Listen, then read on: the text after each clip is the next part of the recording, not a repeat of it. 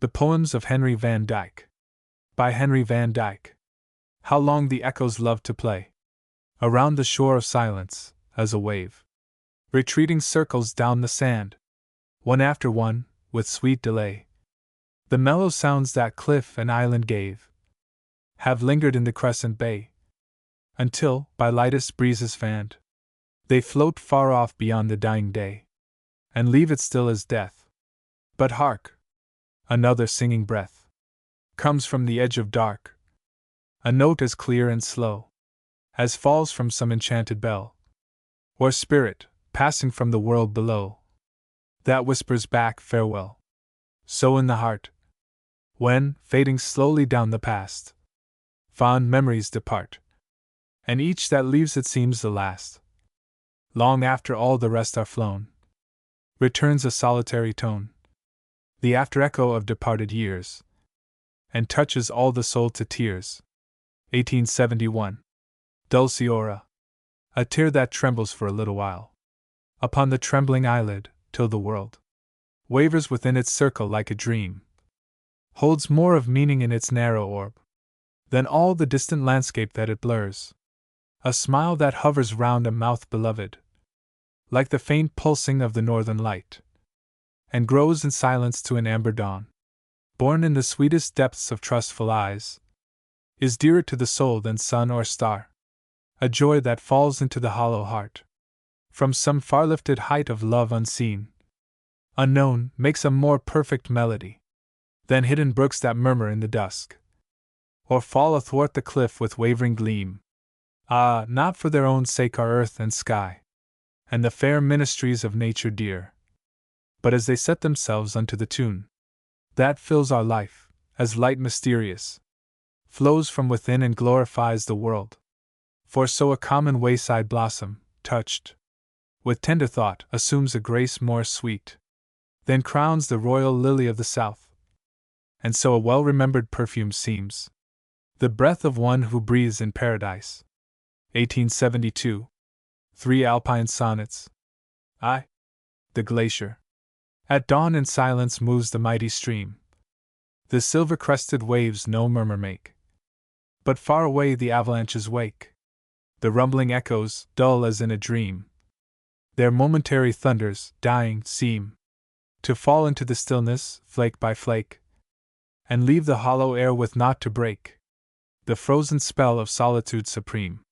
At noon unnumbered rills begin to spring beneath the burning sun, and all the walls of all the ocean blue crevasses ring with liquid lyrics of their waterfalls, as if a poet's heart had felt the glow of sovereign love, and song began to flow. Zermatt, 1872. 2. The snowfield. White death had laid his pall upon the plain, and crowned the mountain peaks like monarchs dead. The vault of heaven was glaring overhead with pitiless light that filled my eyes with pain. And while I vainly longed, and looked in vain, for a sign or trace of life, my spirit said, shall any living thing that dares to tread this royal lair of death escape again? But even then I saw before my feet a line of pointed footprints in the snow. Some roving chamois, but an hour ago, had passed this way along his journey fleet, and left a message from a friend unknown, to cheer my pilgrim heart, no more alone. Zermatt, 1872. 3. Moving bells. I love the hour that comes, with dusky hair and dewy feet, along the alpine dells, to lead the cattle forth. 1,000 bells go chiming after her across the fair and flowery uplands, while the rosy flare of sunset on the snowy mountain dwells, and valleys darken, and the drowsy spells of peace are woven through the purple air. Dear is the magic of this hour. She seems to walk before the dark by falling rills, and lend a sweeter song to hidden streams. She opens all the doors of night, and fills with moving bells the music of my dreams that wander far among the sleeping hills. Gstaad, August, 1909. Matins. Flowers rejoice when night is done, lift their heads to greet the sun. Sweetest looks and odors raise in a silent hymn of praise. So my heart would turn away from the darkness to the day, lying open in God's sight, like a flower in the light. The parting and the coming guest, who watched the worn-out winter die, who, peering through the window pane, at nightfall, under sleet and rain, saw the old graybeard totter by, who listened to his parting sigh, the sobbing of his feeble breath, his whispered colloquy with death, and when his all of life was done, stood near to bid a last good-bye? Of all his former friends not one saw the forsaken winter die, who welcomed in the maiden spring, who heard her footfall, swift and light, as fairy dancing in the night, who guessed what happy dawn would bring, the flutter of her bluebird's wing, the blossom of her mayflower face, to brighten every shady place? One morning down the village street, "Oh, here am I," we heard her sing, and none had been awake to greet the coming of the maiden spring. But look, her violet eyes are wet with bright, unfallen, dewy tears, and in her song my fancy hears a note of sorrow trembling yet. Perhaps, beyond the town, she met old Winter as he limped away to die forlorn, and let him lay his weary head upon her knee, and kissed his forehead with regret for one so gray and lonely. See, her eyes with tender tears are wet. And so, by night, while we were all at rest, I think the coming sped the parting guest. 1873.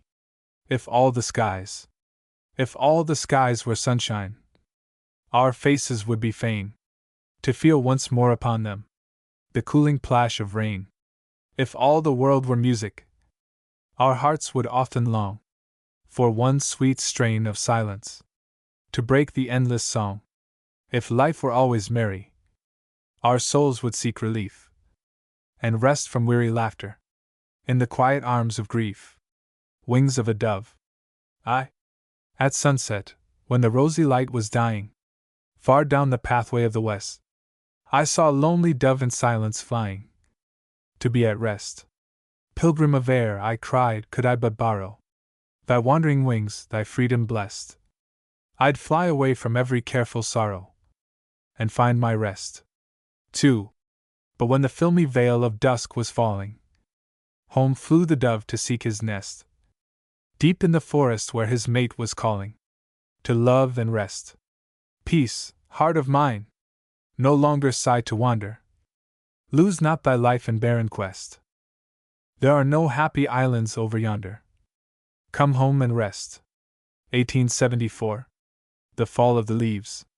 In warlike pomp, with banners flowing, the regiments of autumn stood. I saw their gold and scarlet glowing from every hillside, every wood. Above the sea the clouds were keeping their secret leaguer, gray and still. They sent their misty vanguard creeping with muffled step from hill to hill. All day the sullen armies drifted athwart the sky with slanting rain. At sunset for a space they lifted, with dusk they settled down again. 2. At dark the winds began to blow, with mutterings distant, low. From sea and sky they called their strength, till with an angry, broken roar, like billows on an unseen shore, their fury burst at length. I heard through the night the rush and the clamor, the pulse of the fight, like blows of Thor's hammer, the pattering flight of the leaves, and the anguished moan of the forest vanquished. At daybreak came a gusty song. Shout! The winds are strong. The little people of the leaves are fled. Shout! The autumn is dead. 3. The storm is ended. The impartial sun laughs down upon the battle lost and won, and crowns the triumph of the cloudy host, in rolling lines retreating to the coast. But we, fond lovers of the woodland shade, and grateful friends of every fallen leaf, forget the glories of the cloud parade, and walk the ruined woods in quiet grief. Forever so our thoughtful hearts repeat, on fields of triumph dirges of defeat, and still we turn on gala days to tread among the rustling memories of the dead. 1874. A Snow Song. Does the snow fall at sea? Yes, when the north winds blow, when the wild clouds fly low. Out of each gloomy wing, silently glimmering, over the stormy sea, falleth the snow. Does the snow hide the sea? Nay, on the tossing plains, never a flake remains. Drift never resteth there, vanishing everywhere. Into the hungry sea falleth the snow. What means the snow at sea? Whirled in the veering blast, thickly the flakes drive past, each like a childish ghost, wavers, and then is lost in the forgetful sea. Fadeth the snow. 1875. Rosslyn and Hawthornden. Fair Rosslyn Chapel, how divine the art that reared thy costly shrine! Thy carven columns must have grown by magic, like a dream in stone. Yet not within thy storied wall would I in adoration fall, so gladly as within the glen that leads to lovely Hawthornden, a long-drawn aisle, with roof of green, and vine-clad pillars, while between the Esk runs murmuring on its way, in living music night and day. Within the temple of this wood, the martyrs of the covenant stood, and rolled the psalm, and poured the prayer, from nature's solemn altar stair. Edinburgh, 1877. Songs out of doors. Later poems. When tulips bloom. Aye, when tulips bloom in Union Square, and timid breaths of vernal air go wandering down the dusty town, like children lost in Vanity Fair. When every long, unlovely row of westward houses stands aglow, and leads the eyes to sunset skies, beyond the hills where green trees grow. Then weary seems the street parade, and weary books, and weary trade. I'm only wishing to go a-fishing, for this the month of May was made. 2. I guess the pussy willows now are creeping out on every bough along the brook, and robins look for early worms behind the plough. The thistlebirds have changed their dun for yellow coats to match the sun, and in the same array of flame the dandelion show's begun. The flocks of young anemones are dancing round the budding trees. Who can help wishing to go a-fishing in days as full of joy as these? 3. I think the meadowlark's clear sound leaks upwards slowly from the ground, while on the wing the bluebirds ring their wedding bells to woods around. The flirting chewink calls his dear behind the bush, and very near, where water flows, where green grass grows, song sparrows gently sing good cheer. And best of all, through twilight's calm, the hermit thrush repeats his psalm. How much I'm wishing to go a-fishing in days so sweet with music's balm. 4. 'Tis not a proud desire of mine, I ask for nothing superfine, no heavy weight, no salmon great to break the record, or my line, only an idle little stream, whose amber waters softly gleam, where I may wade through woodland shade, and cast a fly, and loaf, and dream. Only a trout or two to dart from foaming pools and try my art. 'Tis all I'm wishing, old-fashioned fishing, and just a day on nature's heart. 1894. The Whippoorwill. Do you remember, Father? It seems so long ago, the day we fished together along the Pocono? At dusk I waited for you beside the lumber mill, and there I heard a hidden bird that chanted, Whippoorwill, whippoorwill, whippoorwill, sad and shrill, whippoorwill. The place was all deserted. The mill wheel hung at rest. The lonely star of evening was throbbing in the west. The veil of night was falling. The winds were folded still, and everywhere the trembling air re-echoed, Whippoorwill, whippoorwill, whippoorwill, sad and shrill, whippoorwill. You seemed so long in coming. I felt so much alone. The wide, dark world was round me, and life was all unknown. The hand of sorrow touched me, and made my senses thrill with all the pain that haunts the strain of mournful whippoorwill. Whippoorwill, whippoorwill, sad and shrill. Whippoorwill! What knew I then of trouble? An idle little lad. I had not learned the lessons that make men wise and sad. I dreamed of grief and parting, and something seemed to fill my heart with tears, while in my ears resounded, Whippoorwill! Whippoorwill! Whippoorwill! Sad and shrill. Whippoorwill! 'Twas but a cloud of sadness that lightly passed away. But I have learned the meaning of sorrow since that day. For nevermore at twilight, beside the silent mill, I'll wait for you in the falling dew, and hear the whippoorwill. Whippoorwill! Whippoorwill! Sad and shrill. Whippoorwill! But if you still remember, in that fair land of light, the pains and fears that touch us along this edge of night, I think all earthly grieving, and all our mortal ill, to you must seem like a sad boy's dream, who hears the whippoorwill. Whippoorwill! Whippoorwill! A passing thrill. Whippoorwill! 1894. The Lily of Yarrow. Deep in the heart of the forest the lily of Yarrow is growing. Blue is its cup as the sky, and with mystical odor o'erflowing. Faintly it falls through the shadowy glades when the south wind is blowing. Sweet are the primroses pale and the violets after a shower. Sweet are the borders of pinks and the blossoming grapes on the bower. Sweeter by far is the breath of that faraway woodland flower.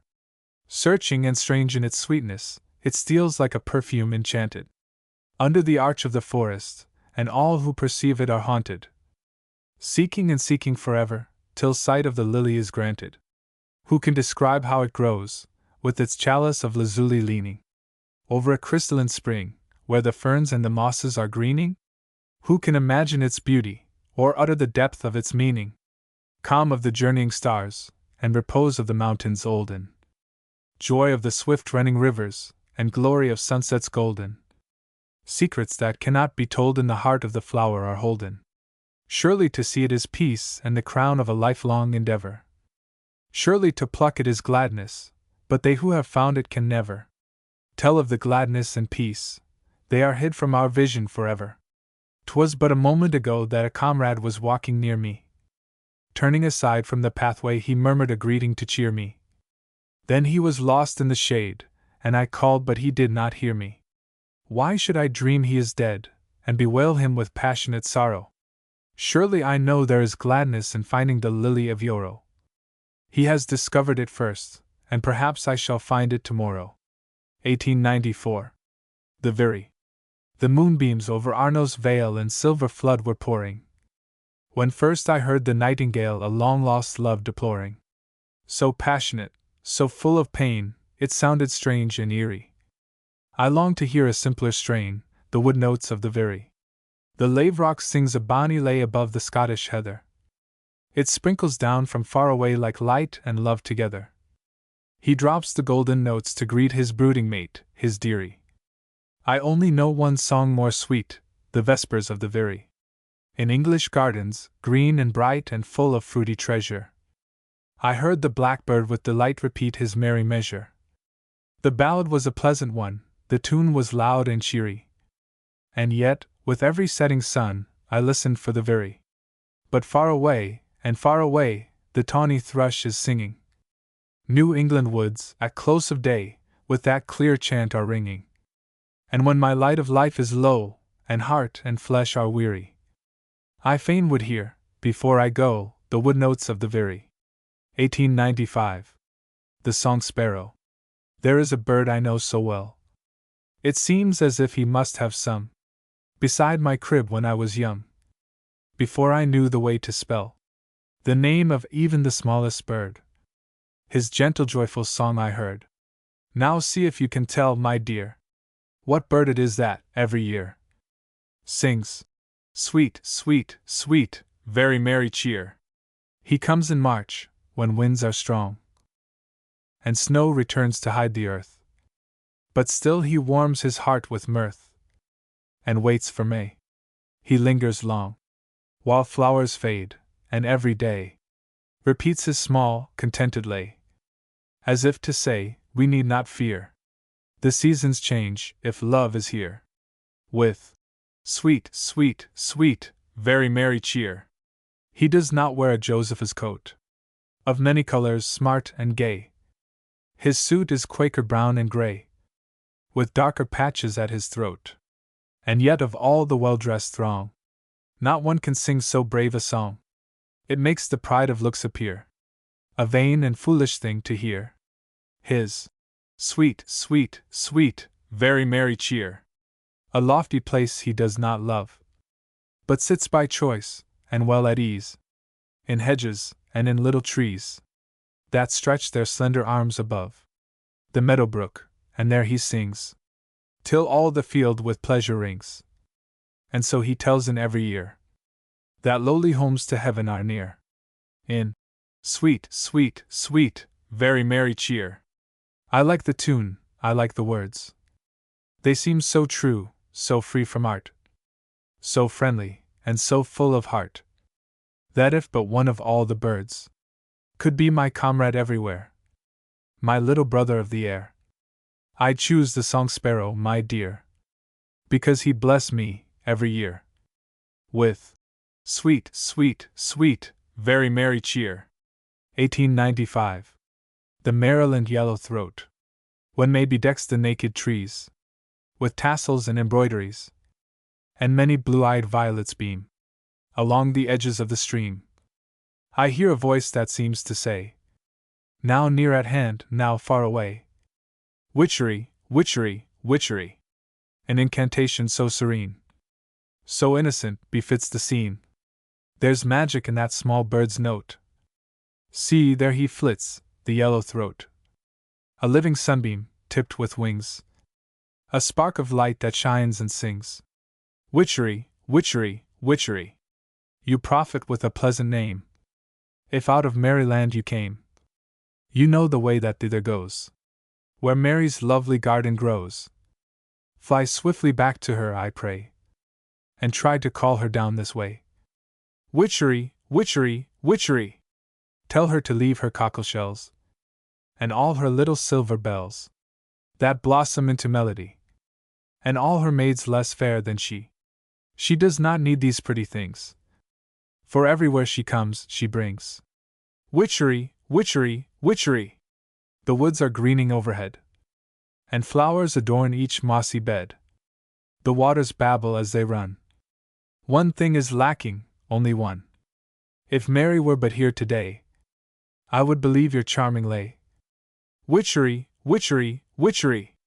Along the shady road I look. Who's coming now across the brook? A woodland maid, all robed in white. The leaves dance round her with delight. The stream laughs out beneath her feet. Sing, merry bird, the charms complete. Witchery, witchery, witchery. 1895.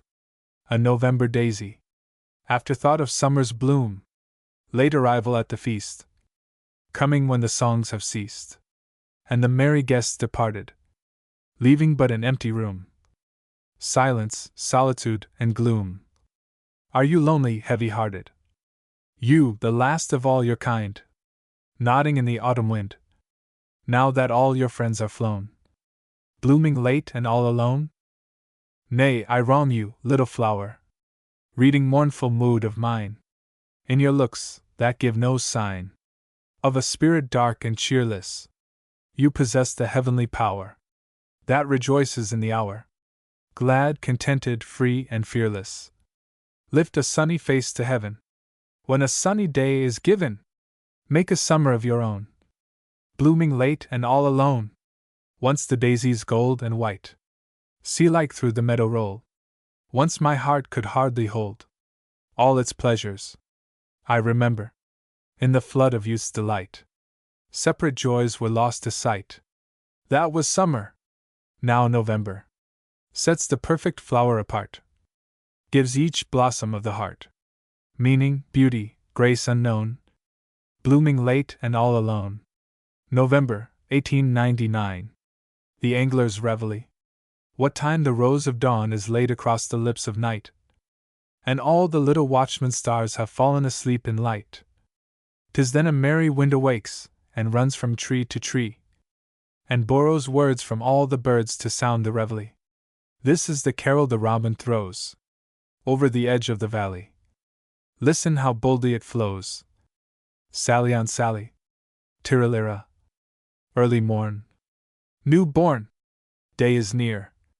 Clear, clear, down the river, all a quiver. Fish are breaking, time for waking. Tup, tup, tup. Do you hear? All clear. Wake up. The phantom flood of dreams has ebbed and vanished with the dark. And like a dove the heart forsakes the prison of the ark. Now forth she fares through friendly woods and diamond fields of dew, while every voice cries out, "Rejoice!" as if the world were new.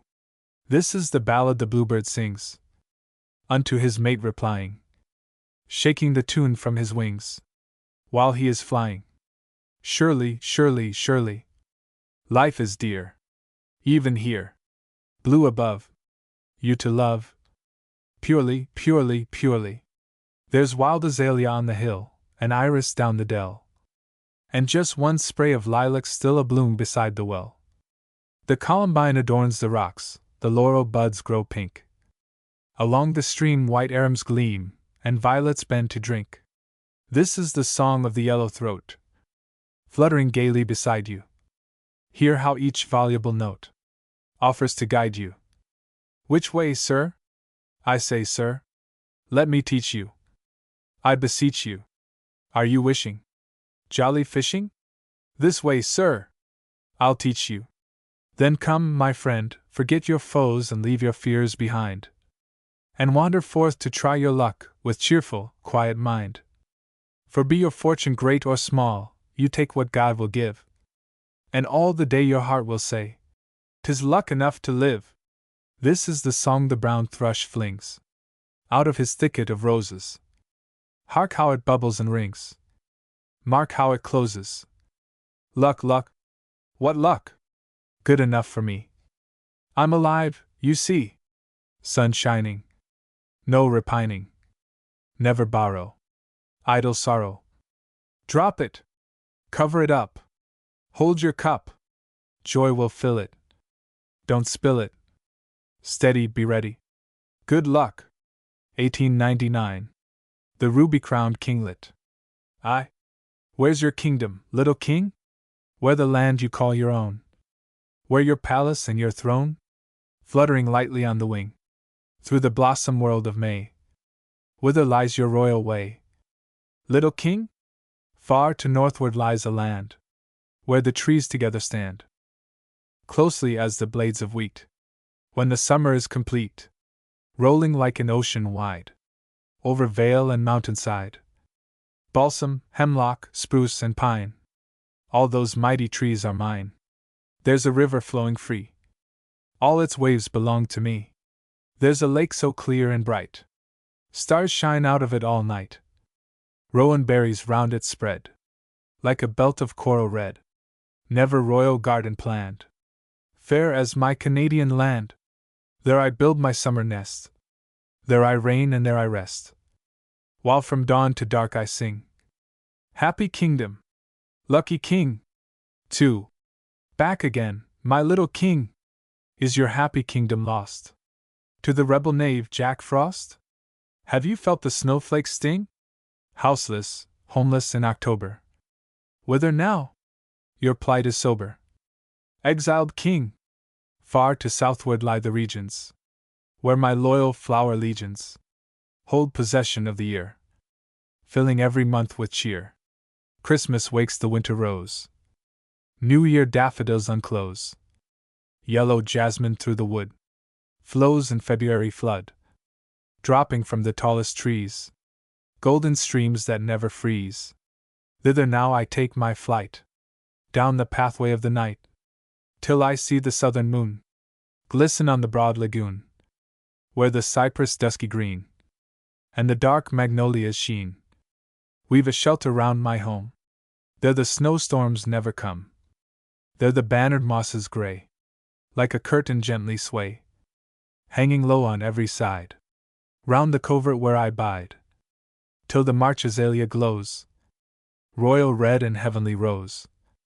through the Carolina glade, where my winter home is made. There I hold my southern court, full of merriment and sport. There I take my ease and sing. Happy kingdom! Lucky king! 3.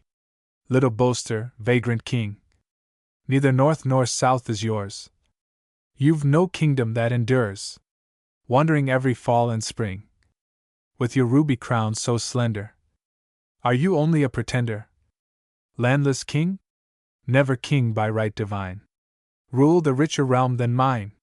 What are lands and golden crowns? Armies, fortresses and towns.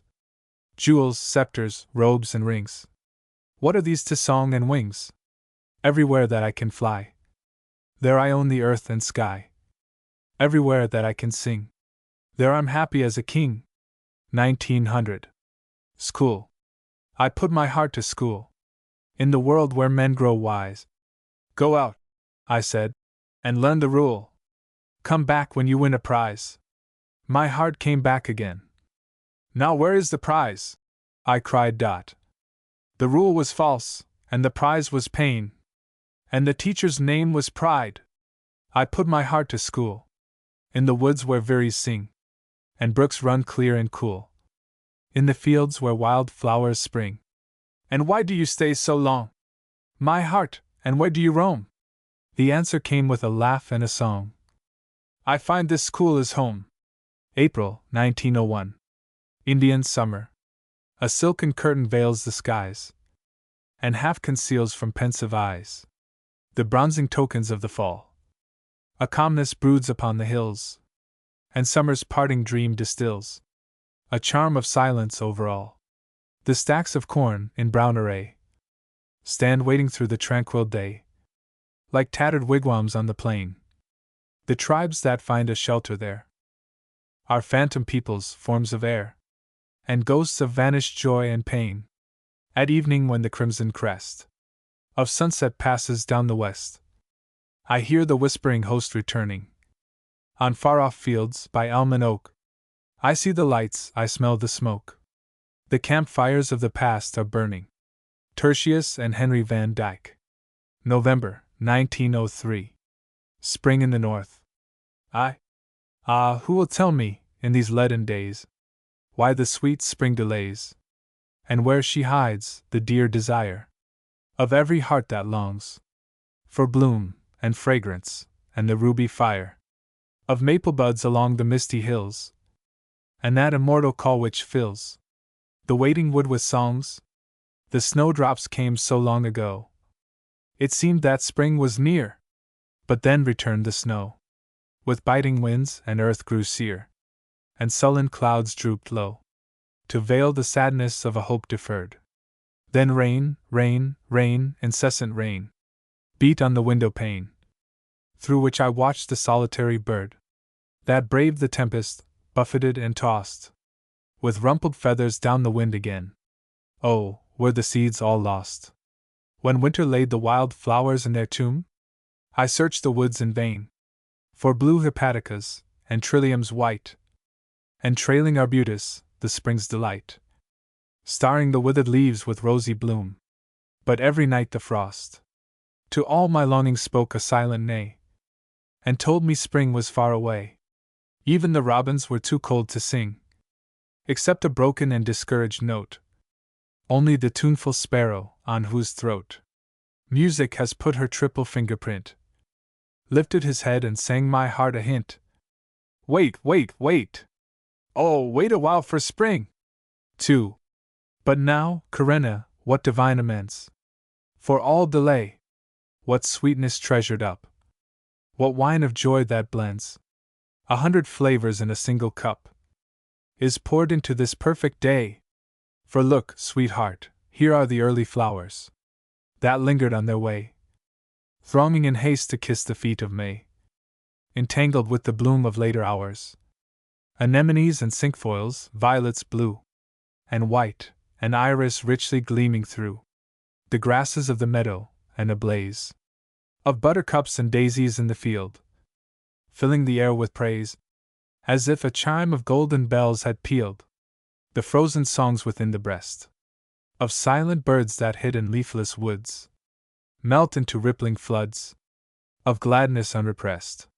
Now oriole and bluebird, thrush and lark, warbler and wren and vireo, mingle their melody, the living spark of love has touched the fuel of desire, and every heart leaps up in singing fire.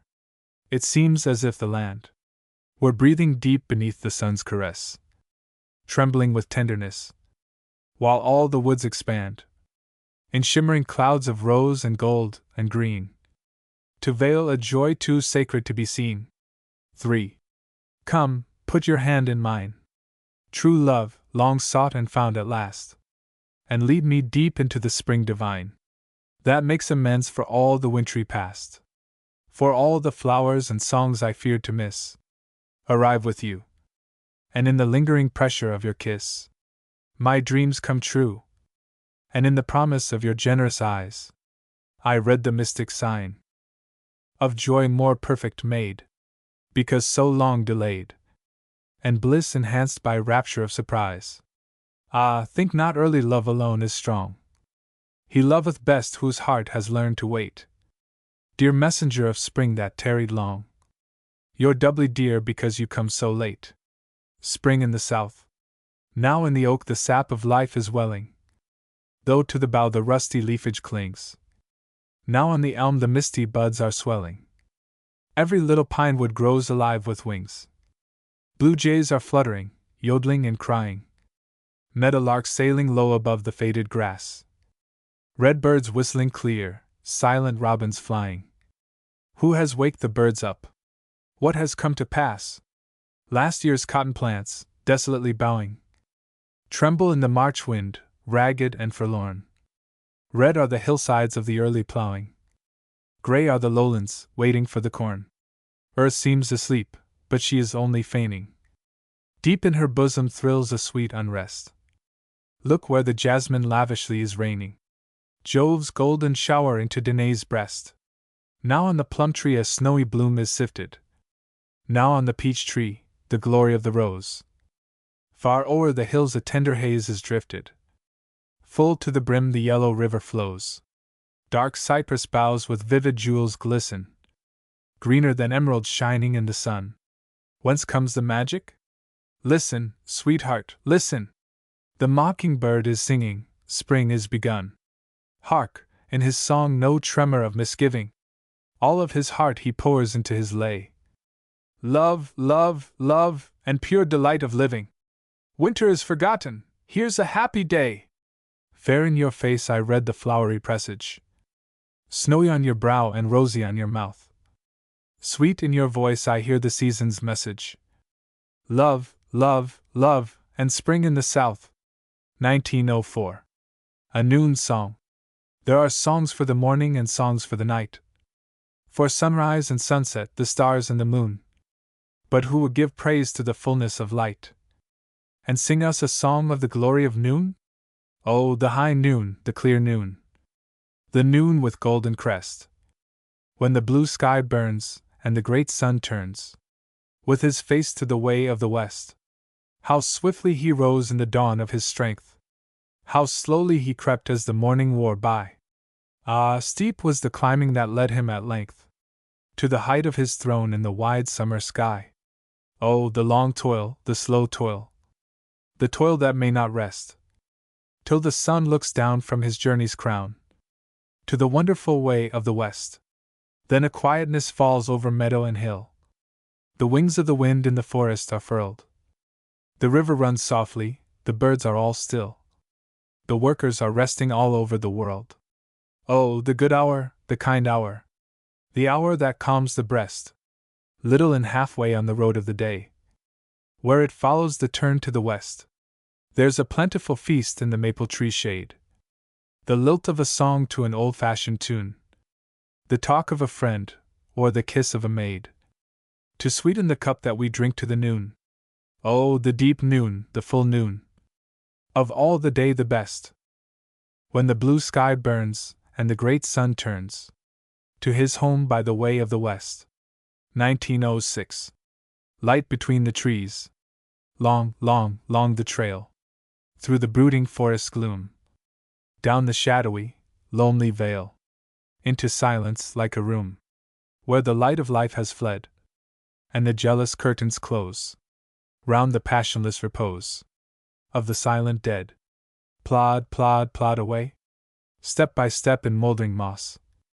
Thick branches bar the day, over languid streams that cross, softly, slowly, with a sound, like a smothered weeping, in their aimless creeping, through enchanted ground.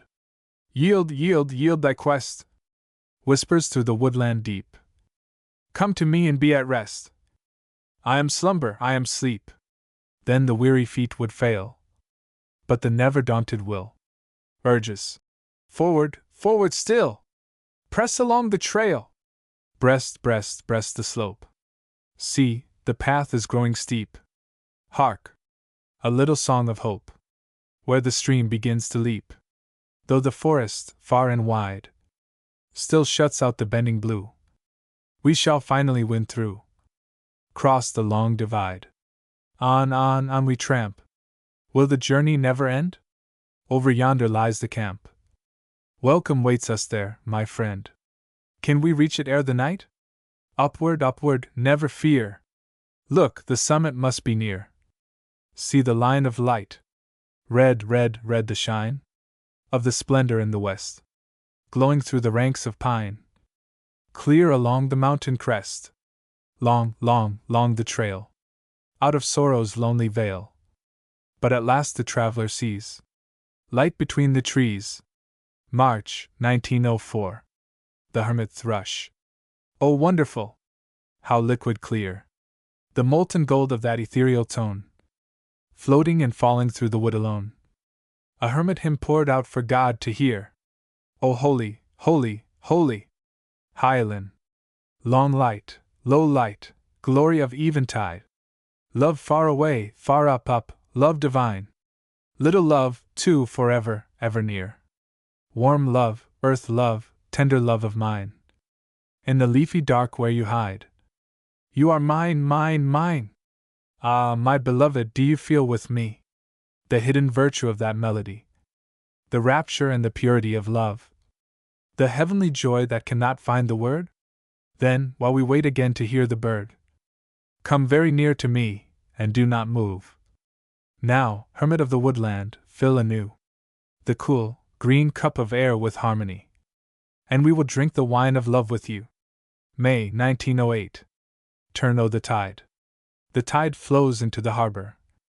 The bull tide, the gold tide, the flood o' the sunlit sea, and the little ships riding at anchor are swinging and slanting their prows to the ocean, panting to lift their wings to the wide wild air, and venture a voyage they know not where, to fly away and be free. The tide runs out of the harbor.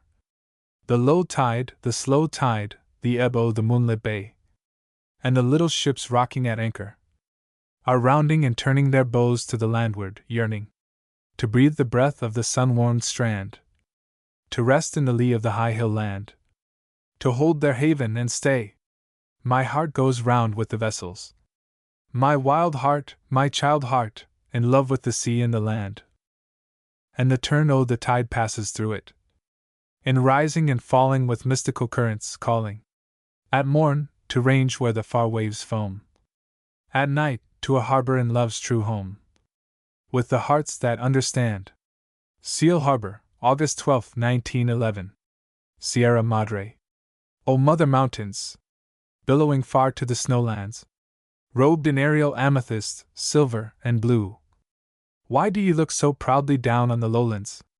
What have their groves and gardens to do with you?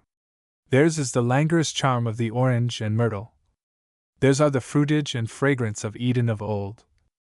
Broad-boughed oaks in the meadows fair and fertile. Dark-leaved orchards gleaming with globes of gold. You, in your solitude standing, lofty and lonely, bear neither garden nor grove on your barren breasts. Rough is the rock-loving growth of your canyons, and only storm-battered pines and fir trees cling to your crests. Why are you throned so high, and arrayed in splendor, richer than all the fields at your feet can claim? What is your right, ye rugged peaks, to the tender, queenly promise and pride of the mother name?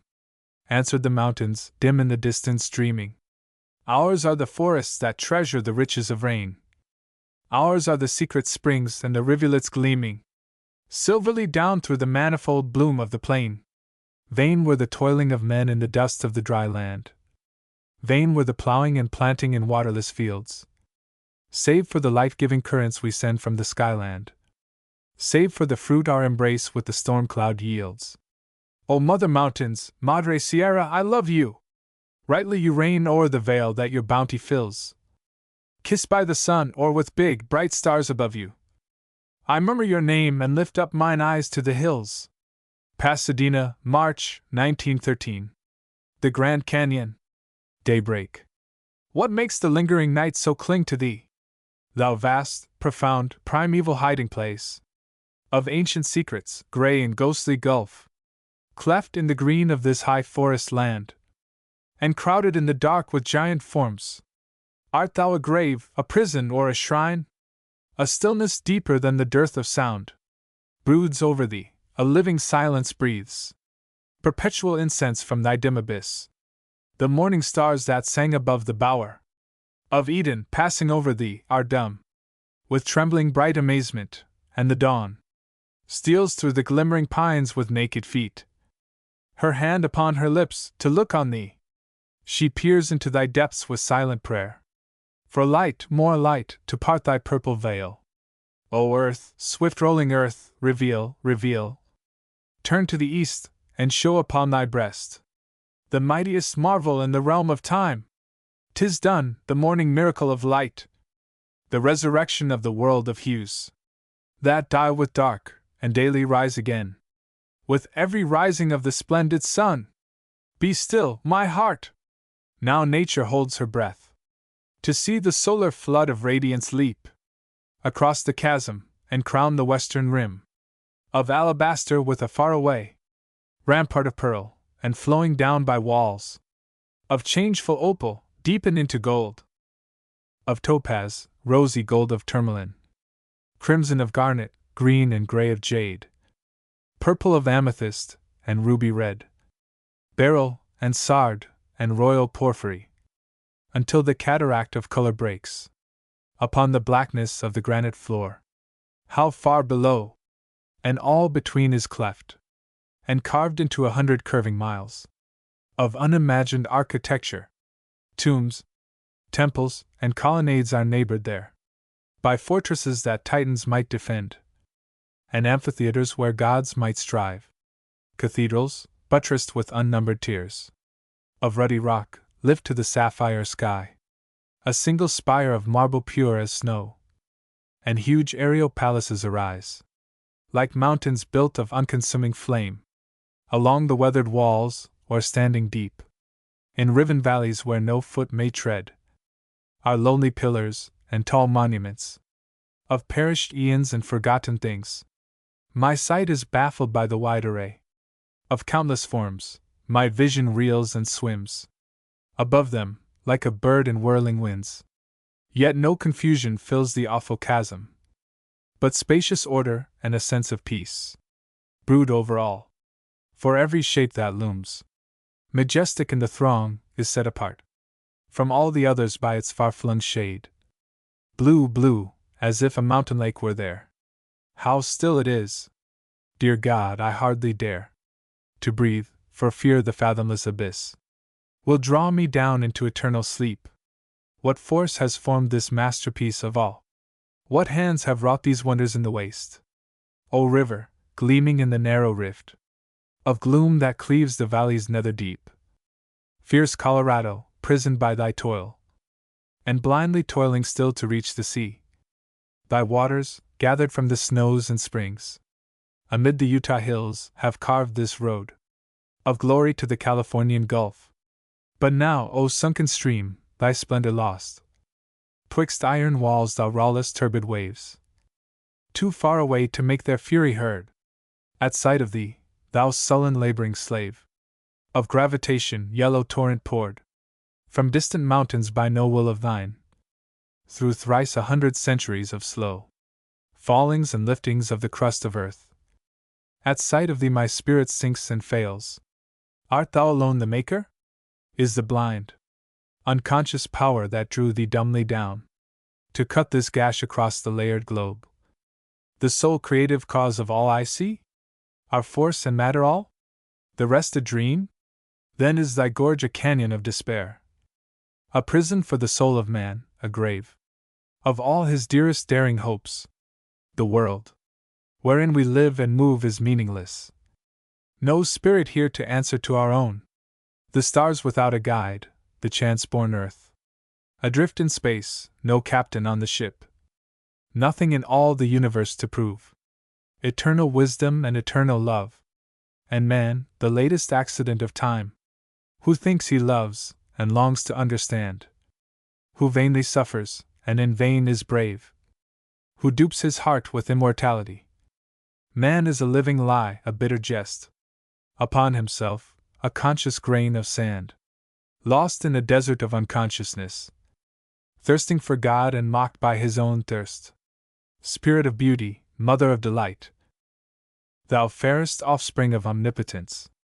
Inhabiting this lofty lone abode. Speak to my heart again and set me free. From all these doubts that darken earth and heaven. Who sent thee forth into the wilderness. To bless and comfort all who see thy face.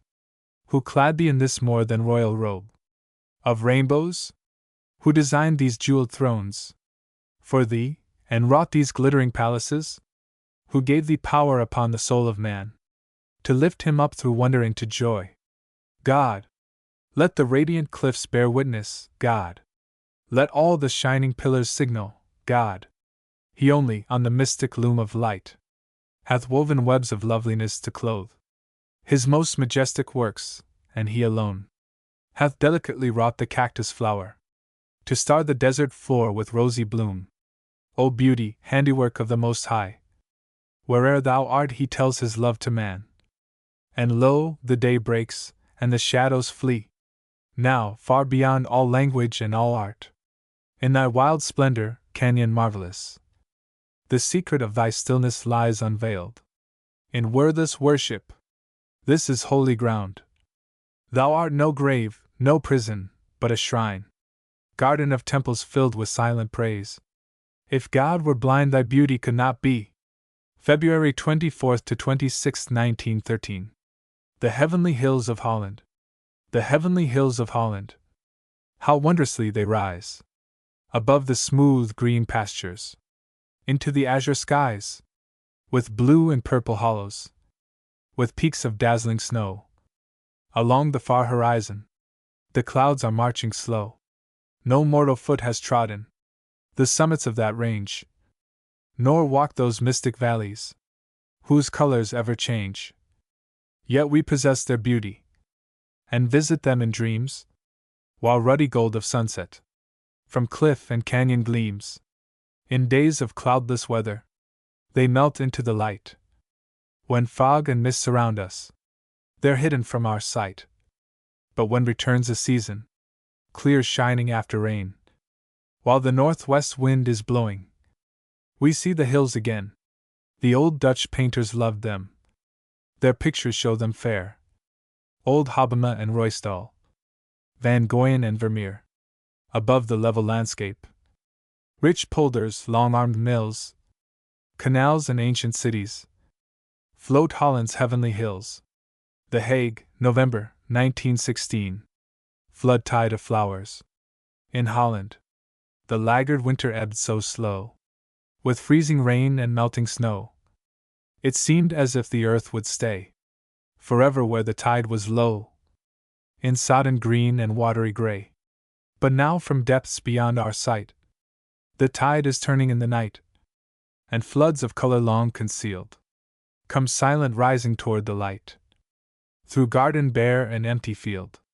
And first, along the sheltered nooks, the crocus runs in little brooks of joyance, till by light made bold, they show the gladness of their looks. In shining pools of white and gold, the tiny Scylla, sapphire blue, is gently seeping in, to strew the earth with heaven, and sudden rills of sunlit yellow, sweeping through, spread into lakes of daffodils. The hyacinths, with fragrant heads, have overflowed their sandy beds, and fill the earth with faint perfume, the breath that spring around her sheds. And now the tulips break in bloom, a sea, a rainbow-tinted sea, a splendor and a mystery, floods o'er the fields of faded gray. The roads are full of folks in glee, for lo, today is Easter Day. April, 1916. Ode. God of the open air. Thou who hast made thy dwelling fair, with flowers below, above with starry lights, and set thine altars everywhere, on mountain heights, in woodlands dim with many a dream, in valleys bright with springs, and on the curving capes of every stream.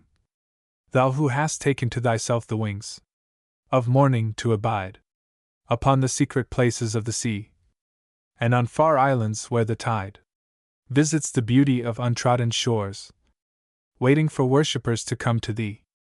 In thy great out of doors, to thee I turn, to thee I make my prayer. God of the open air. 2.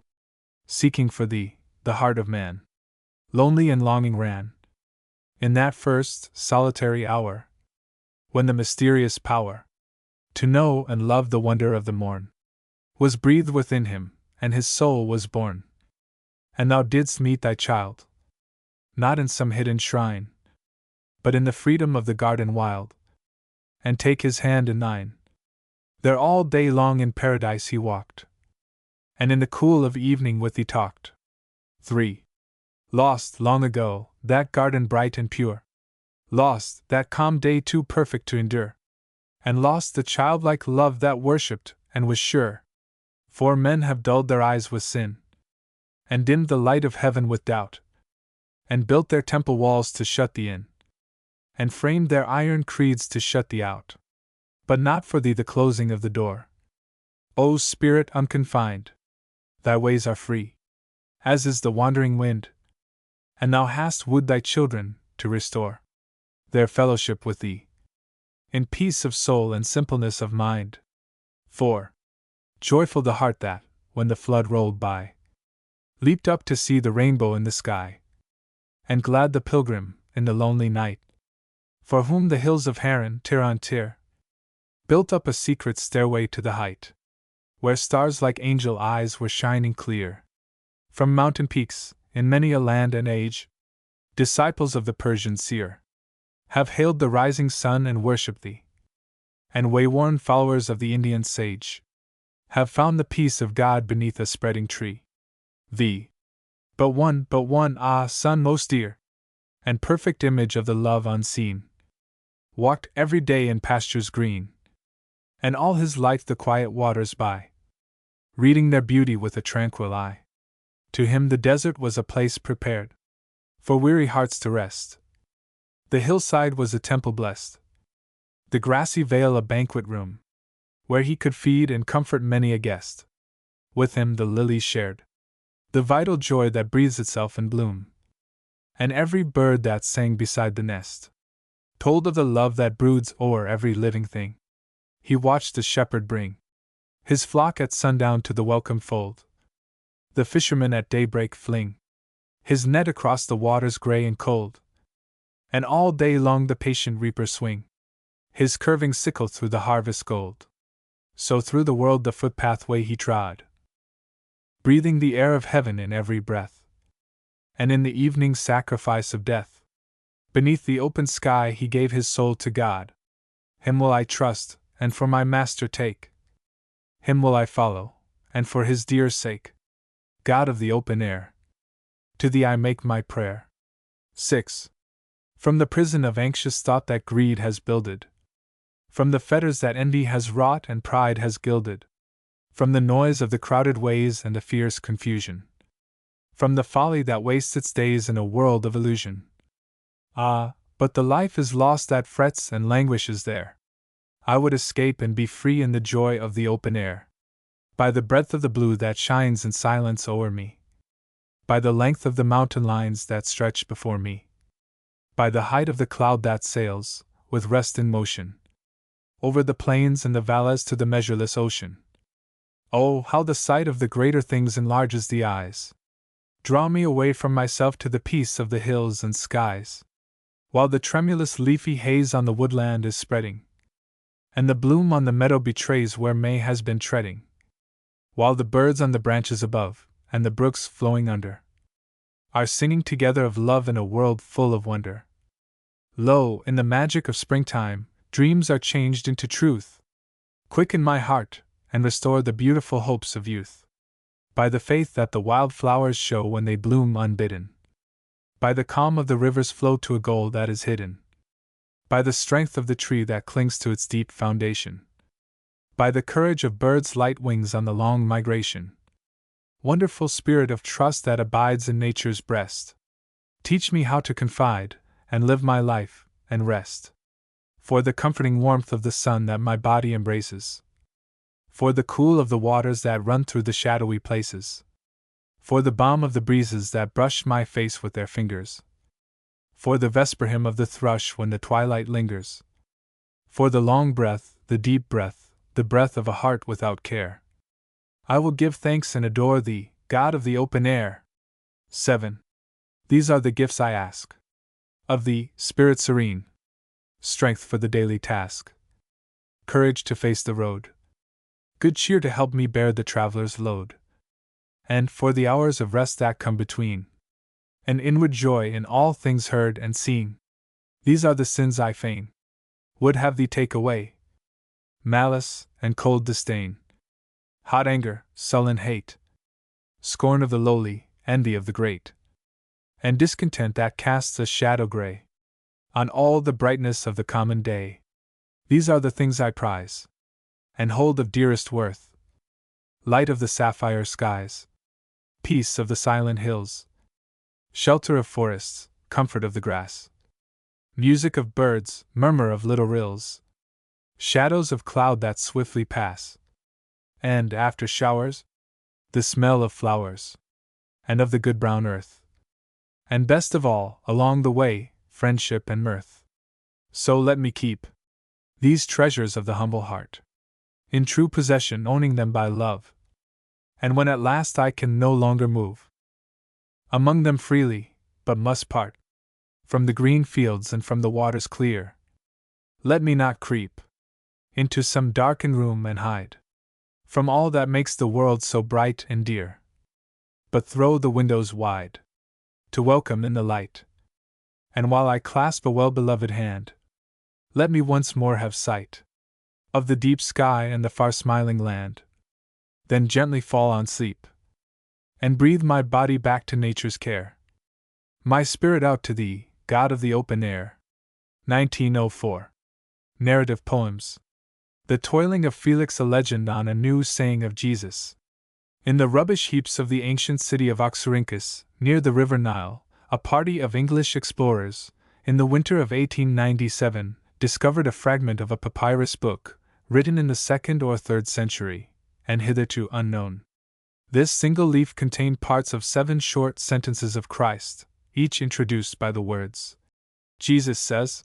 It is to the 5th of these sayings of Jesus that the following poem refers. The Toiling of Felix. Prelude. Hear a word that Jesus spake 1900 years ago, where the crimson lilies blow round the blue Tiberian lake.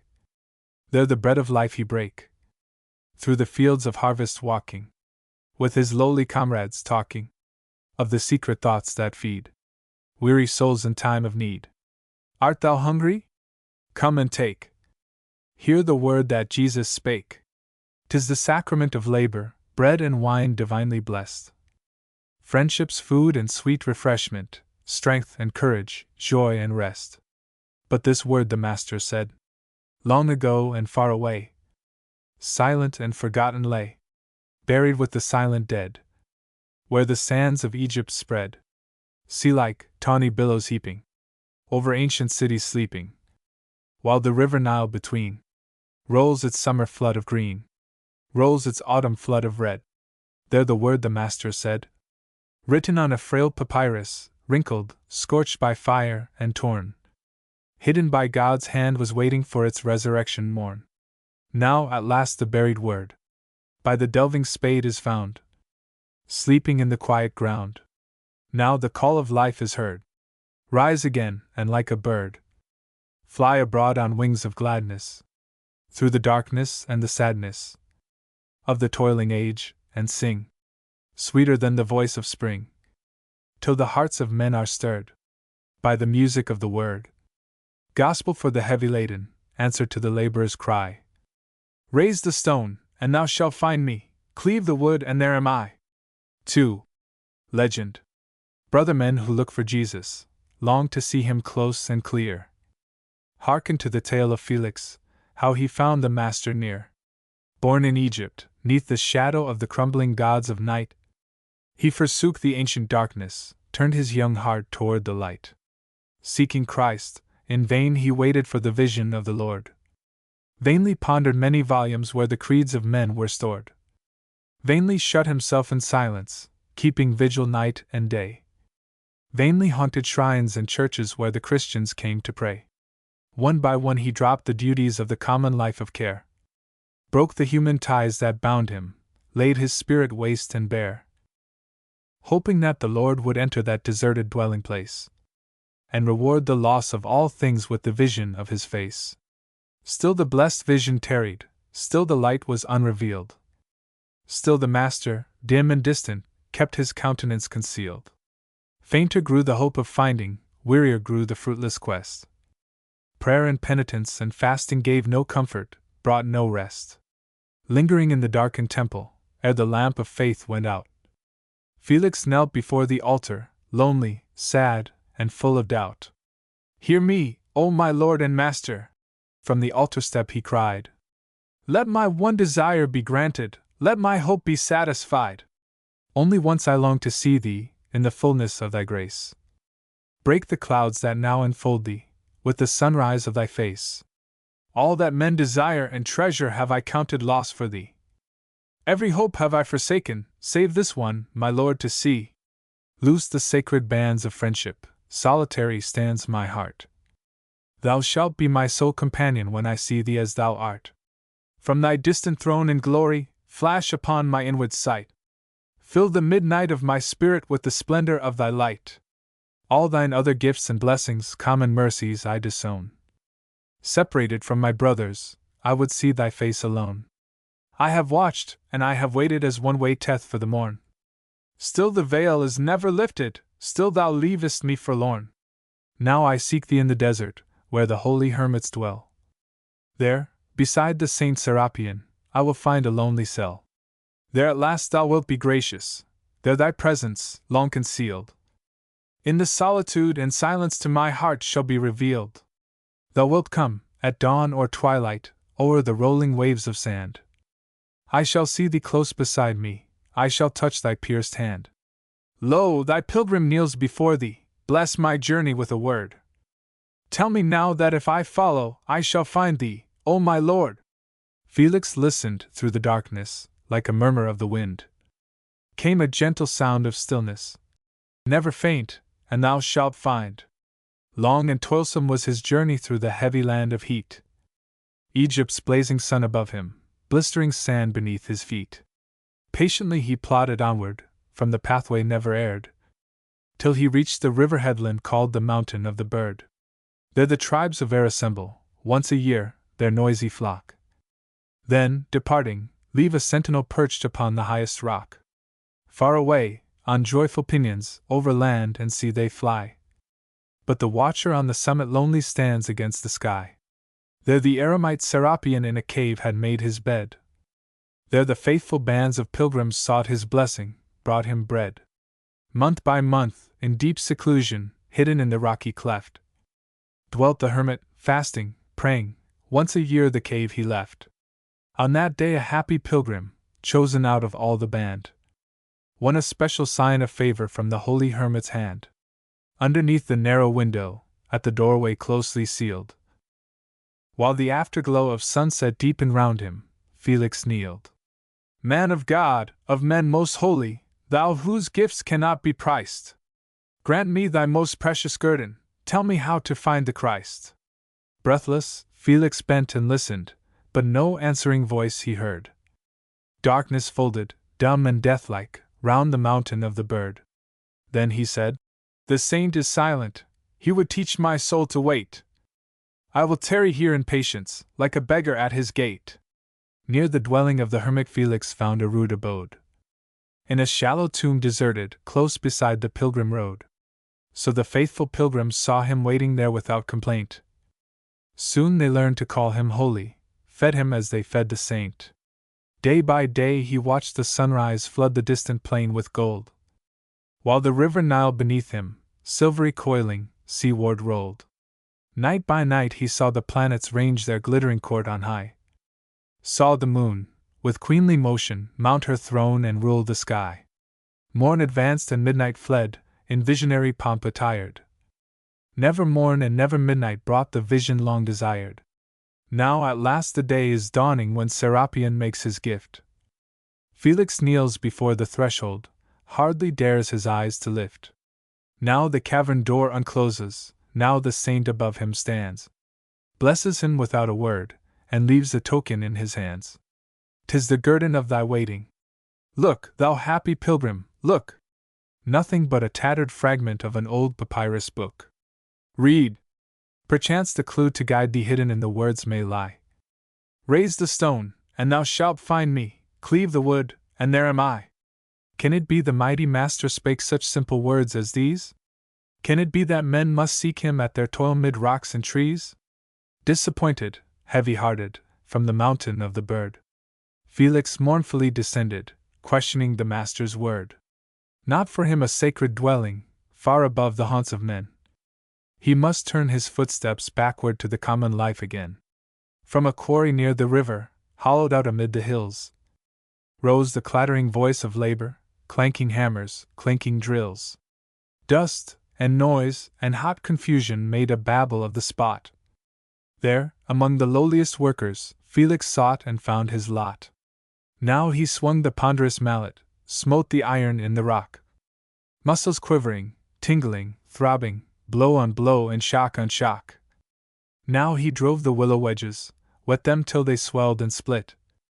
With their silent strength, the fragment sent it thundering down the pit. Now the groaning tackle raised it, now the rollers made it slide. Harnessed men, like beasts of burden, drew it to the riverside. Now the palm trees must be riven, massive timbers hewn and dressed, rafts to bear the stones in safety on the rushing river's breast. Axe and auger, saw and chisel, wrought the will of man in wood. Mid the many-handed labor Felix toiled, and found it good. Every day the blood ran fleeter through his limbs and round his heart. Every night he slept the sweeter, knowing he had done his part. Dreams of solitary saintship faded from him, but instead came a sense of daily comfort in the toil for daily bread. Far away, across the river, gleamed the white walls of the town, whither all the stones and timbers day by day were floated down. There the workman saw his labor taking form and bearing fruit, like a tree with splendid branches rising from a humble root. Looking at the distant city, temples, houses, domes, and towers, Felix cried in exultation, "All that mighty work is ours! Every twaller in the quarry, every builder on the shore, every chopper in the palm grove, every raftsman at the oar, hewing wood and drawing water, splitting stones and cleaving sod, all the dusty ranks of labor, in the regiment of God, march together toward his triumph, do the task his hands prepare. Honest toil is holy service, faithful work is praise and prayer." While he bore the heat and burden, Felix felt the sense of rest flowing softly like a fountain deep within his weary breast. Felt the brotherhood of labor, rising round him like a tide, overflow his heart and join him to the workers at his side. Oft he cheered them with his singing at the breaking of the light, told them tales of Christ at noonday, taught them words of prayer at night. Once he bent above a comrade fainting in the midday heat, sheltered him with woven palm leaves, gave him water cool and sweet. Then it seemed, for one swift moment, secret radiance filled the place. Underneath the green palm branches flashed a look of Jesus' face. Once again, a raftsman, slipping, plunged beneath the stream and sank. Swiftly Felix leaped to rescue, caught him, drew him toward the bank. battling with the cruel river, using all his strength to save. Did he dream? Or was there one beside him walking on the wave? Now at last the work was ended, grove deserted, quarry stilled. Felix journeyed to the city that his hands had helped to build. In the darkness of the temple, at the closing hour of day, as of old he sought the altar, as of old he knelt to pray. Hear me, O thou hidden Master. Thou hast sent a word to me. It is written, thy commandment, I have kept it faithfully. Thou hast bid me leave the visions of the solitary life. Bear my part in human labor, take my share in human strife. I have done thy bidding, Master, raised the rock and felled the tree. Swung the axe and plied the hammer, working every day for thee. Once it seemed I saw thy presence through the bending palm leaves gleam. Once upon the flowing water, nay, I know not, 'twas a dream. This I know, thou hast been near me, more than this I dare not ask. Though I see thee not, I love thee. Let me do thy humblest task. Through the dimness of the temple slowly dawned a mystic light. There the Master stood in glory, manifest to mortal sight. Hands that bore the mark of labor, brow that bore the print of care. Hands of power, divinely tender, brow of light, divinely fair. Hearken, good and faithful servant, true disciple, loyal friend. Thou hast followed me and found me, I will keep thee to the end. Well I know thy toil and trouble, often weary, fainting, worn. I have lived the life of labor, heavy burdens I have borne. Never in a prince's palace have I slept on golden bed. Never in a hermit's cavern have I eaten unearned bread. Born within a lowly stable, where the cattle round me stood. Trained a carpenter in Nazareth, I have toiled, and found it good. They who tread the path of labor follow where my feet have trod. They who work without complaining do the holy will of God. Where the many toil together, there am I among my own. Where the tired workman sleepeth, there am I with him alone. I, the peace that passeth knowledge, dwell amid the daily strife. I, the bread of heaven, am broken in the sacrament of life. Every task, however simple, sets the soul that does it free. Every deed of love and mercy, done to man, is done to me. Thou hast learned the open secret, thou hast come to me for rest. With thy burden in thy labor, thou art, Felix, doubly blessed. Nevermore thou needest seek me, I am with thee everywhere.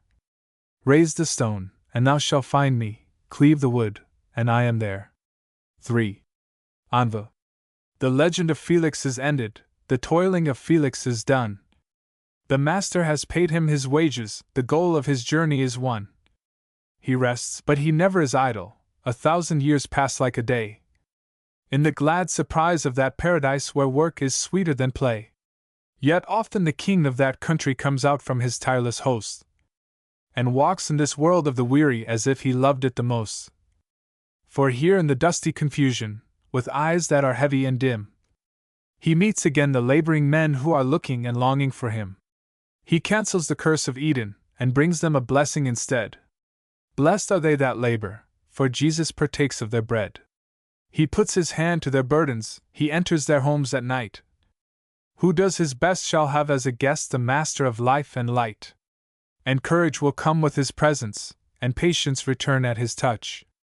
And manifold sins be forgiven to those who love him much. The cries of envy and anger will change to the songs of cheer. The toiling age will forget its rage when the Prince of Peace draws near. This is the gospel of labor, ring it, ye bells of the kirk. The Lord of love came down from above, to live with the men who work. This is the rose that he planted, here in the thorn-cursed soil. Heaven is blessed with perfect rest, but the blessing of earth is toil. 1898. Vera. I. A silent world, yet full of vital joy, uttered in rhythmic movements manifold, and sunbeams flashing on the face of things, like sudden smilings of divine delight. A world of many sorrows too, revealed, in fading flowers and withering leaves and dark, tear-laden clouds and tearless, clinging mists, that hung above the earth too sad to weep. A world of fluent change and changeless flow, an infinite suggestion of new thought, reflected in the crystal of the heart. A world of many meanings but no words. A silent world was Vera's home.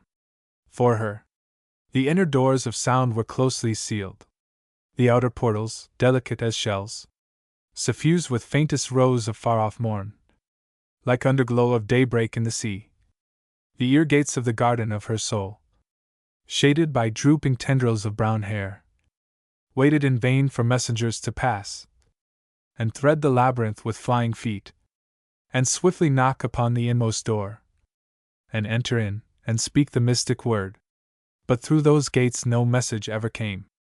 Only with eyes did she behold and see. With eyes as luminous and bright and brown as waters of a woodland river, eyes that questioned so they almost seemed to speak, and answered so they almost seemed to hear. Only with wondering eyes did she behold the silent splendor of a living world. She saw the great wind ranging freely down interminable archways of the wood, while tossing boughs and bending treetops hailed his coming, but no sea-toned voice of pines, no roaring of the oaks, no silvery song of poplars or of birches, followed him. He passed, they waved their arms and clapped their hands. There was no sound. The torrents from the hills leaped down their rocky pathways, like wild steeds, breaking the yoke and shaking manes of foam. The lowland brooks coiled smoothly through the fields, and softly spread themselves in glistening lakes, whose ripples merrily danced among the reeds. The standing waves that ever keep their place in the swift rapids curled upon themselves, and seemed about to break and never broke. And all the wandering waves that filled the sea came buffeting in along the stony shore, or plunging in along the level sands, or creeping in along the winding creeks and inlets. Yet from all the ceaseless flow and turmoil of the restless element came neither song of joy nor sob of grief. For there were many waters, but no voice. Silent the actors all on nature's stage performed their parts before her watchful eyes, coming and going, making war and love, working and playing, all without a sound. The oxen drew their load with swaying necks. The cows came sauntering home along the lane. The nodding sheep were led from field to fold, in mute obedience, down the woodland track. The hounds with panting sides and lolling tongues pursued their flying prey in noiseless haste. The birds, the most alive of living things, mated and built their nests and reared their young, and swam the flood of air like tiny ships, rising and falling over unseen waves, and gathering in great navies bore away to north or south without a note of song. All these were Vera's playmates, and she loved to watch them, wondering oftentimes how well they knew their parts, and how the drama moved so swiftly, smoothly on from scene to scene, without confusion. But she sometimes dreamed there must be something hidden in the play, unknown to her, an utterance of life, more clear than action and more deep than looks. And this she felt most deeply when she watched her human comrades and the throngs of men who met and parted oft with moving lips that had a meaning more than she could see. She saw a lover bend above a maid with moving lips, and though he touched her not, a sudden rose of joy bloomed in her face. She saw a hater stand before his foe and move his lips, whereat the other shrank, as if he had been smitten on the mouth. She saw the regiments of toiling men, marshaled in ranks and led by moving lips. And once she saw a sight more strange than all, a crowd of people sitting charmed and still around a little company of men, who touched their hands in measured, rhythmic time to curious instruments. A woman stood among them, with bright eyes and heaving breast, and lifted up her face and moved her lips. Then Vera wondered at the idle play. But when she looked around, she saw the glow of deep delight on every face, as if some visitor from a celestial world had brought glad tidings. But to her alone no angel entered, for the choir of sound was vacant in the temple of her soul, and worship lacked her golden crown of song. So when by vision baffled and perplexed, she saw that all the world could not be seen, and knew she could not know the whole of life, unless a hidden gate should be unsealed. She felt imprisoned. In her heart there grew the bitter creeping plant of discontent, the plant that only grows in prison soil, whose root is hunger and whose fruit is pain. The springs of still delight and tranquil joy were drained as dry as desert dust to feed that never-flowering vine, whose tendrils clung with strangling touch around the bloom of life, and made it wither. Vera could not rest within the limits of her silent world. Along its dumb and desolate paths she roamed, a captive, looking sadly for escape. Now in those distant days, and in that land remote, there lived a master wonderful, who knew the secret of all life, and could, with gentle touches and with potent words, open all gates that ever had been sealed, and loose all prisoners whom fate had bound. Obscure he dwelt, not in the wilderness, but in a hut among the throngs of men, concealed by meekness and simplicity. And ever as he walked the city streets, or sat in quietude beside the sea, or trod the hillsides and the harvest fields, the multitude passed by and knew him not. But there were some who knew, and turned to him for help, and unto all who asked he gave. Thus Vera came, and found him in the field, and knew him by the pity in his face. She knelt to him, and held him by one hand, and laid the other hand upon her lips, in mute entreaty. Then she lifted up the coils of hair that hung about her neck, and bared the beauty of the gates of sound, those virgin gates through which no voice had passed. She made them bare before the Master's sight, and looked into the kindness of his face, with eyes that spoke of all her prisoned pain, and told her great desire without a word. The Master waited long in silent thought, as one reluctant to bestow a gift, not for the sake of holding back the thing entreated, but because he surely knew of something better that he fain would give, if only she would ask it. Then he stooped to Vera, smiling, touched her ears and spoke. Open, fair gates, and you, reluctant doors, within the ivory labyrinth of the year. Let fall the bar of silence and unfold. Enter, you voices of all living things. Enter the garden sealed, but softly, slowly, not with a noise confused and broken tumult. Come in order sweet as I command you, and bring the double gift of speech and hearing. Vera began to hear. At first the wind breathed a low prelude of the birth of sound, as if an organ far away were touched by unseen fingers. Then the little stream that hurried down the hillside swept the harp of music into merry, tinkling notes. And then the lark that poised above her head, on wings aquiver, overflowed the air with showers of song, and one by one the tones of all things living, in an order sweet, without confusion and with deepening power, entered the garden sealed. And last of all, the Master's voice, the human voice divine, passed through the gates and called her by her name. And Vera heard, too, what rapture of new life must come to one for whom a silent world is suddenly made vocal, and whose heart, by the same magic, is awaked at once, without the learner's toil and long delay, out of a night of dumbly moving dreams, into a day that overflows with music.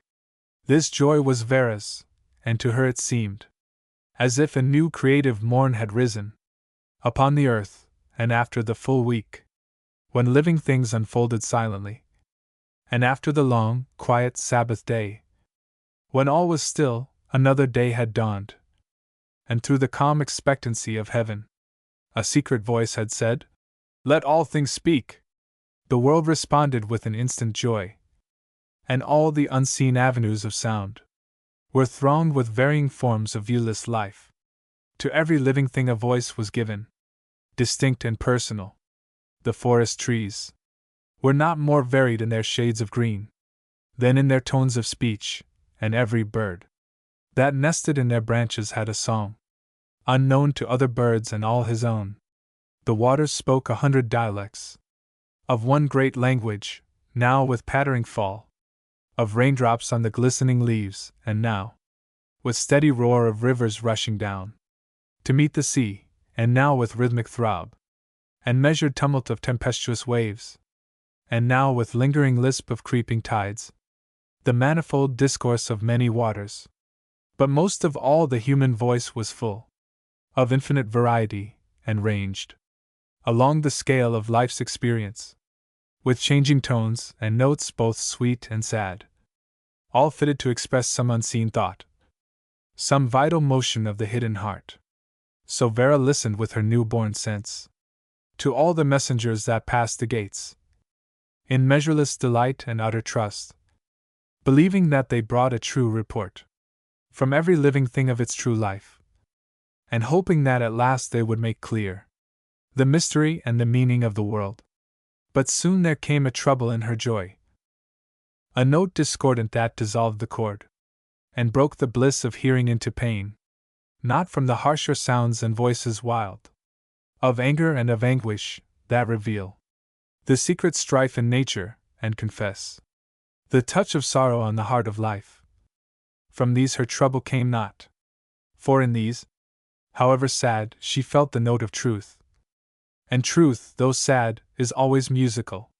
The raging of the tempest-ridden sea, the crash of thunder, and the hollow moan of winds complaining round the mountain crags, the shrill and quavering cry of birds of prey, the fiercer roar of conflict-loving beasts. All these wild sounds are potent in their place. Within life's mighty symphony, the charm of truth attunes them, and the hearing ear finds pleasure in their rude sincerity. Even the broken and tumultuous noise that rises from great cities where the heart of human toil is beating heavily, with ceaseless murmurs of the laboring pulse, is not a discord, for it speaks to life, of life unfeigned, and full of hopes and fears, and touched through all the trouble of its notes with something real and therefore glorious. One voice alone of all that sound on earth is hateful to the soul, and full of pain, the voice of falsehood.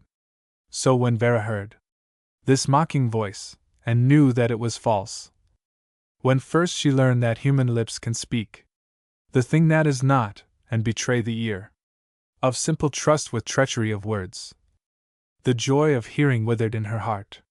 For now she felt that faithless messengers could pass the open and unguarded gates of sound, and bring a message all untrue, or half a truth that makes the deadliest lie, or idle babble, either false nor true, but hollow to the heart, and meaningless. She heard the flattering voices of deceit, that mask the hidden purposes of men, with fair attire of favorable words, and hide the evil in the guise of good. The voices vain and decorous and smooth, that fill the world with empty-hearted talk. The foolish voices, wandering and confused, that never clearly speak the thing they would, but ramble blindly round their true intent, and tangle sense in hopeless coils of sound. All these she heard, and with a deep mistrust began to doubt the value of her gift. It seemed as if the world, the living world, sincere and vast and real, were still concealed, and she, within the prison of her soul, still waiting silently to hear the voice of perfect knowledge and of perfect peace. So with the burden of her discontent, she turned to seek the Master once again, and found him sitting in the marketplace, half hidden in the shadow of a porch, alone among the careless crowd. She spoke. "Thy gift was great, dear Master, and my heart has thanked thee many times because I hear. But I have learned that hearing is not all. For underneath the speech of men there flows another current of their hidden thoughts. Behind the mask of language I perceive the eyes of things unsaid. Touch me again, O Master, with thy liberating hand, and free me from the bondage of deceit. Open another gate, and let me hear the secret thoughts and purposes of men.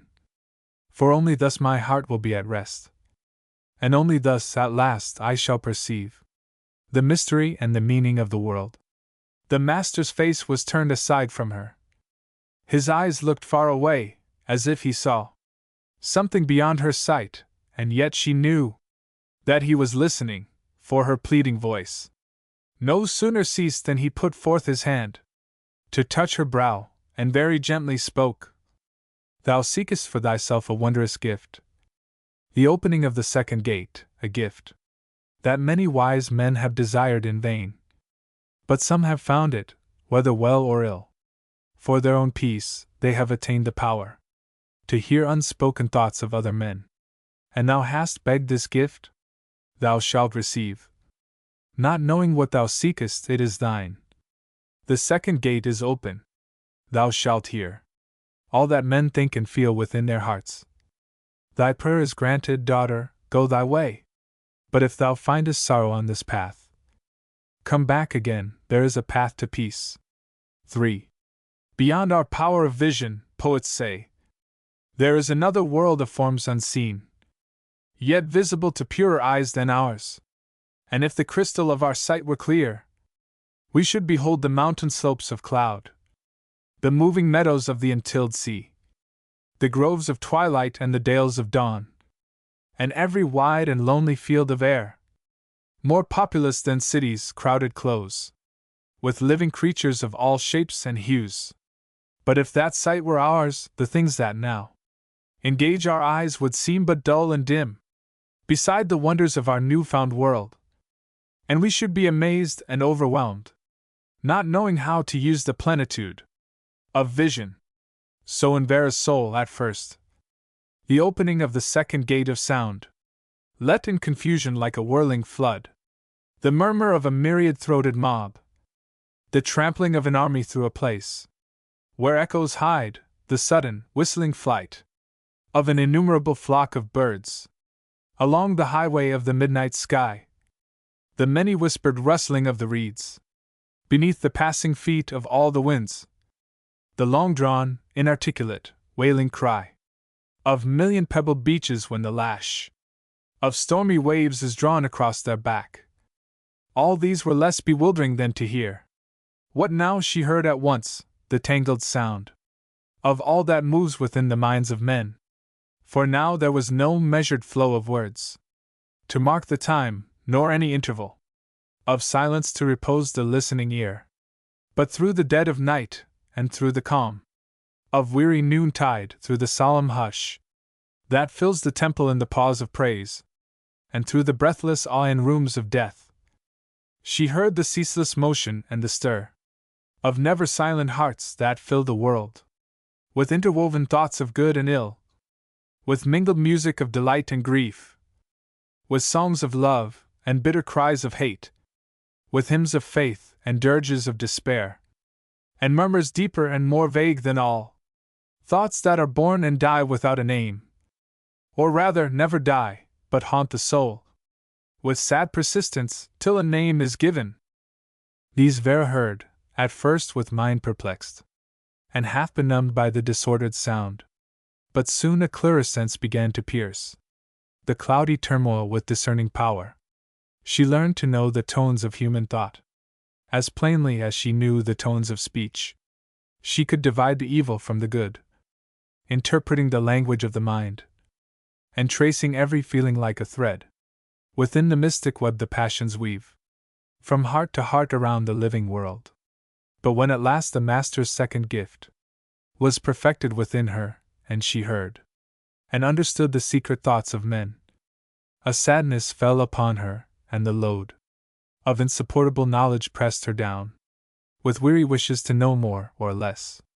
For all she knew was like a broken word, inscribed upon the fragment of a ring, and all she heard was like a broken string, preluding music that is never played. Then she remembered in her sad unrest the Master's parting word, a path to peace, and turned again to seek him with her grief. She found him in a hollow of the hills, beside a little spring that issued forth beneath the rocks and filled a mossy cup with never-failing water. There he sat, with waiting looks that welcomed her afar. "I know that thou hast heard, my child," he said, "for all the wonder of the world of sound is written in thy face. But hast thou heard, among the many voices, one of peace? And is thy heart that hears the secret thoughts the hidden wishes and desires of men. Content with hearing? Art thou satisfied? Nay, master, she replied, thou knowest well that I am not at rest, nor have I heard the voice of perfect peace, but what I hear brings me disquiet and a troubled mind. The evil voices in the souls of men, voices of rage and cruelty and fear, have not dismayed me, for I have believed. The voices of the good, the kind, the true, are more in number and excel in strength. There is more love than hate, more hope than fear, in the deep throbbing of the human heart. But while I listen to the troubled sound, one thing torments me and destroys my rest, and presses me with dull, unceasing pain. For out of all the minds of all mankind, there rises evermore a questioning voice, that asks the meaning of this mighty world, and finds no answer, asks and asks again, with patient pleading or with wild complaint, but wakens no response except the sound of other questions wandering to and fro from other souls in doubt. And so this voice persists above all others that I hear, and binds them up together into one, until the mingled murmur of the world sounds through the inner temple of my heart, like an eternal question vainly asked by every human soul that thinks and feels. This is the heaviness that weighs me down, and this the pain that will not let me rest. Therefore, dear master, shut the gates again, and let me live in silence as before. Or else, and if there is indeed a gate, unopened yet, through which I might receive an answer in the voice of perfect peace. She ceased, and in her upward faltering tone, the question echoed. Then the master said, there is another gate not yet unclosed, for through the outer portal of the ear, only the outer voice of things may pass, and through the middle doorway of the mind, only the half-formed voice of human thoughts, uncertain and perplexed with endless doubt. But through the inmost gate the Spirit hears the voice of that great Spirit who is life. Beneath the tones of living things he breathes a deeper tone than ever ear hath heard. And underneath the troubled thoughts of men, he thinks forever, and his thought is peace. Behold, I touch thee once again, my child. The third and last of those three hidden gates, that closed around thy soul and shut thee in, is open now, and thou shalt truly hear. Then Vera heard. The spiritual gate was opened softly as a full-blown flower unfolds its heart to welcome in the dawn, and on her listening face there shone a light of still amazement and completed joy in the full gift of hearing. What she heard, I cannot tell, nor could she ever tell in words, because all human words are vain. There is no speech nor language to express the secret messages of God that make perpetual music in the hearing heart. Below the voice of waters, and above the wandering voice of winds, and underneath the song of birds, and all the varying tones of living things that fill the world with sound, God spoke to her, and what she heard was peace. So when the master questioned, dost thou hear? She answered, yea, at last I hear. And then he asked her once again, what hearest thou? What means the voice of life? She answered, love. For love is life, and they who do not love are not alive. But every soul that loves lives in the heart of God and hears him speak. 1898. Another chance. A dramatic lyric. Come, give me back my life again, you heavy-handed death. Uncrook your fingers from my throat, and let me draw my breath. You do me wrong to take me now, too soon for me to die. Ah, loose me from this clutching pain, and hear the reason why. I know I've had my 40 years, and wasted every one. And yet, I tell you honestly, my life has just begun. I've walked the world like one asleep, a dreamer in a trance. But now you've gripped me wide awake, I want another chance. My dreams were always beautiful, my thoughts were high and fine. No life was ever lived on earth to match those dreams of mine. And would you wreck them unfulfilled? What folly, nay, what crime! You rob the world, you waste a soul, give me a little time. You'll hear me? Yes, I'm sure you will. My hope is not in vain. I feel the even pulse of peace, the sweet relief from pain. The black fog rolls away from me. I'm free once more to plan. Another chance is all I need to prove myself a man. The world is full of warfare twixt the evil and the good. I watch the battle from afar as one who understood. The shouting and confusion, the bloody, blundering fight. How few there are that see it clear, how few that wage it right. The captains flushed with foolish pride, the soldiers pale with fear. The faltering flags, the feeble fire from ranks that swerve and veer. The wild mistakes, the dismal doubts, the coward hearts that flee. The good cause needs a nobler knight to win the victory. A man whose soul is pure and strong, whose sword is bright and keen. Who knows the splendor of the fight, and what its issues mean. Who never takes one step aside, nor halts, though hope be dim. But cleaves a pathway through the strife, and bids men follow him. No blot upon his stainless shield, no weakness in his arm. No sign of trembling in his face to break his valor's charm. A man like this could stay the flight and lead the wavering line. Ah, give me but a year of life, I'll make that glory mine. Religion? Yes, I know it well, I've heard its prayers and creeds, and seen men put them all to shame with poor, half-hearted deeds. They follow Christ, but far away, they wander and they doubt. I'll serve him in a better way, and live his precepts out. You see, I waited just for this, I could not be content to own a feeble, faltering faith with human weakness blent. Too many runners in the race move slowly, stumble, fall.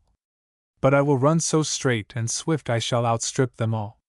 Oh, think what it will mean to men, amid their foolish strife, to see the clear, unshadowed light of one true Christian life. Without a touch of selfishness, without a taint of sin. With one short month of such a life a new world would begin. And love, I often dream of that, the treasure of the earth. How little they who use the coin have realized its worth. 'Twill pay all debts, enrich all hearts, and make all joys secure. But love, to do its perfect work, must be sincere and pure. My heart is full of virgin gold. I'll pour it out and spend my hidden wealth with open hand on all who call me friend. Not one shall miss the kindly deed, the largest of relief, the generous fellowship of joy, the sympathy of grief. I'll say the loyal, helpful things that make life sweet and fair. I'll pay the gratitude I owe for human love and care. Perhaps I've been at fault sometimes, I'll ask to be forgiven, and make this little room of mine seem like a bit of heaven. For one by one I'll call my friends to stand beside my bed. I'll speak the true and tender words so often left unsaid, and every heart shall throb and glow, all coldness melt away. Around my altar fire of love, ah, give me but one day. What's that? I've had another day, and wasted it again. A priceless day in empty dreams, another chance in vain? Thou fool, this night, it's very dark, the last, this choking breath. One prayer, have mercy on a dreamer's soul, God, this is death. A legend of service. It pleased the Lord of Angels, praise his name, to hear, one day, report from those who came, with pitying sorrow, or exultant joy, to tell of earthly tasks in his employ. For some were grieved because they saw how slow the stream of heavenly love on earth must flow, and some were glad because their eyes had seen, along its banks, fresh flowers and living green. At last, before the whiteness of the throne, the youngest angel, Asmael, stood alone, nor glad, nor sad, but full of earnest thought, and thus his tidings to the Master brought. Lord, in the city Lupon I have found 3 servants of thy holy name, renowned above their fellows. One is very wise, with thoughts that ever range beyond the skies, and one is gifted with the golden speech that makes men gladly hear when he will teach. And one, with no rare gift or grace endued, has won the people's love by doing good. With 3 such saints Lupon is trebly blessed. But Lord, I fain would know which loves thee best. Then spake the Lord of Angels, to whose look The hearts of all are like an open book. In every soul the secret thought I read. And well I know who loves me best indeed. But every life has pages vacant still, whereon a man may write the thing he will. Therefore I read the record day by day, and wait for hearts untaught to learn my way. But thou shalt go to Lupin, to the three who serve me there, and take this word from me. Tell each of them his master bids him go alone to Spyron's huts, across the snow. There he shall find a certain task for me. But what, I do not tell to them nor thee. Give thou the message, make my word the test, and crown for me the one who loves me best. Silent the angel stood, with folded hands, to take the imprint of his Lord's commands. Then drew one breath, obedient and elate, and passed the selfsame hour, through Lupin's gate.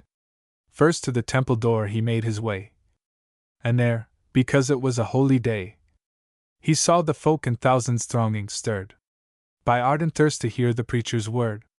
Then, while the people whispered Bernouil's name, through aisles that hushed behind him Bernouil came, strung to the keenest pitch of conscious might, with lips prepared and firm, and eyes alight.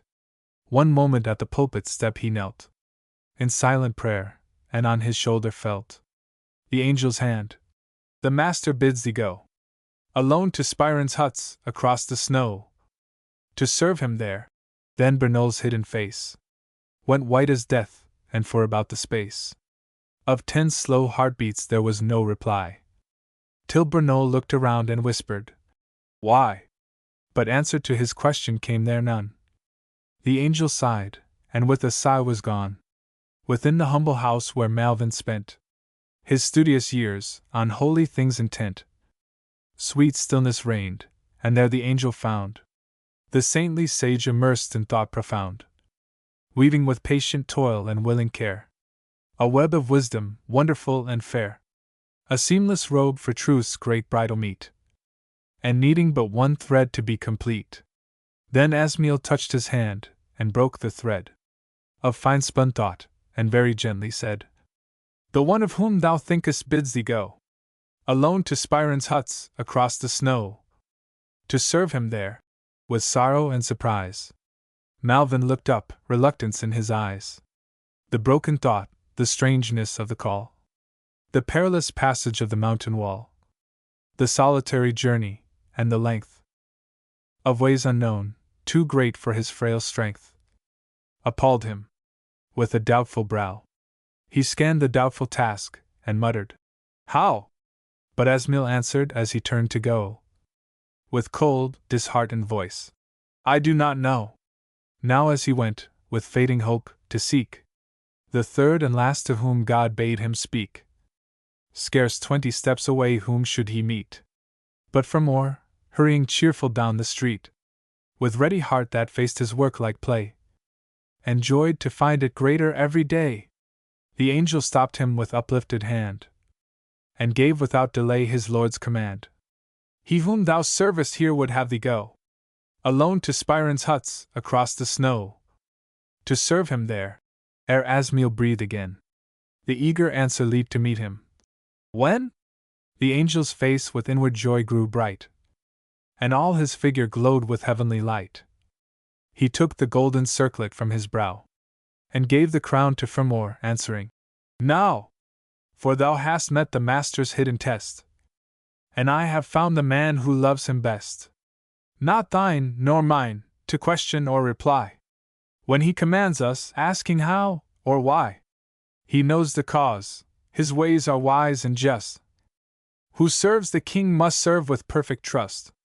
February 1902. The White Bees. Legend.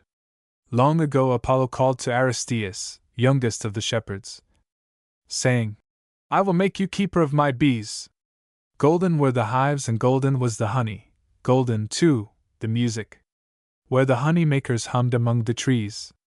Happy Aristeus loitered in the garden, wandered in the orchard, careless and contented, indolent and free. Lightly took his labor, lightly took his pleasure, till the fated moment when across his pathway came Eurydice. Then her eyes enkindled burning love within him, drove him wild with longing for the perfect sweetness of her flower-like face. Eagerly he followed, while she fled before him, over mead and mountain, on through field and forest, in a breathless race. But the nymph, in flying, trod upon a serpent. Like a dream she vanished. Pluto's chariot bore her down among the dead. Lonely Aristeus, sadly home returning, found his garden empty. All the hives deserted, all the music fled, mournfully bewailing, "Ah, my honeymakers, where have you departed?" Far and wide he sought them over sea and shore. Foolish is the tale that says he ever found them, brought them home in triumph. Joys that once escape us fly forevermore. Yet I dream that somewhere, clad in downy whiteness, dwell the honeymakers, in aerial gardens that no mortal sees. And at times returning, lo, they flutter round us, gathering mystic harvest. So I weave the legend of the long-lost bees. 2. The swarming of the bees. Who can tell the hiding of the white bee's nest? Who can trace the guiding of their swift home flight? Far would be his riding on a lifelong quest. Surely ere it ended would his beard grow white. Never in the coming of the rose-red spring, never in the passing of the wine-red fall, may you hear the humming of the white bee's wing murmur o'er the meadow ere the night bells call. Wait till winter hardens in the cold gray sky. Wait till leaves are fallen and the brooks all freeze. Then above the gardens where the dead flowers lie, swarm the merry millions of the wild white bees.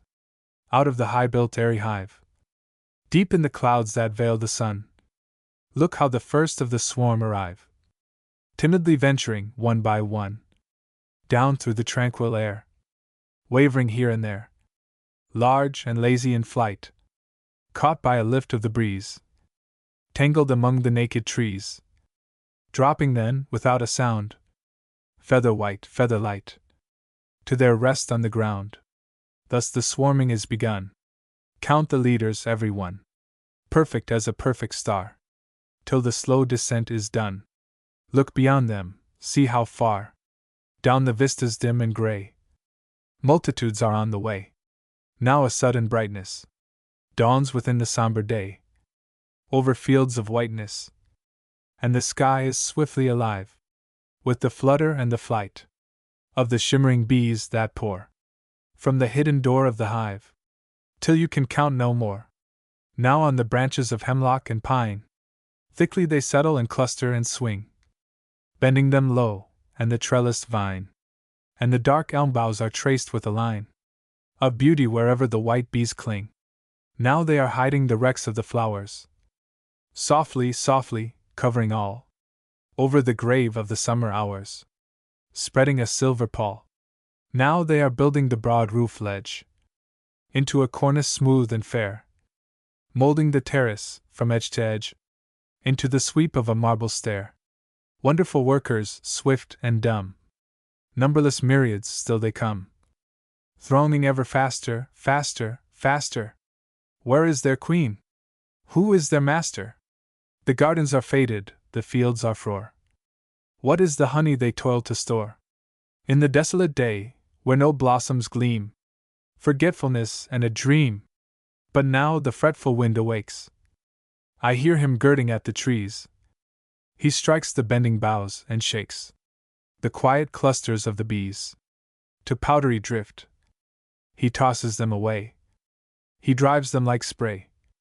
He makes them veer and shift around his blustering path, in clouds blindly whirling, in rings madly swirling, full of crazy wrath. So furious and fast they fly, they blur the earth and blot the sky. In wild, white murk, they fill the air with frozen wings, and tiny, angry, icy stings. They blind the eyes and choke the breath. They dance a maddening dance of death around their work, sweeping the cover from the hill, heaping the hollows deeper still, effacing every line and mark, and swarming, storming in the dark, through the long night, until, at dawn, the wind lies down, weary of fight. The last torn cloud, with trailing gown, passes the open gates of light, and the white bees are lost in flight. Look how the landscape glitters wide and still, bright with a pure surprise. The day begins with joy, and all past ill, buried in white oblivion, lies beneath the snowdrifts under crystal skies. New hope, new love, new life, new cheer flow in the sunrise beam. The gladness of Apollo when he sees, upon the bosom of the wintry year, the honey harvest of his wild white bees. Forgetfulness and a dream. 3. Legend. Listen, my beloved, while the silver morning, like a tranquil vision, fills the world around us and our hearts with peace. Quiet is the close of Aristeus' legend, happy is the ending. Listen while I tell you how he found release. Many months he wandered far away in sadness, desolately thinking only of the vanished joys he could not find, till the great Apollo, pitying his shepherd, loosed him from the burden of a dark, reluctant, backward-looking mind. Then he saw around him all the changeful beauty of the changing seasons. In the world-wide regions where his journey lay, birds that sang to cheer him, flowers that bloomed beside him, stars that shone to guide him. Traveler's joy was plenty all along the way. Everywhere he journeyed strangers made him welcome, listened while he taught them secret lore of field and forest. He had learned how to train the vines and make the olives fruitful, how to guard the sheepfolds, how to stay the fever when the dog-star burned. Friendliness and blessing followed in his footsteps, richer were the harvests, happier the dwellings where soar he came. Little children loved him, and he left behind him, in the hour of parting, memories of kindness and a godlike name. So he traveled onward, desolate no longer, patient in his seeking, reaping all the wayside comfort of his quest, till at last in Thracia, high upon Mount Hemus, far from human dwelling, weary Aristeus laid him down to rest. Then the honeymakers, clad in downy whiteness, fluttered soft around him, wrapped him in a dreamful slumber pure and deep. This is life, beloved, first a sheltered garden, then a troubled journey, joy and pain of seeking, and at last we sleep. 1905. New Year's Eve. The other night I had a dream, most clear and comforting, complete, in every line, a crystal sphere, and full of intimate and secret cheer. Therefore I will repeat that vision, dearest heart, to you, as of a thing not feigned, but very true. Yes, true as ever in my life befell. And you, perhaps, can tell whether my dream was really sad or sweet. 2. The shadows flecked the elm-embowered street I knew so well, long, long ago. And on the pillared porch where Marguerite had sat with me, the moonlight lay like snow. But she, my comrade and my friend of youth, most gaily wise, most innocently loved, she of the blue-gray eyes, that ever smiled and ever spoke the truth, from that familiar dwelling, where she moved, like mirth incarnate in the years before, had gone into the hidden house of death. I thought the garden wore white mourning for her blessed innocence, and the syringa's breath came from the corner by the fence, where she had made her rustic seat, with fragrance passionate, intense, as if it breathed a sigh for Marguerite. My heart was heavy with a sense of something good forever gone. I sought vainly for some consoling thought, some comfortable word that I could say to her sad father, whom I visited again, for the first time since she had gone away. The bell rang shrill and lonely, then the door was opened, and I sent my name to him, but 'twas Marguerite who came. There in the dear old dusky room she stood, beneath the lamp, just as she used to stand, in tender mocking mood. "You did not ask for me," she said, "and so I will not let you take my hand. But I must hear what secret talk you planned with father. Come, my friend, be good, and tell me your affairs of state. Why you have stayed away and made me wait so long. Sit down beside me here. And do you know, it seems a year since we have talked together. Why so late?" Amazed, incredulous, confused with joy, I hardly dared to show and stammering like a boy, I took the place she showed me at her side. And then the talk flowed on with brimming tide, through the still night, while she with influence light controlled it, as the moon the flood. She knew where I had been, what I had done, what work was planned, and what begun. My troubles, failures, fears she understood, and touched them with a heart so kind, that every care was melted from my mind, and every hope grew bright, and life seemed moving on to happy ends. Ah, what self-beggared fool was he, that said a woman cannot be the very best of friends? Then there were memories of old times, recalled with many a gentle jest, and at the last she brought the book of rhymes we made together, trying to translate the songs of Heine. Hers were always best. Now come, she said, tonight we will collaborate. Again, I'll put you to the test. Here's one I never found the way to do. The simplest are the hardest ones, you know. I give this song to you. And then she read: Mein Kind, wir waren Kinder, zwei Kinder, jung und froh. But all the while, a silent question stirred within me, though I dared not speak the word. Is it herself, and is she truly here? And was I dreaming when I heard that she was dead last year? Or was it true, and is she but a shade, who brings a fleeting joy to eye and ear? Cold though so kind, and will she gently fade when her sweet ghostly part is played, and the light curtain falls at dawn of day? But while my heart was troubled by this fear, so deeply that I could not speak it out, lest all my happiness should disappear, I thought me of a cunning way to hide the question and dissolve the doubt.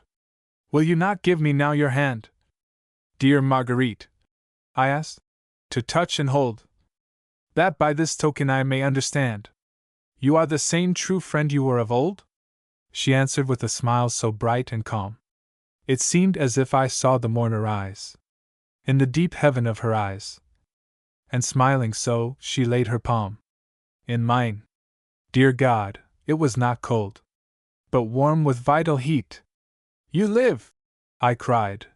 You live, dear Marguerite! When I awoke, but strangely comforted, although I knew again that she was dead. 3. Yes, there's the dream. And was it sweet or sad? Dear mistress of my waking and my sleep, present reward of all my heart's desire, watching with me beside the winter fire, interpret now this vision that I had.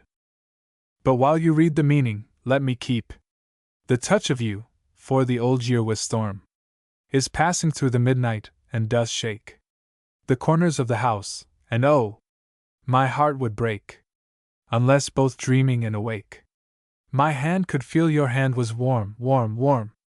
1905. The vain king. In robes of Tyrian blue the king was dressed. A jeweled collar shone upon his breast. A giant ruby glittered in his crown. Lord of rich lands and many a splendid town. In him the glories of an ancient line of sober kings, who ruled by right divine, were centered, and to him with loyal awe the people looked for leadership and law. 10,000 knights, the safeguard of the land, were like a single sword within his hand. 100 courts, with power of life and death, proclaimed decrees of justice by his breath. And all the sacred growths that men had known of order and of rule upheld his throne. Proud was the king, yet not with such a heart as fits a man to play a royal part. Not his the pride that honors as a trust the right to rule, the duty to be just. Not his the dignity that bends to bear the monarch's yoke, the master's load of care, and labors like the peasant at his gate to serve the people and protect the state. Another pride was his, and other joys. To him the crown and scepter were but toys, with which he played at glory's idle game, to please himself and win the wreaths of fame.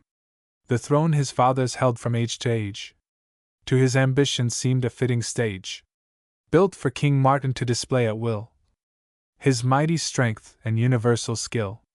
No conscious child, that, spoiled with praising, tries at every step to win admiring eyes. no favorite mountebank, whose acting draws from gaping crowds the thunder of applause, was vainer than the king. His only thirst was to be hailed, in every race, the first. When tournament was held, in knightly guise, the king would ride the lists, and win the prize. When music charmed the court, with golden lyre, the king would take the stage and lead the choir. In hunting, his the lance to slay the boar. In hawking, see his falcon highest soar. In painting, he would wield the master's brush. In high debate, the king is speaking. Hush! Thus, with a restless heart, in every field, he sought renown, and made his subjects yield. But while he played the petty games of life, his kingdom fell a prey to inward strife.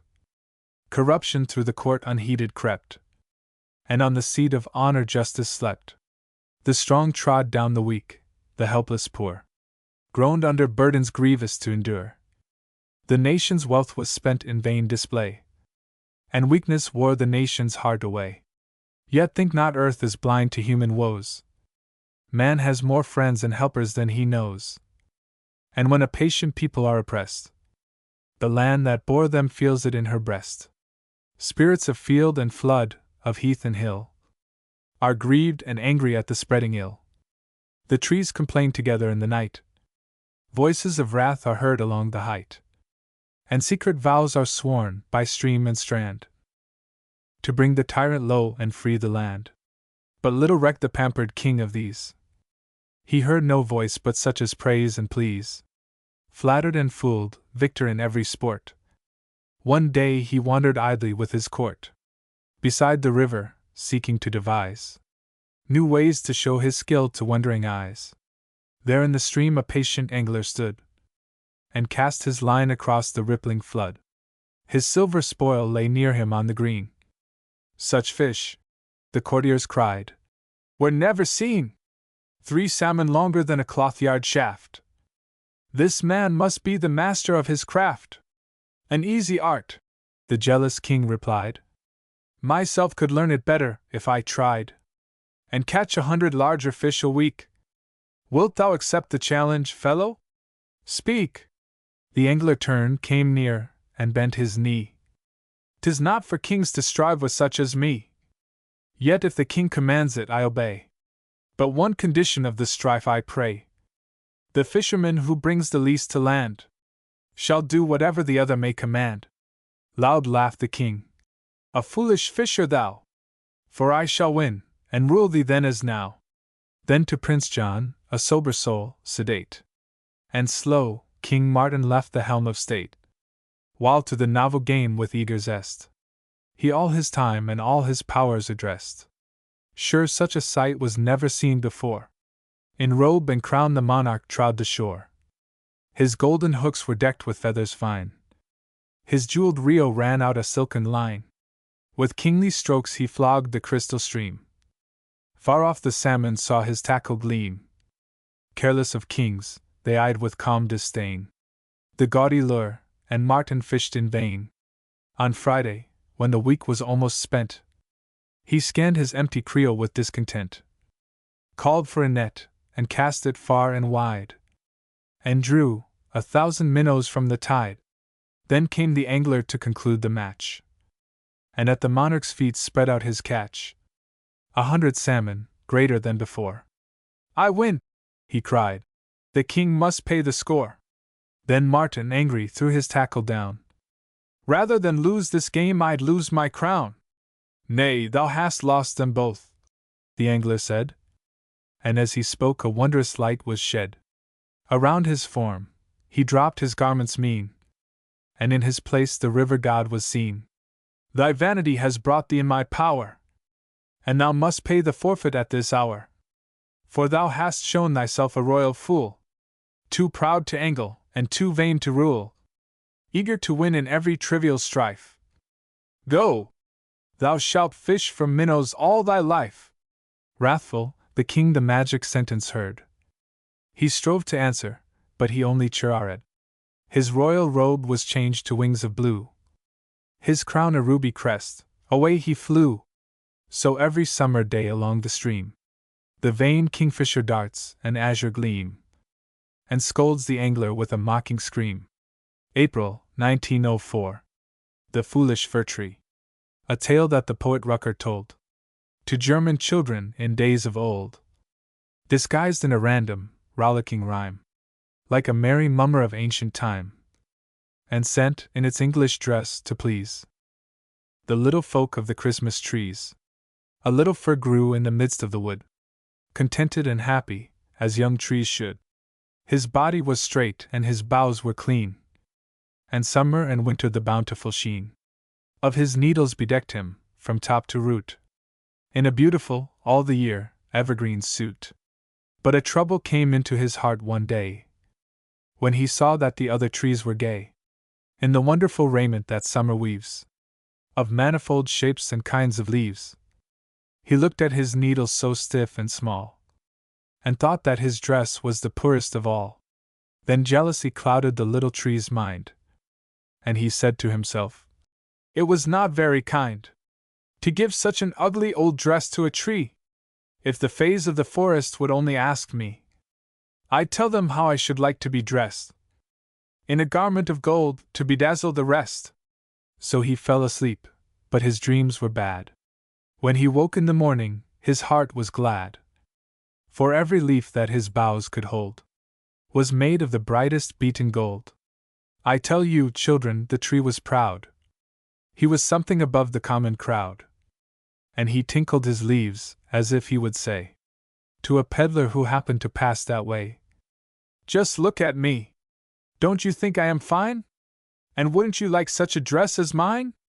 "Oh, yes," said the man, "and I really guess I must fill my pack with your beautiful dress." So he picked the golden leaves with care, and left the little tree shivering there. "Oh, why did I wish for golden leaves?" the fir tree said. "I forgot that thieves would be sure to rob me in passing by. If the fairies would give me another try, I'd wish for something that cost much less, and be satisfied with glass for my dress." Then he fell asleep, and, just as before, the fairies granted his wish once more. When the night was gone, and the sun rose clear, the tree was a crystal chandelier, and it seemed, as he stood in the morning light, that his branches were covered with jewels bright. "Aha!" said the tree, "this is something great!" And he held himself up, very proud and straight. But a rude young wind through the forest dashed, in a reckless temper, and quickly smashed the delicate leaves. With a clashing sound, they broke into pieces and fell on the ground, like a silvery, shimmering shower of hail, and the tree stood naked and bare to the gale. Then his heart was sad, and he cried, "Alas, for my beautiful leaves of shining glass! Perhaps I have made another mistake in choosing a dress so easy to break. If the fairies only would hear me again, I'd ask them for something both pretty and plain. It wouldn't cost much to grant my request. In leaves of green lettuce I'd like to be dressed." By this time the fairies were laughing, I know, but they gave him his wish in a second, and so, with leaves of green lettuce, all tender and sweet, the tree was arrayed, from his head to his feet. "I knew it!" he cried. "I was sure I could find the sort of a suit that would be to my mind. There's none of the trees has a prettier dress, and none as attractive as I am, I guess." But a goat, who was taking an afternoon walk, by chance overheard the fir tree's talk. So he came up close for a nearer view. "My salad," he bleated, "I think so too. You're the most attractive kind of a tree, and I want your leaves for my 5 o'clock tea." So he ate them all without saying grace, and walked away with a grin on his face, while the little tree stood in the twilight dim, with never a leaf on a single limb. Then he sighed and groaned, but his voice was weak. He was so ashamed that he could not speak. He knew at last he had been a fool to think of breaking the forest rule, and choosing a dress himself to please, because he envied the other trees. But it couldn't be helped, it was now too late. He must make up his mind to a leafless fate. so he let himself sink in a slumber deep. But he moaned and he tossed in his troubled sleep, till the morning touched him with joyful beam, and he woke to find it was all a dream, for there in his evergreen dress he stood, a pointed fir in the midst of the wood. His branches were sweet with the balsam smell, his needles were green when the white snow fell, and always contented and happy was he, the very best kind of a Christmas tree. Grand Bull. A Seaman's Tale of the Sea. We men had go down for a livin' in ships to the sea. We love it a different way from you poets that bide on the land. We are fond of it, sure, but you take it as comin' from me. There's a fear and a hate in our love that a landsman can't understand. Oh, who could help leaking the salty smell and the blue of the waves that are lazily breathin' as if they dreamed in the sun? She's asleep in beauty, the sea, but you can't tell what she'll do. And the seamen never trust her, they know too well what she's done. She's a wench like one that I saw in a singin' play. Carmen they called her. Lord, what a life her lovers did lead! She'd cuddle and kiss you, and sing you and dance you away. And then, she'd curse you, and break you, and throw you down like a weed. You may chance it a while with the girls like that, if you please. But you want a woman to trust when you settle down with a wife. And a seaman's thought of growin' old at his ease is a snug little house on the land to shelter the rest of his life. So that was old Poisson's dream. Did you know the Cap?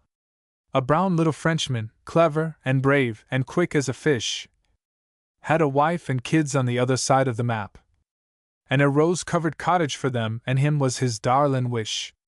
I have a sail, says he, in his broken-up Frenchy talk. Mo's 42 year. I have a go on all part of de world that es wet. I'm seek of de boat and de water. I raider walk wid Ma Josephine in one garden, and if we get tire, we set. You see dat bateau St. Bridget? I bring a dhr. From de Breton Coas, by gar, just 15 year by 4. She old WN she come on Quebec, but Holloway Frères. Day buyer and hire me runner along dat damn North Shore. Dose engine one little bit cranky, too old you see. She roll and peach in de wave. But I lack her pretty well. And dat sheep she lack, Captain, sure dat's me.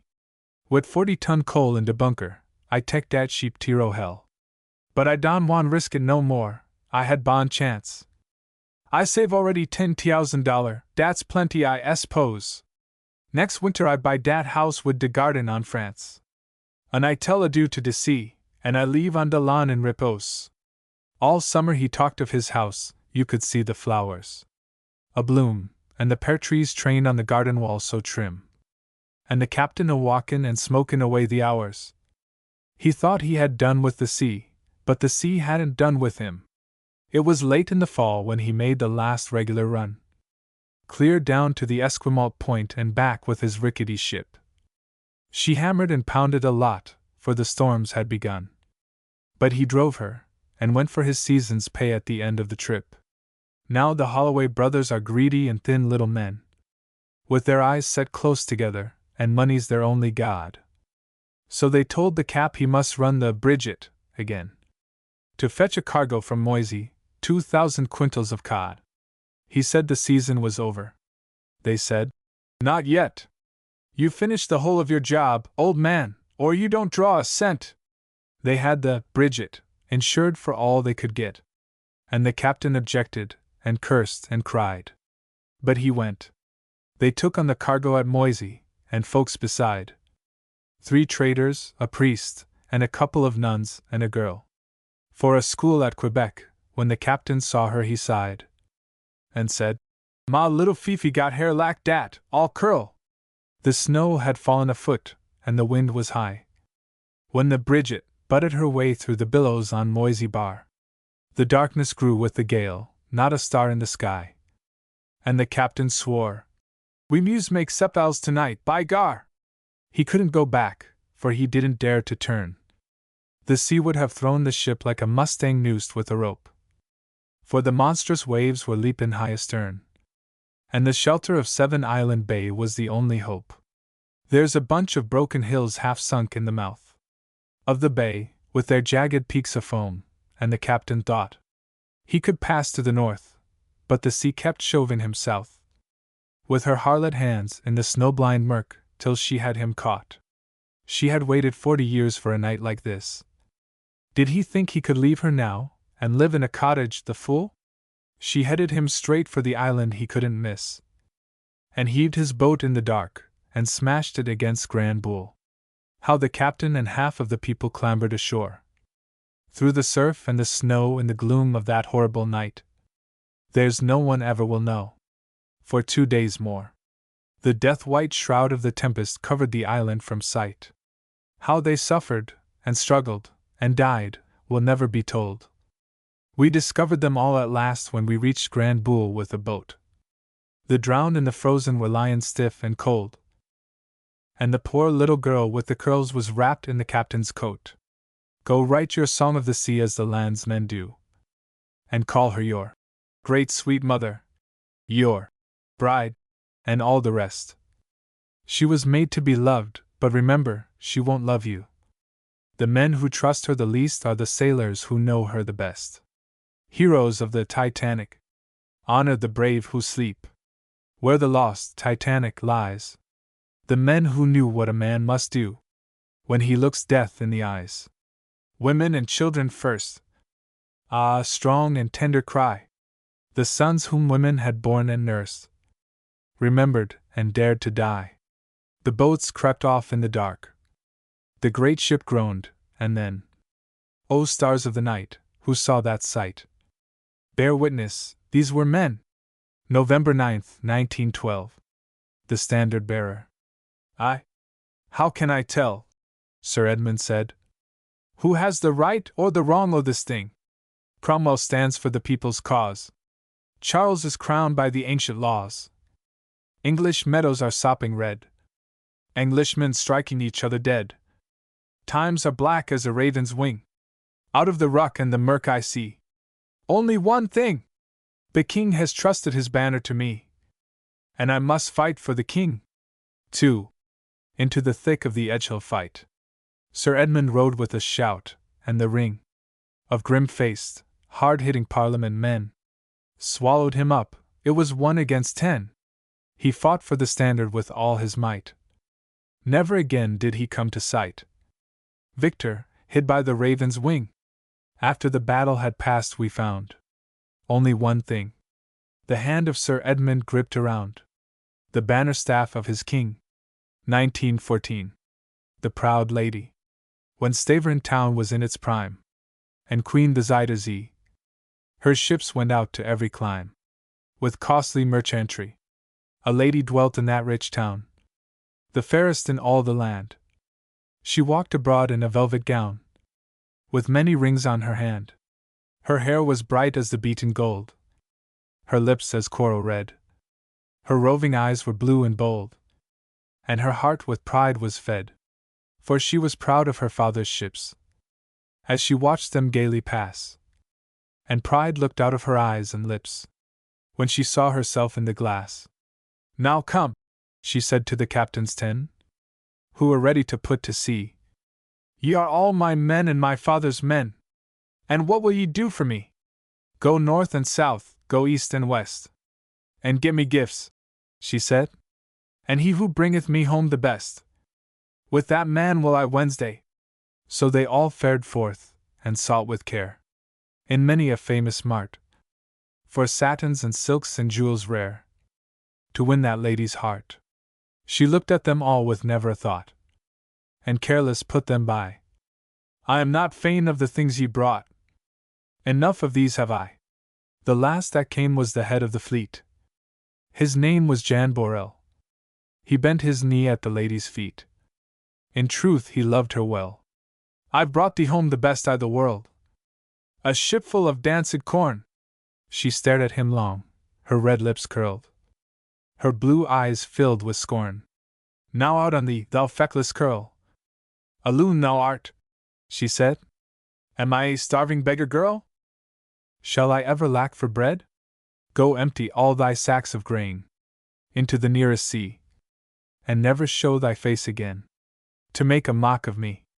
Young Jan Borel, he answered not, but in the harbor cast the sacks of golden corn he brought, and groaned when fell the last. Then Jan Borel he hoisted sail, and out to sea he bore. He passed the Helder in a gale, and came again no more.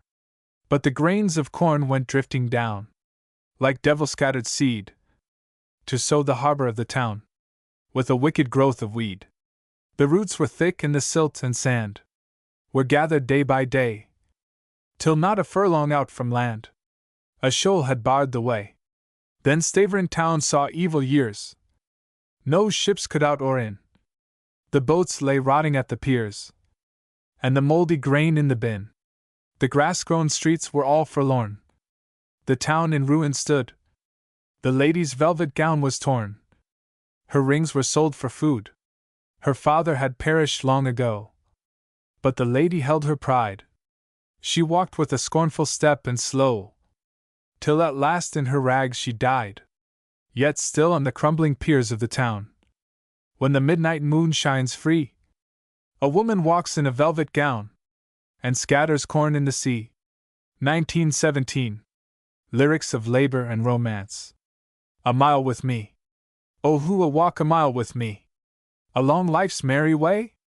A comrade blithe and full of glee, who dares to laugh out loud and free, and let his frolic fancy play, like a happy child through the flowers gay, that fill the field and fringe the way, where he walks a mile with me.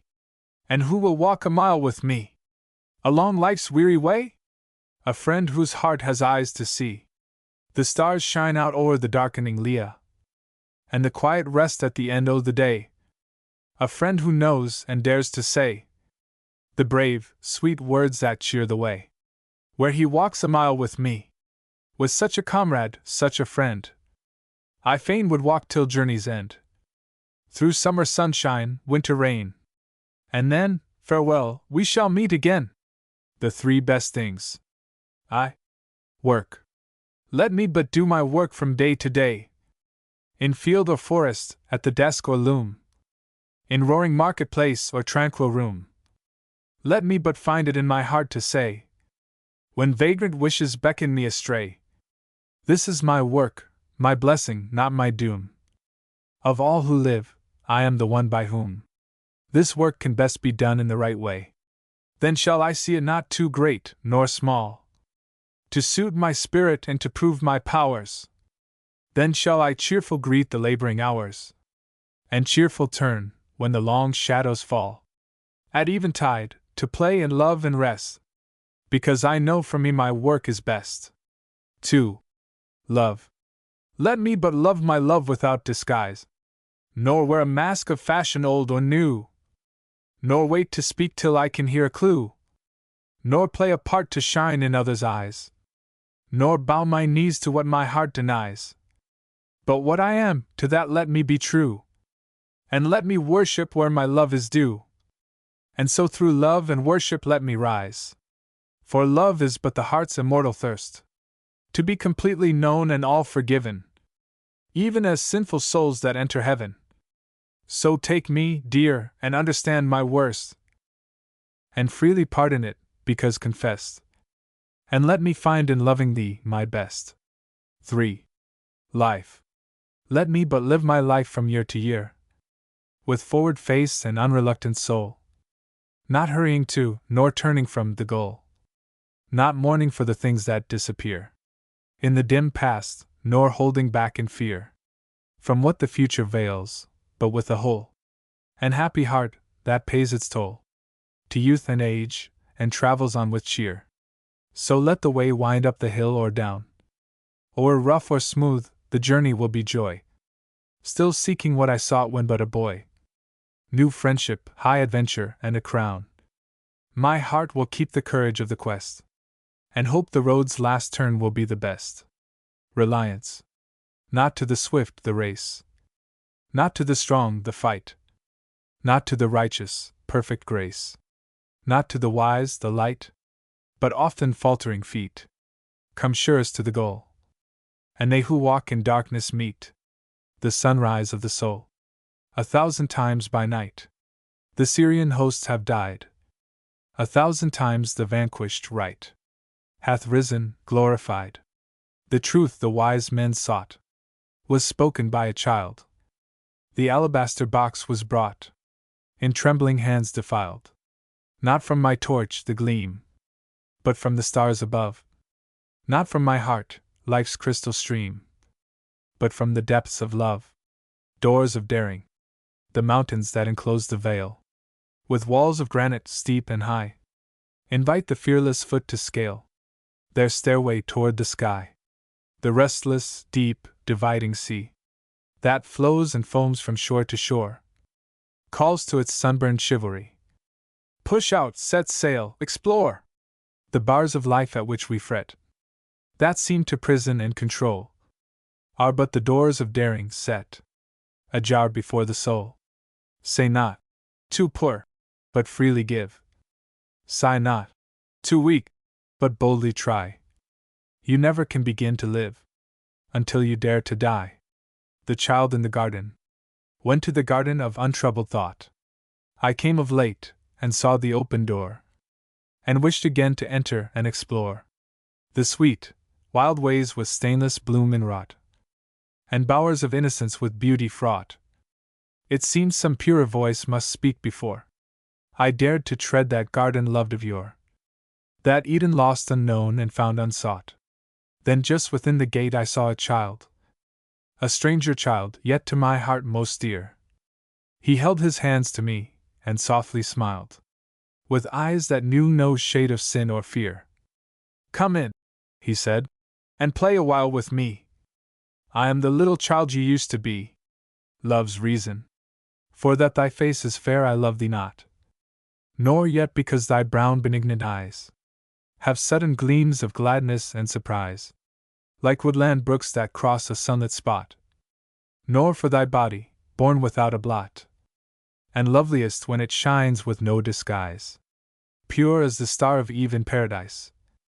For all these outward things I love thee not, but for a something in thy form and face, thy looks and ways of primal harmony, a certain soothing charm, a vital grace, that breathes of the eternal womanly, and makes me feel the warmth of nature's breast, when in her arms, and thine, I sink to rest. The echo in the heart.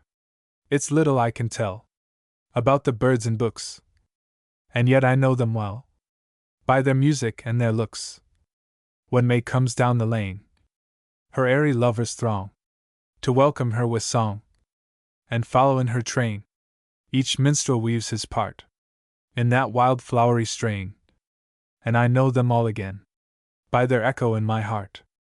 It's little that I care about my darling's place in books of beauty rare, or heraldries of race, for when she steps in view, it matters not to me what her sweet type may be, of woman, old or new. I can't explain the art, but I know her for my own, because her lightest tone wakes an echo in my heart.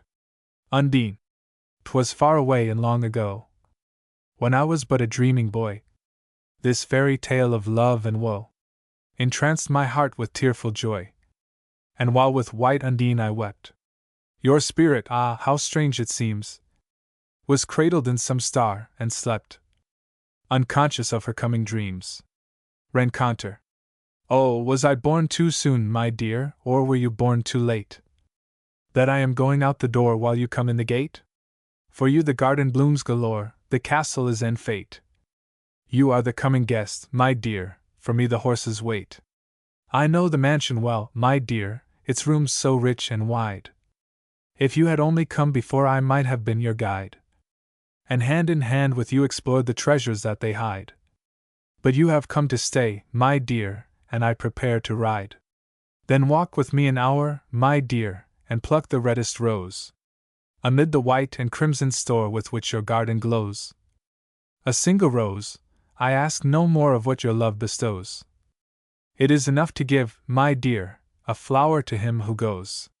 The house of life is yours, my dear, for many and many a day. But I must ride the lonely shore, the road too far away. So bring the stirrup cup and pour a brimming draught, I pray. And when you take the road, my dear, I'll meet you on the way. Love in a look. Let me but feel thy look's embrace. Transparent, pure, and warm. And I'll not ask to touch thy face, or fold thee in mine arm. For in thine eyes a girl doth rise, arrayed in candid bliss, and draws me to her with a charm more close than any kiss. A loving cup of golden wine, songs of a silver brook, and fragrant breaths of eglantine are mingled in thy look. More fair they are than any star, thy topaz eyes divine, and deep within their trysting nook thy spirit blends with mine, my April lady. When down the stair at morning the sunbeams round her float, sweet rivulets of laughter are rippling in her throat. The gladness of her greeting is gold without alloy, and in the morning sunlight I think her name is Joy. When in the evening twilight the quiet bookroom lies, we read the sad old ballads, while from her hidden eyes the tears are falling, falling, that give her heart relief. And in the evening twilight I think her name is Grief. My little April lady, of sunshine and of showers, she weaves the old spring magic, and my heart breaks in flowers. But when her moods are ended, she nestles like a dove. Then, by the pain and rapture, I know her name is Love. A lover's envy. I envy every flower that blows along the meadow where she goes, and every bird that sings to her, and every breeze that brings to her the fragrance of the rose. I envy every poet's rhyme that moves her heart at eventime, and every tree that wears for her its brightest bloom, and bears for her the fruitage of its prime. I envy every southern night that paves her path with moonbeams white, and silvers all the leaves for her, and in their shadow weaves for her a dream of dear delight. I envy none whose love requires of her a gift, a task that tires. I only long to live to her, I only ask to give to her all that her heart desires. Firefly City, like a long arrow through the dark the train is darting, bearing me far away, after a perfect day of love's delight. Wakeful with all the sad sweet memories of parting, I lift the narrow window shade and look out on the night. Lonely the land unknown, and like a river flowing, forest and field and hill are gliding backwards still athwart my dream, till in that country strange, and ever stranger growing, a magic city full of lights begins to glow and gleam. Wide through the landscape dim the lamps are lit in millions. Long avenues unfold clear shining lines of gold across the green. Clusters and rings of light, and luminous pavilions. Oh, who will tell the city's name, and what these wonders mean? Why do they beckon me, and what have they to show me? Crowds in the blazing street, mirth where the feasters meet, kisses and wine. Many to laugh with me, but never one to know me. A city full of stranger hearts, and none to beat with mine. Look how the glittering lines are wavering and lifting. Softly the breeze of night scatters the vision bright, and passing fair, over the meadow grass and through the forest drifting. The firefly city of the dark is lost in empty air. The gentle traveler, through many a land your journey ran, and showed the best the world can boast. Now tell me, traveler, if you can, the place that pleased you most. She laid her hands upon my breast, and murmured gently in my ear, the place I loved and liked the best was in your arms, my dear. Nepenthe. Yes, it was like you to forget, and cancel in the welcome of your smile my deep arrears of debt, and with the putting forth of both your hands, to sweep away the bars my folly set between us, bitter thoughts, and harsh demands, and reckless deeds that seemed untrue to love, when all the while my heart was aching through and through for you, sweetheart, and only you. Yet, as I turned to come to you again, I thought there must be many a mile of sorrowful reproach to cross, and many an hour of mutual pain to bear, until I could make plain that all my pride was but the fear of loss, and all my doubt the shadow of despair, to win a heart so innocent and fair, and even that which looked most ill was but the fever fret and effort vain to dull the thirst which you alone could still. But as I turned, the desert miles were crossed, and when I came, the weary hours were sped. For there you stood beside the open door, glad, gracious, smiling as before, and with bright eyes and tender hands outspread, restored me to the Eden I had lost. Never a word of cold reproof, no sharp reproach, no glances that accuse the culprit whom they hold aloof. Ah, 'tis not thus that other women use the empire they have won. For there is none like you, beloved, none secure enough to do what you have done. Where did you learn this heavenly art? You sweetest and most wise of all that live, with silent welcome to impart assurance of the royal heart, that never questions where it would forgive? None but a queen could pardon me like this. My sovereign lady, let me lay within each rosy palm a loyal kiss of penitence, then close the fingers up. Thus, thus. Now give the cup of full nepenthe in your crimson mouth.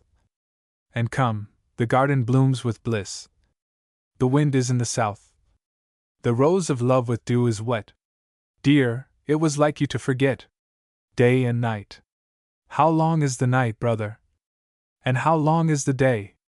Oh, the day's too short for a happy task, and the day's too short for play, and the night's too short for the bliss of love.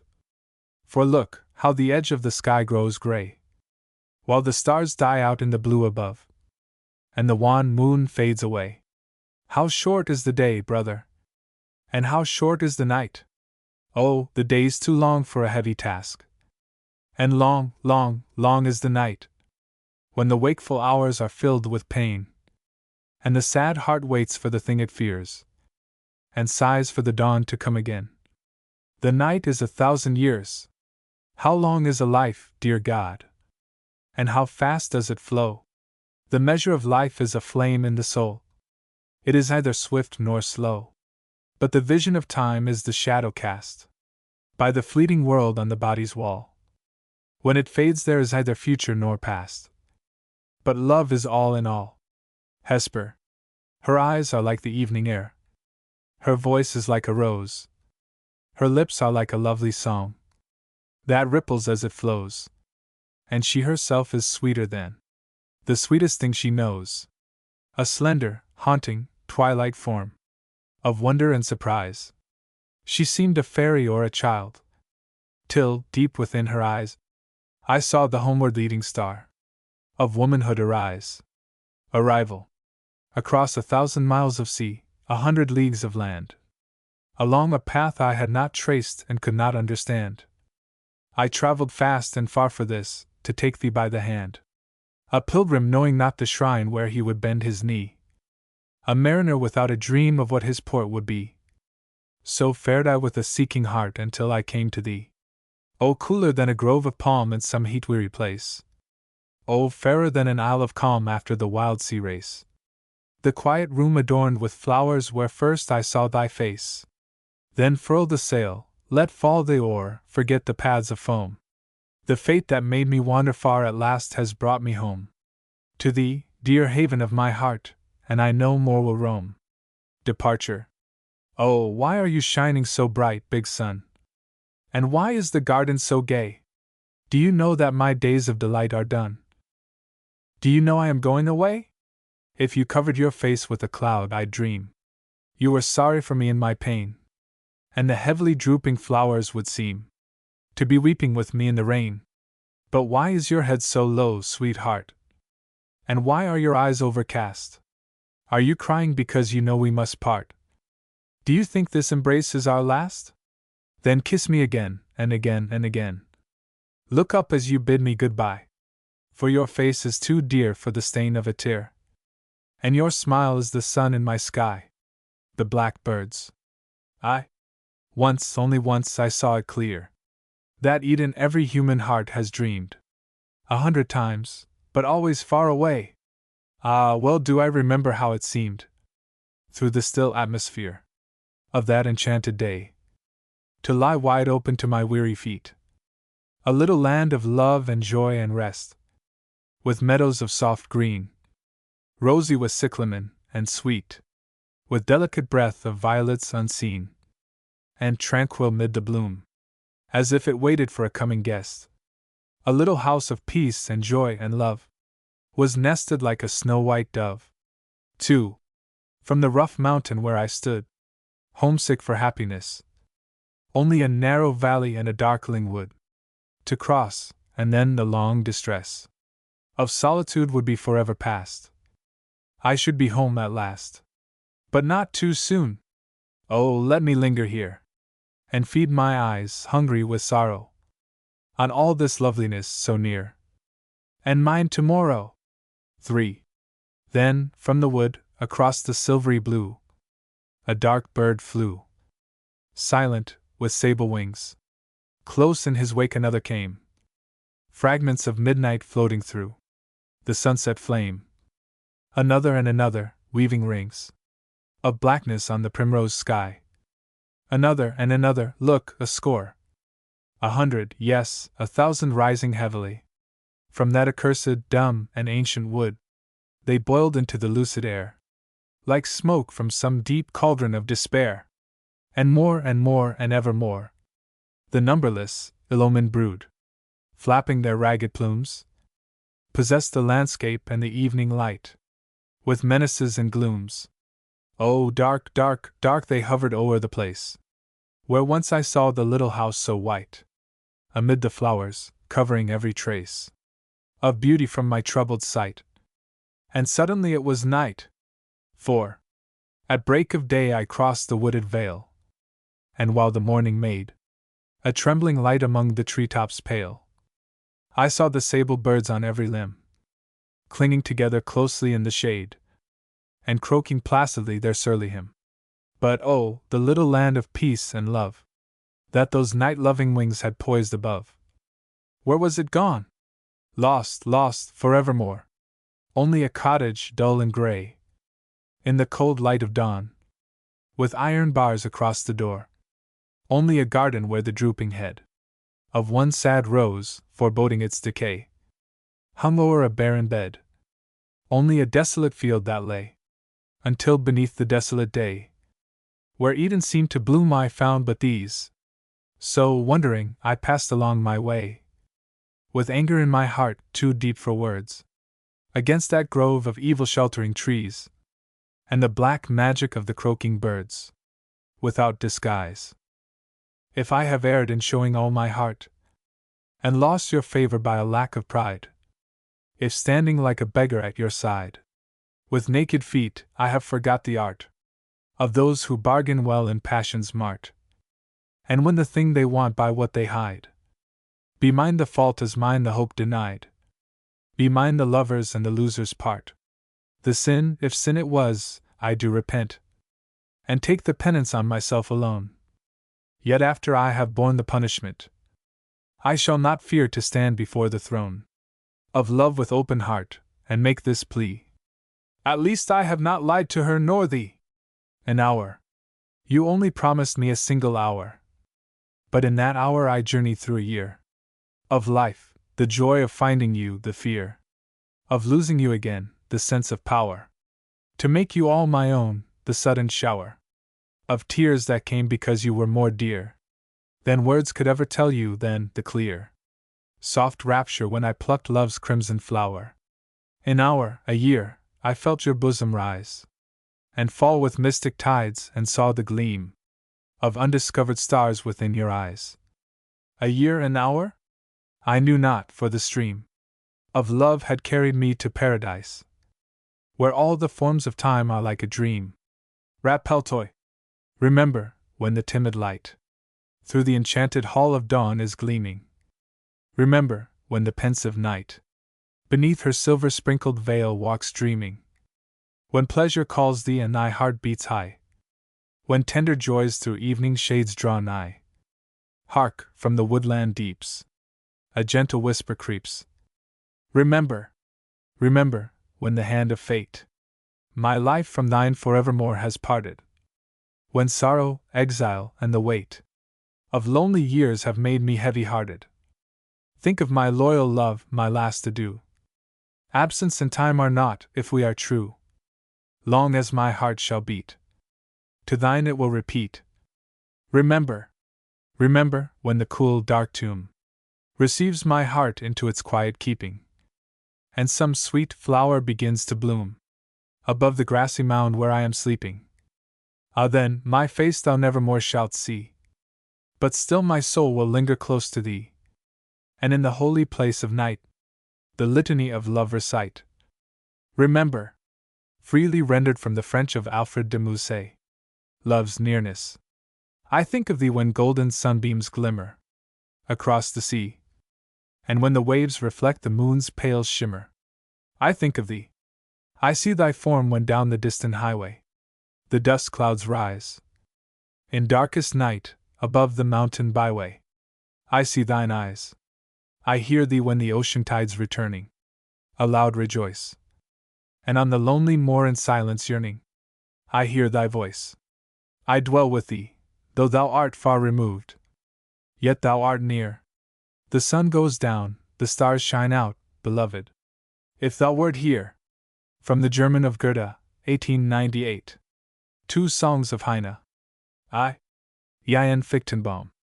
A fir tree standeth lonely on a barren northern height, asleep, while winter covers his rest with robes of white. In dreams he sees a palm tree in the golden morning land. She droops alone and silent in burning wastes of sand. 2.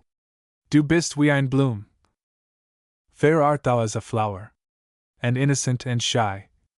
I look on thee in sorrow. I grieve, I know not why.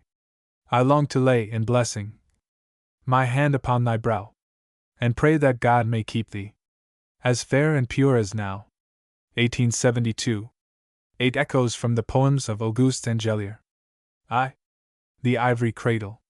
The cradle I have made for thee is carved of orient ivory, and curtained round with wavy silk, more white than hawthorn bloom or milk. A twig of box, a lilac spray, will drive the goblin horde away, and charm thy childlike heart to keep her happy dream and virgin sleep. Within that pure and fragrant nest, I'll rock thy gentle soul to rest. With tender songs we need not fear to have a passing angel here. Ah, long and long I fain would hold the snowy curtain's guardian fold around thy crystal visions born in clearness of the early morn. But look, the sun is glowing red with triumph in his golden bed. Aurora's virgin whiteness dies in crimson glory of the skies. The rapid flame will burn its way through these white curtains too one day. The ivory cradle will be left undone and broken and bereft. 2. Dreams.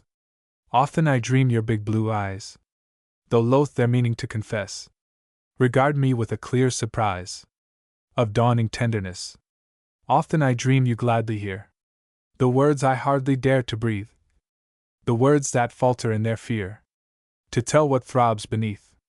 Often I dream your hand in mine falls like a flower at eventide, and down the path we leave a line of footsteps side by side. But ah, in all my dreams of bliss, in passion's hunger, fever's drouth, I never dare to dream of this. My lips upon your mouth, and so I dream your big blue eyes, that look on me with tenderness, grow wide, and deep, and sad, and wise, and dim with dear distress. 3. The garland of sleep. A wreath of poppy flowers, with leaves of lotus blended, is carved on life's facade of hours, from night to night suspended, along the columned wall, from birth's low portal starting. It flows, with even rise and fall, to death's dark door of parting. How short each measured arc! How brief the column's number! The wreath begins and ends in dark, and leads from sleep to slumber. The marble garland seems, with braided leaf and bloom, to deck the palace of our dreams, as if it were a tomb. 4. Tranquil habit. Dear tranquil habit, with her silent hands, doth heal our deepest wounds from day to day, with cooling, soothing oil, and firmly lay Around the broken heart her gentle bands. Her nursing is as calm as nature's care. She doth not weep with us, yet none the less. Her quiet fingers weave forgetfulness. We fall asleep in peace when she is there. Upon the mirror of the mind her breath is like a cloud, to hide the fading trace of that dear smile, of that remembered face, whose presence were the joy and pang of death. And he who clings to sorrow overmuch, weeping for withered grief, has cause to bless more than all cries of pity and distress. Dear tranquil habit, thy consoling touch, the old bridge.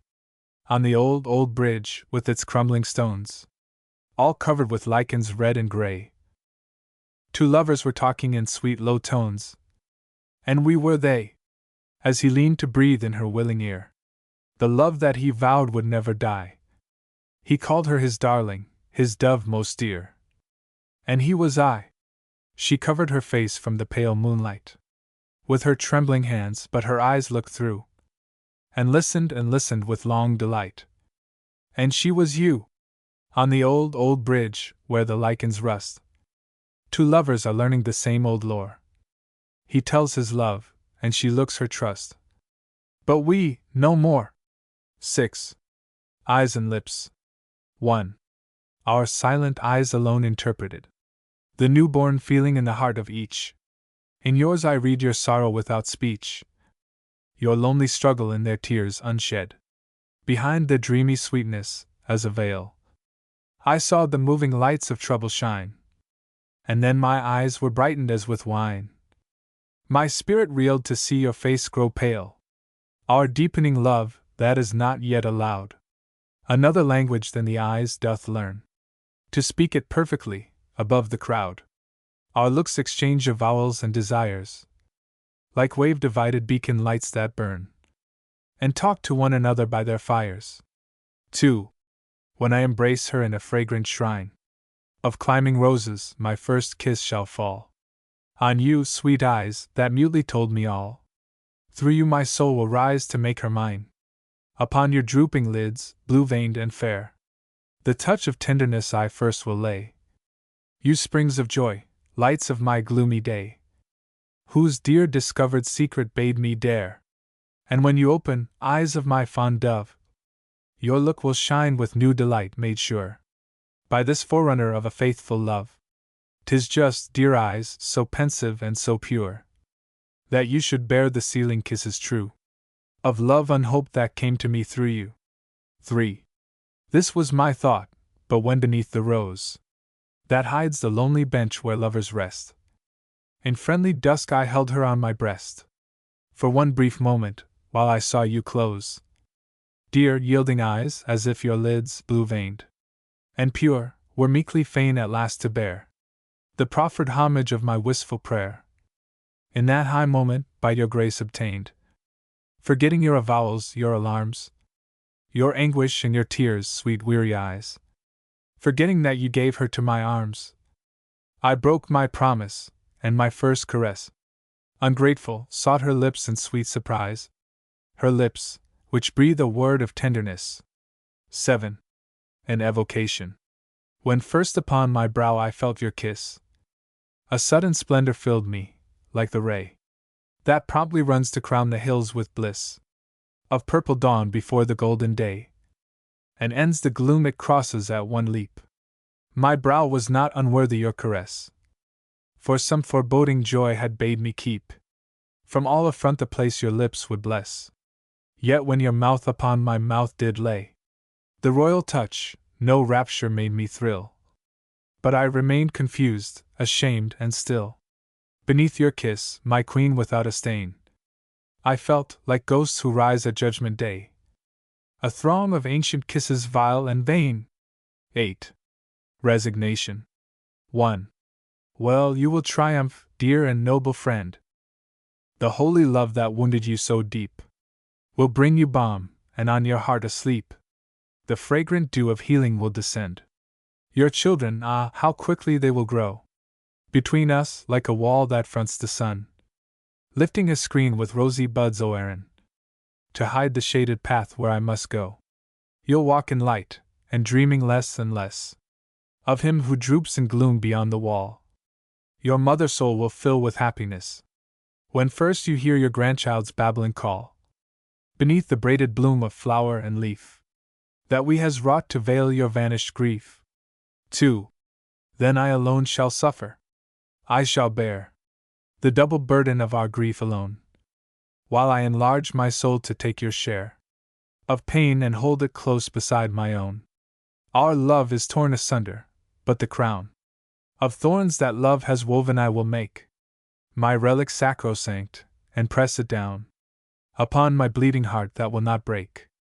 Ah, that will be the depth of solitude, for my regret that evermore endures will know that newborn hope has conquered yours. And when the evening comes, no gentle brood of wondering children, gathered at my side, will soothe away the tears I cannot hide. Freely rendered from the French, 1911. Rappel d'amour. Come home, my love, come home. The twilight is falling, the whippoorwill calling. The night is very near, and the darkness full of fear. Come home to my arms, come home. Come home, my love, come home. In folly we parted, and now lonely hearted, I know you look in vain for a love like mine again. Come home to my arms, come home. Come home, dear love, come home.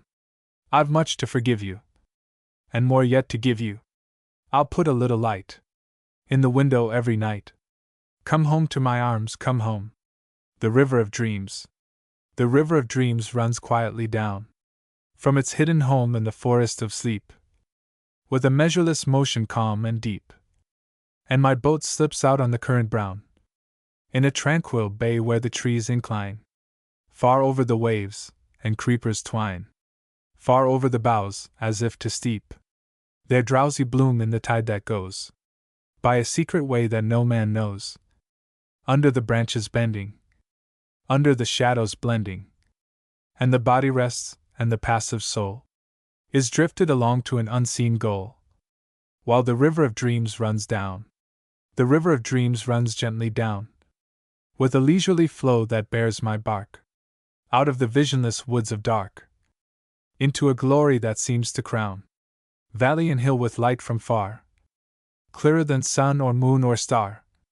Luminous, wonderful, weird, oh mark how the radiance pulses everywhere, in the shadowless vault of lucid air, over the mountains shimmering, up from the fountains glimmering.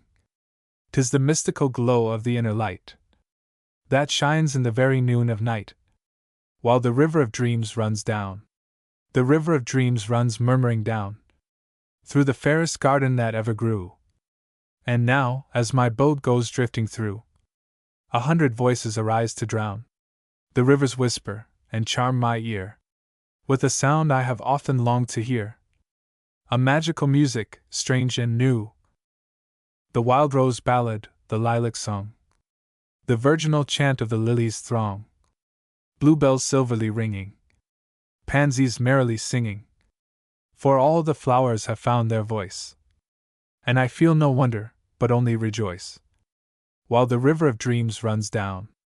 The river of dreams runs broadening down, away from the peaceful garden shore, with a current that deepens more and more, by the league-long walls of a mighty town. And I see the hurrying crowds of men gather like clouds and dissolve again. But never a face I have seen before. They come and go, they shift and change. Their ways and looks are wild and strange. This is a city haunted, a multitude enchanted. At the sight of the throng I am dumb with fear, and never a sound from their lips I hear, while the river of dreams runs down. The river of dreams runs darkly down into the heart of a desolate land, with ruined temples half buried in sand, and riven hills, whose black brows frown over the shuddering, lonely wave. The air grows dim with the dust of the grave. No sign of life on the dreary strand, no ray of light on the mountain's crest, and a weary wind that cannot rest comes down the valley creeping, lamenting, wailing, weeping. I strive to cry out, but my fluttering breath is choked with the clinging fog of death, while the river of dreams runs down. The river of dreams runs trembling down, out of the valley of nameless fear, into a country calm and clear, with a mystical name of high renown, a name that I know, but may not tell, and they're the friends that I loved so well, old companions forever dear, come beckoning down to the river's shore, and hail my boat with the voice of yore. Fair and sweet are the places, where I see their unchanged faces, and I feel in my heart with a secret thrill, that the loved and lost are living still, while the river of dreams runs down. The river of dreams runs dimly down, by a secret way that no man knows, but the soul lives on while the river flows, through the gardens bright and the forests brown, and I often think that our whole life seems to be more than half made up of dreams, the changing sights and the passing shows, the morning hopes and the midnight fears, are left behind with the vanished years. Onward, with ceaseless motion, the life stream flows to the ocean, while we follow the tide, awake or asleep, till we see the dawn on love's great deep, and the shadows melt, and the soul is free. The river of dreams has reached the sea. 1900. Songs of Hearth and Altar. A Home Song. I read within a poet's book a word that starred the page. Stone walls do not a prison make, nor iron bars a cage. Yes, that is true, and something more. You'll find, where'er you roam, that marble floors and gilded walls can never make a home. But every house where love abides, and friendship is a guest, is surely home, and home sweet home, for there the heart can rest. Little Boatie. A slumber song for the fisherman's child. Furl your sail, my little Boatie. Here's the haven still and deep, where the dreaming tides and streaming up the channel creep. Now the sunset breeze is dying. Hear the plover, landward flying, softly down the twilight crying. Come to anchor, little Boatie, in the port of sleep. Far away, my little Boatie, roaring waves are white with foam. Ships are striving, onward driving. Day and night they roam. Fathers at the deep sea trawling, in the darkness rowing, hauling, while the hungry winds are calling. God protect him, little Boatie. Bring him safely home. Not for you, my little Boatie, is the wide and weary sea. You're too slender and too tender. You must bide with me. All day long you have been straying, up and down the shore and playing. Come to harbor, no delaying. Day is over, little Boatie. Night falls suddenly. Furl your sail, my little Boatie. Fold your wings, my weary dove. Dews are sprinkling, stars are twinkling drowsily above. Cease from sailing, cease from rowing. Rock upon the dream tide, knowing safely o'er your rest are glowing. All the night, my little Boatie. Harbor Lights of Love. 1897. A Mother's Birthday.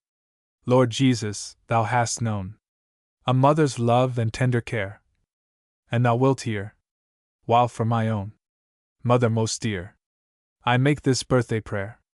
Protect her life, I pray, who gave the gift of life to me, and may she know, from day to day, the deepening glow of joy that comes from thee, as once upon her breast, fearless and well content I lay. So let her heart, on thee at rest, feel fear depart, and trouble fade away. Ah, hold her by the hand, as once her hand held mine, and though she may not understand life's winding way, lead her in peace divine. I cannot pay my debt for all the love that she has given, but thou, love's Lord, wilt not forget her due reward. Bless her in earth and heaven. Transformation? Only a little shriveled seed. It might be flower or grass or weed. Only a box of earth on the edge of a narrow, dusty window ledge. Only a few scant summer showers. Only a few clear shining hours. That was all. Yet God could make out of these, for a sick child's sake, a blossom wonder, fair and sweet, as ever broke at an angel's feet. Only a life of barren pain, wet with sorrowful tears for rain, warmed sometimes by a wandering gleam of joy that seemed but a happy dream. A life as common and brown and bare as the box of earth in the window there. Yet it bore, at last, the precious bloom of a perfect soul in that narrow room, pure as the snowy leaves that fold over the flower's heart of gold. Rendezvous. I count that friendship little worth, which has not many things untold, great longings that no words can hold, and passion secrets waiting birth. Along the slender wires of speech, some message from the heart is sent, but who can tell the whole that's meant? Our dearest thoughts are out of reach. I have not seen thee, though mine eyes hold now the image of thy face. In vain, through form, I strive to trace the soul I love, that deeper lies. 1,000 accidents control our meeting here. Clasp hand in hand, and swear to meet me in that land where friends hold converse soul to soul. Gratitude. Do you give thanks for this, or that? No, God be thanked. I am not grateful. In that cold, calculating way, with blessings ranked as 1, 2, 3, and 4, that would be hateful. I only know that every day brings good above my poor deserving. I only feel that in the road of life true love is leading me along and never swerving. Whatever gifts and mercies to my lot may fall, I would not measure as worth a certain price in praise, or great or small, but take and use them all with simple pleasure.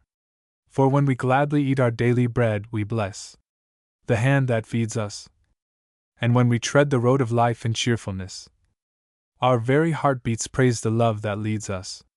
Peace. With eager heart and will on fire, I strove to win my great desire. Peace shall be mine, I said, but life grew bitter in the barren strife. My soul was weary, and my pride was wounded deep. To heaven I cried, God grant me peace, or I must die. The dumb stars glittered no reply. Broken at last, I bowed my head, forgetting all myself, and said, whatever comes, His will be done.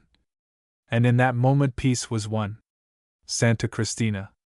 Saints are God's flowers, fragrant souls, that His own hand hath planted, not in some far-off heavenly place, or solitude enchanted, but here and there and everywhere, in lonely field or crowded town.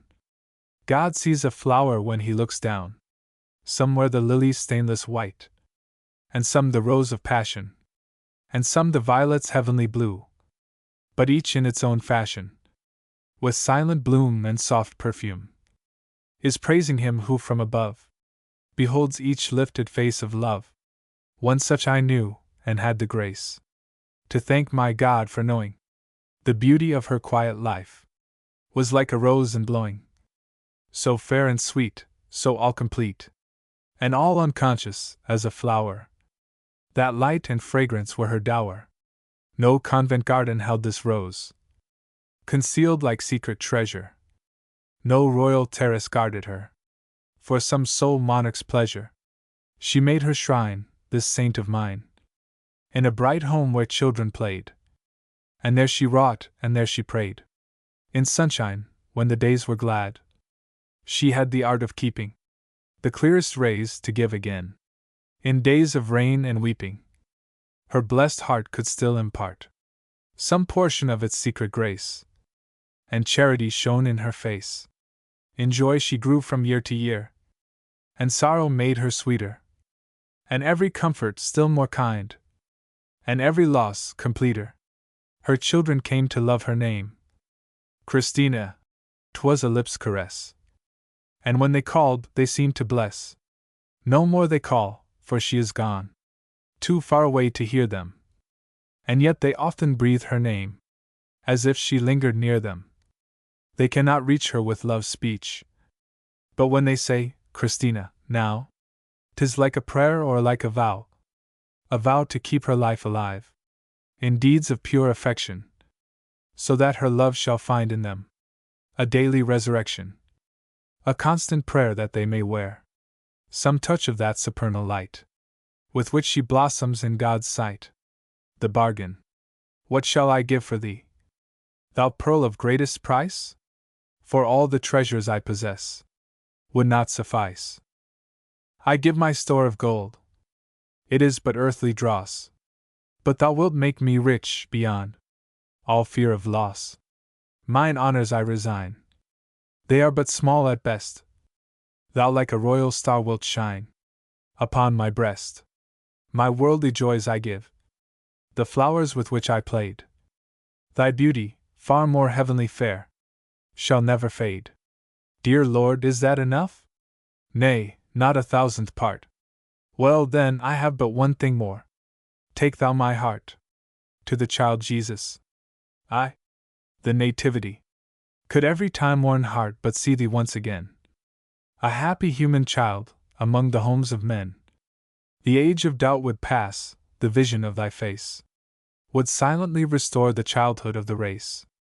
2. The flight into Egypt. Thou wayfaring Jesus, a pilgrim and stranger, exiled from heaven by love at thy birth, exiled again from thy rest in the manger, a fugitive child mid the perils of earth. Cheer with thy fellowship all who are weary, wandering far from the land that they love. Guide every heart that is homeless and dreary, safe to its home in thy presence above. Bittersweet, just to give up and trust all to a fate unknown, plodding along life's road in the dust, bounded by walls of stone. Never to have a heart at peace, never to see when care will cease, just to be still when sorrows fall. This is the bitterest lesson of all. Just to give up and rest, all on a love secure, out of a world that's hard at the best, looking to heaven as sure, ever to hope through cloud and fear, in darkest night that the dawn is near, just to wait at the Master's feet.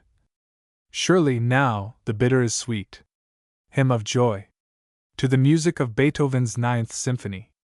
Joyful, joyful, we adore thee, God of glory, Lord of love. Hearts unfold like flowers before thee, praising thee their sun above. Melt the clouds of sin and sadness, drive the dark of doubt away. Giver of immortal gladness, fill us with the light of day. All thy works with joy surround thee, earth and heaven reflect thy rays.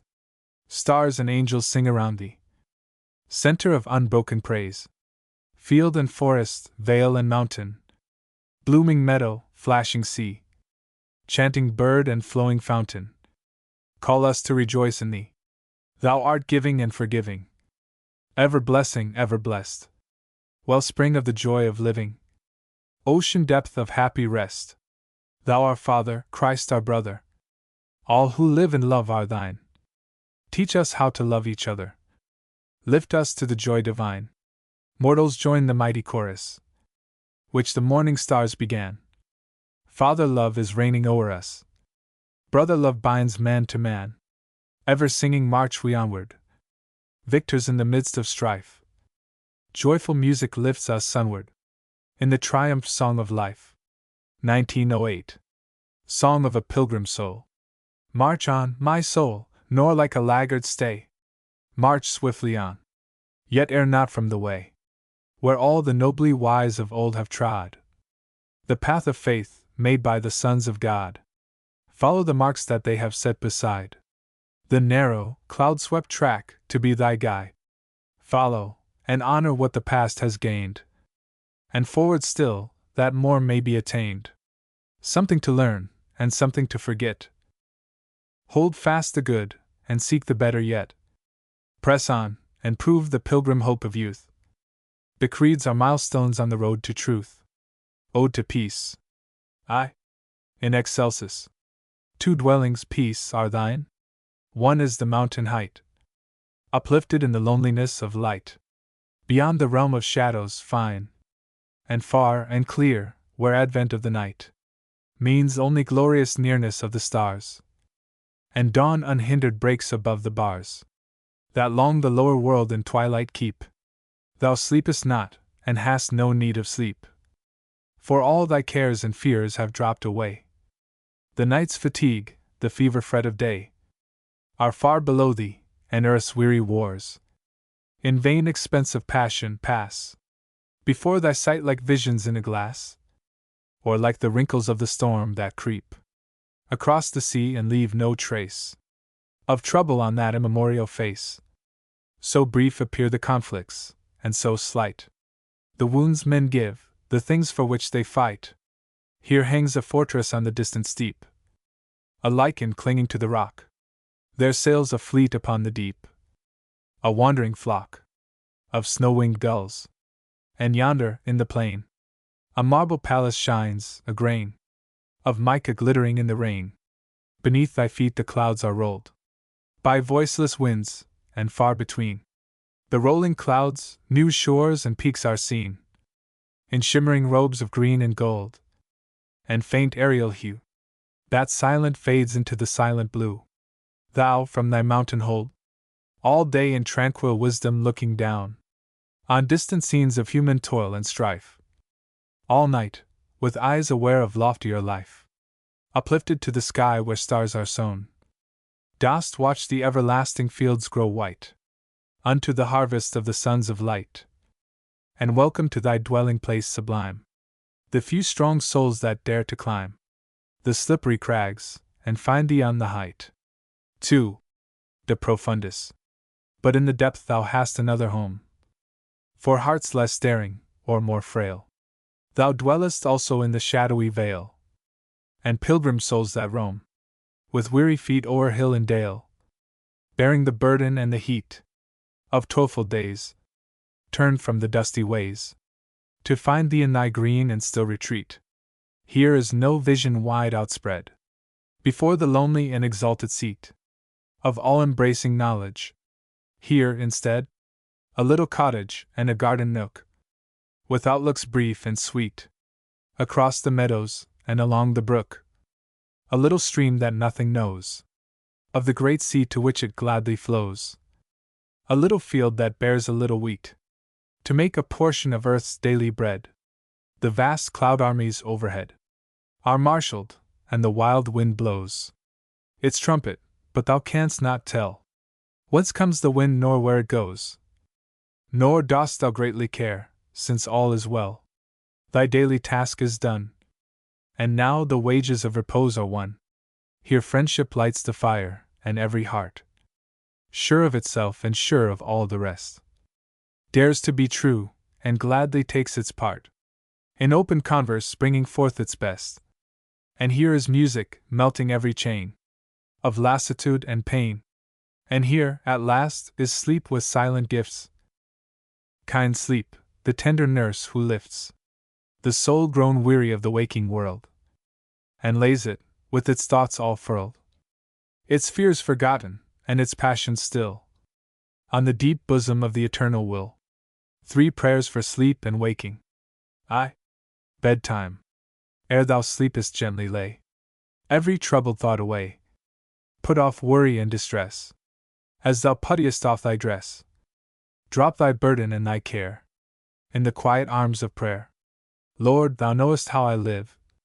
All I've done amiss forgive. All of good I've tried to do. Strengthen, bless, and carry through. All I love in safety keep, while in thee I fall asleep. 2. Night watch. If slumber should forsake thy pillow in the dark, fret not thyself to mark how long thou liest awake. There is a better way. Let go the strife and strain. Thine eyes will close again, if thou wilt only pray. Lord, thy peaceful gift restore. Give my body sleep once more. While I wait, my soul will rest, like a child upon thy breast. 3. New day. Ere thou risest from thy bed, speak to God whose wings were spread o'er thee in the helpless night. Lo, he wakes thee now with light. Lift thy burden and thy care in the mighty arms of prayer. Lord, the newness of this day calls me to an untried way. Let me gladly take the road. Give me strength to bear my load. Thou my guide and helper be. I will travel through with thee. The Mission Inn, California, Easter, 1913. portrait and reality. If on the closed curtain of my sight my fancy paints thy portrait far away, I see thee still the same, by night or day, crossing the crowded street, or moving bright mid festal throngs, or reading by the light of shaded lamps some friendly poet's lay, or shepherding the children at their play. The same sweet self, and my unchanged delight. But when I see thee near, I recognize in every dear familiar way some strange perfection, and behold in April guise the magic of thy beauty that doth range through many moods with infinite surprise, never the same, and sweeter with each change. The wind of sorrow, the fire of love was burning yet so low that in the peaceful dark it made no rays, and in the light of perfect placid days the ashes hid the smoldering embers' glow. Vainly, for love's delight, we sought to throw new pleasures on the pyre to make it blaze. In life's calm air and tranquil prosperous ways, we missed the radiant heat of long ago. Then in the night, a night of sad alarms, bitter with pain and black with fog of fears, that drove us trembling to each other's arms, across the gulf of darkness and salt tears, into life's calm the wind of sorrow came, and fanned the fire of love to clearest name. Hide and seek. Aye.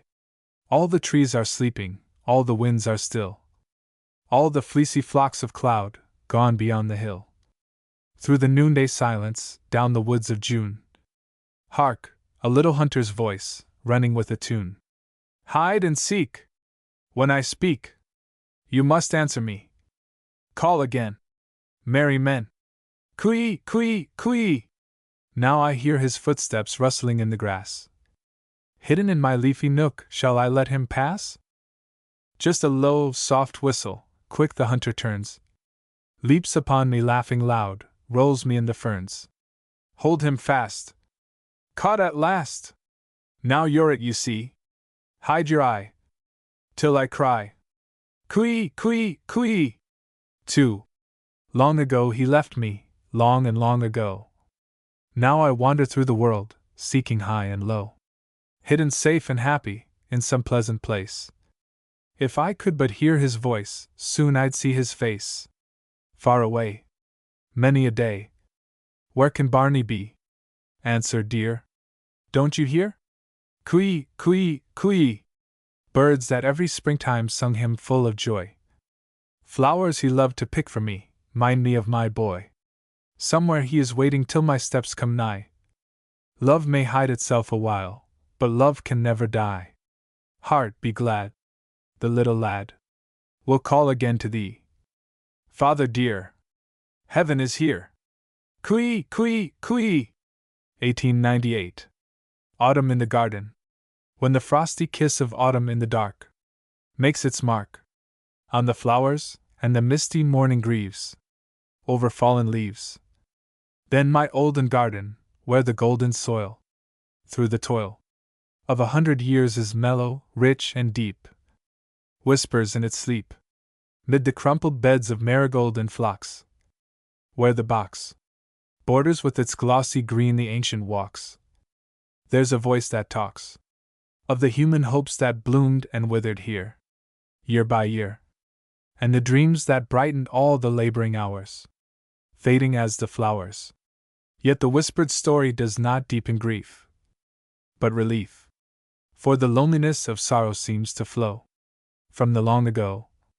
When I think of other lives that learned, like mine, to resign, and remember that the sadness of the fall comes alike to all, what regrets, what longings for the lost were theirs, I, and what prayers for the silent strength that nerves us to endure things we cannot cure. Pacing up and down the garden where they paced, I have traced all their well-worn paths of patience, till I find comfort in my mind. Faint and far away their ancient griefs appear, yet how near is the tender voice, the careworn, kindly face of the human race. Let us walk together in the garden, dearest heart, not apart. They who know the sorrows other lives have known never walk alone. October, 1903. The message waking from tender sleep. My neighbor's little child put out his baby hand to me, looked in my face and smiled.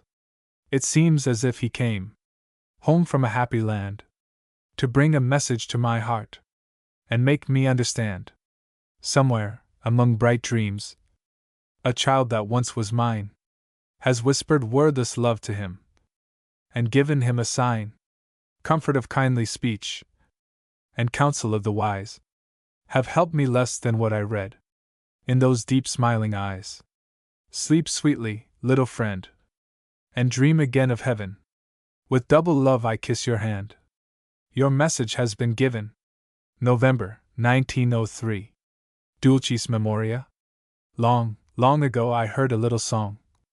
Ah, was it long ago, or yesterday?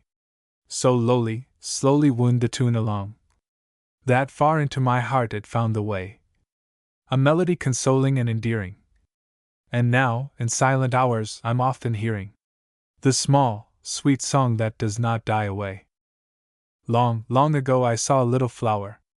Ah, was it long ago, or yesterday? So fair of face and fragrant for an hour, that something dear to me it seemed to say. A wordless joy that blossomed into being. And now, in winter days, I'm often seeing the friendly flower that does not fade away. Long, long ago we had a little child. Ah, was it long ago, or yesterday? Into his mother's eyes and mine he smiled. Unconscious love, warm in our arms he lay. An angel called. Dear heart, we could not hold him. Yet secretly your arms and mine enfold him. Our little child who does not go away. Long, long ago? Ah, memory, make it clear. It was not long ago, but yesterday. So little and so helpless and so dear. Let not the song be lost, the flower decay. His voice, his waking eyes, his gentle sleeping. The smallest things are safest in thy keeping. Sweet memory, keep our child with us alway. November, 1903. The window. All night long by a distant bell. The passing hours were notched on the dark, while her breathing rose and fell. And the spark of life I watched in her face was glowing, or fading, who could tell? And the open window of the room, with a flare of yellow light, was peering out into the gloom, like an eye that searched the night. Oh, what do you see in the dark, little window, and why do you peer? I see that the garden is crowded with creeping forms of fear. Little white ghosts in the locust tree wave in the night wind's breath, and low in the leafy laurels the lurking shadow of death. Sweet, clear notes of a waking bird told of the passing away of the dark, and my darling may have heard, for she smiled in her sleep, while the ray of the rising dawn spoke joy without a word, till the splendor born in the east outburned the yellow lamplight, pale and thin, and the open window slowly turned to the eye of the morning, looking in. Oh, what do you see in the room, little window, that makes you so bright? I see that a child is asleep on her pillow, soft and white, with the rose of life on her lips, the pulse of life in her breast, and the arms of God around her. She quietly takes her rest. Neuilly, June, 1909. Christmas Tears. The day returns by which we date our years. Day of the joy of giving, that means love. Day of the joy of living, that means hope. Day of the royal child, and day that brings to older hearts the gift of Christmas tears. Look, how the candles twinkle through the tree. The children shout when baby claps his hands. The room is full of laughter and of song. Your lips are smiling, dearest, tell me why. Your eyes are brimming full of Christmas tears. Was it a silent voice that joined the song? A vanished face that glimmered once again among the happy circle round the tree? Was it an unseen hand that touched your cheek and brought the secret gift of Christmas tears? Not dark and angry like the winter storm of selfish grief, but full of starry gleams, and soft and still that others may not weep. Dews of remembered happiness descend to bless us with the gift of Christmas tears. Ah, lose them not, dear heart, life has no pearls more pure than memories of joy love shared. See, while we count them one by one with prayer, the heavenly hope that lights the Christmas tree has made a rainbow in our Christmas tears. 1912. Dorothea. 1888 to 1912. A deeper crimson in the rose, a deeper blue in sky and sea, and ever, as the summer goes, a deeper loss in losing thee, a deeper music in the strain of hermit thrush from lonely tree, and deeper grows the sense of gain my life has found in having thee, a deeper love, a deeper rest, a deeper joy in all I see, and ever deeper in my breast, a silver song that comes from thee. Seal Harbor, August 1st, 1912. Epigrams, greetings, and inscriptions. For Katrina's sundial. In her garden of Yaddo. Hours fly. Flowers die. New days. New ways. Pass by. Love stays. Time is too slow for those who wait. Too swift for those who fear. Too long for those who grieve. Too short for those who rejoice. But for those who love, time is not. For Katrina's window. In her tower of Yaddo. This is the window's message. In silence, to the Queen. Thou hast a double kingdom, and I am set between. Look out and see the glory, on hill and plain and sky. Look in and see the light of love, that never more shall die. Elenvu. Window in the Queen's high tower. This shall be thy magic power. Shut the darkness and the doubt. Shut the storm and conflict out. Wind and hail and snow and rain dash against thee all in vain. Let in nothing from the night. Let in every ray of light. For the friends at Hurstmont. The house, the cornerstone in truth is laid. The guardian walls of honor made. The roof of faith is built above. The fire upon the hearth is love. Though rains descend and loud winds call, this happy house shall never fall. The hearth, when the logs are burning free, then the fire is full of glee. When each heart gives out its best, then the talk is full of zest. Light your fire and never fear. Life was made for love and cheer. The door, the lintel low enough to keep out pomp and pride. The threshold high enough to turn deceit aside. The fastening strong enough from robbers to defend. This door will open at a touch to welcome every friend. The dial, time can never take what time did not give. When my shadows have all passed, you shall live. The sundial at Morven, for Bayard and Helen Stockton. 200 years of blessing I record. For Morven's house, protected by the Lord. And still I stand among old-fashioned flowers, to mark for Morven many sunlit hours. The sundial at Wells College, for the class of 1904. The shadow by my finger cast divides the future from the past. Before it sleeps the unborn hour, in darkness and beyond thy power. Behind its unreturning line, the vanished hour, no longer thine. 1 hour alone is in thy hands, the now on which the shadow stands. March, 1904. To Mark Twain. I, at a birthday feast, with memories old and wishes new, we crown our cups again. And here's to you, and here's to you, with love that ne'er shall wane. And may you keep, at 67, the joy of earth, the hope of heaven, and fame well earned, and friendship true, and peace that comforts every pain, and faith that fights the battle through, and all your heart's unbounded wealth, and all your wit, and all your health. Yes, here's a hearty health to you, and here's to you, and here's to you. Long life to you, Mark Twain. November 30th, 1902. 2. At the memorial meeting. We knew you well, dear Yorick of the West, the very soul of large and friendly jest. You loved and mocked the broad grotesque of things. In this new world where all the folk are kings, your breezy humor cleared the air, with sport, of shams that haunt the democratic court. For even where the sovereign people rule, a human monarch needs a royal fool. Your native drawl lent flavor to your wit, Your arrows lingered, but they always hit. Homeric mirth around the circle ran, but left no wound upon the heart of man. We knew you kind in trouble, brave in pain. We saw your honor kept without a stain. We read this lesson of our Yorick's years. True wisdom comes with laughter and with tears. November 30th, 1910. Stars and the Soul. To Charles A. Young, astronomer. Two things, the wise man said, fill me with awe: the starry heavens and the moral law. Nay, add another wonder to thy roll: the living marvel of the human soul.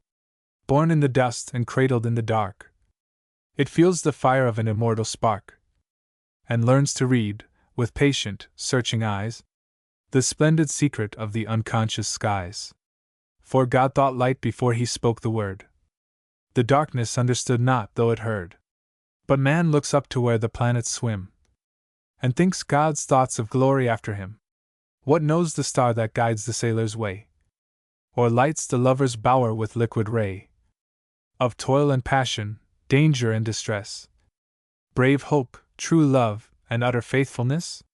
But human hearts that suffer good and ill, and hold to virtue with a loyal will, adorn the law that rules our mortal strife, with star-surpassing victories of life.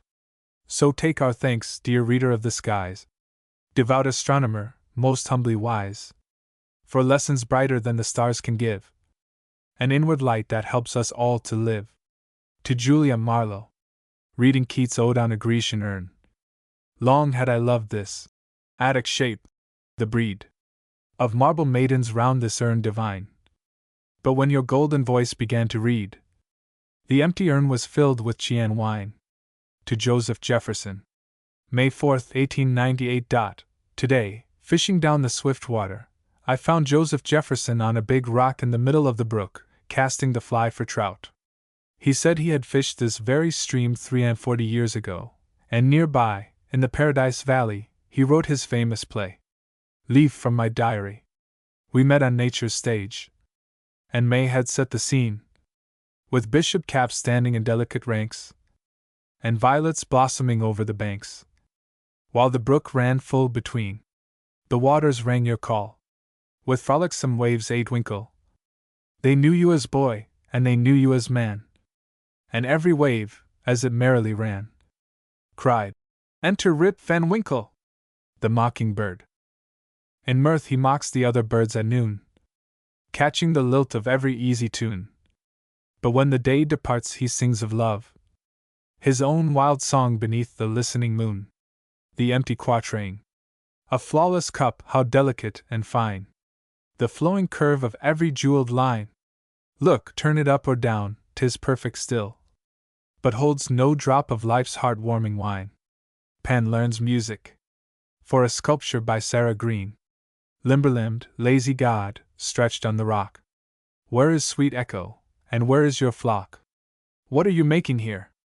Listen, said Pan. Out of a river read music for man. The shepherd of nymphs. The nymphs a shepherd took, to guard their snowy sheep. He led them down along the brook, and guided them with pipe and crook, until he fell asleep. But when the piping stayed, across the flowery mead, the milk-white nymphs ran out afraid. O Thyrsis, wake! Your flock has strayed. The nymphs a shepherd need. Echoes from the Greek anthology. I, starlight, with two bright eyes, my star, my love, thou lookest on the stars above. Ah, would that I the heaven might be, with a million eyes to look on thee. Plato. 2. Roseleaf. A little while the rose, and after that the thorn. An hour of dewy morn, and then the glamour goes. Ah, love and beauty born. A little while the rose. Unknown. 3. Phosphor, Hesper. O morning star, farewell. My love, I now must leave. The hours of day I slowly tell, and turn to her with the twilight bell. O welcome, star of eve! Meleager. 4. Seasons. Sweet in summer, cups of snow, cooling thirsty lips aglow. Sweet to sailors winter-bound, Spring arrives with garlands crowned. Sweeter yet the hour that covers, with one cloak a pair of lovers, living lost in golden weather, while they talk of love together. Asclepiades, the vine and the goat. Although you eat me to the root, I yet shall bear enough of fruit for wine to sprinkle your dim eyes, when you are made a sacrifice. Euenus. 6. The Professor. 7 pupils in the class of Professor Callias. Listen silent while he drawls. 3 are benches for our walls. Unknown. 1 world. The worlds in which we live are 2. The world I am and the world I do. The worlds in which we live at heart are 1. The world I am, the fruit of I have done, and underneath these worlds of flower and fruit. The world I love, the only living root. Joy and duty. Joy is a duty. So with golden lore the Hebrew rabbis taught in days of yore, and happy human hearts heard in their speech almost the highest wisdom man can reach. But one bright peak still rises far above, and there the Master stands whose name is Love, saying to those whom weary tasks employ, life is divine when duty is a joy. The prison and the angel. Self is the only prison that can ever bind the soul. Love is the only angel who can bid the gates unroll. And when he comes to call thee, arise and follow fast. His way may lie through darkness, but it leads to light at last. The way, who seeks for heaven alone to save his soul, may keep the path, but will not reach the goal, while he who walks in love may wander far. But God will bring him where the blessed are. Love and light. There are many kinds of love, as many kinds of light. And every kind of love makes a glory in the night. There is love that stirs the heart, and love that gives it rest. But the love that leads life upward is the noblest and the best. Facta non verba. Deeds not words, I say so too, and yet I find it somehow true. A word may help a man in need to nobler act and braver deed. 4 things a man must learn to do, if he would make his record true: to think without confusion clearly, to love his fellow men sincerely, to act from honest motives purely, to trust in God and heaven securely. The great river, in la sua volonté de nostra pace, O mighty river, strong eternal will, wherein the streams of human good and ill are onward swept, conflicting, to the sea. The world is safe because it floats in thee. Inscription for a tomb in England. Read here, O friend unknown, our grief of her bereft. Yet think not tears alone within our hearts are left. The gifts she came to give, her heavenly love and cheer, have made us glad to live and die without a fear. 1912. The Talisman. What is fortune, what is fame? Feudal gold and phantom name. Riches buried in a cave. Glory written on a grave. What is friendship? Something deep that the heart can spend and keep. Wealth that greatens while we give. Praise that heartens us to live. Come, my friend, and let us prove life's true talisman is love. By this charm we shall elude poverty and solitude. January 21st, 1914. Thorn and rose. Far richer than a thornless rose, whose branch with beauty never glows, is that which every June adorns with perfect bloom among its thorns. Merely to live without a pain is little gladness, little gain. Ah, welcome joy though mixed with grief, the thorn-set flower that crowns the leaf. June 20th, 1914. The Signs. Dedicated to the Zodiac Club. Who knows how many thousand years ago the 12-fold zodiac was made to show the course of stars above and men below? The great sun plows his furrow by its lines. From all its houses, mystic meaning shines. Deep lore of life is written in its signs. Aries, sacrifice. Snow white and sacred is the sacrifice that heaven demands for what our heart doth prize. The man who fears to suffer ne'er can rise. Taurus, strength. Rejoice, my friend, if God has made you strong. Put forth your force to move the world along. Yet never shame your strength to do a wrong. Gemini, brotherhood. Bitter his life who lives for self alone. Poor would he be with riches and a throne. But friendship doubles all we are and own. Cancer, the wisdom of retreat. Learn from the crab, O runner fresh and fleet. Sideways to move, or backward, when discreet.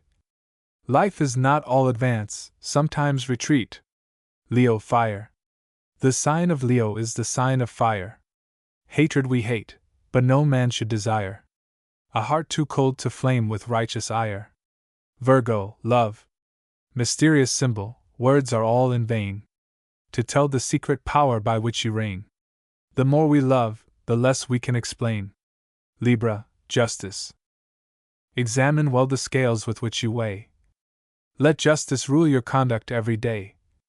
For when you face the judge, you'll need fair play. Scorpio, self-defense.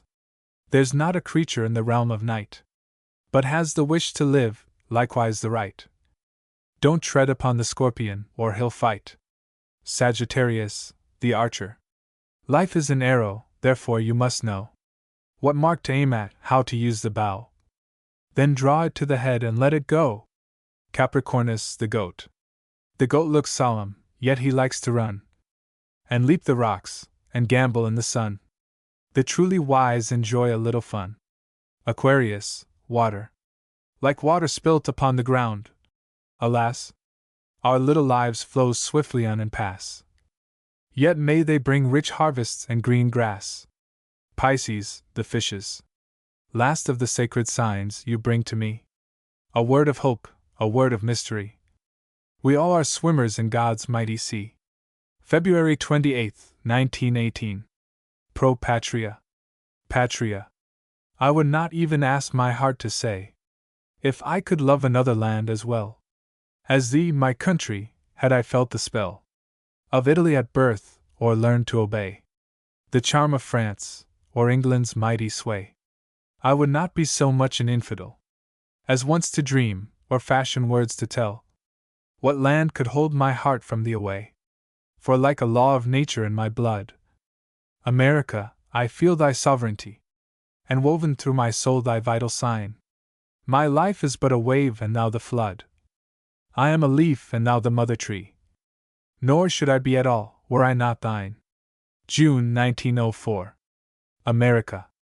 I love thine inland seas, thy groves of giant trees, thy rolling plains, thy rivers' mighty sweep, thy mystic canyons deep, thy mountains wild and steep, all thy domains, thy silver eastern strands, thy golden gate that stands wide to the west, thy flowery southland fair, thy sweet and crystal air, O land beyond compare.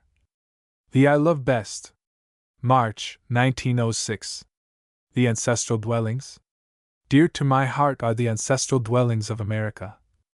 Dearer than if they were haunted by ghosts of royal splendor. They are simple enough to be great in their friendly dignity. Homes that were built by the brave beginners of a nation. I love the old white farmhouses nestled in New England valleys. Ample and long and low, with elm trees feathering over them. Borders of box in the yard, and lilacs, and old-fashioned roses. A fanlight above the door, and little square panes in the windows. The woodshed piled with maple and birch and hickory ready for winter. The gambrel roof with its garret crowded with household relics. All the tokens of prudent thrift, and the spirit of self-reliance. I love the weather-beaten, shingled houses that front the ocean. They seem to grow out of the rocks, there is something indomitable about them. Their backs are bowed, and their sides are covered with lichens.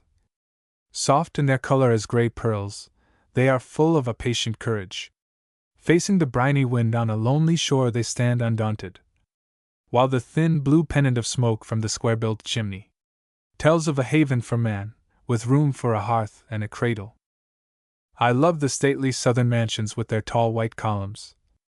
They look through avenues of trees over fields where the cotton is growing. I can see the flutter of white frocks along their shady porches.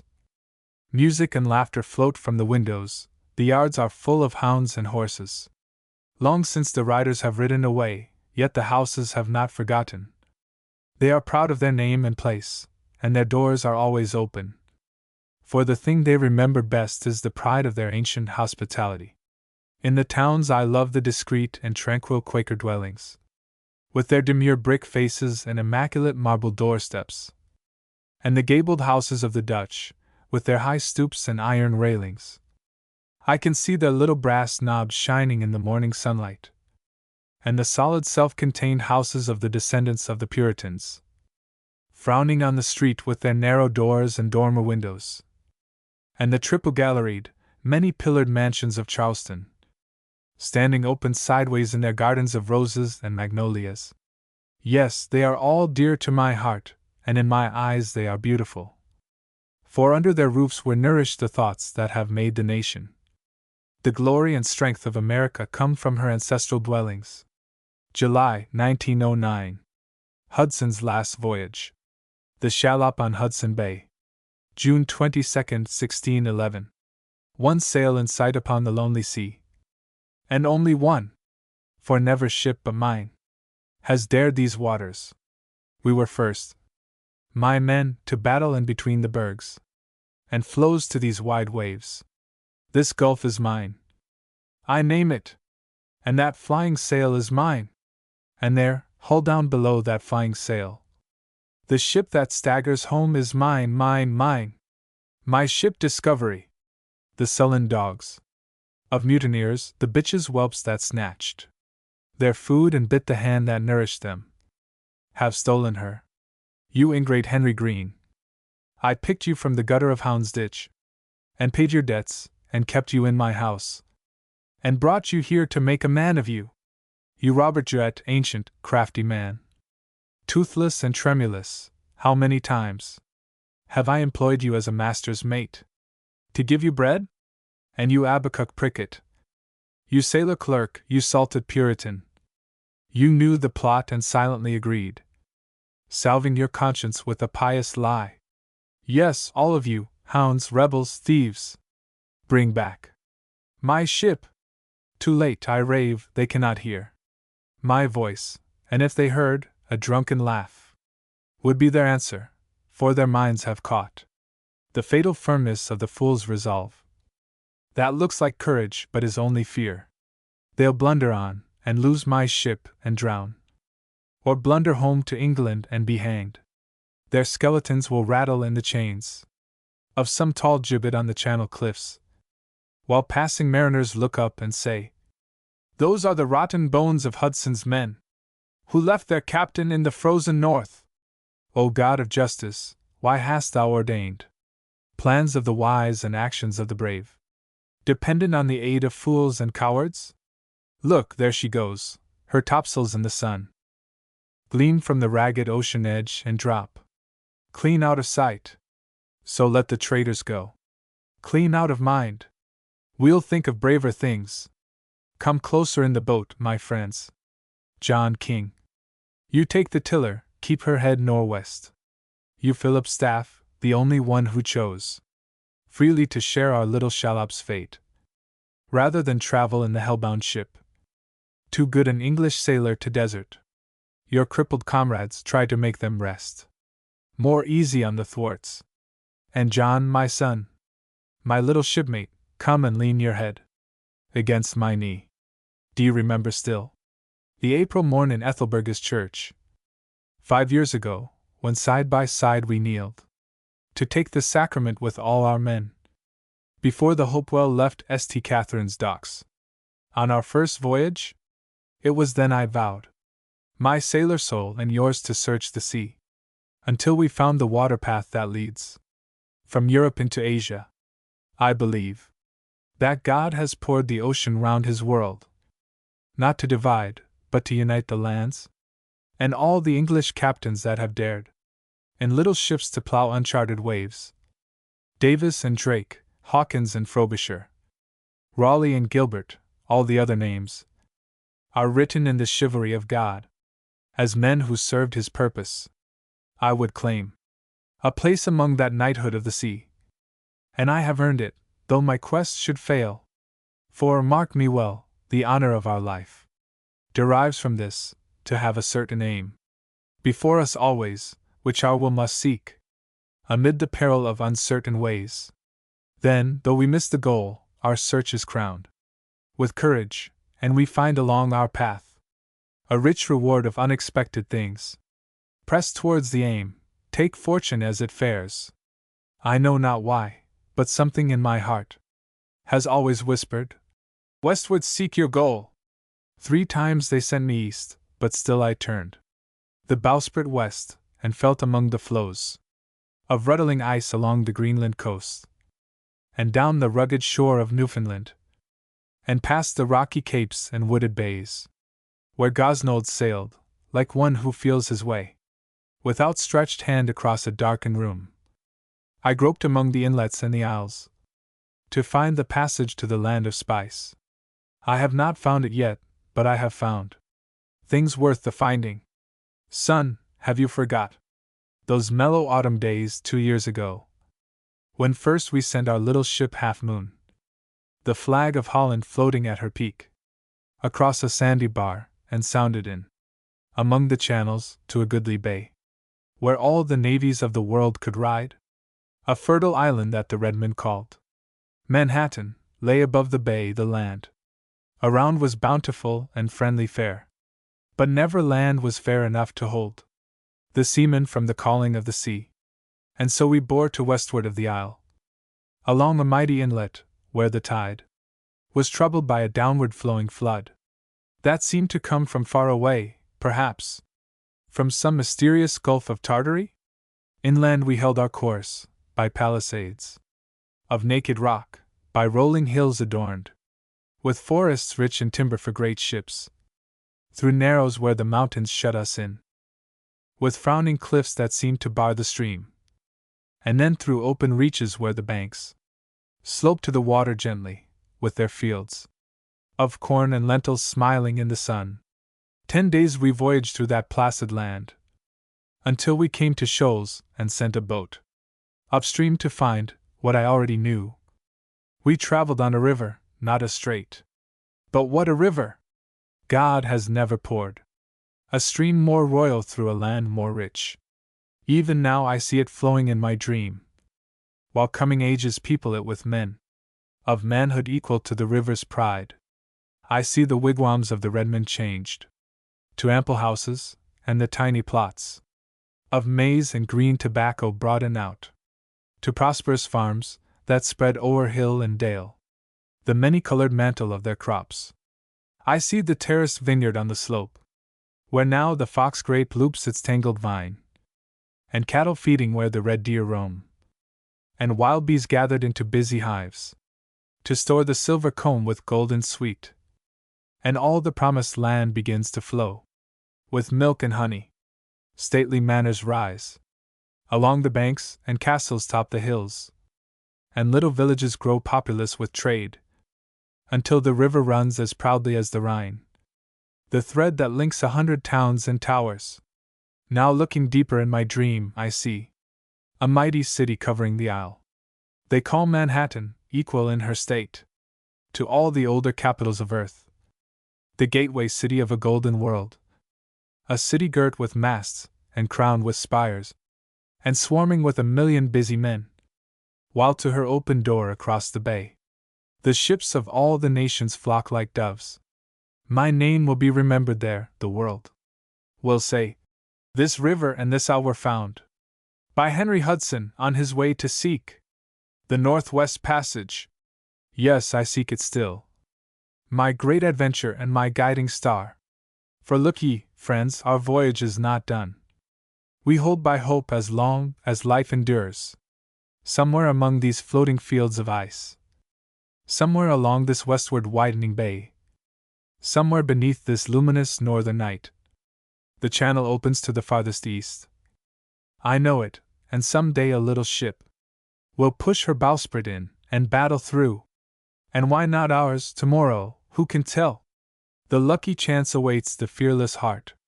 These are the longest days of all the year. The world is round and God is everywhere. And while our shallop floats we still can steer So point her up, John King, northwest by north. We'll keep the honor of a certain aim, amid the peril of uncertain ways, and sail ahead, and leave the rest to God. July 1909. Seagulls of Manhattan, children of the elemental mother, born upon some lonely island shore, where the wrinkled ripples run and whisper, where the crested billows plunge and roar. Long-winged, tireless roamers and adventurers, fearless breasters of the wind and sea. In the far-off solitary places, I have seen you floating wild and free. Here the high-built cities rise around you. Here the cliffs that tower east and west, honeycombed with human habitations, have no hiding for the seabird's nest. Here the river flows begrimed and troubled. Here the hurrying, panting vessels fume, restless, up and down the watery highway, while 1,000 chimneys vomit gloom, toil and tumult, conflict and confusion, clank and clamor of the vast machine. Human hands have built for human bondage, yet amid it all you float serene, circling, soaring, sailing, swooping lightly, down to glean your harvest from the wave. In your heritage of air and water, you have kept the freedom nature gave. Even so the wild woods of Manhattan saw your wheeling flocks of white and gray. Even so you fluttered, followed, floated, round the half-moon creeping up the bay. Even so your voices creaked and chattered, laughing shrilly o'er the tidal rips, while your black and beady eyes were glistening round the sullen British prison ships. Children of the elemental mother, fearless floaters mid the double blue, from the crowded boats that cross the ferries, many a longing heart goes out to you.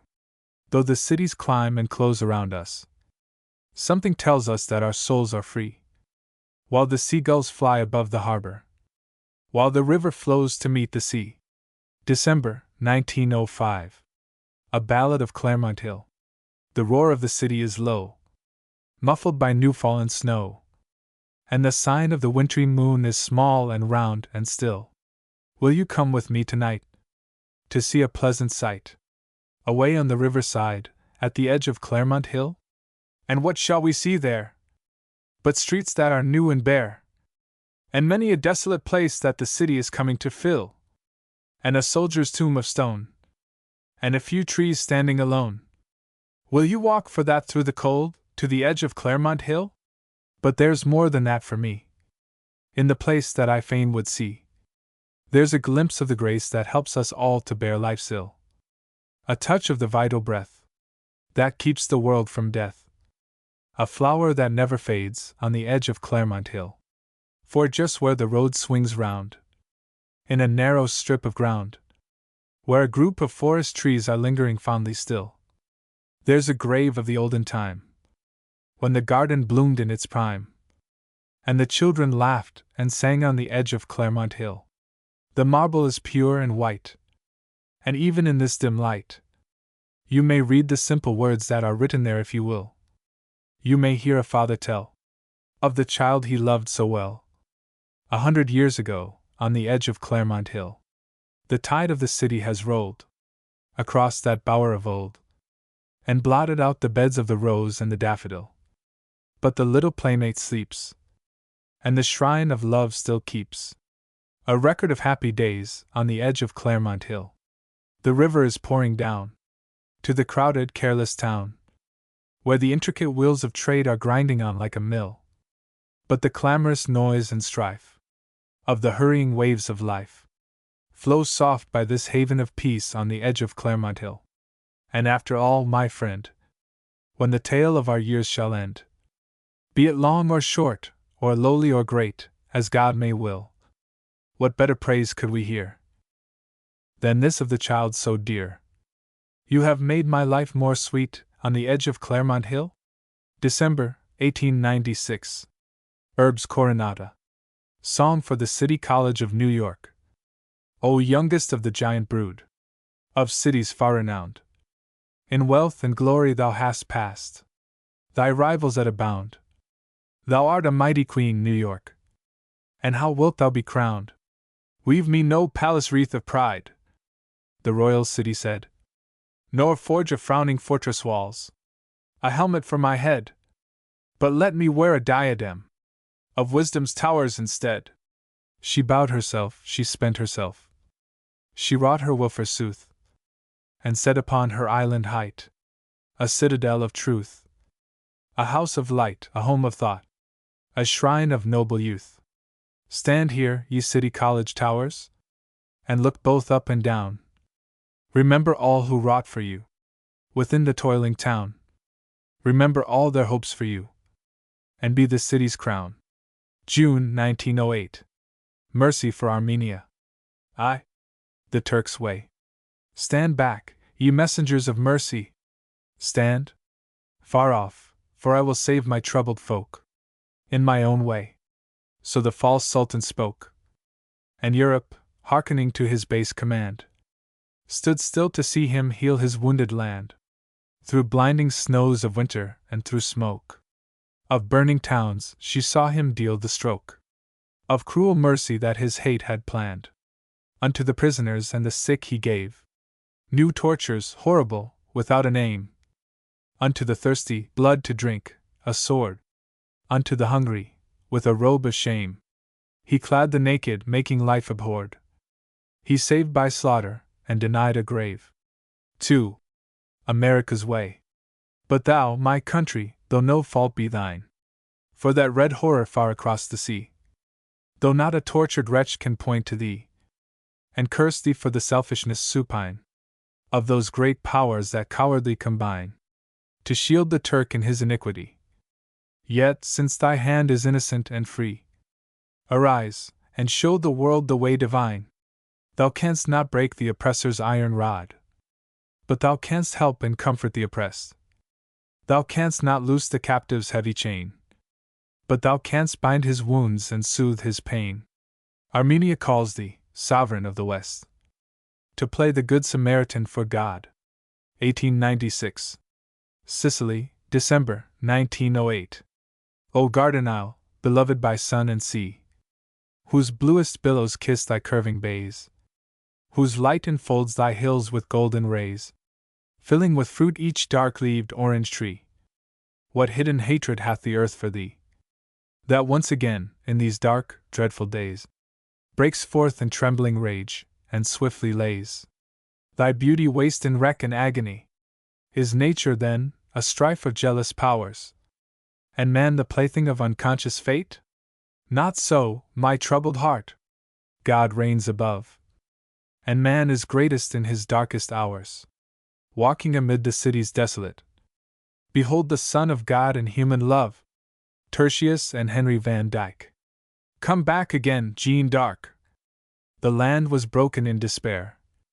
The princes quarreled in the dark, when clear and tranquil, through the troubled air of selfish minds and wills that did not dare, your star arose, Jeanne d'Arc. O virgin breast with lilies white, O sunburned hand that bore the lance, you taught the prayer that helps men to unite. You brought the courage equal to the fight. You gave a heart to France.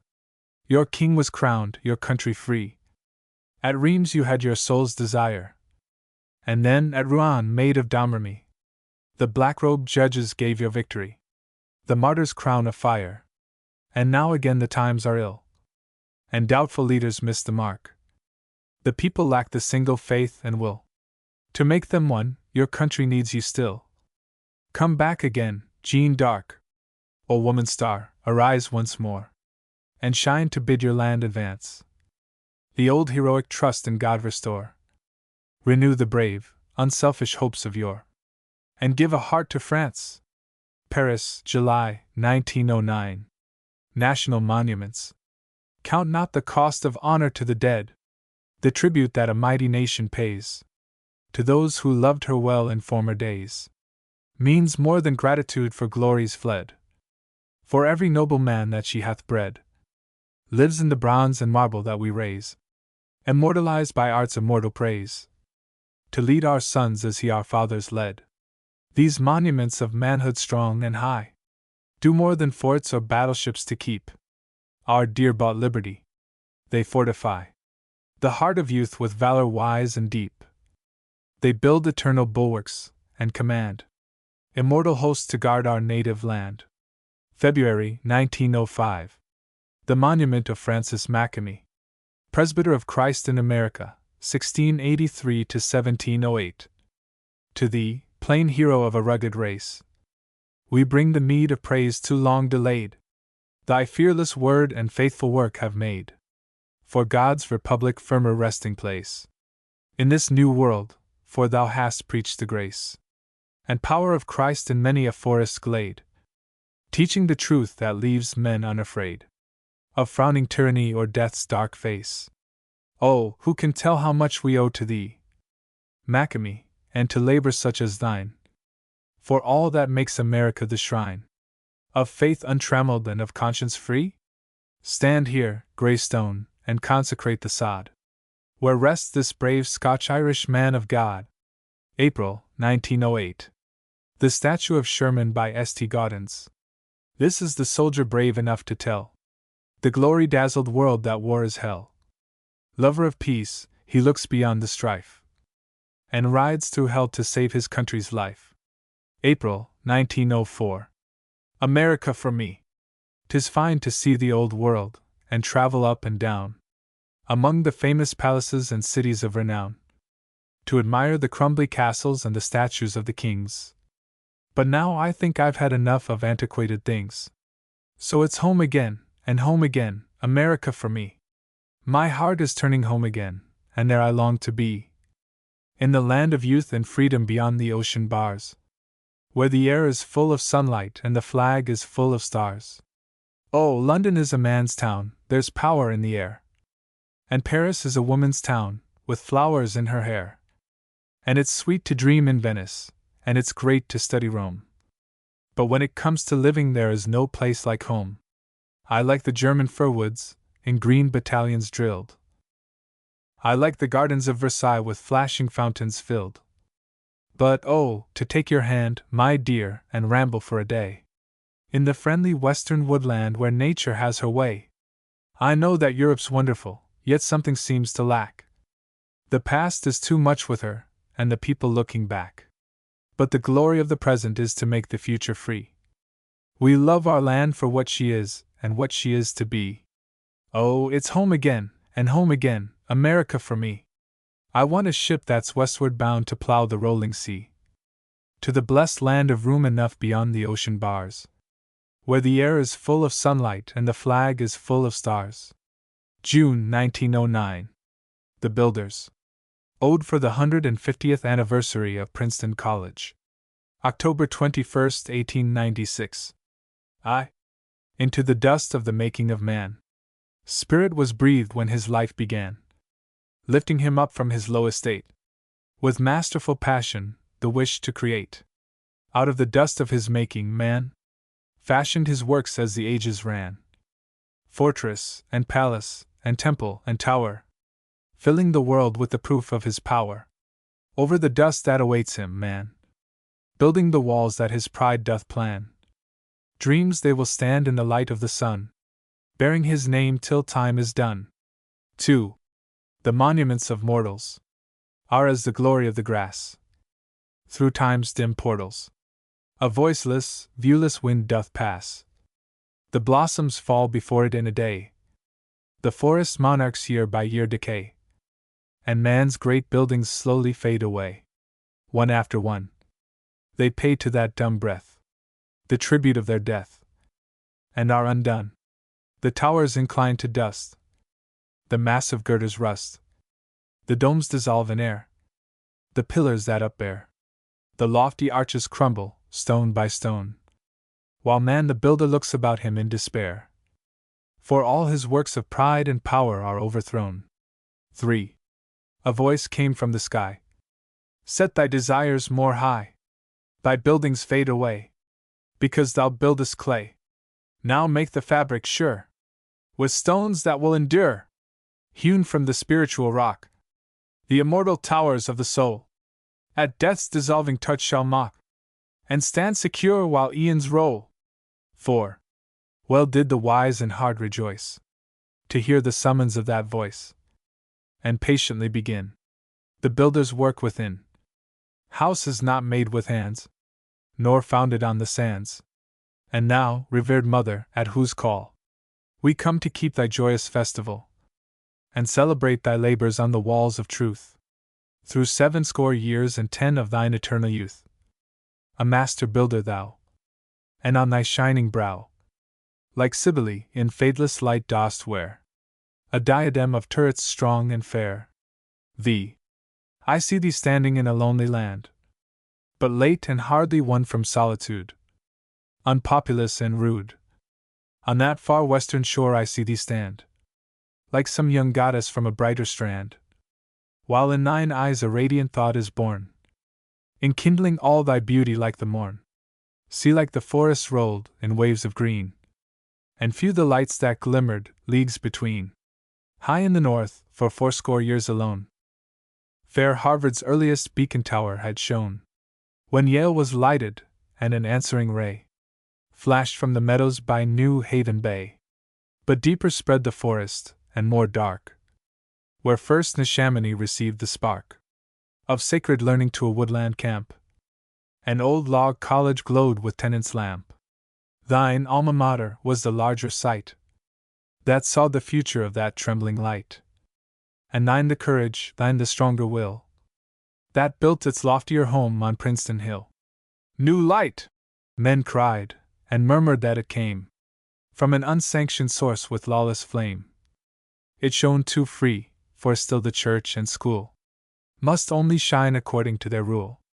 But Princeton answered in her nobler mood, God made the light, and all the light is good. There is no war between the old and new.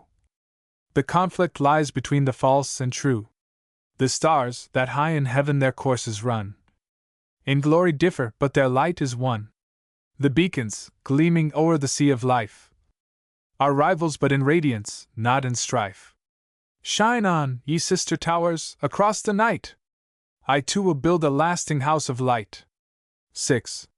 Brave was that word of faith, and bravely was it kept, with never-wearying zeal that faltered not, nor slept. Our alma mater toiled, and while she firmly laid the deep foundation walls, at all her toils she prayed, and men who loved the truth because it made them free, and clearly saw the twofold word of God agree, reading from nature's book and from the Bible's page, by the same inward ray that grows from age to age, were built like living stones that beacon to uplift, and drawing light from heaven gave to the world the gift. Nor ever, while they searched the secrets of the earth, or traced the stream of life through mystery to its birth, nor ever, while they taught the lightning flash to bear the messages of man in silence through the air, fell from their home of light one false, perfidious ray, to blind the trusting heart, or lead the life astray. But still, while knowledge grew more luminous and broad, it lit the path of faith and showed the way to God. 7. Yet not for peace alone labor the builders. Work that in peace has grown swiftly is overthrown, when in the darkening skies storm clouds of wrath arise, and through the cannon's crash war's deadly lightning flash smites and bewilders. Ramparts of strength must frown round every placid town and city splendid. All that our fathers wrought with true prophetic thought must be defended. 8. But who could raise protecting walls for thee, thou young, defenseless land of liberty? Or who could build a fortress strong enough, or stretch a mighty bulwark long enough, to hold thy far extended coast against the overweening host that took the open path across the sea, and like a tempest poured their desolating horde to quench thy dawning light in gloom of tyranny? Yet not unguarded thou wert found, when on thy shore with sullen sound the blaring trumpets of an unjust king proclaimed invasion. From the ground, in freedom's darkest hour, there seemed to spring unconquerable walls for her defense, not trembling, like those battlements of stone that fell when Joshua's horns were blown, but firm and stark the living rampart rose, to meet the onset of imperious foes, with a long line of brave, unyielding men. This was thy fortress, well-defended land, And on these walls the patient, building hand of Princeton labored with the force of 10. Her sons were foremost in the furious fight. Her sons were firmest to uphold the right in council chambers of the newborn state, and prove that he who would be free must first be great in heart, and high in thought, and strong in purpose not to do or suffer wrong. Such were the men, impregnable to fear, whose souls were framed and fashioned here. And when war shook the land with threatening shock, the men of Princeton stood like muniments of rock. Nor has the breath of time dissolved that proud array of never broken strength. For though the rocks decay, and all the iron bands of earthly strongholds are unloosed at length, and buried deep in grey oblivion's sands, the work that heroes' hands wrought in the light of freedom's natal day shall never fade away, but lifts itself, sublime, into a lucid sphere, forever calm and clear, preserving in the memory of the father's deed a never-failing fortress for their children's need. There we confirm our hearts today, and read on many a stone the signature of fame, the builder's mark, our alma mater's name. 9. Bear with us then a moment, while we turn from all the present splendors of this place, the lofty towers that like a dream have grown, where once old Nassau Hall stood all alone, back to that ancient time, with hearts that burn in filial gratitude to trace the glory of our mother's best degree in that high son of liberty, who like a granite block, riven from Scotland's rock, stood loyal here to keep Columbia free. Born far away beyond the ocean's tide, he found his fatherland upon this side, and every drop of ardent blood that ran through his great heart was true American.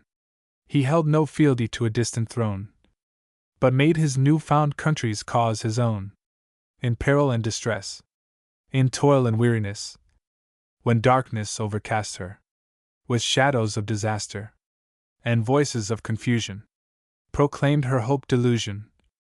Robed in his preacher's gown, he dared the danger down, like some old prophet chanting an inspired rune. In freedom's councils rang the voice of Witherspoon. And now, my country, write it on thy heart. Thy sons are they who nobly take thy part, who dedicates his manhood at thy shrine. Wherever born, is born a son of thine. Foreign in name, but not in soul, they come to find in thee their long-desired home. Lovers of liberty and haters of disorder, they shall be built in strength along thy border. Dream not thy future foes will all be foreign-born.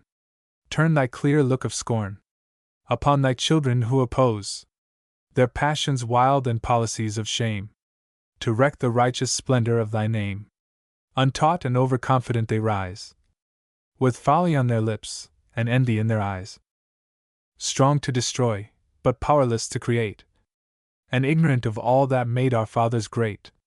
Their hands would take away thy golden crown, and shake the pillars of thy freedom down.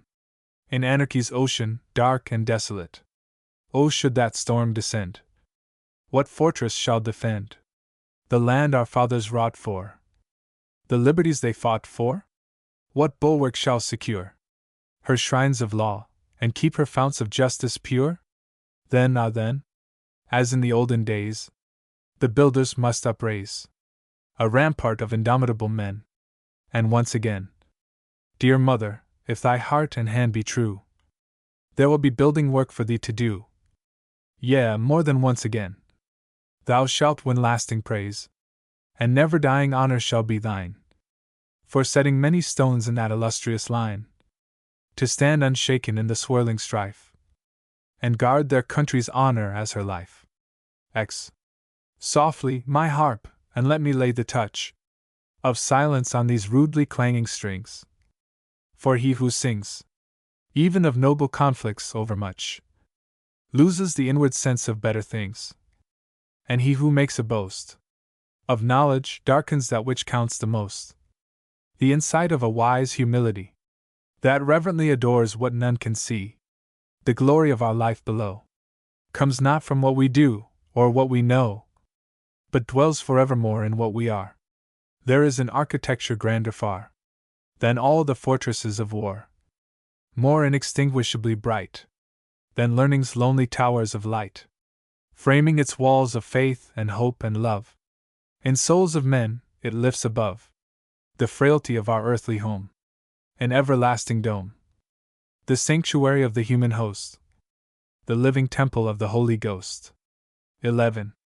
If music led the builders long ago, when Arthur planned the halls of Camelot, and made the royal city grow, fair as a flower in that forsaken spot, what sweeter music shall we bring, to weave a harmony divine, of prayer and holy thought, into the labors of this loftier shrine, this consecrated hill, where through so many a year, our alma mater's hand hath wrought, with toil serene and still, and heavenly hope to rear eternal dwellings for the only King? Here let no martial trumpets blow, nor instruments of pride proclaim the loud exultant notes of fame, but let the chords be clear and low, and let the anthem deeper grow, and let it move more solemnly and slow, for only such an ode can seal the harmony of that deep masonry, wherein the soul of man is framed for God's abode. 12. O thou whose boundless love bestows the joy of earth, the hope of heaven, and whose unchartered mercy flows o'er all the blessings thou hast given, thou by whose light alone we see, and by whose truth our souls set free are made imperishably strong, hear thou the solemn music of our song, grant us the knowledge that we need to solve the questions of the mind, and light our candle while we read, to keep our hearts from going blind, enlarge our vision to behold the wonders thou hast wrought of old, reveal thyself in every law, and gild the towers of truth with holy awe. Be thou our strength if war's wild gust shall rage around us, loud and fierce. Confirm our souls and let our trust be like a shield that none can pierce. Renew the courage that prevails, the steady faith that never fails, and make us stand in every fight, firm as a fortress to defend the right. O God, control us as thou wilt, and guide the labor of our hand. Let all our work be surely built, as thou, the architect, hast planned. But whatso thy power shall make of these frail lives, do not forsake thy dwelling, let thy presence rest forever in the temple of our breast. Spirit of the everlasting boy. Ode for the 100th anniversary of Lawrenceville School. June 11, 1910. I, the British bard who looked on Eton's walls, endeared by distance in the pearly grey and soft aerial blue that ever falls on English landscape with the dying day, beheld and thought his boyhood far away, its random raptures and its festivals of noisy mirth, the brief illusion of its idle joys, and mourned that none of these can stay with men whom life inexorably calls to face the grim realities of earth. His pensive fancy pictured there at play, from year to year, the careless bands of boys, unconscious victims kept in golden state, while haply they await the dark approach of disenchanting fate, to hale them to the sacrifice of pain and penury and grief and care, slow withering age, or failure's swift despair. Half pity and half envy dimmed the eyes of that old poet, gazing on the scene where long ago his youth had flowed serene, and all the burden of his ode was this: where ignorance is bliss, 'tis folly to be wise. 2. But not for us, O plaintive elegist, thine epicedial tone of sad farewell to joy in wisdom and to thought in youth. Our Western muse would keep her tryst with sunrise, not with sunset, and foretell in boyhood's bliss the dawn of manhood's truth. 3.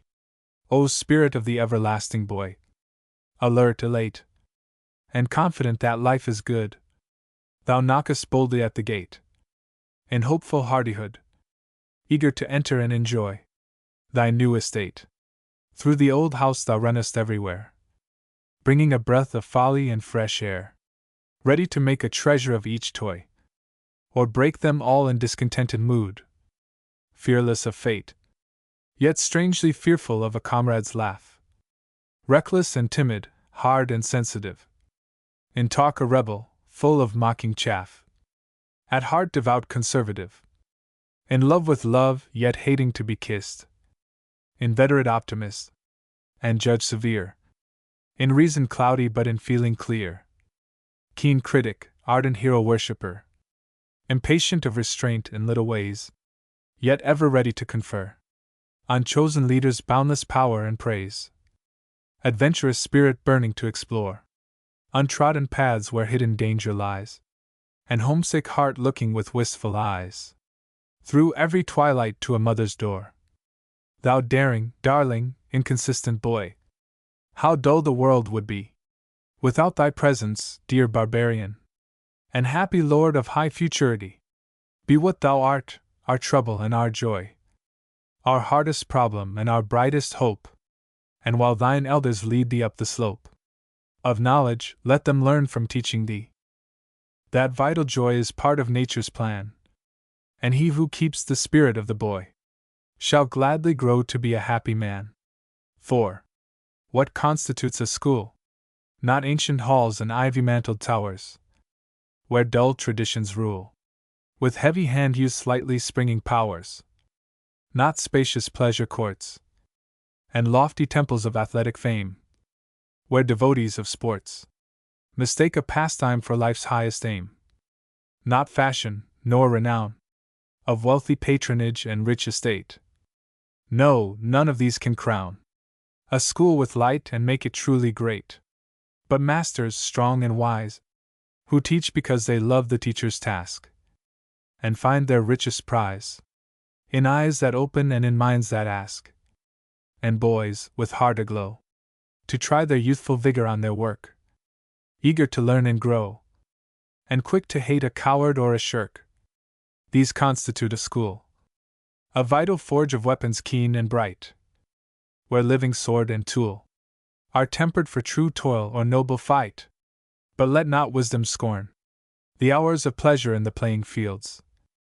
There also strength is born, and every manly game of virtue yields fairness and self-control, good humor, pluck, and patience in the race will make a lad heart whole, to win with honor, lose without disgrace. Ah, well for him who gains in such a school apprenticeship to life. With him the joy of youth remains in later lessons and in larger strife. On Jersey's rolling plain, where Washington, in midnight marching at the head of ragged regiments, his army led to Princeton's victory of the rising sun.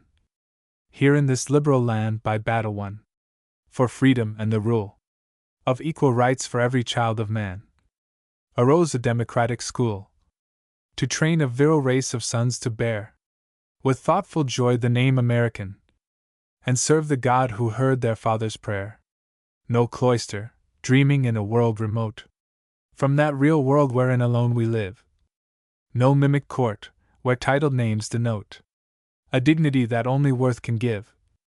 But here a friendly house of learning stood, with open door beside the broad highway, and welcomed lads to study and to play in generous rivalry of brotherhood. 100 years have passed, and Lawrenceville, in beauty and in strength renewed, stands with her open portal still, and neither time nor fortune brings to her deep spirit any change of mood, or faltering from the faith she held of old. Still to the democratic creed she clings, that manhood needs nor rank nor gold to make it noble in our eyes, that every boy is born with royal right from blissful ignorance to rise to joy more lasting and more bright, in mastery of body and of mind, king of himself and servant of mankind. 6. Old Lawrenceville, thy happy bell shall ring today, o'er vale and hill, o'er mead and dell, while far away, with silent thrill, the echoes roll through many a soul that knew thee well in boyhood's day, and loves thee still. Ah, who can tell how far away some sentinel of God's good will in forest cool, or desert gray, by lonely pool, or barren hill, shall faintly hear, with inward ear, the chiming bell of his old school. Through darkness pealing, and lowly kneeling, shall feel the spell of grateful tears his eyelids fill, and softly pray to him who hears. God bless old Lawrenceville, Texas. A democratic ode asterisk. The wild bees, all along the Brazos River, all along the Colorado, in the valleys and the lowlands, where the trees were tall and stately, in the rich and rolling meadows, where the grass was full of wild flowers, came a humming and a buzzing, came the murmur of a going to and fro among the treetops, far and wide across the meadows, and the red men in their teepees smoked their pipes of clay and listened. What is this? They asked in wonder. Who can give the sound a meaning? Who can understand the language of this going in the treetops? Then the wisest of the Tages laid his pipe aside and answered, Oh, my brothers, these are people, very little winged people, countless busy banded people, coming humming through the timber. These are tribes of bees united by a single aim and purpose, to possess the Tages country, gather harvests from the prairies, store their wealth among the timber. These are hive and honey makers, sent by Manitou to warn us that the white men now are coming, with their women and their children, not the fiery filibusters, passing wildly in a moment, like a flame across the prairies, like a whirlwind through the forests, leaving empty lands behind them, not the Mexicans and Spaniards, indolent and proud hidalgos, dwelling in their haciendas, dreaming, talking of tomorrow, while their cattle graze around them, and their fickle revolutions change the rulers, not the people. Other folk are these who follow, when the wild bees come to warn us. These are hive and honey makers. These are busy, banded people, roaming far to swarm and settle, working every day for harvest, fighting hard for peace and order, worshipping as queens their women, making homes and building cities, full of riches and of trouble. All our hunting grounds must vanish. All our lodges fall before them. All our customs and traditions, all our happy life of freedom, fade away like smoke before them. Come, my brothers, strike your teepees. Call your women, load your ponies. Let us take the trail to westward, where the plains are wide and open, where the bison herds are gathered, waiting for our feathered arrows. We will live as lived our fathers, gleaners of the gifts of nature, hunters of the unkept cattle, men whose women run to serve them. If the toiling bees pursue us, if the white men seek to tame us, we will fight them off and flee them, break their hives and take their honey, moving westward, ever westward, there to live as lived our fathers. So the red men drove their ponies, with the tent poles trailing after, out along the path to sunset, while along the river valleys swarmed the wild bees, the forerunners, and the white men close behind them, men of mark from old Missouri, men of daring from Kentucky, Tennessee, Louisiana, men of many states and races, bringing wives and children with them, followed up the wooded valleys, spread across the rolling prairies, raising homes and reaping harvests. Rude the toil that tried their patience, fierce the fights that proved their courage, rough the stone and tough the timber, out of which they built their order. Yet they never failed nor faltered, and the instinct of their swarming made them one and kept them working, till their toil was crowned with triumph, and the country of the Tages was the fertile land of Texas. 2. The Lone Star. Behold a star appearing in the south, a star that shines apart from other stars, ruddy and fierce like Mars, out of the reeking smoke of cannon's mouth, that veils the slaughter of the Alamo, where heroes face the foe, one man against a score, with blood-choked breath. shouting the watchword, victory or death! Out of the dreadful cloud that settles low on Goliad's plain, where thrice 100 prisoners lie slain, beneath the broken word of Mexico, out of the fog of factions and of feuds that ever drifts and broods above the bloody path of border war, leaps the lone star. What light is this that does not dread the dark? What star is this that fights a stormy way to San Jacinto's field of victory? It is the fiery spark that burns within the breast of Anglo-Saxon men who cannot rest under a tyrant's sway, the upward leading ray that guides the brave who give their lives away rather than not be free. Oh, question not, but honor every name. Travis and Crockett, Bowie, Bonham, Ward, Fannin and King, and all who drew the sword and dared to die for Texan liberty. Yeah, write them all upon the roll of fame, but no less love and equal honor give to those who paid the longer sacrifice. Austin and Houston, Burnett, Rusk, Lamar, and all the stalwart men who dared to live long years of service to the lonely star. Great is the worth of such heroic souls. Amid the strenuous turmoil of their deeds, they clearly speak of something that controls the higher breeds of men by higher needs than bees, content with honey in their hives. Ah, not enough the narrow lives, unprofitable toil intent, and not enough the guerdons of success, garnered in homes of affluent selfishness. A noble discontent cries for a wider scope, to use the wider wings of human hope. A vision of the common good opens the prison door of solitude, and once beyond the wall, breathing the ampler air, the heart becomes aware that life without a country is not life at all. A country worthy of a freeman's love, a country worthy of a good man's prayer, a country strong and just and brave and fair, a woman's form of beauty throned above the shrine where noble aspirations meet. To live for her is great, to die is sweet. Heirs of the rugged pioneers, who dreamed this dream and made it true, remember that they dreamed for you. They did not fear their fate in those tempestuous years, but put their trust in God, and with keen eyes, trained in the open air for looking far, they saw the many-million-acred land, won from the desert by their hand, swiftly among the nations rise, Texas a sovereign state, and on her brow a star. 3. The constellation. How strange that the nature of light is a thing beyond our ken, and the flame of the tiniest candle flows from a fountain sealed.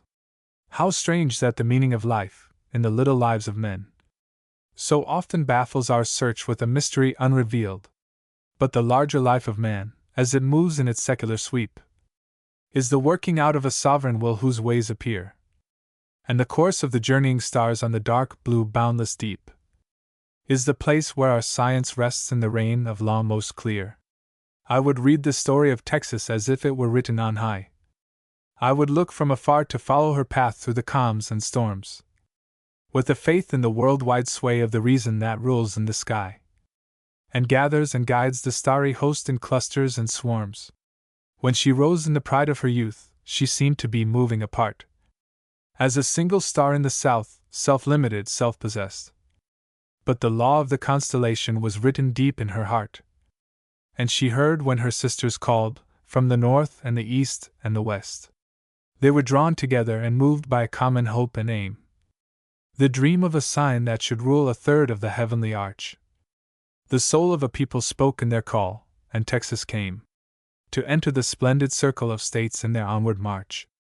So the glory gathered and grew and spread from sea to sea, and the stars of the great republic lent each other light.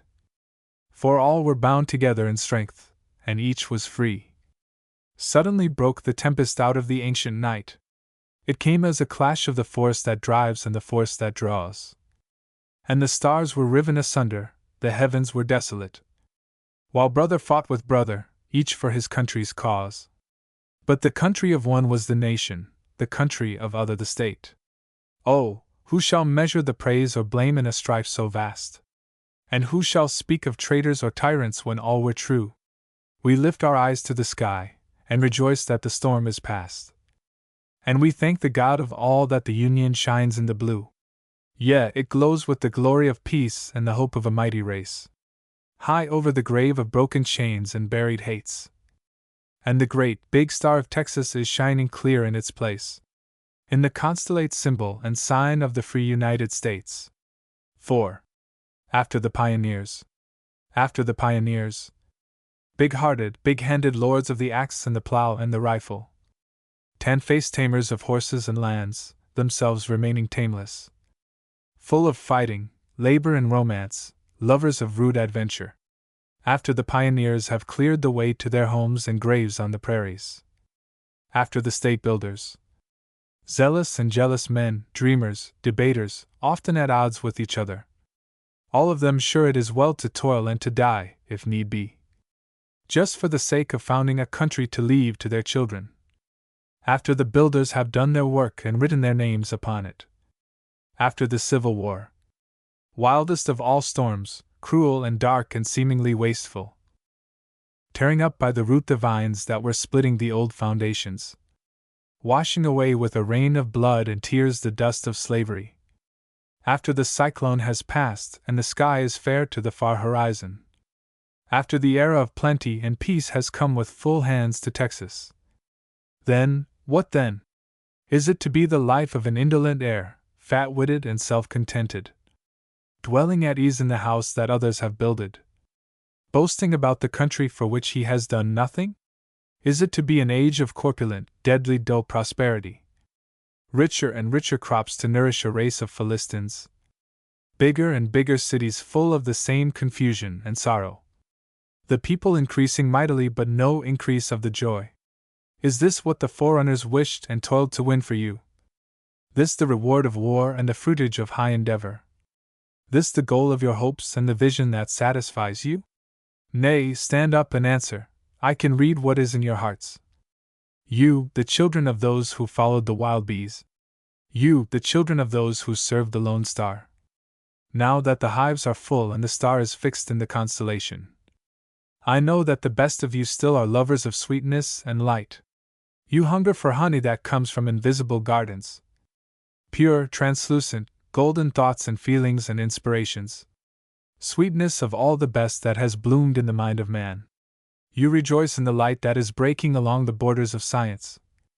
The hidden rays that enable a man to look through a wall of stone. The unseen, fire-filled wings that carry his words across the ocean. The splendid gift of flight that shines, half-captured, above him. The gleam of 1,000 half-guessed secrets, just ready to be discovered. You dream and devise great things for the coming race. Children of yours who shall people and rule the domain of Texas. They shall know, they shall comprehend more than their fathers. They shall grow in the vigor of well-rounded manhood and womanhood. Riper minds, richer hearts, finer souls, the only true wealth of a nation. The league-long fields of the state are pledged to ensure this harvest. Your old men have dreamed this dream and your young men have seen this vision. The age of romance has not gone, it is only beginning. Greater words than the ear of man has heard are waiting to be spoken. Finer arts than the eyes of man have seen are sleeping to be awakened. Science exploring the scope of the world. Poetry breathing the hope of the world. Music to measure and lead the onward march of man. Come, ye honored and welcome guests from the elder nations, princes of science and arts and letters. Look on the walls that embody the generous dream of one of the old men of Texas. Enter these halls of learning that rise in the land of the pioneer's log cabin. Read the confessions of faith that are carved on the stones around you. Faith in the worth of the smallest fact and the laws that govern the starbeams. Faith in the beauty of truth and the truth of perfect beauty. Faith in the God who creates the souls of men by knowledge and love and worship. This is the faith of the new democracy. Proud and humble, patiently pressing forward. Praising her heroes of old and training her future leaders. Seeking her crown in a nobler race of men and women. After the pioneers, sweetness and light. October, 1912. * read at the dedication of the Rice Institute, Houston, Texas, October, 1912. Who follow the flag. Phi Beta Kappa Ode. Harvard University. June 30th, 1910. All day long in the city's canyon street, with its populous cliffs alive on either side, I saw a river of marching men like a tide, flowing after the flag, and the rhythmic beat of the drums, and the bugle's resonant blare metered the tramp, tramp, tramp of a myriad feet, while the red, white, and blue was fluttering everywhere, and the heart of the crowd kept time to a martial air. O brave flag, O bright flag, O flag to lead the free, the glory of thy silver stars, enrailed in blue above the bars, of red for courage, white for truth, has brought the world a second youth, and drawn 100,000,000 hearts to follow after thee. 2. Old Cambridge saw thee first unfurled by Washington's far-reaching hand, to greet, in '76, the wintry morn of the new year, and herald to the world glad tidings from a western land, a people and a hope newborn. The double cross then filled thine azure field, in token of a spirit loath to yield the breaking ties that bound thee to a throne. But not for long thine oriflamme could bear that symbol of an outworn trust in kings. The wind that bore thee out on widening wings called for a greater sign and all thine own, a new device to speak of heavenly laws, and lights that surely guide the people's cause. Oh, greatly did they hope, and greatly dare, who bade the stars in heaven fight for them, and set upon their battle flag a fair new constellation as a diadem. Along the blood-stained banks of Brandywine, the ragged troops were rallied to this sign. Through Saratoga's woods it fluttered bright, amid the perils of the hard-won fight. O'er Yorktown's meadows broad and green, it hailed the glory of the final scene. And when at length Manhattan saw the last invaders' line of scarlet coats pass Bowling Green, and fill the waiting boats, and sullenly withdraw, the flag that proudly flew above the battered line of buff and blue, marching, with rattling drums and shrilling pipes, along the Bowery and down Broadway, was this that leads the great parade today, the glorious banner of the stars and stripes, first of the flags of earth to dare a heraldry so high, first of the flags of earth to bear the blazons of the sky. Long may thy constellation glow, foretelling happy fate. Wider thy starry circle grow, and every star a state. 3. Pass on, ye flashing files of men who march in militant array. Ye thrilling bugles, throbbing drums, ring out, roll on, and die away. And fade, ye crowds, with the fading day, around the city's lofty piles of steel and stone. The lilac veil of dusk is thrown, entangled full of sparks of fairy light, and the never-silent heart of the city hums to a homeward-turning tune before the night. But far above, on the skyline's broken height, from all the towers and domes outlined in gray and gold along the city's crest, I see the rippling flag still take the wind, with a promise of good to come for all mankind. 4.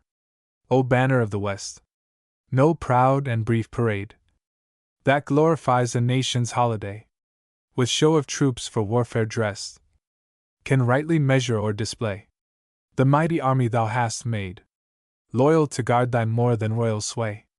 Millions have come across the sea to find beneath thy shelter room to grow.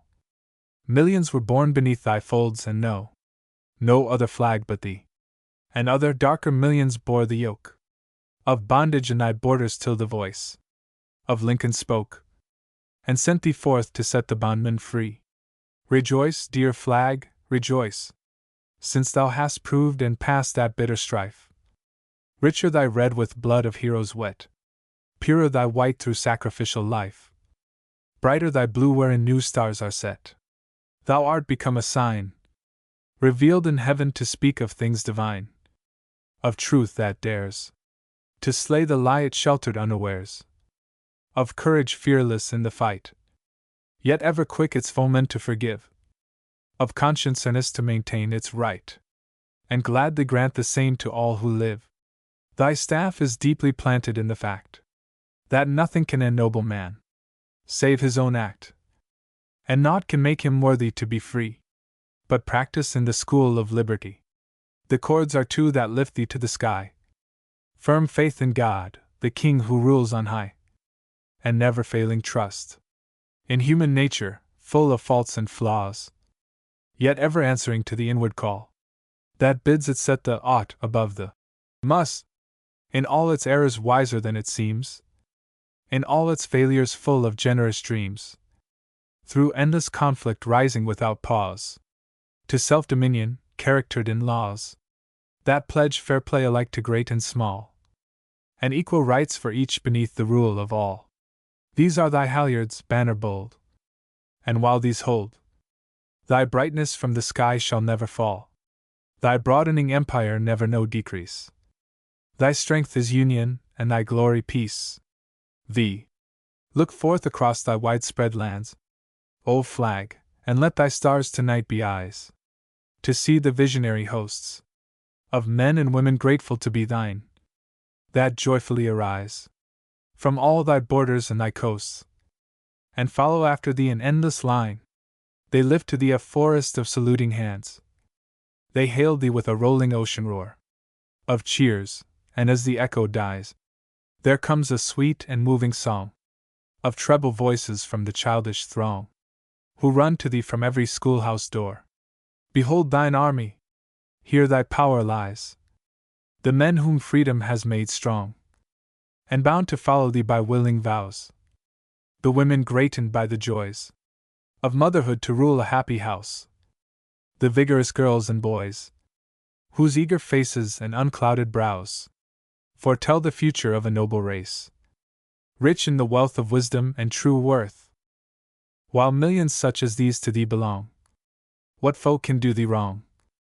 What jealous rival rob thee of thy place, foremost of all the flags of earth? 6. My vision darkens as the night descends, and through the mystic atmosphere I feel the creeping coldness that portends a change of spirit in my dream. The multitude that moved with song and cheer have vanished, yet a living stream flows on and follows still the flag, but silent now, with leaden feet that lag and falter in the deepening gloom. A weird battalion bringing up the rear. Ah, who are these on whom the vital bloom of life has withered to the dust of doom? These little pilgrims prematurely worn and bent as if they bore the weight of years? These childish faces, pallid and forlorn, too dull for laughter and too hard for tears? Is this the ghost of that insane crusade that led 10,000 children long ago? A flock of innocents, deceived, betrayed, yet pressing on through want and woe, to meet their fate, faithful and unafraid? Nay, for 1,000,000 children now are marching in the long pathetic line, with weary step and early wrinkled brow, and at their head appears no holy sign of hope in heaven, for unto them is given no cross to carry, but a cross to drag. Before their strength is ripe they bear the load of labor, toiling underground, in dangerous mines and breathing heavy air of crowded shops. Their tender lives are bound to service of the whirling, clattering wheels that fill the factories with dust and noise. They are not girls and boys, but little hands who blindly, dumbly feed with their own blood the hungry god of greed, robbed of their natural joys, and wounded with a scar that never heals. They stumble on with heavy laden soul, and fall by thousands on the highway lined with little graves, or reach at last their goal of stunted manhood and embittered age, to brood awhile with dark and troubled mind beside the smoldering fire of sullen rage on life's unfruitful work and niggard wage. Are these the regiments that freedom rears to serve her cause in coming years? Nay, every life that avarice doth maim and beggar in the helpless days of youth shall surely claim a just revenge, and take it without ruth. And every soul denied the right to grow beneath the flag shall be its secret foe. Bow down, dear land, in penitence and shame. Remember now thine oath, so nobly sworn, to guard an equal lot For every child within thy borders born, these are thy children whom thou hast forgot. They have the bitter right to live, but not the blessed right to look for happiness. O lift thy liberating hand once more, to loose thy little ones from dark duress. The vital gladness to their hearts restore, in healthful lessons and in happy play, and set them free to climb the upward way that leads to self-reliant nobleness. Speak out, my country, speak at last, as thou hast spoken in the past, and clearly, bravely say, I will defend the coming race on whom my hopes depend. Beneath my flag and on my sacred soil, no child shall bear the crushing yoke of toil. 7. Look up, ye downcast eyes. The night is almost gone. Along the new horizon flies the banner of the dawn. The eastern sky is banded low with white and crimson bars, while far above the morning glow the everlasting stars. O bright flag, O brave flag, O flag to lead the free, the hand of God thy colors blent, and heaven to earth thy glory lent, to shield the weak and guide the strong, to make an end of human wrong, and draw a countless human host to follow after thee. Stain not the sky, ye gods of battle, lords of fear, who work your iron will as well as once ye did with sword and spear, with rifled gun and rending shell. Masters of sea and land, forbear the fierce invasion of the inviolate air. With patient daring man hath wrought 100 years for power to fly, and will you make his winged thought a hovering horror in the sky, where flocks of human eagles sail, dropping their bolts of death on hill and dale? Ah no, the sunset is too pure, the dawn too fair, the noon too bright, for wings of terror to obscure their beauty and betray the night that keeps for man, above his wars, the tranquil vision of untroubled stars. Pass on, ye lords of fear! Your footsteps in the sea are red, and black on earth your paths appear, with ruined homes and heaps of dead. Pass on to end your transient reign, and leave the blue of heaven without a stain. The wrong ye wrought will fall to dust, the right ye shielded will abide. The world at last will learn to trust in law to guard, and love to guide, and peace of God that answers prayer will fall like dew from the inviolate air. March 5, 1914. Peace Hymn of the Republic. O Lord our God, thy mighty hand hath made our country free from all her broad and happy land. May praise arise to thee. Fulfill the promise of her youth, her liberty defend. By law and order, love and truth, America befriend. The strength of every state increase. In union's golden chain, her thousand cities fill with peace, her million fields with grain. The virtues of her mingled blood in one new people blend. By unity and brotherhood, America befriend.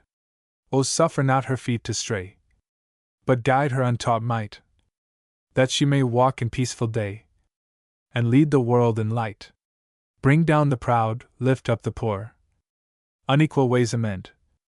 By justice, nation-wide and sure, America befriend. Through all the waiting land proclaim thy gospel of goodwill, and may the music of thy name in every bosom thrill. O'er hill and vale, from sea to sea, thy holy reign extend. By faith and hope and charity, America befriend. The red flower and golden stars.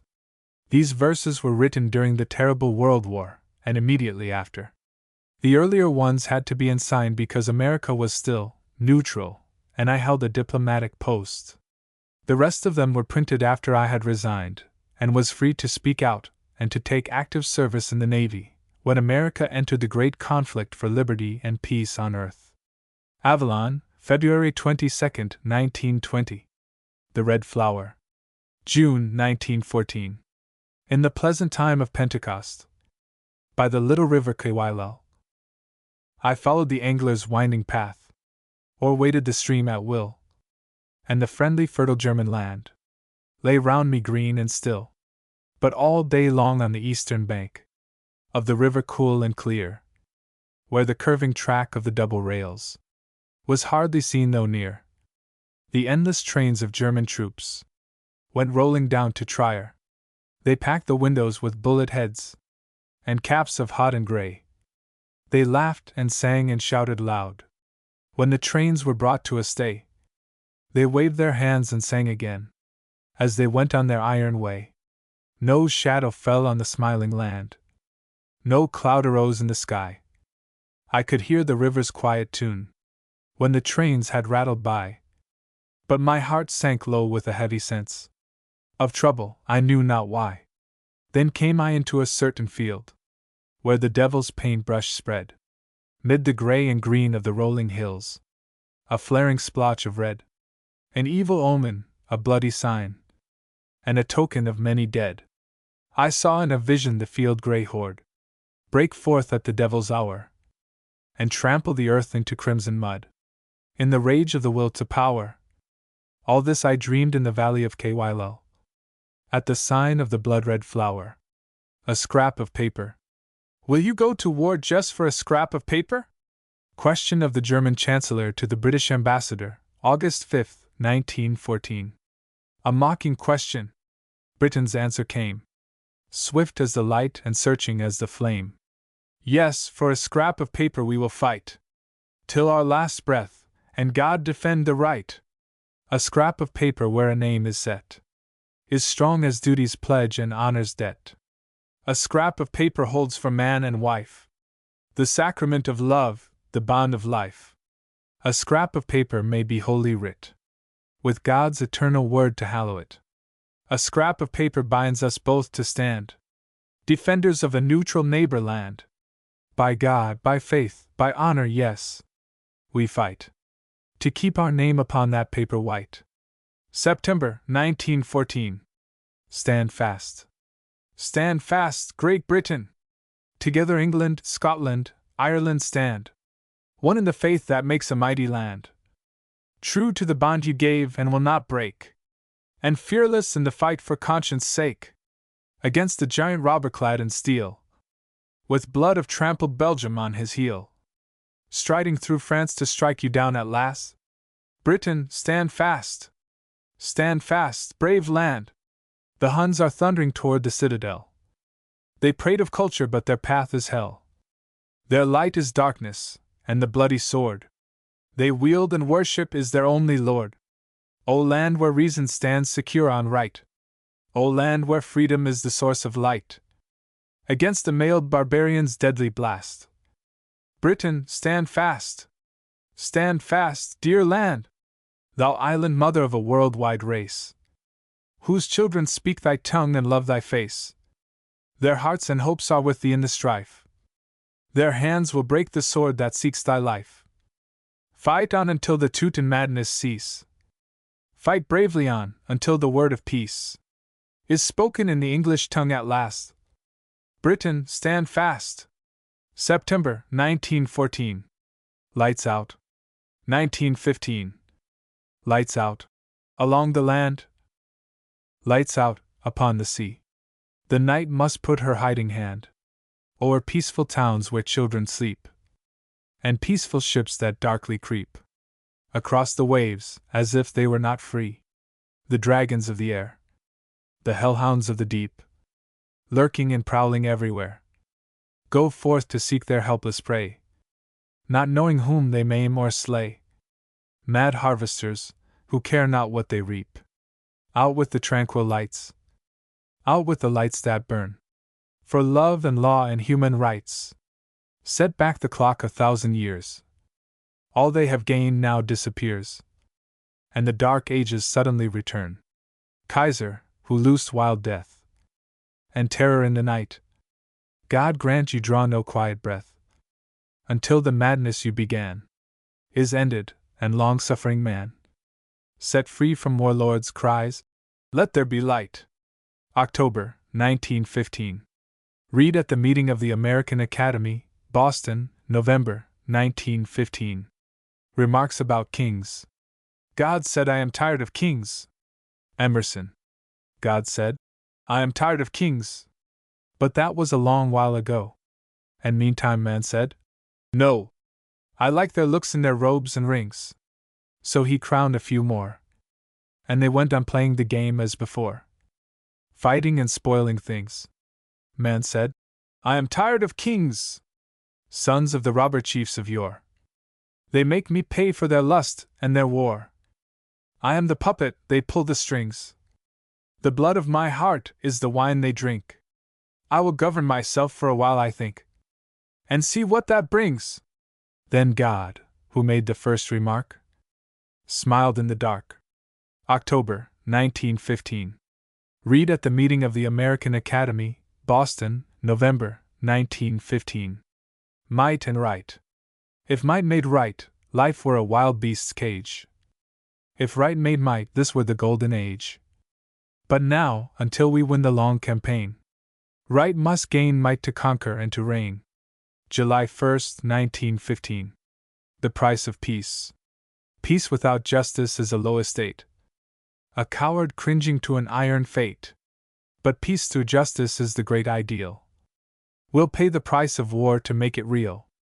December 28, 1916. Storm music. O music hast thou only heard? The laughing river, the singing bird, the murmuring wind in the poplar trees. Nothing but nature's melodies? Nay, thou hearest all her tones, as a queen must hear. Sounds of wrath and fear, mutterings, shouts, and moans, madness, tumult, and despair. All she has that shakes the air, with voices fierce and wild. Thou art a queen and not a dreaming child. Put on thy crown and let us hear thee reign, triumphant in a world of storm and strain. Echo the long-drawn sighs of the mounting wind in the pines, and the sobs of the mounting waves that rise in the dark of the troubled deep, to break on the beach in fiery lines. Echo the far-off roll of thunder, rumbling loud, and ever louder under the blue-black curtain of cloud, where the lightning serpents gleam. Echo the moaning of the forest in its sleep, like a giant groaning in the torment of a dream. Now an interval of quiet, for a moment holds the air, in the breathless hush of a silent prayer. Then the sudden rush of the rain and the riot of the shrieking, tearing gale breaks loose in the night. With a fusillade of hail, hear the forest fight, with its tossing arms that crack and clash in the thunder's cannonade, while the lightning's forked flash brings the old hero trees to the ground with a crash. Hear the breakers' deepening roar, driven like a herd of cattle in the wild stampede of battle, trampling, trampling, trampling, to overwhelm the shore. Is it the end of all? Will the land crumble and fall? Nay, for a voice replies, out of the hidden skies, thus far, O sea, shalt thou go. So long, O wind, shalt thou blow. Return to your bounds and cease, and let the earth have peace. O music, lead the way. The stormy night is past. Lift up our hearts to greet the day, and the joy of things that last. The dissonance and pain that mortals must endure are changed in thine immortal strain to something great and pure. True love will conquer strife, and strength from conflict flows. For discord is the thorn of life, and harmony the rose. May, 1916. The Bells of Malines. August 17, 1914. The gabled roofs of old Malines are russet red and gray and green, and o'er them in the sunset hour looms, dark and huge, St. Rombold's tower, high in that rugged nest concealed. The sweetest bells that ever pealed, the deepest bells that ever rung, the lightest bells that ever sung, are waiting for the Master's hand to fling their music o'er the land. And shall they ring tonight, Malines?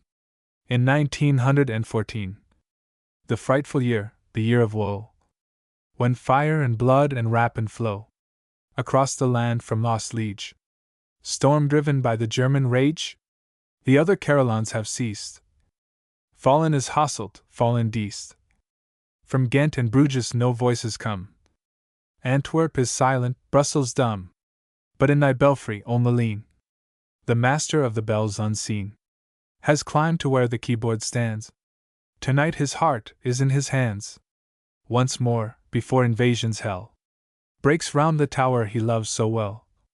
Once more he strikes the well-worn keys, and sends aerial harmonies, far floating through the twilight dim, in patriot song and holy hymn. Oh listen, burghers of Malines, soldier and workman, pale Beguine, and mother with a trembling flock of children clinging to thy frock. Look up and listen, listen all. What tunes are these that gently fall around you like a benison?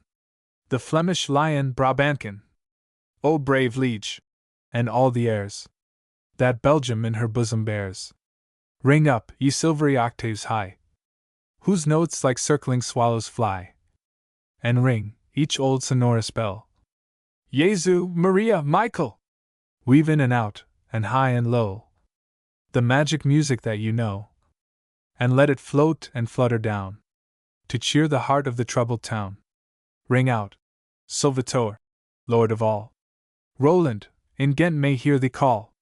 O brave bell music of Malines, in this dark hour how much you mean! The dreadful night of blood and tears sweeps down on Belgium, but she hears deep in her heart the melody of songs she learned when she was free. She will not falter, faint, nor fail, but fight until her rights prevail, and all her ancient belfries ring. The Flemish lion, God save the King! Jeanne d'Arc returns *, 1914 to 1916. What hast thou done, O womanhood of France? Mother and daughter, sister, sweetheart, wife? What hast thou done, amid this fateful strife, to prove the pride of thine inheritance, in this fair land of freedom and romance? I hear thy voice with tears and courage rife, smiling against the swords that seek thy life. Make answer in a noble utterance. I give France all I have, and all she asks. Would it were more! Ah, let her ask and take. My hands to nurse her wounded do her tasks, my feet to run her errands through the dark, my heart to bleed in triumph for her sake, and all my soul to follow thee, Jeanne d'Arc. April 16, 1916. This sonnet belongs with the poem on page 309. Come back again, Jeanne d'Arc. Page 309. The name of France. Give us a name to fill the mind with the shining thoughts that lead mankind. The glory of learning, the joy of art.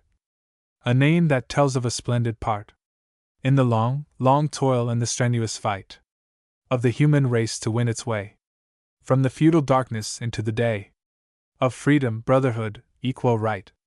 A name like a star, a name of light. I give you France. Give us a name to stir the blood with a warmer glow and a swifter flood, at the touch of a courage that conquers fear.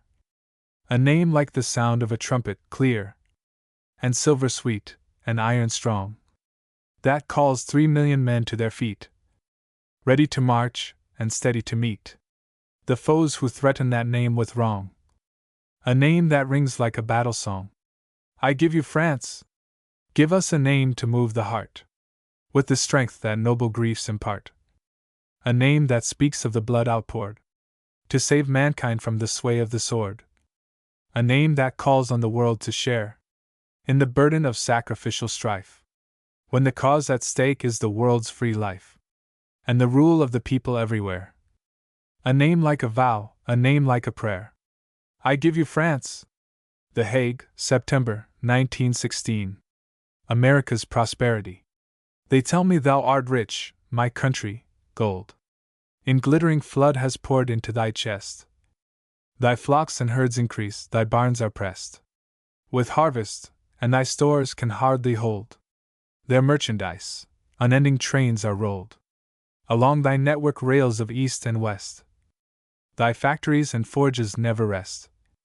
Thou art enriched in all things bought and sold. But dost thou prosper? Better news I crave. O dearest country, is it well with thee? Indeed, and is thy soul in health? A nobler people, hearts more wisely brave, and thoughts that lift men up and make them free. These are prosperity and vital wealth. The Hague, October 1st, 1916. The Glory of Ships. The glory of ships is an old, old song. Since the days when the sea rovers ran in their open boats through the roaring surf, and the spread of the world began. The glory of ships is a light on the sea, and a star in the story of man. When Homer sang of the galleys of Greece, that conquered the Trojan shore, and Solomon lauded the barks of Tyre, that brought great wealth to his door. 'Twas little they knew, those ancient men, what would come of the sail and the oar. The Greek ships rescued the West from the East, when they harried the Persians home, and the Roman ships were the wings of strength, that bore up the empire Rome. And the ships of Spain found a wide new world, far over the fields of foam. Then the tribes of courage at last saw clear, that the ocean was not a bound, but a broad highway, and a challenge to seek for treasure as yet unfound. So the fearless ships fared forth to the search, in joy that the globe was round. Their hulls were heightened, their sails spread out. They grew with the growth of their quest.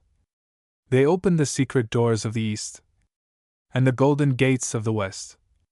And many a city of high renown was proud of a ship on its crest. The fleets of England and Holland and France were at strife with each other in Spain, and battle and storms sent a myriad ships to sleep in the depths of the main. But the seafaring spirit could never be drowned, and it filled up the fleets again. They greatened and grew, with the aid of steam, to a wonderful, vast array, that carries the thoughts and the traffic of men into every harbor and bay. And now in the world-wide work of the ships, 'tis England that leads the way.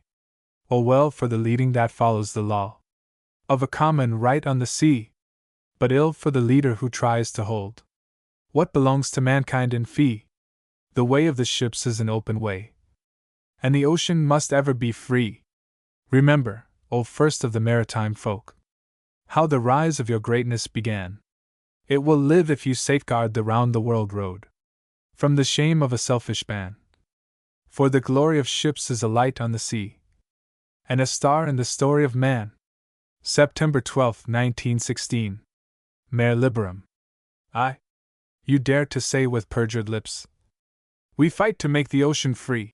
You, whose black trail of butchered ships bestrews the bed of every sea, where German submarines have wrought their horrors.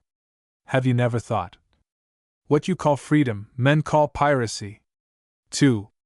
Unnumbered ghosts that haunt the wave, where you have murdered cry you down, and seamen whom you would not save weave now in weed-grown depths a crown of shame for your imperious head, a dark memorial of the dead women and children whom you sent to drown. 3. Nay, not till thieves are set to guard the gold, and corsairs called to keep o'er peaceful commerce watch and ward, and wolves to herd the helpless sheep, shall men and women look to thee, thou ruthless old man of the sea, to safeguard law and freedom on the deep. 4. In nobler breeds we put our trust, the nations in whose sacred lore the ought stands out above the must, and honor rules in peace and war. With these we hold in soul and heart, with these we choose our lot and part, till liberty is safe on sea and shore. London Times, February 12, 1917. Liberty enlightening the world. Thou warden of the Western Gate, above Manhattan Bay, the fogs of doubt that hid thy face are driven clean away. Thine eyes at last look far and clear, thou liftest high thy hand to spread the light of liberty worldwide for every land. No more thou dreamest of a peace reserved alone for thee, while friends are fighting for thy cause beyond the guardian sea. The battle that they wage is thine, thou fallest if they fall. The swollen flood of Prussian pride will sweep unchecked o'er all. O cruel is the conquer lust in Hohenzollern brains. The paths they plot to gain their goal are dark with shameful stains. No faith they keep, no law revere, no God but naked might. They are the foemen of mankind. Up, liberty, and smite! Britain, and France, and Italy, and Russia newly born have waited for thee in the night. Oh, come as comes the morn! Serene and strong and full of faith, America, arise! With steady hope and mighty help to join thy brave allies. O dearest country of my heart, home of the high desire, make clean thy soul for sacrifice on freedom's altar fire. For thou must suffer, thou must fight, until the warlords cease, and all the peoples lift their heads in liberty and peace. London Times, April 12, 1917. The Oxford Thrushes. February, 1917. I never thought again to hear the Oxford thrushes singing clear amid the February rain. Their sweet, indomitable strain a wintry vapor lightly spreads among the trees and round the beds where daffodil and jonquil sleep. Only the snowdrop wakes to weep. It is not springtime yet. Alas, what dark, tempestuous days must pass till England's trial by battle cease, and summer comes again with peace. The lofty halls, the tranquil towers, where learning in untroubled hours held her high court, serene in fame, are lovely still, yet not the same. The novices in fluttering gown no longer fill the ancient town, but fighting men in khaki dressed, and in the schools the wounded rest. Ah, far away, 'neath stranger skies, full many a son of Oxford lies, and whispers from his warrior grave, I died to keep the faith you gave. The mother mourns, but does not fail. Her courage and her love prevail o'er sorrow, and her spirit hears the promise of triumphant years. Then sing, ye thrushes in the rain, your sweet, indomitable strain. Ye bring a word from God on high, and voices in our hearts reply. Homeward bound. Home, for my heart still calls me. Home, through the danger zone. Home, whatever befalls me. I will sail again to my own. Wolves of the sea are hiding closely along the way, under the water biting their moment to rend and slay. Black is the eagle that brands them. Black are their hearts as the night's. Black is the hate that sends them to murder but not to fight. Flower of the German culture, boast of the Kaiser's marine, choose for your emblem the vulture. Cowardly, cruel, obscene, forth from her sheltered haven, our peaceful ship glides slow, noiseless in flight as a raven, gray as a hoodie crow. She doubles and turns in her bearing, like a twisting plover she goes, the way of her westward faring, only the captain knows. In a lonely bay concealing, she lingers for days and slips, at dusk from her covert stealing, through channels feared by the ships. Brave are the men, and steady, who guide her over the deep. British mariners ready to face the sea wolf's leap. Lord of the winds and waters, bring our ship to her mark, safe from this game of hide and seek, with murderers in the dark. On the SS Baltic, May, 1917. The winds of war news. The winds of war news change and veer, now westerly and full of cheer, now easterly, depressing, sour, with tidings of the Teuton's power. But thou, America, whose heart with brave allies has taken part, be not a weathercock to change with these wild winds that shift and range. Be thou a compass ever true, through sullen clouds or skies of blue, to that great star which rules the night, the star of liberty and right. Lover of peace, O set thy soul, thy strength, thy wealth, thy conscience whole, to win the peace thine eyes foresee, the triumph of democracy. December 19, 1917. Righteous wrath. There are many kinds of anger, as many kinds of fire, and some are fierce and fatal with murderous desire, and some are mean and craven, revengeful, sullen, slow. They hurt the man that holds them more than they hurt his foe. And yet there is an anger that purifies the heart, the anger of the better against the baser part, against the false and wicked, against the tyrant's sword, against the enemies of love, and all that hate the Lord. O cleansing indignation, O flame of righteous wrath, give me a soul to feel thee and follow in thy path. Save me from selfish virtue, arm me for fearless fight, and give me strength to carry on, a soldier of the right. January 1918. The peaceful warrior. I have no joy in strife. Peace is my great desire. Yet God forbid I lose my life, through fear to face the fire. A peaceful man must fight for that which peace demands, freedom and faith, honor and right. Defend with heart and hands. Farewell, my friendly books. Farewell, you woods and streams. The fate that calls me forward looks to a duty beyond dreams. Oh, better to be dead, with a face turned to the sky, than live beneath a slavish dread, and serve a giant lie. Stand up, my heart, and strive for the things most dear to thee. Why should we care to be alive, unless the world is free? May 1918.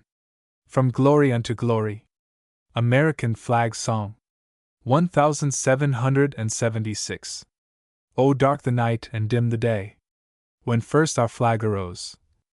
It fluttered bravely in the fray, to meet o'erwhelming foes. Our fathers saw the splendor shine. They dared and suffered all. They won our freedom by the sign, the holy sign, the radiant sign, of the stars that never fall. Chorus. All hail to thee, young glory, among the flags of earth. We'll ne'er forget the story of thy heroic birth. 1861. Oh, wild the later storm that shook the pillars of the state, when brother against brother took the final arms of fate. But union lived and peace divine enfolded brothers all. The flag floats o'er them with the sign, the loyal sign, the equal sign, of the stars that never fall. Chorus. All hail to thee, old glory, of thee our heart's desire foretells a golden story, for thou hast come through fire. 1917. O fiercer than all wars before that raged on land or sea, the giant robbers' worldwide war. For the things that shall not be, thy sister banners hold the line. To thee, dear flag, they call, and thou hast joined them with the sign, the heavenly sign, the victor sign, of the stars that never fall. Chorus. All hail to thee, new glory, we follow thee unfurled, to write the larger story of freedom for the world. September 4th, 1918. Britain, France, America. The rough expanse of democratic sea, which parts the lands that live by liberty, is no division, for their hearts are one, to fight together till their cause is won. For land and water let us make our pact, and seal the solemn word with valiant act. No continent is firm, no ocean pure, until on both the rights of man are sure. April 1917. The Red Cross, sign of the love divine, that bends to bear the load of all who suffer, all who bleed, along life's thorny road. Sign of the heart humane, that through the darkest fight would bring to wounded friend and foe a ministry of light. O dear and holy sign, lead onward like a star. The armies of the just are thine, and all we have and are. October 20th, 1918. For the Red Cross Christmas Roll Call. Easter Road.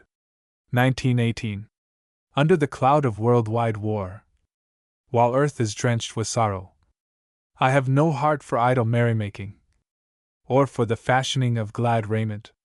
I will retrace the divine footmarks on the road of the first Easter, down through the valley of utter darkness, dripping with blood and tears, over the hill of the skull, the little hill of great anguish, the ambuscade of death, into the no man's land of Hades, bearing dispatches of hope to spirits in prison.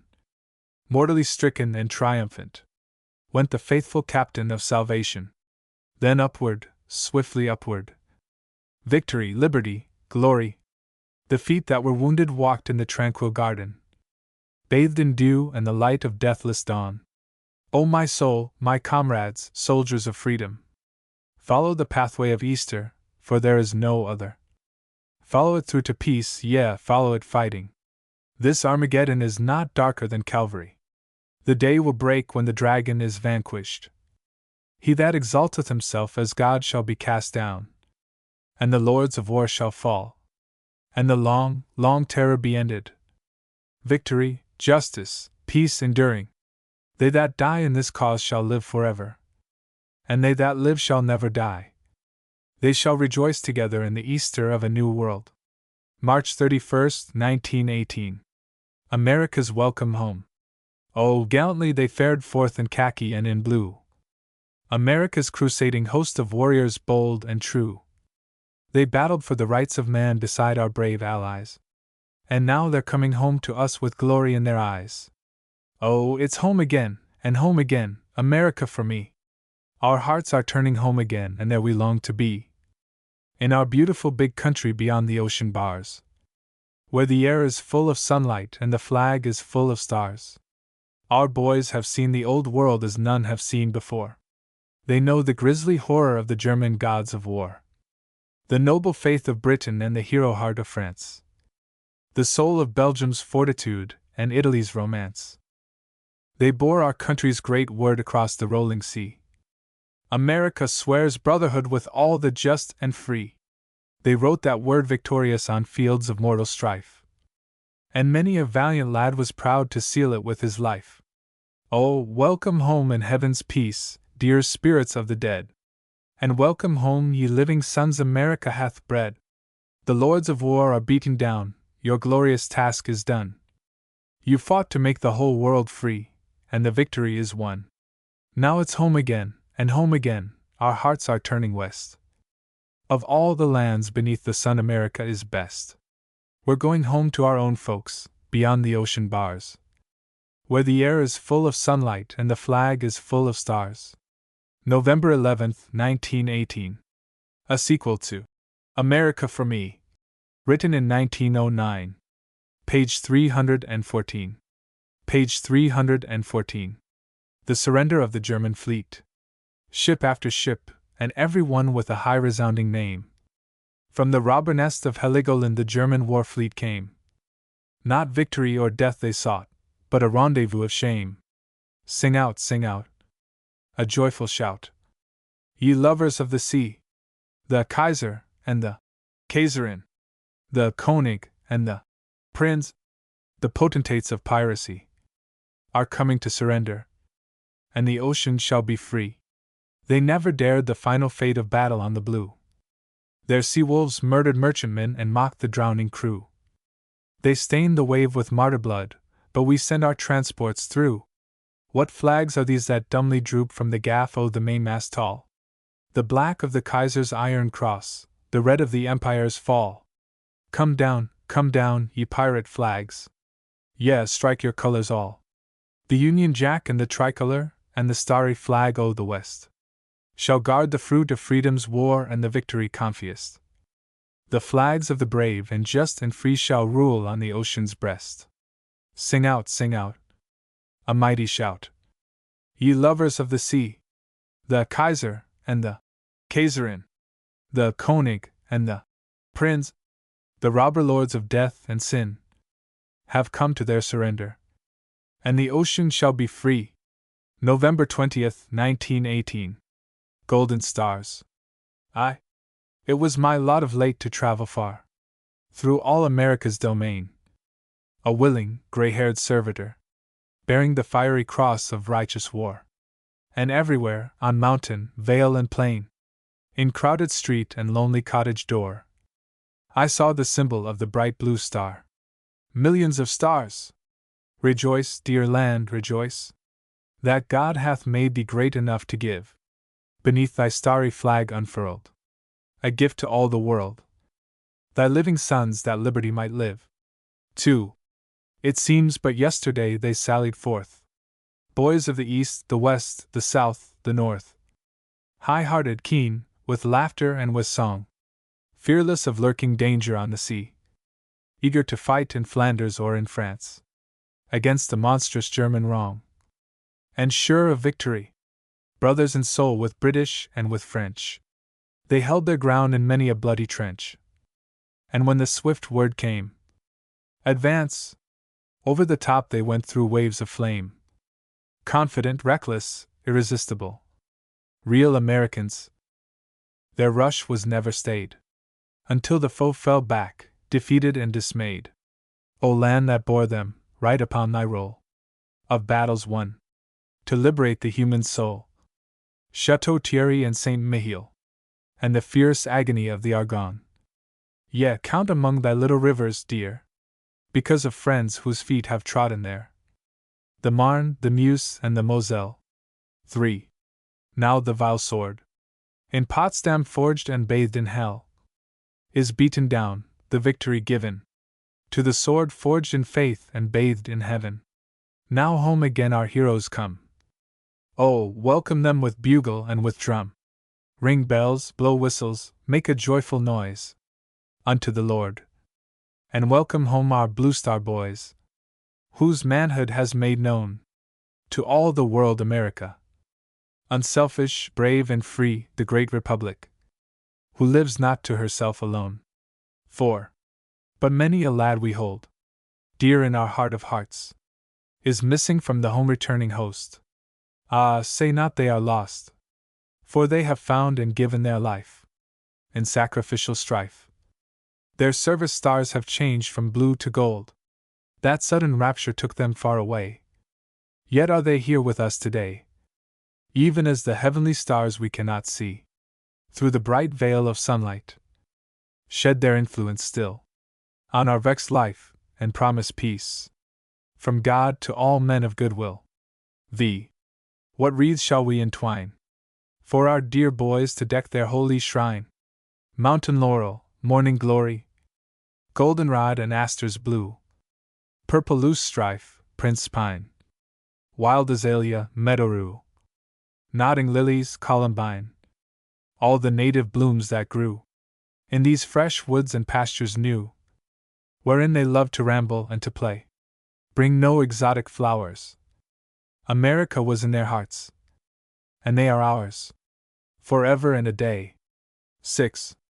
O happy warriors, forgive the tear falling from eyes that miss you. Forgive the word of grief from other lips that ne'er on earth shall kiss you. Hear only what our hearts would have you hear. Glory and praise and gratitude and pride from the dear country in whose cause you died. Now you have run your race and won your prize. Old age shall never burden you, the fears and conflicts that beset our lingering years shall never vex your souls in paradise. Immortal, young, and crowned with victory, from life's long battle you have found release, and He who died for all on Calvary has welcomed you, brave soldiers of the cross, into eternal peace. 7. Come, let us gird our loins and lift our load, companions who are left on life's rough road, and bravely take the way that we must tread, to keep true faith with our beloved dead. To conquer war they dared their lives to give, to safeguard peace our hearts must learn to live. Help us, dear God, our forward faith to hold. We want a better world than that of old. Lead us on paths of high endeavor, toiling upward, climbing ever, ready to suffer for the right, until at last we gain a loftier height, more worthy to behold. Our guiding stars, our hero stars of gold. Ode for the Memorial Service, Princeton University, December 15, 1918. In the blue heaven. In the blue heaven the clouds will come and go, scudding before the gale, or drifting slow, as galleons becalmed in Sundown Bay. And through the air the birds will wing their way, soaring to far-off heights, or flapping low, or darting like an arrow from the bow.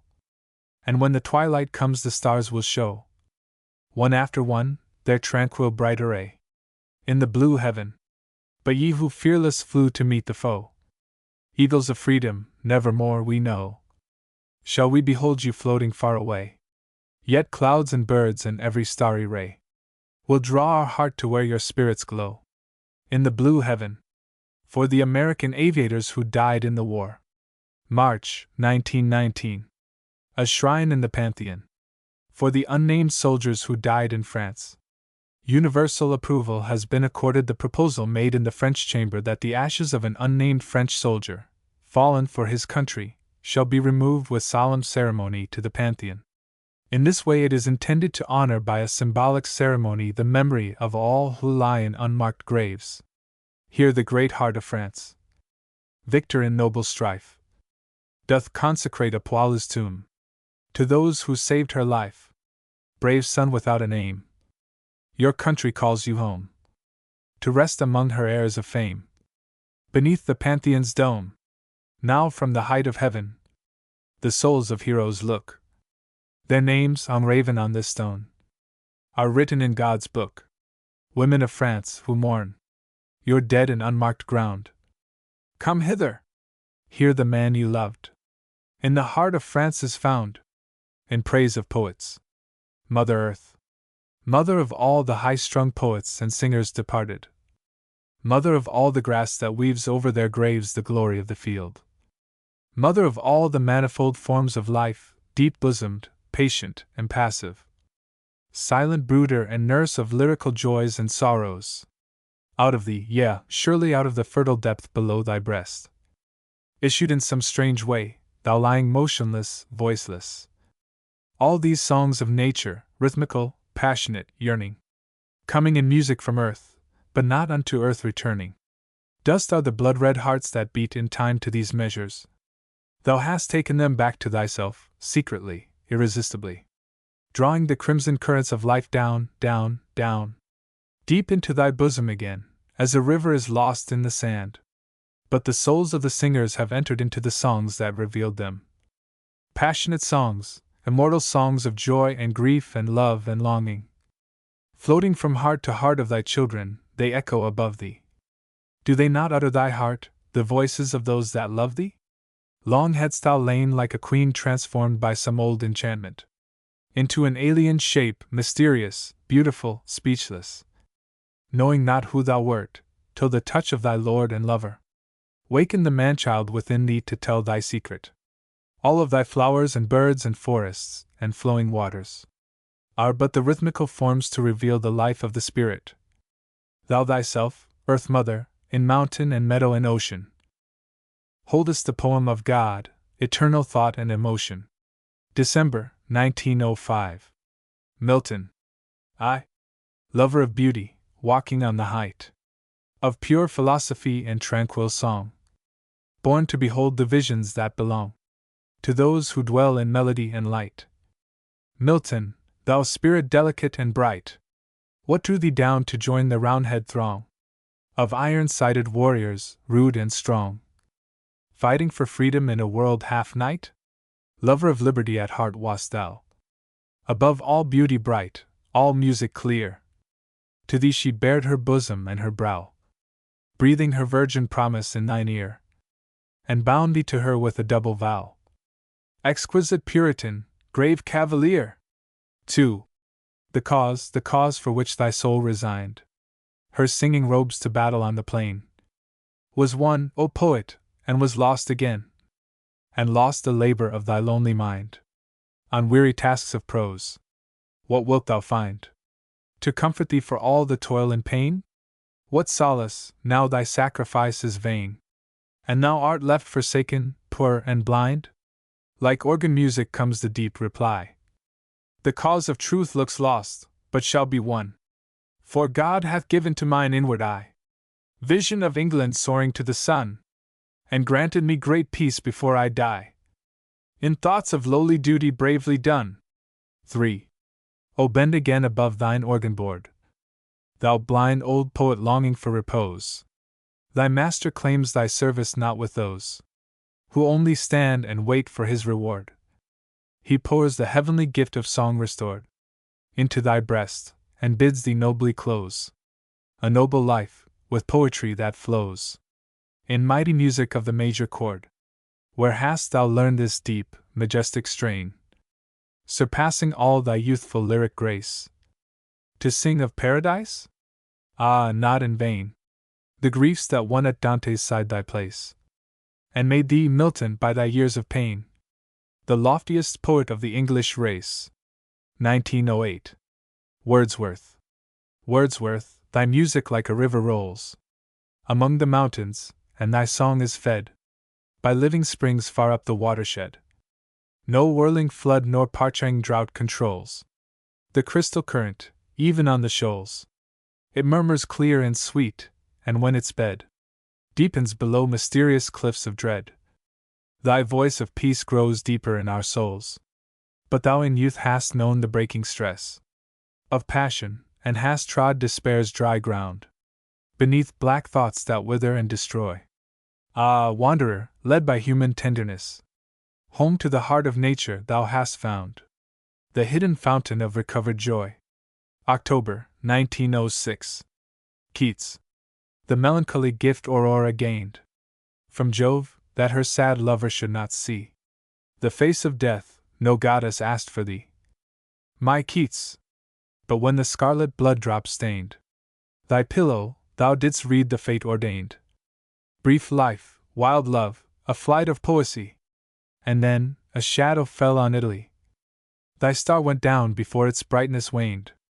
Yet thou hast won the gift Tithonus missed, never to feel the pain of growing old, nor lose the blissful sight of beauty's truth, but with the ardent lips Urania kissed, to breathe thy song, and, ere thy heart grew cold, become the poet of immortal youth. August, 1906. Shelley. Knight errant of the never-ending quest, and minstrel of the unfulfilled desire, forever tuning thy frail earthly lyre to some unearthly music, and possessed with painful passionate longing to invest the golden dream of love's immortal fire with mortal robes of beautiful attire, and fold perfection to thy throbbing breast. What wonder, Shelley, that the restless wave should claim thee and the leaping flame consume thy drifted form on Viareggio's beach? These were thine elements, thy fitting grave. But still thy soul rides on with fiery plume. Thy wild song rings in ocean's yearning speech. August, 1906. Robert Browning. How blind the toil that burrows like the mole in winding graveyard pathways underground. For Browning's lineage, what if men have found poor footmen or rich merchants on the roll of his forebears? Did they beget his soul? Nay, for he came of ancestry renowned through all the world, the poet's laurel crowned with wreaths from which the autumn takes no toll. The blazons on his coat of arms are these: the flaming sign of Shelley's heart on fire, the golden globe of Shakespeare's human stage, the staff and scrip of Chaucer's pilgrimage, the rose of Dante's deep, divine desire, the tragic mask of wise Euripides. November, 1906. Tennyson. In Lyssum Transitus, October, 1892. From the misty shores of midnight, touched with splendors of the moon, to the singing tides of heaven, and the light more clear than noon, passed a soul that grew to music till it was with God in tune. Brother of the greatest poets, true to nature, true to art, lover of immortal love, uplifter of the human heart. Who shall cheer us with high music? Who shall sing, if thou depart? Silence here, for love is silent, gazing on the lessening sail. Silence here, for grief is voiceless when the mighty minstrels fail. Silence here, but far beyond us, many voices crying, Hail!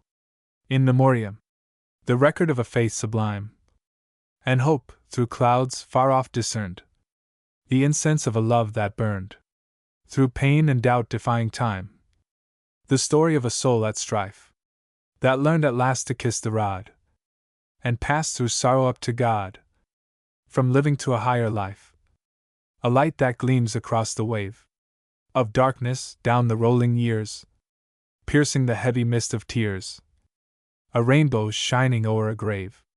Victor Hugo. 1802–1902. Heart of France for 100 years. Passionate, sensitive, proud, and strong. Quick to throb with her hopes and fears. Fierce to flame with her sense of wrong. You, who hailed with a morning song, dreamlight gilding a throne of old. You, who turned when the dream grew cold, singing still, to the light that shone, pure from liberty's ancient throne, over the human throng.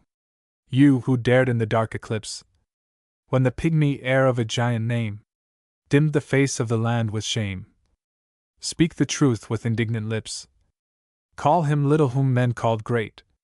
Scoff at him, scorn him, deny him. Point to the blood on his robe of state. Fling back his bribes and defy him. You, who fronted the waves of fate. As you faced the sea from your island home. Exiled yet with a soul elate. Sending songs o'er the rolling foam. Bidding the heart of man to wait. For the day when all should see. Floods of wrath from the frowning skies. Fall on an empire founded in lies. And France again be free. You, who came in the terrible year. Swiftly back to your broken land.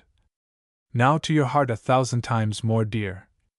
Prayed for her, sung to her, fought for her. Patiently, fervently wrought for her. Till once again, after the storm of fear and pain, high in the heavens the star of France stood clear. You, who knew that a man must take good and ill with a steadfast soul, holding fast, while the billows roll over his head, to the things that make life worth living for great and small, honor and pity and truth, the heart and the hope of youth, and the good God over all. You, to whom work was rest, dauntless twaller of the sea, following ever the joyful quest of beauty on the shores of old romance, bard of the poor of France, and warrior priest of worldwide charity, you who loved little children best of all the poets that ever sung. Great heart, golden heart, old and yet ever young, minstrel of liberty, lover of all free, winged things. Now at last you are free. Your soul has its wings.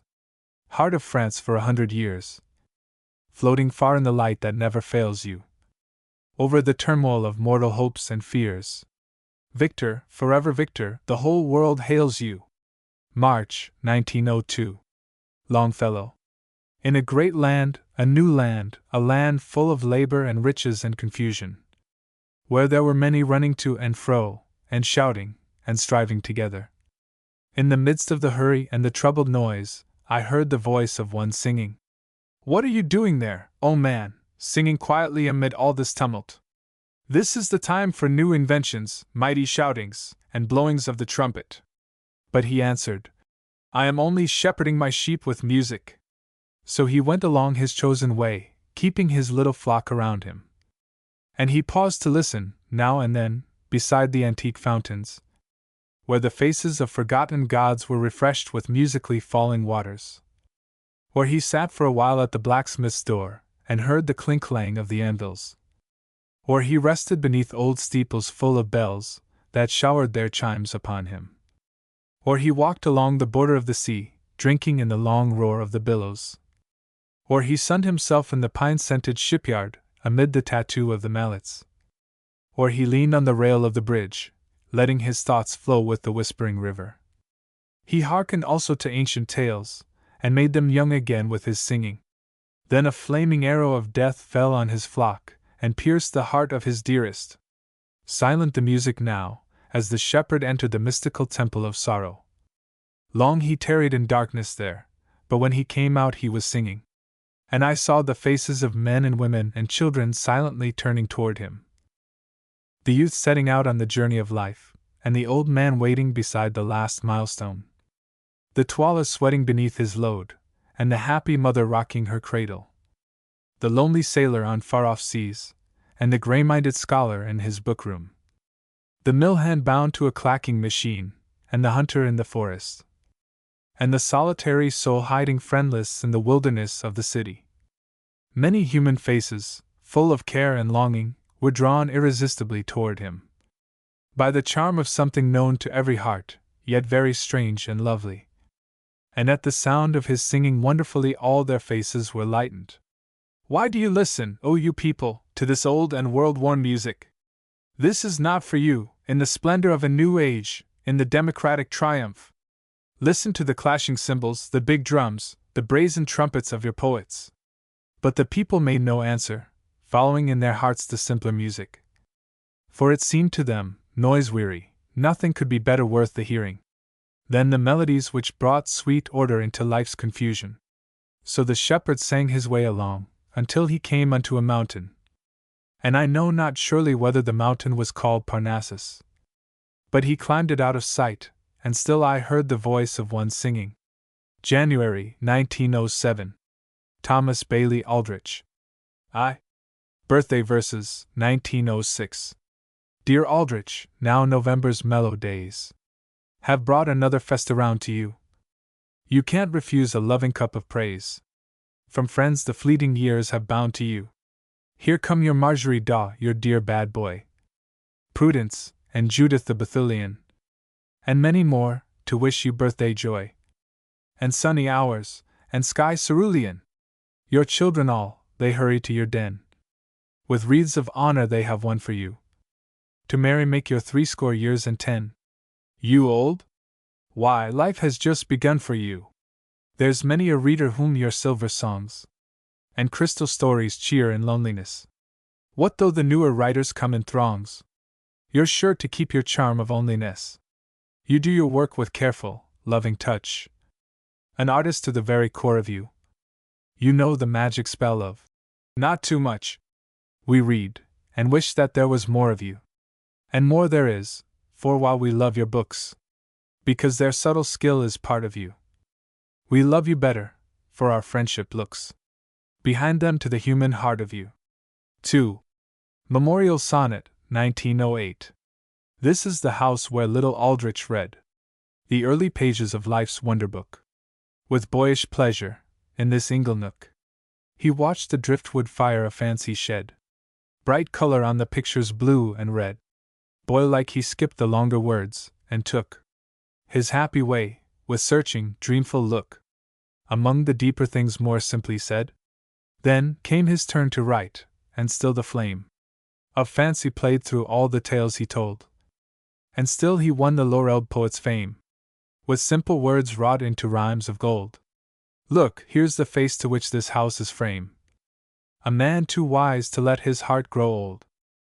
Edmund Clarence Stedman. Read at his funeral, January 21, 1908. Oh, quick to feel the lightest touch of beauty or of truth, rich in the thoughtfulness of age, the hopefulness of youth, the courage of the gentle heart, the wisdom of the pure, the strength of finely tempered souls, to labor and endure. The blue of springtime in your eyes was never quenched by pain, and winter brought your head the crown of snow without a stain. The poet's mind, the prince's heart, you kept until the end, nor ever faltered in your work, nor ever failed a friend. You followed, through the quest of life, the light that shines above the tumult and the toil of men, and shows us what to love. Right loyal to the best you knew, reality or dream. You ran the race, you fought the fight, a follower of the gleam. We lay upon your folded hands the wreath of asphodel. We speak above your peaceful face the tender word farewell. For well you fare, in God's good care, somewhere within the blue. And know, today, your dearest dreams are true and true and true. To James Whitcomb Riley. On his Book of Joyous Children. Yours is a garden of old-fashioned flowers. Joyous children delight to play there. Weary men find rest in its bowers, watching the lingering light of day there. Old-time tunes and young love laughter ripple and run among the roses. Memory's echoes, murmuring after, fill the dusk when the long day closes. Simple songs with a cadence olden, these you learned in the forest of Arden. Friendly flowers with hearts all golden, these you borrowed from Eden's garden. This is the reason why all men love you. Truth to life is the finest art. Other poets may soar above you. You keep close to the human heart. December, 1903. Richard Watson Gilder. In Memoriam. Soul of a soldier in a poet's frame, heart of a hero in a body frail. Thine was the courage clear that did not quail before the giant champions of shame, who wrought dishonor to the city's name. And thine the vision of the Holy Grail of love, revealed through music's lucid veil, filling thy life with heavenly song and flame. Pure was the light that lit thy glowing eye. and strong the faith that held thy simple creed. Ah, poet, patriot, friend, to serve our need. Thou leavest two great gifts that will not die. Above the city's noise, thy lyric cry. Amid the city's strife, thy noble deed. November, 1909. The valley of vain verses. The grief that is but feigning, and weeps melodious tears of delicate complaining from self-indulgent years. The mirth that is but madness, and has no inward gladness, beneath its laughter straining to capture thoughtless ears. The love that is but passion, of amber-scented lust. The doubt that is but fashion, the faith that has no trust. These the merest disperses in the valley of vain verses, below the Mount Parnassian, and they crumble into dust. Music, music. I. Prelude. 1. Daughter of Psyche, pledge of that wild night, when, pierced with pain and bittersweet delight, she knew her love and saw her lord depart. Then breathed her wonder and her woe forlorn into a single cry, and thou wast born. Thou flower of rapture and thou fruit of grief, invisible enchantress of the heart, mistress of charms that bring relief to sorrow and to joy impart a heavenly tone that keeps it undefined. Thou art the child of Amor, and by right divine a throne of love is thine. Thou flower-folded, golden-girdled, star-crowned queen, whose bridal beauty mortal eyes have never seen. 2. Thou art the angel of the pool that sleeps, while peace and joy lie hidden in its deeps, waiting thy touch to make the waters roll in healing murmurs round the weary soul. Ah, when wilt thou draw near, thou messenger of mercy robed in song? My lonely heart has listened for thee long, and now I seem to hear, across the crowded marketplace of life, thy measured footfall, ringing light and clear, above unmeaning noises and unruly strife, in quiet cadence, sweet and slow, serenely pacing to and fro. Thy far-off steps are magical and dear. Ah, turn this way, come close and speak to me. From this dull bed of languor set my spirit free, and bid me rise, and let me walk a while with thee. 2. Invocation. Where wilt thou lead me first? In what still region of thy domain, whose provinces are legion, wilt thou restore me to myself again, and quench my heart's long thirst? I pray thee lay thy golden girdle down, and put away thy starry crown. For one dear restful hour, assume a state more mild, clad only in thy blossom-broidered gown, that breathes familiar scent of many a flower. Take the low path that leads through pastures green, and though thou art a queen, be Rosamund awhile, and in thy bower, by tranquil love and simple joy beguiled, sing to my soul, as mother to her child. 3. Play song. O lead me by the hand, and let my heart have rest, and bring me back to childhood land, to find again the long-lost band of playmates blithe and blessed. Some quaint, old-fashioned air, that all the children knew, shall run before us everywhere, like a little maid with flying hair, to guide the merry crew along the garden ways. We chase the light-foot tune, and in and out the flowery maze, with eager haste and fond delays, in pleasant paths of June. For us the fields are new, for us the woods are rife with fairy secrets deep and true, and heaven is but a tent of blue above the game of life. The world is far away, the fever and the fret, and all that makes the heart grow gray, is out of sight and far away. Dear music, while I hear thee play that olden, golden roundelay, remember and forget. 4. Sleep song. Forget, forget. The tide of life is turning. The waves of light ebb slowly down the west. Along the edge of dark some stars are burning, to guide thy spirit safely to an isle of rest. A little rocking on the tranquil deep of song to soothe thy yearning. A little slumber and a little sleep. And so forget, forget. Forget, forget. The day was long in pleasure, Its echoes die away across the hill. Now let thy heart beat time to their slow measure. That swells, and sinks, and faints, and falls, till all is still. Then, like a weary child that loves to keep locked in its arms some treasure, thy soul in calm content shall fall asleep.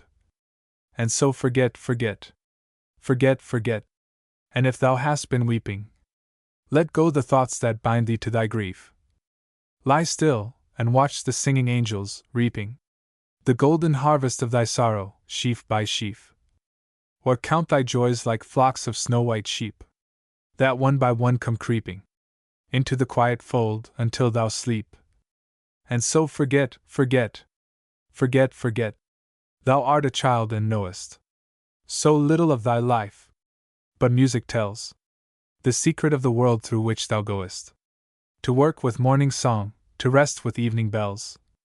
Life is in tune with harmony so deep that when the notes are lowest, thou still canst lay thee down in peace and sleep. For God will not forget thee. Hunting song. Out of the garden of playtime, out of the bower of rest, fain would I follow at daytime music that calls to a quest. Hark, how the galloping measure quickens the pulses of pleasure, gaily saluting the morn, with the long, clear note of the hunting horn, echoing up from the valley, over the mountain side. Rally, you hunters, rally! Rally, and ride! Drink of the magical potion music has mixed with her wine, full of the madness of motion, joyful, exultant, divine. Leave all your troubles behind you. Ride where they never can find you, into the gladness of morn, with the long, clear note of the hunting horn, swiftly o'er hillock and hollow, sweeping along with the wind. Follow, you hunters, follow. Follow and find. What will you reach with your riding? What is the charm of the chase? Just the delight and the striding swing of the jubilant pace. Danger is sweet when you front her. In at the death, every hunter.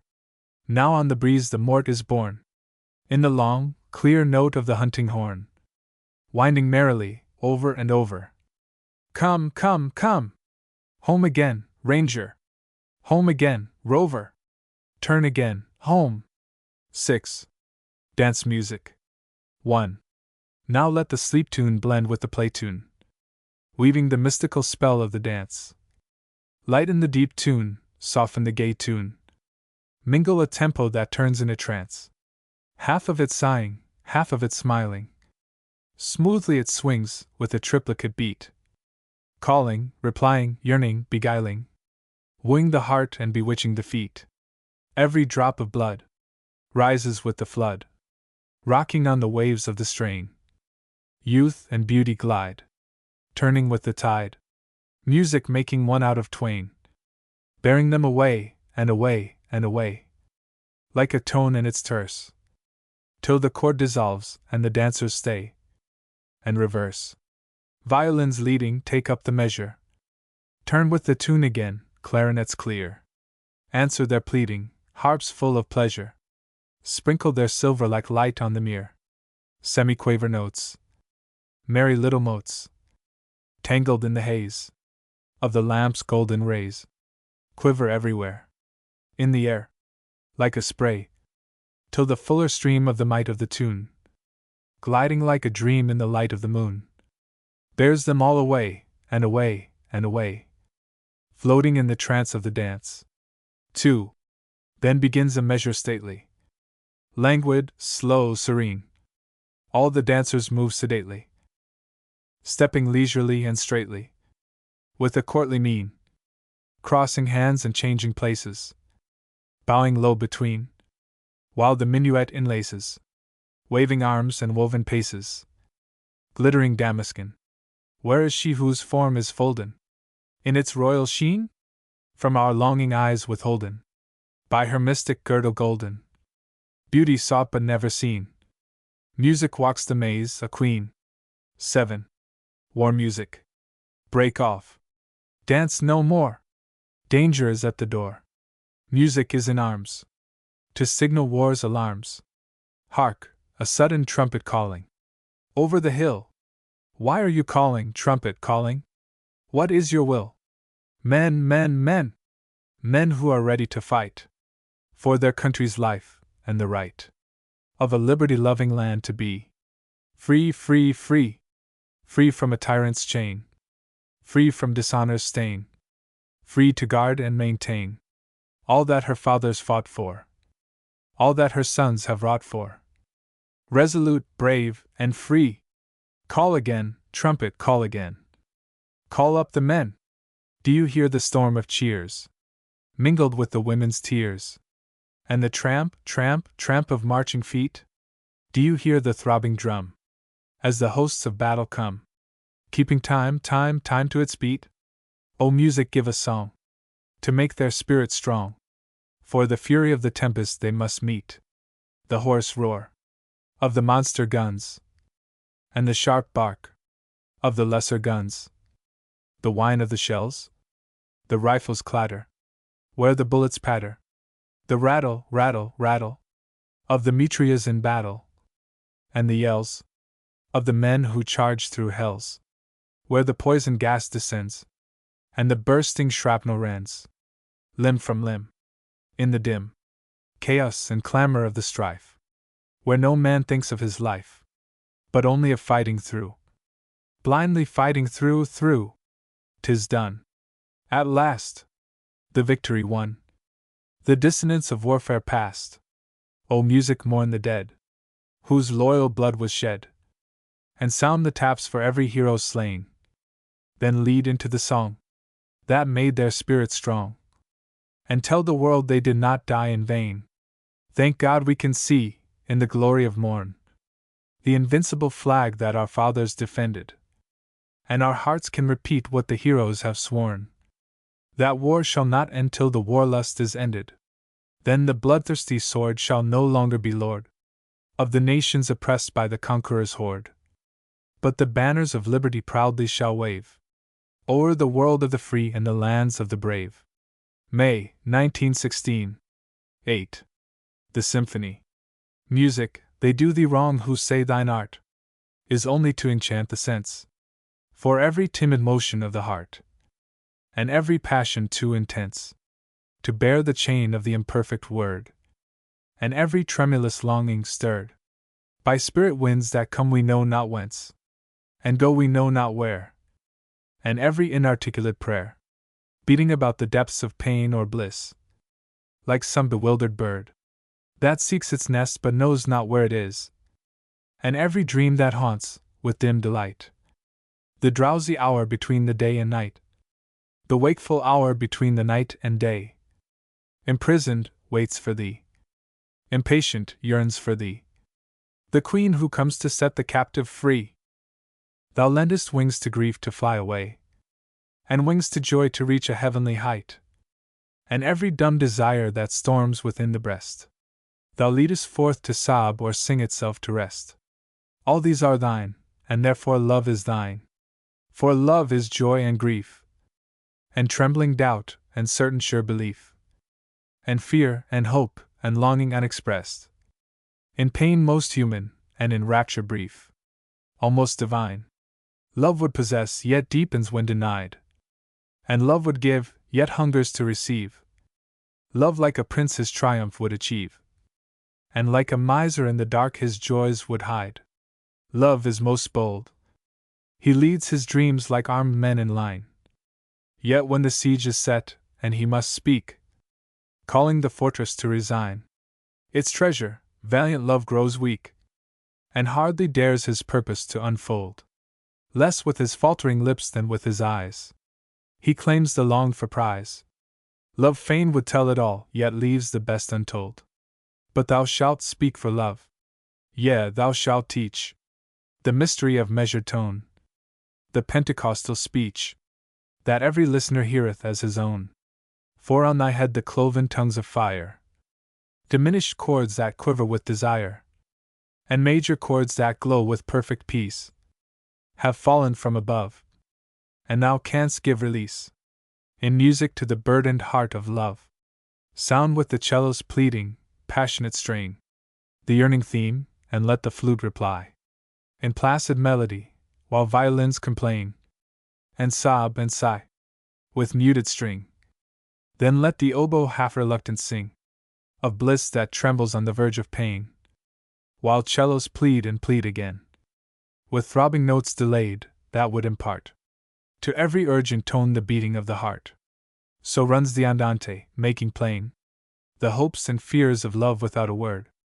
Then comes the adagio, with a yielding theme, through which the violas flow soft as in a dream, while horns and mild bassoons are heard, in tender tune that seems to float, like an enchanted boat, upon the downward gliding stream, toward the Allegro's wide, bright sea, of dancing, glittering, blending tone, where every instrument is sounding free, and harps like wedding chimes are rung, and trumpets blown, around the bark of love, that rides, with smiling skies above, a royal galley, many-oared, into the happy harbor of the perfect chord. 9. Iris. Light to the eye and music to the ear. These are the builders of the bridge that springs from earth's dim shore of half-remembered things, to reach the heavenly sphere, where nothing silent is and nothing dark. So when I see the rainbow's arc spanning the showery sky, far off I hear music, and every color sings. And while the symphony builds up its round, full sweep of architectural harmony, above the tide of time, far, far away I see a bow of color in the bow of sound, red as the dawn the trumpet rings, blue as the sky, the choir of strings, darkens in double bass to ocean's hue, rises in violins to noontide's blue, with threads of quivering light shot through and through. Green is the mantle that the summer flings around the world, the pastoral reeds in tune embroider melodies of May and June, purer than gold, yea, thrice refined gold, and richer than the treasures of the mine, floods of the human voice divine, along the arch in choral song are rolled. So bends the bow complete, and radiant rapture flows across the bridge, so full, so strong, so sweet, that the uplifted spirit hardly knows whether the music light that glows within the arch of tones and colors 7 is sunset peace of earth or sunrise joy of heaven. X. Sea and shore. Music I yield to thee, as swimmer to the sea. I give my spirit to the flood of song.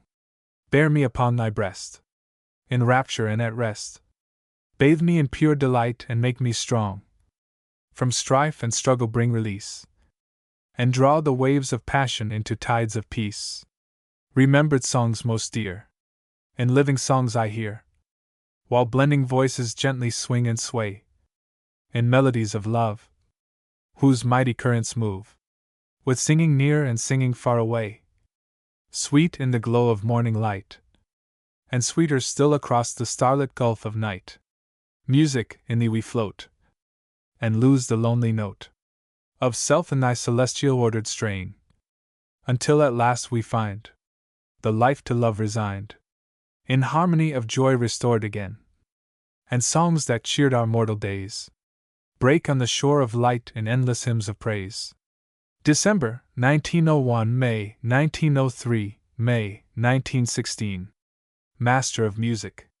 In memory of Theodore Thomas, 1905. Glory architect, glory of painter, and sculptor, and bard, living forever in temple and picture and statue and song. Look how the world with the lights that they lit is illumined and starred. Brief was the flame of their life, but the lamps of their art burn long. Where is the master of music, and how has he vanished away? Where is the work that he wrought with his wonderful art in the air? Gone, it is gone like the glow on the cloud at the close of the day. The master has finished his work, and the glory of music is, where? Once, at the wave of his wand, all the billows of musical sound followed his will, as the sea was ruled by the prophet of old. Now that his hand is relaxed, and his rod has dropped to the ground, silent and dark are the shores where the marvelous harmonies rolled. Nay, but not silent the hearts that were filled by that life-giving sea. Deeper and purer forever the tides of their being will roll. Grateful and joyful, O Master, because they have listened to thee. The glory of music endures in the depths of the human soul. The pipes, O Pan. Great nature had a million words, in tongues of trees and songs of birds, but none to breathe the heart of man, till music filled the pipes, O Pan. 1909. To a young girl singing. Oh, what do you know of the song, my dear? And how have you made it your own? You have caught the turn of the melody clear, and you give it again with a golden tone, till the wonder word and the wedded note are flowing out of your beautiful throat, with a liquid charm for every ear. And they talk of your art, but for you alone the song is a thing unheard, unknown. You only have learned it by rote. But when you have lived for a while, my dear, I think you will learn it anew. For a joy will come, or a grief, or a fear, that will alter the look of the world for you. And the lyric you learned as a bit of art will wake to life as a wonderful part of the love you feel so deep and true. And the thrill of a laugh or the throb of a tear will come with your song to all who hear, for then you will know it by heart. April, 1911. The Old Flute. The time will come when I no more can play this polished flute, the stops will not obey my gnarled fingers, and the air it weaves in modulations like a vine with leaves climbing around the tower of song will die in rustling autumn rhythms, confused and dry. My shortened breath no more will freely fill this magic reed with melody at will. My stiffened lips will try and try in vain to wake the liquid, leaping, dancing strain. The heavy notes will falter, wheeze, and faint, or mock my ear with shrillness of complaint. Then let me hang this faithful friend of mine upon the trunk of some old, sacred pine, and sit beneath the green protecting boughs, to hear the viewless wind, that sings and soughs above me, play its wild, aerial lute, and draw a ghost of music from my flute. So will I thank the gods, and most of all, the Delian Apollo, whom men call the mighty master of immortal sound, Lord of the billows in their chanting round, Lord of the winds that fill the wood with sighs, Lord of the echoes and their sweet replies, Lord of the little people of the air that sprinkle drops of music everywhere, Lord of the sea of melody that laves the universe with never silent waves. Him will I thank that this brief breath of mine has caught one cadence of the song divine, and these frail fingers learn to rise and fall in time with that great tune which throbs through all. And these poor lips have lent a lilt of joy to songless men whom weary tasks employ. My life has had its music, and my heart in harmony has borne a little part. And now I come with quiet, grateful breast to death's dim hall of silence and of rest. Freely rendered from the French of Auguste Angelier, 1911. The First Bird, O Spring. To Olive Wheeler. Winter on Mount Shasta. April down below. Golden hours of glowing sun. Sudden showers of snow. Under leafless thickets. Early wild flowers cling. But oh, my dear, I'm fain to hear the first bird, O Spring. Alders are in tassel. Maples are in bud. Waters of the blue McCloud shout in joyful flood. Through the giant pine trees flutters many a wing. But oh, my dear, I long to hear the first bird, O Spring. Candlelight and firelight mingle at the bend, 'neath the roof of Bull Hypan. Light and shadow blend. Sweeter than a wood thrush a maid begins to sing. And oh, my dear, I'm glad to hear the first bird, O Spring. The Bend, California, April 29, 1913. The House of Rimmon, a drama in 4 acts. Dramatis Personae. Ben-Hadad, King of Damascus.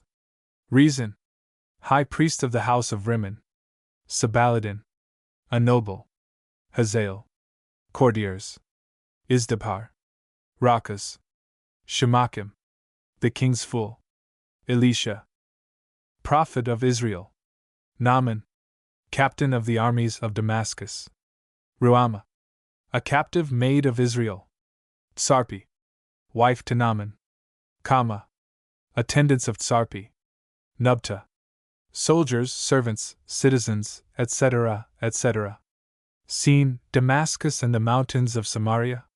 Scene. Time, 850 B.C. Time. Act 1. Scene 1.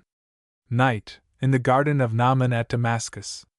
At the left the palace, with softly gleaming lights and music coming from the open latticed windows. The garden is full of oleanders, roses, pomegranates, abundance of crimson flowers. The air is heavy with their fragrance. A fountain at the right is plashing gently. Behind it is an arbor covered with vines. Near the center of the garden stands a small, hideous image of the god Rimmon. Beyond the arbor rises the lofty square tower of the house of Rimmon, which casts a shadow from the moon across the garden. The background is a wide, hilly landscape, with the snow-clad summit of Mount Hermon in the distance. Enter by the palace door, the lady Tsarpi, robed in red and gold, and followed by her maids, Kama and Nubta. She remains on the terrace. They go down into the garden, looking about, and returning to her. Kama. There's no one here.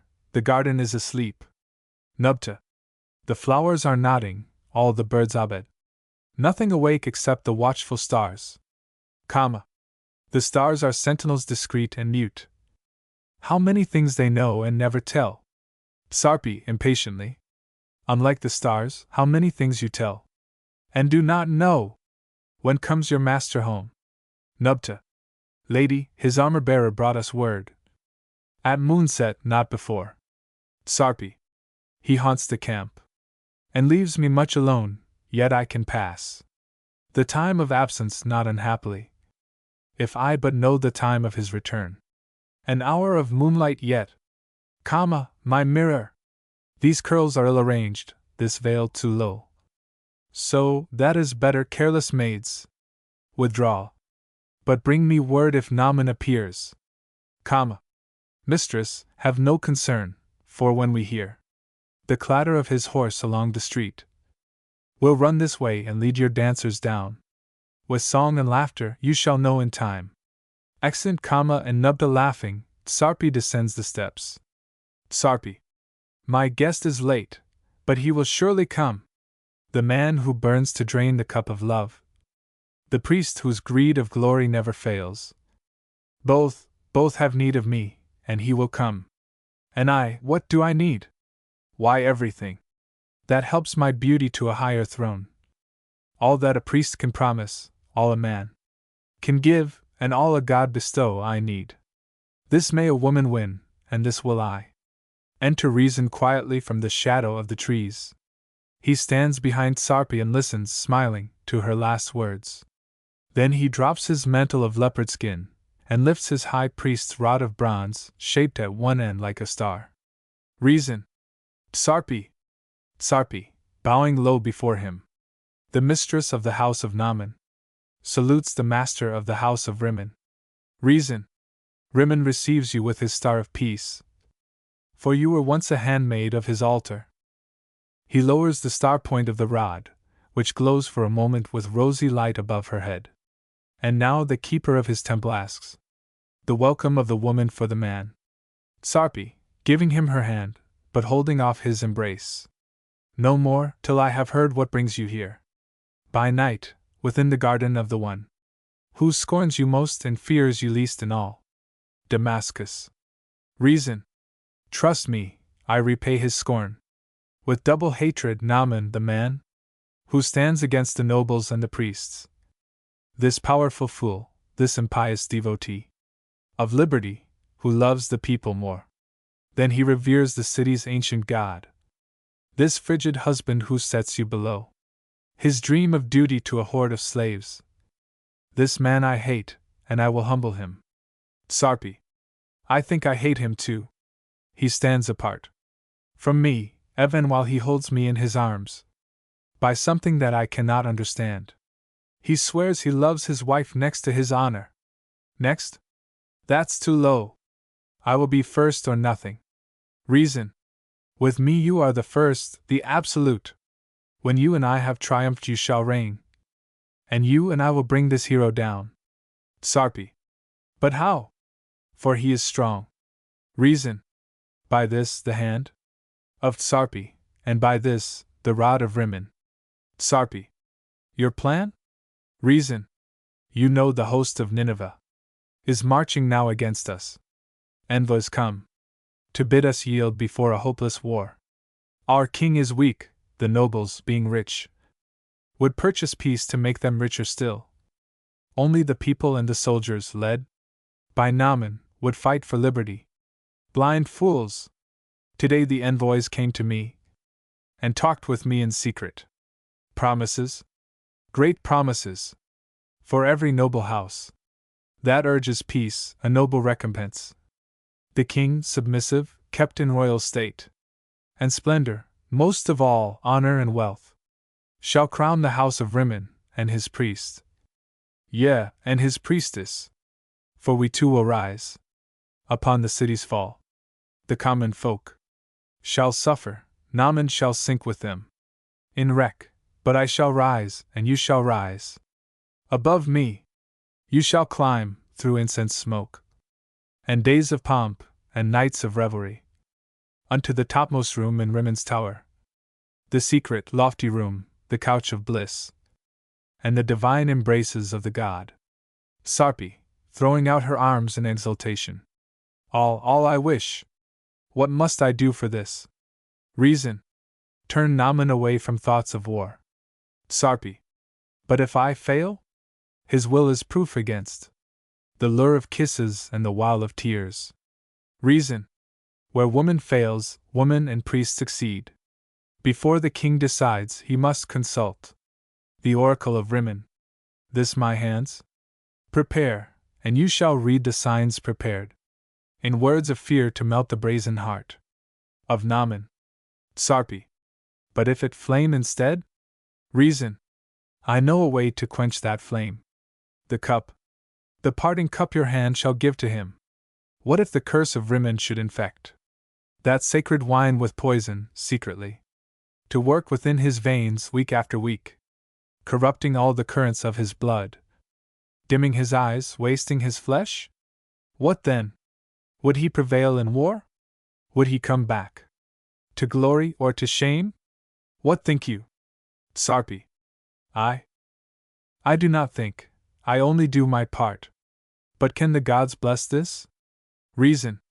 The gods can bless whatever they decree, their will makes right. And this is for the glory of the house of Rimmon and for thee, my queen. Come, come! The night grows dark, we'll perfect our alliance. Reason draws her with him, embracing her, through the shadows of the garden. Rama, who has been sleeping in the arbor, has been awakened during the dialogue, and has been dimly visible in her white dress behind the vines. She parts them and comes out, pushing back her long dark hair from her temples. Ruama. What have I heard? O God, what shame is this? Plotted beneath thy pure and silent stars. Was it for this that I was brought away, a captive from the hills of Israel, to serve the heathen in a land of lies? Ah, treacherous, shameful priest! Ah, shameless wife of one too noble to suspect thy guilt! The very greatness of his generous heart betrays him to their hands. What can I do? Nothing, a slave, hated and mocked by all my fellow slaves. O bitter prison life! I smother in this black, betraying air of lust and luxury. I faint beneath the shadow of this house of Rimmon. God, have mercy! Lead me out to Israel. To Israel! Music and laughter heard within the palace. The doors fly open and a flood of men and women, dancers, players, flushed with wine, disheveled, pour down the steps, Kama and Nubba with them. They crown the image with roses and dance around it. Ruama is discovered crouching beside the arbor. They drag her out beside the image. Nubta. Look! Here's the Hebrew maid. She's homesick. Let us comfort her. Kama. They put their arms around her. Yes, dancing is the cure for homesickness. We'll make her dance. Rama, she slips away. I pray you, let me go. I cannot dance, I do not know your measures. Kama. Then sing for us, a song of Israel. Ruama. How can I sing the songs of Israel in this strange country? Oh, my heart would break. A servant, a stubborn and unfriendly maid, will whip her. They circle around her, striking her with rose branches. She sinks to her knees, covering her face with her bare arms, which bleed. Nubta. Look, look! She kneels to Rimmon, she is tamed. Ruama, springing up and lifting her arms. Nay, not to this dumb idol, but to him who made Orion and the 7 stars. All. She raves, she mocks at Rimmon. Punish her. The fountain. Wash her blasphemy away. They push her toward the fountain, laughing and shouting. In the open door of the palace Naaman appears, dressed in blue and silver, bareheaded and unarmed. He comes to the top of the steps and stands for a moment, astonished and angry. Naaman. Silence! What drunken rout is this? Begone! Ye barking dogs and mewing cats! Out all! Poor child, what have they done to thee? Exeunt all except Rama, who stands with her face covered by her hands.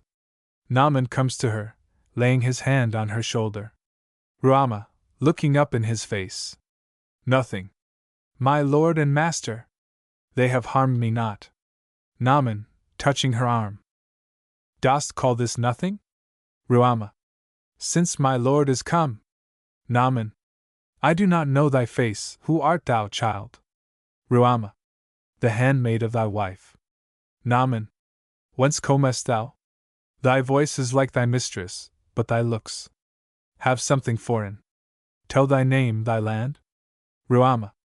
Ruama is my name, a captive maid, the daughter of a prince in Israel, where once, in olden days, I saw my lord ride through our highlands when Samaria was allied with Damascus to defeat our common foe. Naaman.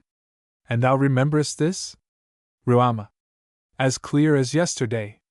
Master, I saw thee riding on a snow-white horse beside our king, and all we joyful little maids strewed boughs of palm along the victor's way. For you had driven out the enemy, broken, and both our lands were friends and free. Naaman sadly. Well, they are past, those noble days. The days when nations would imperil all to keep their liberties, are only memories now.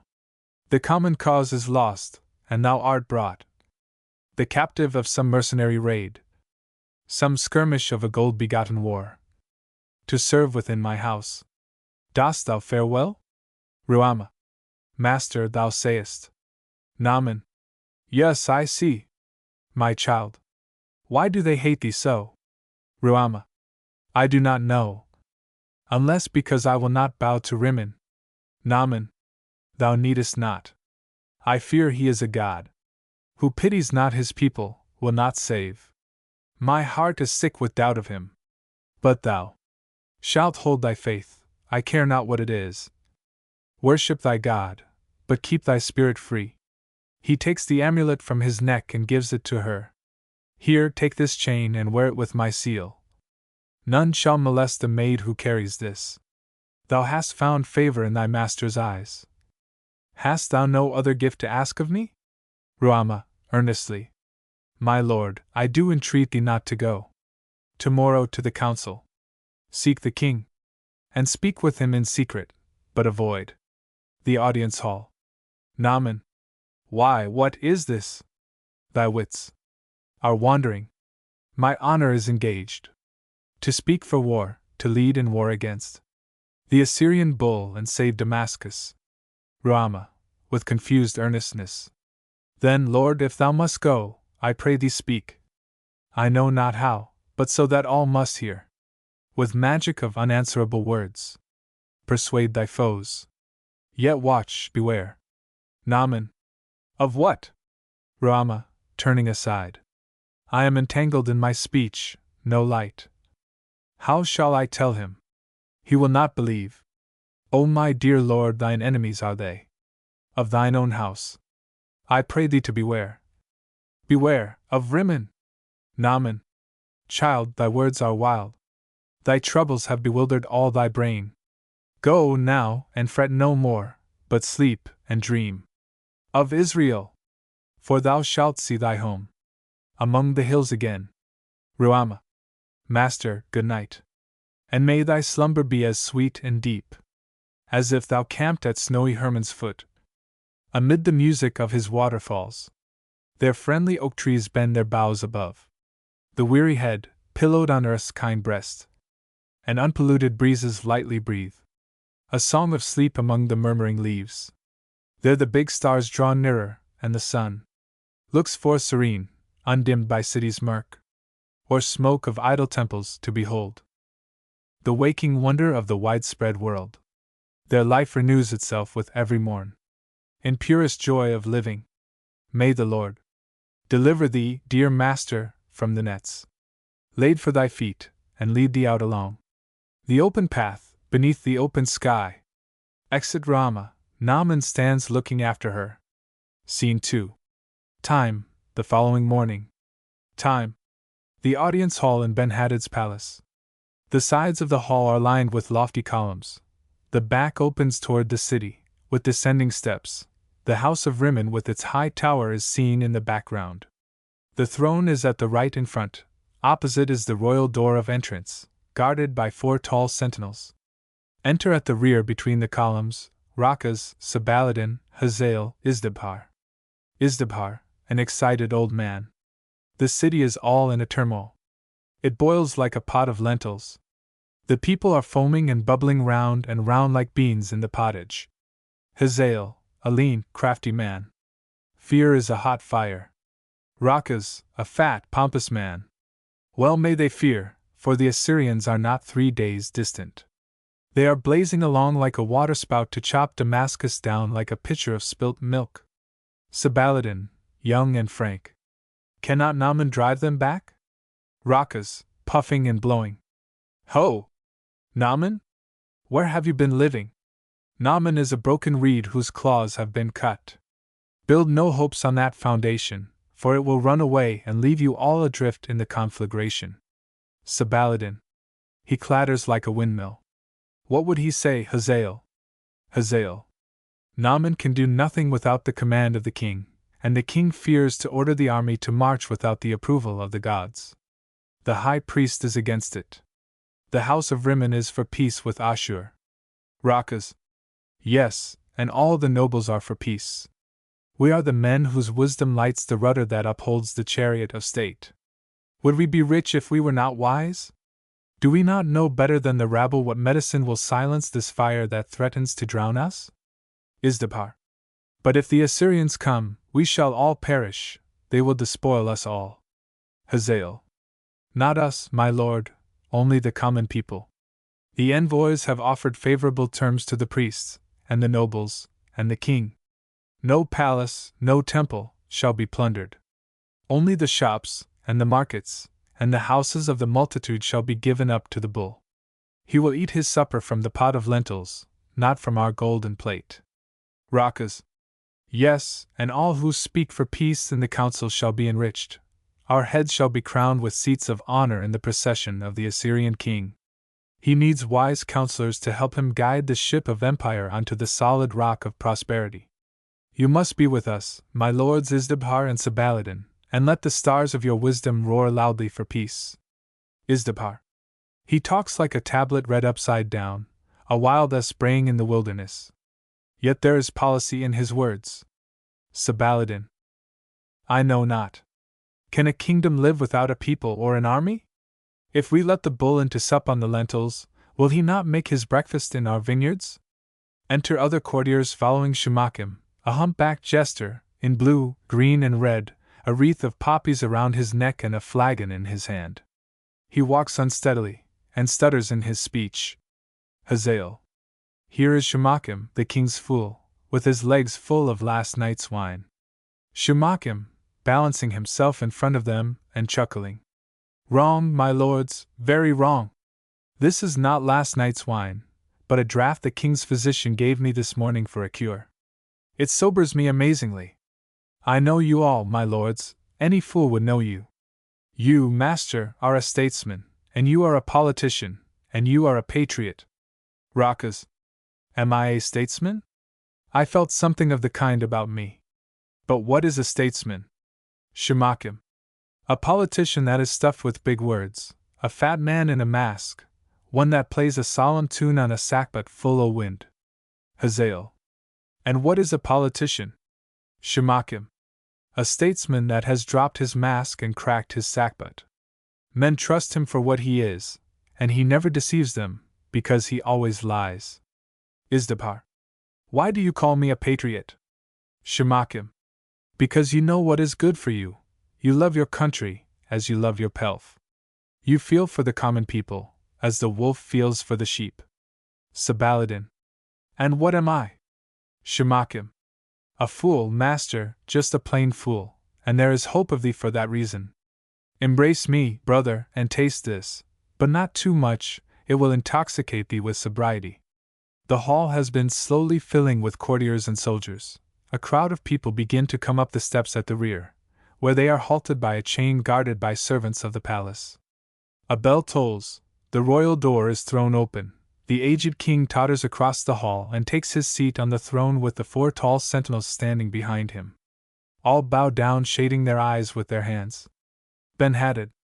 The hour of royal audience is come. I'll hear the envoys.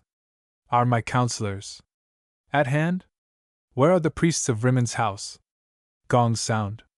Reason comes in from the side, followed by a procession of priests in black and yellow. The courtiers bow, the king rises. Reason takes his stand on the steps of the throne at the left of the king. Ben-Hadad. Where is my faithful servant Naaman? The captain of my host? Trumpets sound from the city. The crowd on the steps divide. The chain is lowered. Naaman enters, followed by 6 soldiers. He is dressed in chainmail, with a silver helmet and a cloak of blue. He uncovers, and kneels on the steps of the throne at the king's right. Naaman. My lord the king. The bearer of thy sword is here. Ben-Hadad, giving Naaman his hand, and sitting down. Welcome. My strong right arm that never me failed yet. I am in doubt, but stay thou close to me, while I decide this cause. Where are the envoys? Let them appear and give their message. Enter the Assyrian envoys, one in white and the other in red, both with the golden bull's head embroidered on their robes. They come from the right, rear, bow slightly before the throne, and take the center of the hall. White envoy, stepping forward. Greeting from Shalmaneser, Ashur's son, who rules the world from Nineveh. Unto Ben-Hadad, monarch in Damascus. The conquering bull has led his army forth. The south has fallen before him, and the west. His feet have trodden, Hamath is laid waste. He pauses at your gate, invincible, to offer peace. The princes of your court, the priests of Rimmon's house, and you, the king, if you pay homage to your overlord, shall rest secure, and flourish as our friends. Assyria sends to you this gilded yoke. Receive it as the sign of proffered peace. He lays a yoke on the steps of the throne. Ben-Hadad. What of the city? Said your king no word? Of our Damascus, and the many folk that do inhabit her and make her great? What of the soldiers who have fought for us? White envoy. Of these my royal master did not speak. Ben-Hadad. Strange silence. Must we give them up to him? Is this the price at which he offers us? The yoke of peace? What if we do refuse? Red envoy, stepping forward. Then ruthless war. War to the uttermost. No quarter, no compassion, no escape. The bull will gore and trample in his fury. Nobles and priests and king, none shall be spared. Before the throne we lay our second gift. This bloody horn, the symbol of red war. He lays a long bull's horn, stained with blood, on the steps of the throne. White envoy. Our message is delivered. We return unto our master. He will wait 3 days to know your royal choice between his gifts. Keep which you will and send the other back. The red bull's horn your youngest page may bring. But with the yoke, best send your mightiest army. The envoys retire, amid confused murmurs of the people, the king's silent, his head sunken on his breast. Ben-Hadad. Proud words, a bitter message, hard to endure. We are not now that force which feared no foe. Our old allies have left us. Can we face the bull alone, and beat him back? Give me your counsel. Many speak at once, confusedly. What babblement is this? Were ye born at Babel? Give me clear words and reasonable speech. Rakas, pompously. O king, I am a reasonable man, and there be some who call me very wise and prudent, but of this I will not speak, for I am also modest. Let me plead, persuade, and reason you to choose for peace. This golden yoke may be a bitter draught, but better far to fold it in our arms than risk our cargoes in the savage horn of war. Shall we imperil all our wealth, our valuable lives? Nobles are few. Rich men are rare, and wise men rarer still. The precious jewels on the tree of life, wherein the common people are but bricks, and clay and rubble. Let the city go, but save the cornerstones that float the ship. Have I not spoken well? Ben-Hadad, shaking his head. Excellent well. Most eloquent, but misty in the meaning. Hazael, with cold decision. Then let me speak, O king, in plainer words. The days of independent states are past. The tide of empire sweeps across the earth. Assyria rides it with resistless power, and thunders on to subjugate the world. Oppose her, and we fight with destiny. Submit to her demands, and we shall ride with her to victory. Therefore accept the golden yoke, Assyria's gift of peace. Naaman, starting forward eagerly. There is no peace beneath a conqueror's yoke. For every state that barters liberty to win imperial favor shall be drained of her best blood, henceforth, in endless wars. To make the empire greater, here's the choice. My king, we fight to keep our country free, or else we fight forevermore to help Assyria bind the world as we are bound. I am a soldier, and I know the hell of war, but I will gladly ride through hell to save Damascus. Master, bid me ride. 10,000 chariots wait for your command, and 20,000 horsemen strain the leash of patience till you let them go, a throng of spearmen, archers, swordsmen, like the sea chafing against a dike, roar for the onset. O master, let me launch your mighty host against the bull, we'll bring him to his knees. Cries of war from the soldiers and the people. Peace from the courtiers and the priests. The king rises, turning toward Naaman, and seems about to speak. Reason lifts his rod. Reason. Shall not the gods decide when mortals doubt? Rimmon is master of the city's fate. We read his will, by our most ancient faith, in omens and in signs of mystery. Must we not hearken to his high commands? Ben-Hadad, sinking back on the throne, submissively. I am the faithful son of Rimmon's house. Consult the oracle. But who shall read? Reason. Sarpi, the wife of Naaman, who served within the temple in her maiden years, shall be the mouthpiece of the mighty God. Today's high priestess. Bring the sacrifice. Gongs and cymbals sound. Enter priest carrying an altar on which a lamb is bound. The altar is placed in the center of the hall. Sarpi follows the priests, covered with a long transparent veil of black, sewn with gold stars. Rama, in white, bears her train. Sarpi stands before the altar, facing it, and lifts her right hand holding a knife. Rama steps back near the throne, her hands crossed on her breast, her head bowed. The priests close in around Sarpi and the altar. The knife is seen to strike downward. Gongs and cymbals sound, cries of Rimmon, hear us! The circle of priests opens, and Sarpi turns slowly to face the king. Sarpi monotonously. Black is the blood of the victim. Rimmon is unfavorable. Asratu is unfavorable. They will not war against Ashur. They will make a league with the god of Nineveh. Evil is in store for Damascus.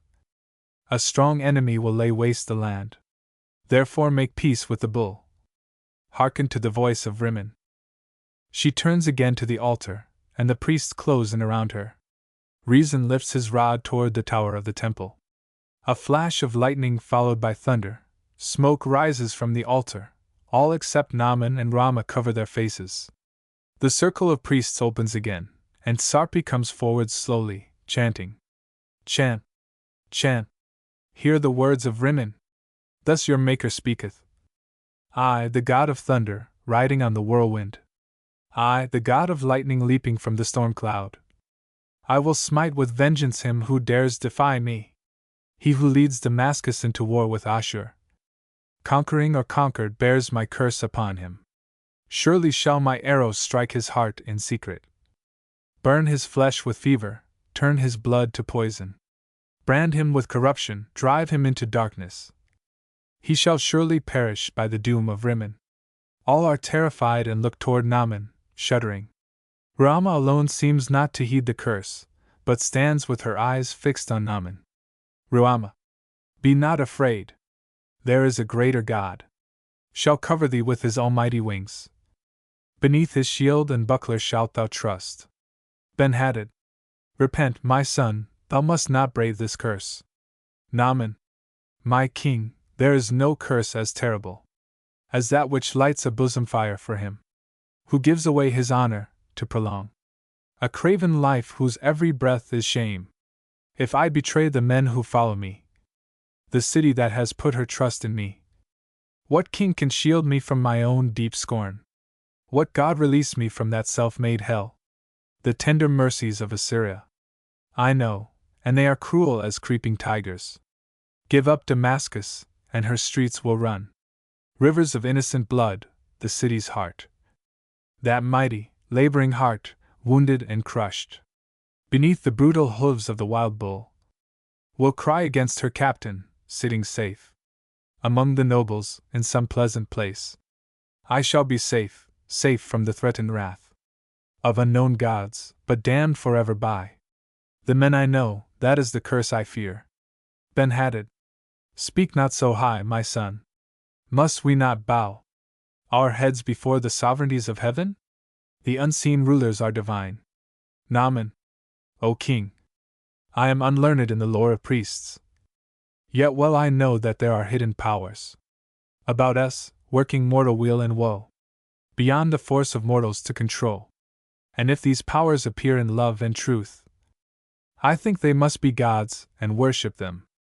But if their secret will is manifest in blind decrees of sheer omnipotence, that punish where no fault is found, and smite the poor with undeserved calamity, and pierce the undefended in the dark with arrows of injustice, and foredoom the innocent to burn in endless pain, I will not call this fierce almightiness divine, though I must bear, with every man, the burden of my life ordained. I'll keep my soul unterrified, and tread the path of truth and honor with a steady heart.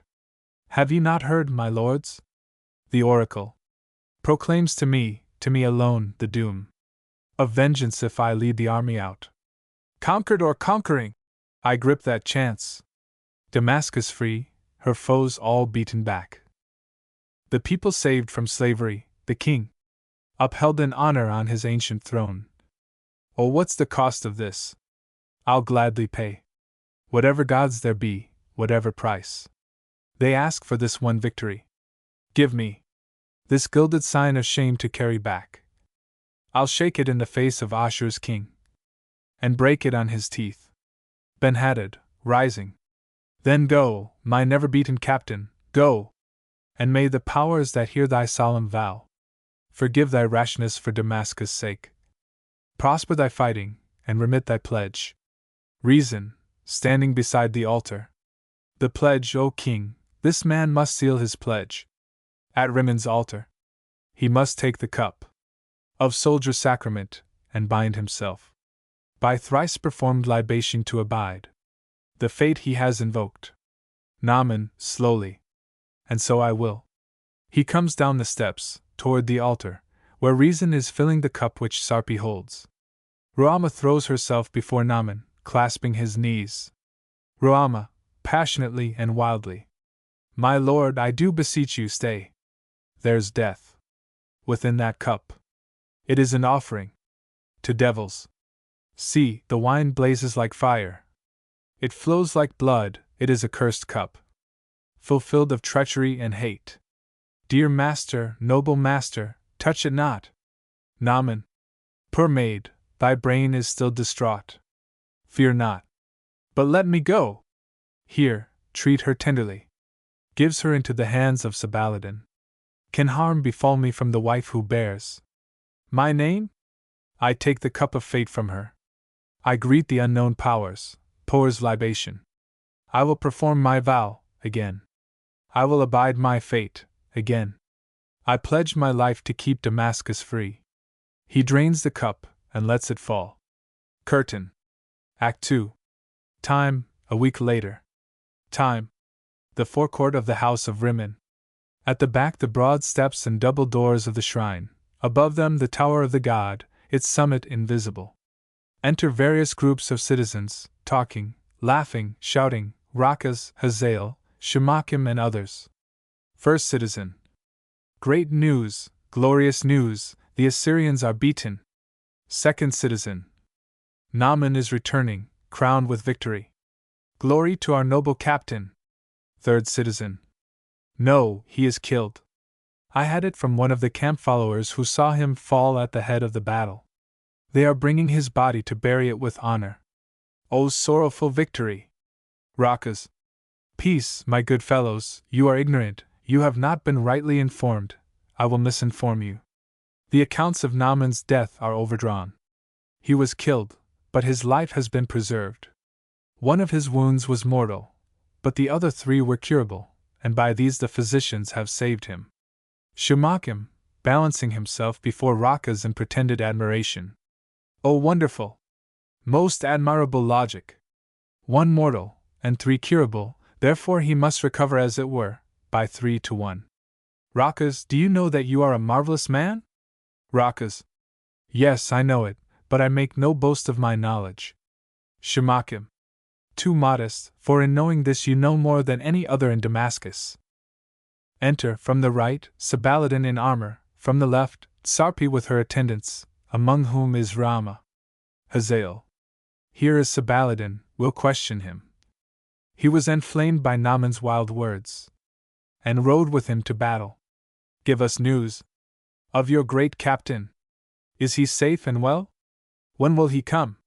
Or will he come at all? All gather around him listening eagerly. Sabaladin. He comes but now, returning from the field, where he hath gained a crown of deathless fame.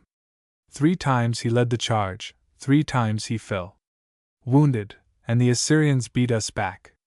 Yet every wound was but a spur to urge his valor onward.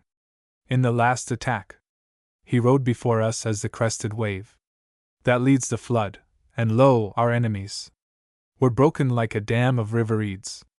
The flying king, encircled by his guard, was lodged like driftwood on a little hill.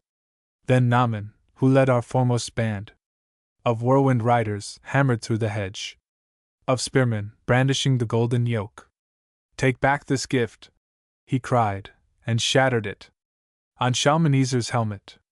So the fight dissolved in universal rout.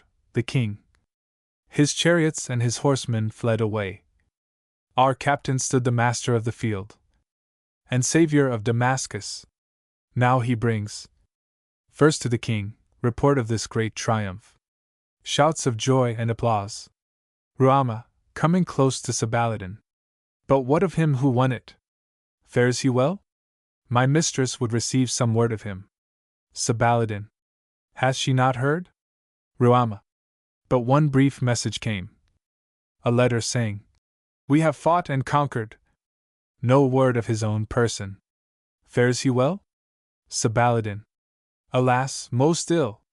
For he is like a man consumed by some strange sickness, wasted, wan. His eyes are dimmed so that he scarce can see. His ears are dulled, his fearless face is pale, as one who walks to meet a certain doom, yet will not flinch. It is most pitiful. But you shall see. Ruama. We shall see a man who dared to face the wrath of evil powers, unknown, and hazard all to save his country. Enter Ben-Hadad with courtiers.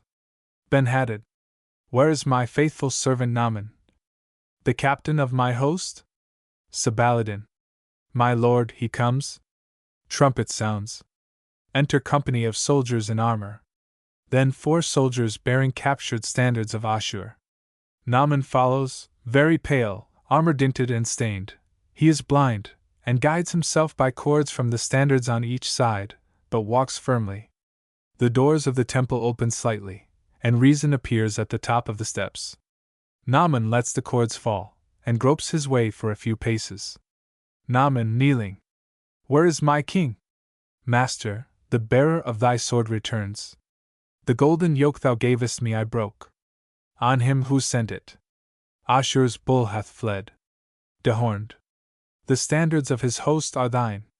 Damascus is all thine, at peace, and free. Ben-Hadad, holding out his arms. Thou art a mighty man of valor. Come, and let me fold thy courage to my heart. Reason, lifting his rod. Forbear, O king! Stand back from him, all men! By the great name of Rimmon I proclaim. This man a leper! See upon his brow. This little mark, the death-white seal of doom. That tiny spot will spread, eating his flesh, gnawing his fingers bone from bone, until the impious heart that dared defy the gods dissolves in the slow death which now begins. Unclean! Unclean! Henceforward he is dead. No human hand shall touch him, and no home of men shall give him shelter. He shall walk only with corpses of the selfsame death, down the long path to a forgotten tomb. Avoid, depart, I do adjure you all. Leave him to God, the leper Naaman. All shrink back horrified. Reason retires into the temple. The crowd melts away, wailing. Sarpi is among the first to go, followed by her attendants, except Rama, who crouches, with her face covered, not far from Naaman. Ben-Hadad, lingering and turning back. Alas, my son! O Naaman, my son! Why did I let thee go? I must obey. Who can resist the gods? Yet none shall take thy glorious title, captain of my host. I will provide for thee, and thou shalt dwell with guards of honor in a house of mine. Always. Damascus never shall forget what thou hast done. O miserable words of crowned impotence! O mockery of power, given to kings who cannot even defend their dearest from the secret wrath of heaven. O Naaman, my son, my son! Exit. Naaman, slowly passing his hand over his eyes, and looking up. Am I alone with thee, inexorable one, whose pride offended takes this horrible revenge? I must submit my mortal flesh to thee, Almighty, but I will not call thee God. Yet thou hast found the way to wound my soul most deeply through the flesh, and I must find the way to let my wounded soul escape. Drawing his sword. Come, my last friend, thou art more merciful than Rimmon. Why should I endure the doom he sends me? Irretrievably cut off from all dear intercourse of human love, from all the tender touch of human hands, from all brave comradeship with brother men, with eyes that see no faces through this dark, with ears that hear all voices far away. Why should I cling to misery, and grope my long, long way from pain to pain, alone? Ruama, at his feet. Nay, not alone, dear Lord, for I am here, and I will never leave thee, nor forsake thee. Naaman, what voice is that? The silence of my tomb is broken by a ray of music, whose? Ruama, rising. The one who loves thee best in all the world. Naaman, why that should be, oh dare I dream it true? Sarpi, my wife? Have I misjudged thy heart? As cold and proud? How nobly thou forgivest! Thou comest to hold me from the last disgrace, the coward's flight into the dark. Go back. Unstained, my sword! Life is endurable, while there is one alive on earth who loves us. Ruama. My lord, oh listen! You have erred. You do mistake me now, this dream. Naaman. Ah, wake me not! For I can conquer death. Dreaming this dream, let me at last believe. Though gods are cruel, a woman can be kind. Grant me but this. For see, I ask so little. Only to know that thou art faithful. That thou art near me, though I touch thee not. Oh, this will hold me up, though it be given from pity more than love. Rama, trembling, and speaking slowly. Not so, my lord! My pity is a stream, my pride of thee is like the sea that doth engulf the stream. My love for thee is like the sovereign moon that rules the sea. The tides that fill my soul flow unto thee and follow after thee. And where thou goest I will go, and where thou deest I will die in the same hour. She lays her hand on his arm. He draws back. Naman, oh, touch me not! Thou shalt not share my doom. Ruama, entreat me not to go. I will obey. In all but this, but rob me not of this, the only boon that makes life worth the living. To walk beside thee day by day, and keep thy foot from stumbling, to prepare thy food when thou art hungry, music for thy rest, and cheerful words to comfort thy black hour, and so to lead thee ever on and on, through darkness, till we find the door of hope. Naman, what word is that? The leper has no hope. Ruama, dear Lord, the mark upon thy brow is yet no broader than my little fingernail. Thy force is not abated, and thy step is firm. Wilt thou surrender to the enemy before thy strength is touched? Why, let me put a drop of courage from my breast in thine. There is a hope for thee. The captive maid of Israel who dwelt within thy house knew of a God very compassionate, long-suffering, slow to anger, one who heals the sick, hath pity on the fatherless, and saves the poor and him who has no helper.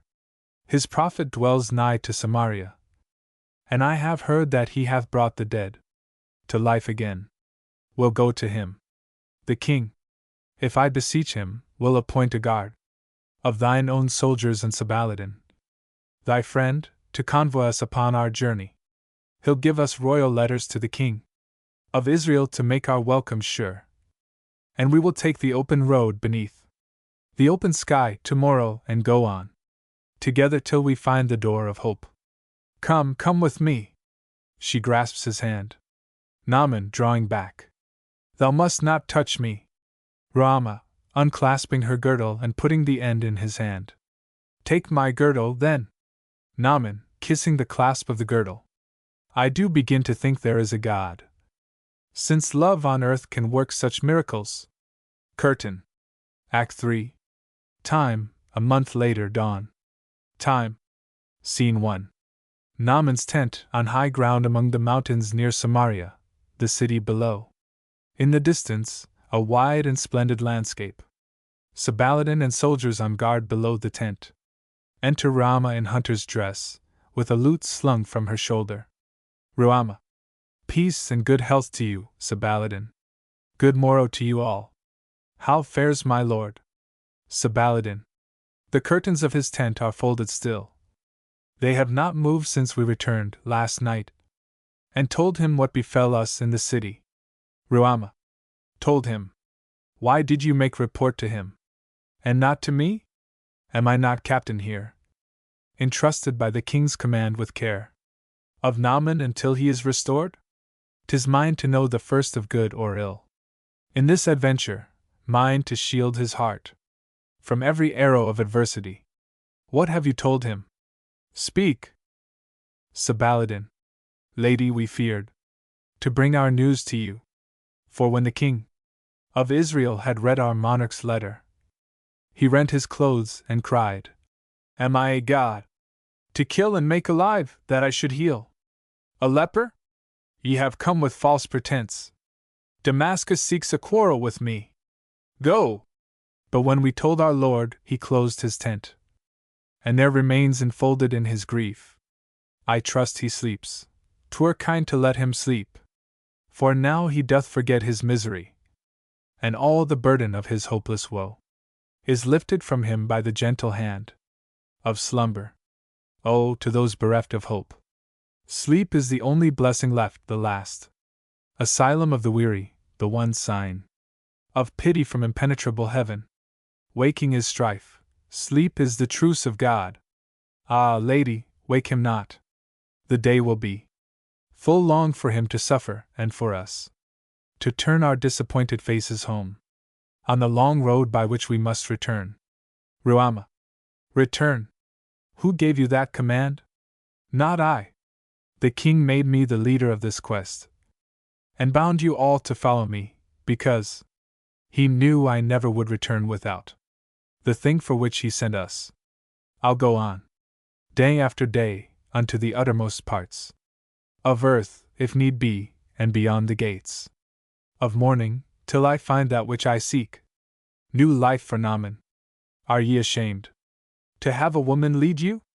Then go back and tell the king, this huntress went too far for us to follow. She pursues the trail of hope alone, refusing to forsake the quarry. We grew weary of the chase, and so we left her and retraced our steps, like faithless hounds, to sleep beside the fire. Did Naaman forsake his soldiers thus when you went forth to hunt the Assyrian bull? Your manly courage is less durable than woman's love, it seems. Go if you will. Who bids me now farewell? Soldiers. Not I, not I. Sabaladin. Lady, lead on, we'll follow you forever. Ruama. Why, now you speak like men. Brought you no word out of Samaria, except that cry of impotence and fear from Israel's king? Sabaladin. I do remember while he spoke with us, a rustic messenger came in, and cried, Elisha saith, bring Naaman to me. At Dothan, he shall surely know there is a God in Israel. Ruama. What said the king? Sabaladin. He only shouted, Go! More wildly yet, and rent his clothes again, as if he were half maddened by a coward's fear, and thought only of how he might be rid of us. What comfort could there be for him, what hope for us, in the rude prophet's misty word? Ruama. It is the very word for which I prayed. My trust was not in princes, for the crown, the scepter, and the purple robe are not significant of vital power.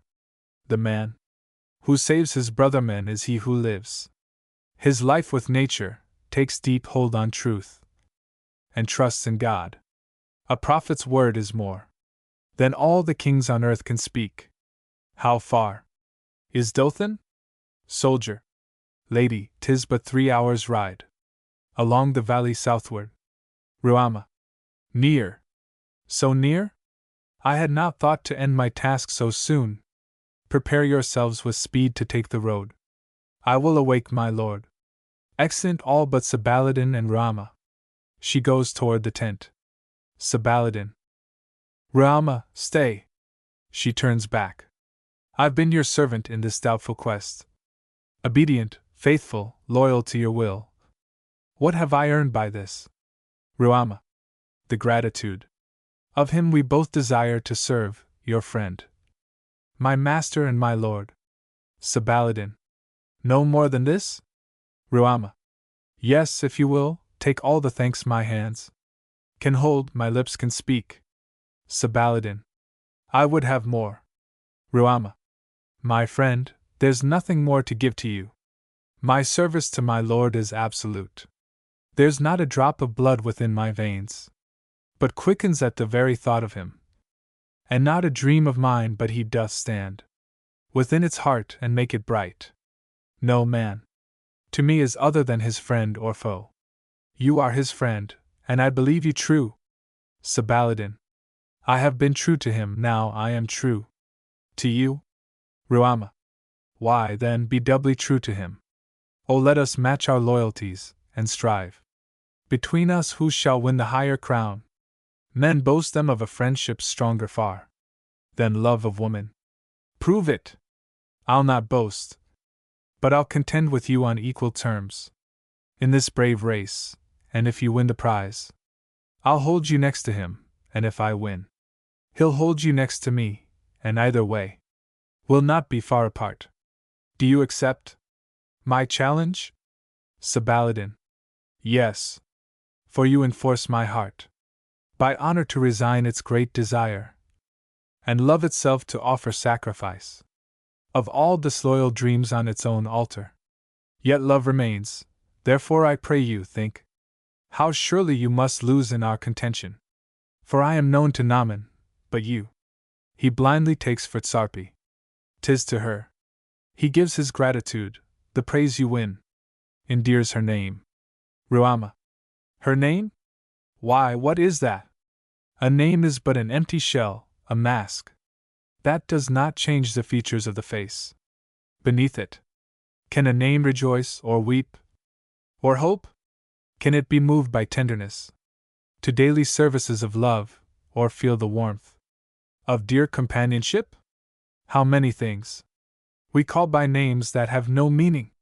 Kings that cannot rule, and gods that are not good, and wives that do not love. It matters not what syllables he utters when he calls. 'Tis I who come, 'tis I who minister unto my Lord, and mine the living heart that feels the comfort of his confidence, the thrill of gladness when he speaks to me. I do not hear the name, Sabaladin. And yet be sure, there's danger in this error, and no gain. Ruama. I seek no gain, I only tread the path marked for me daily by the hand of love. And if his blindness spared my lord one pang of sorrow in his black, forsaken hour, and if this error makes his burdened heart more quiet, and his shadowed way less dark, whom do I rob?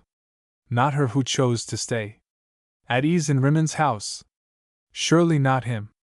Only myself. And that enriches me. Why trouble we the master? Let it go. Tomorrow he must know the truth, and then he shall dispose of me e'en as he will. Sabaladin. Tomorrow? Ruama. Yes, for I will tarry here, while you conduct him to Elisha's house, to find the promised healing. I forebode a sudden danger from the craven king of Israel, or else a secret ambush from those who hate us in Damascus. Go. But leave me 20 men, this mountain pass protects the road behind you. Make my lord obey the prophet's word, whatever he commands, and come again in peace. Farewell. Exit Sabaladin. Ruama goes toward the tent, then pauses and turns back. She takes her lute and sings. Song. Song. Above the edge of dark appear the lances of the sun. Along the mountain ridges clear his rosy heralds run. The vapors down the valley go, like broken armies, dark and low. Look up, my heart, from every hill. In folds of rose and daffodil, the sunrise banners flow. Oh, fly away on silent wing, ye boding owls of night. Oh, welcome little birds that sing the coming in of light. For new and ever new, the golden bud within the blue. And every morning seems to say, there's something happy on the way. And God sends love to you. Naaman, appearing at the entrance of his tent. Oh, let me ever wake to music. For the soul returns most gently then, and finds its way by the soft, winding clue of melody, out of the dusky labyrinth of sleep, into the light.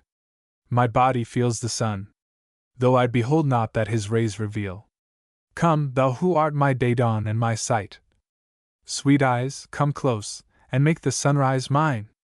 Ruama, coming near. A fairer day, dear Lord, was never born.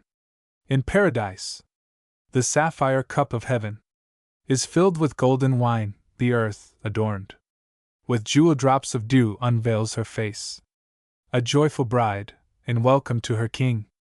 And look! He leaps upon the eastern hills, all ruddy fire, and claims her with a kiss.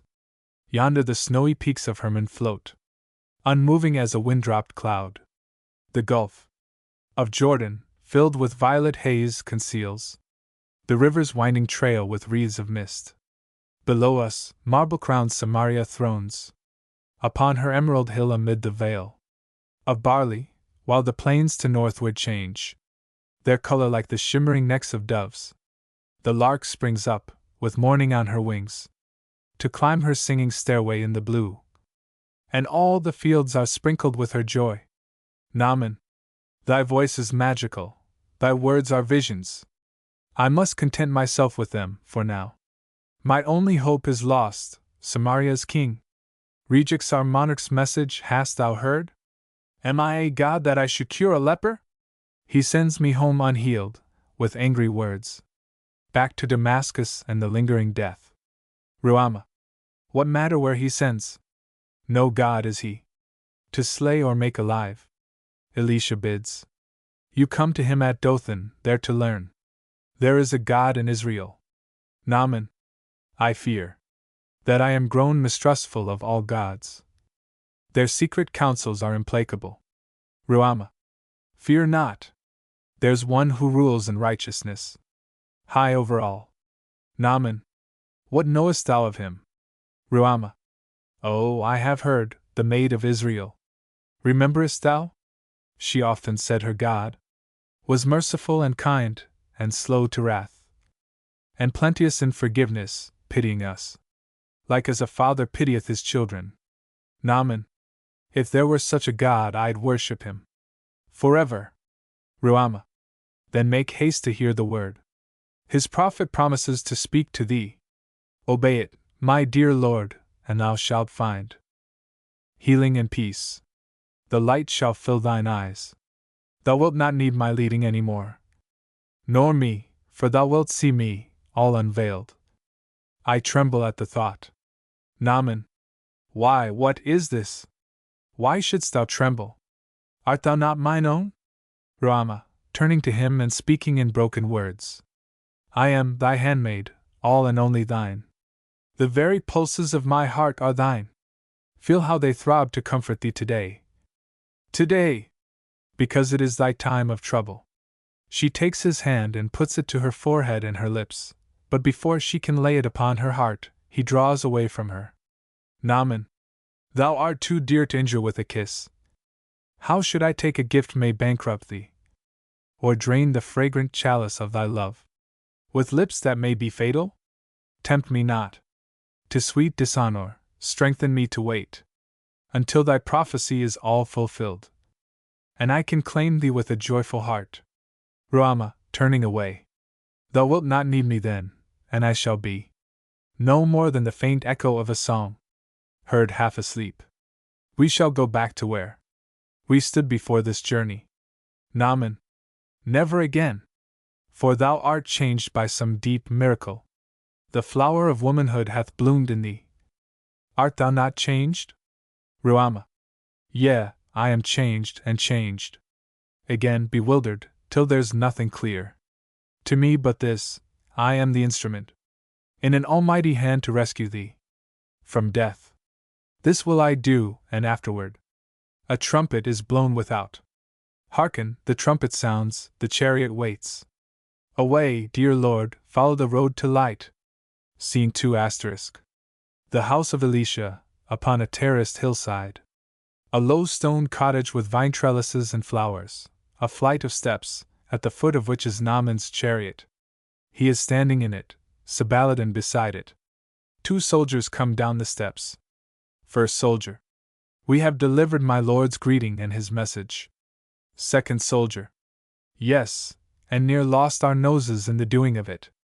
For the servants slammed the door in our faces. A most unmannerly reception. First soldier. But I take that as a good omen. It is a mark of holy men to keep ill-conditioned servants. Look, the door opens, the prophet is coming. Second soldier. No, by my head, it is that notable mark of his master's holiness, that same lantern-jawed lout of a servant. Gehazi loiters down the steps and comes to Naaman with a slight obeisance. Gehazi. My master, the prophet of Israel, sends word to Naaman the Syrian, are you he? Go wash in Jordan 7 times and be healed. Gehazi turns and goes slowly up the steps. Naaman. What insolence is this? Am I a man to be put off with surly messengers?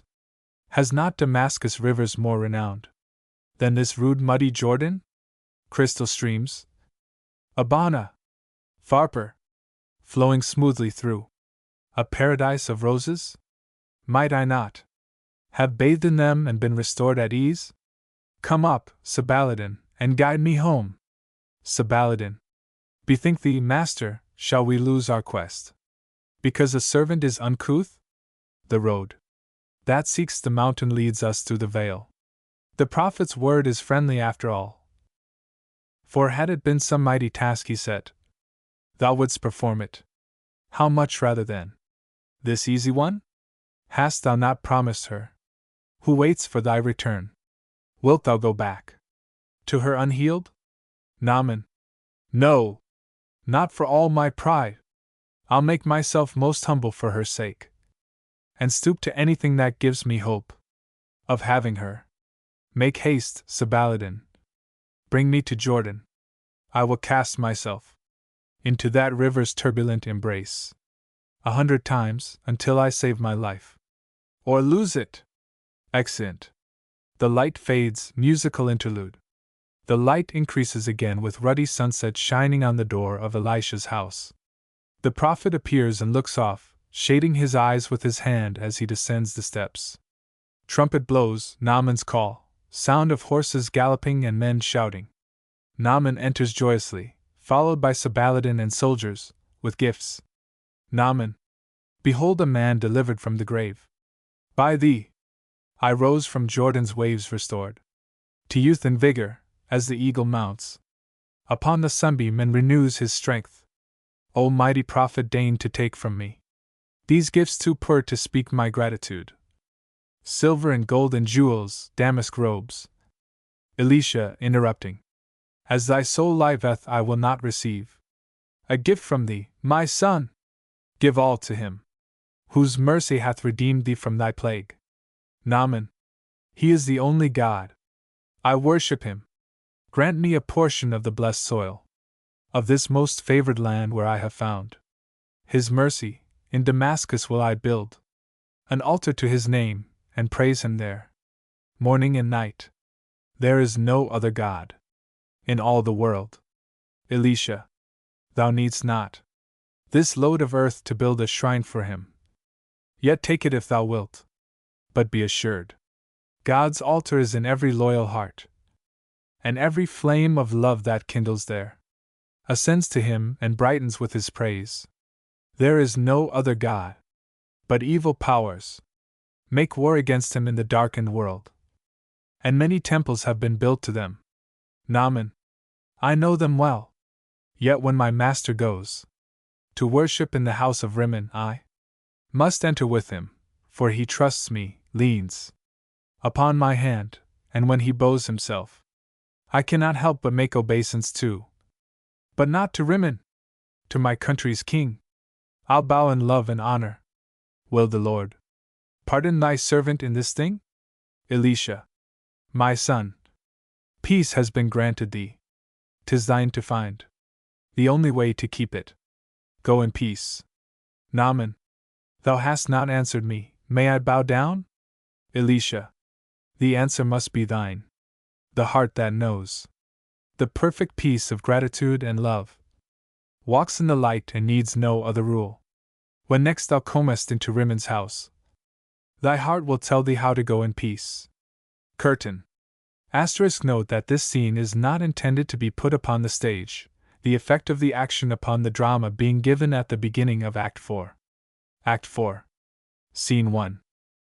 The interior of Naaman's tent, at night. Rama alone, sleeping on the ground. A vision appears to her through the curtains of the tent. Elisha standing on the hillside at Dothan. Naaman, restored to sight, comes in and kneels before him. Elisha blesses him, and he goes out rejoicing. The vision of the prophet turns to Rama and lifts his hand in warning. Elisha. Daughter of Israel, what dost thou here? Thy prayer is granted. Naaman is healed. Mar not true service with a selfish thought. Nothing remains for thee to do, except give thanks, and go whither the Lord commands. Obey, obey. Ere Naaman returns, thou must depart to thine own house in Shechem. The vision vanishes. Rama, waking and rising slowly, A dream, a messenger of God. O dear and dreadful vision, art thou true? Then am I glad with all my broken heart. Nothing remains but this. Give thanks, obey, depart, and so I do. Farewell, my master's sword. Farewell to you. My amulet! I lay you on the hilt. His hand shall clasp again, bid him farewell. For me, since I must look upon his face. No more forever. Hark, what sound was that? Enter soldier hurriedly. Soldier. Mistress, an armed troop, footmen and horse. Mounting the hill. Ruama. My lord returns in triumph. Soldier. Not so, for these are enemies, they march. In haste and silence, answering not our cries. Ruama. Our enemies? Then hold your ground, on guard. Fight. Fight. Defend the pass, and drive them down. Exit soldier. Ruama draws Naaman's sword from the scabbard and hurries out of the tent. Confused noise of fighting outside. 3 or 4 soldiers are driven in by a troop of men in disguise.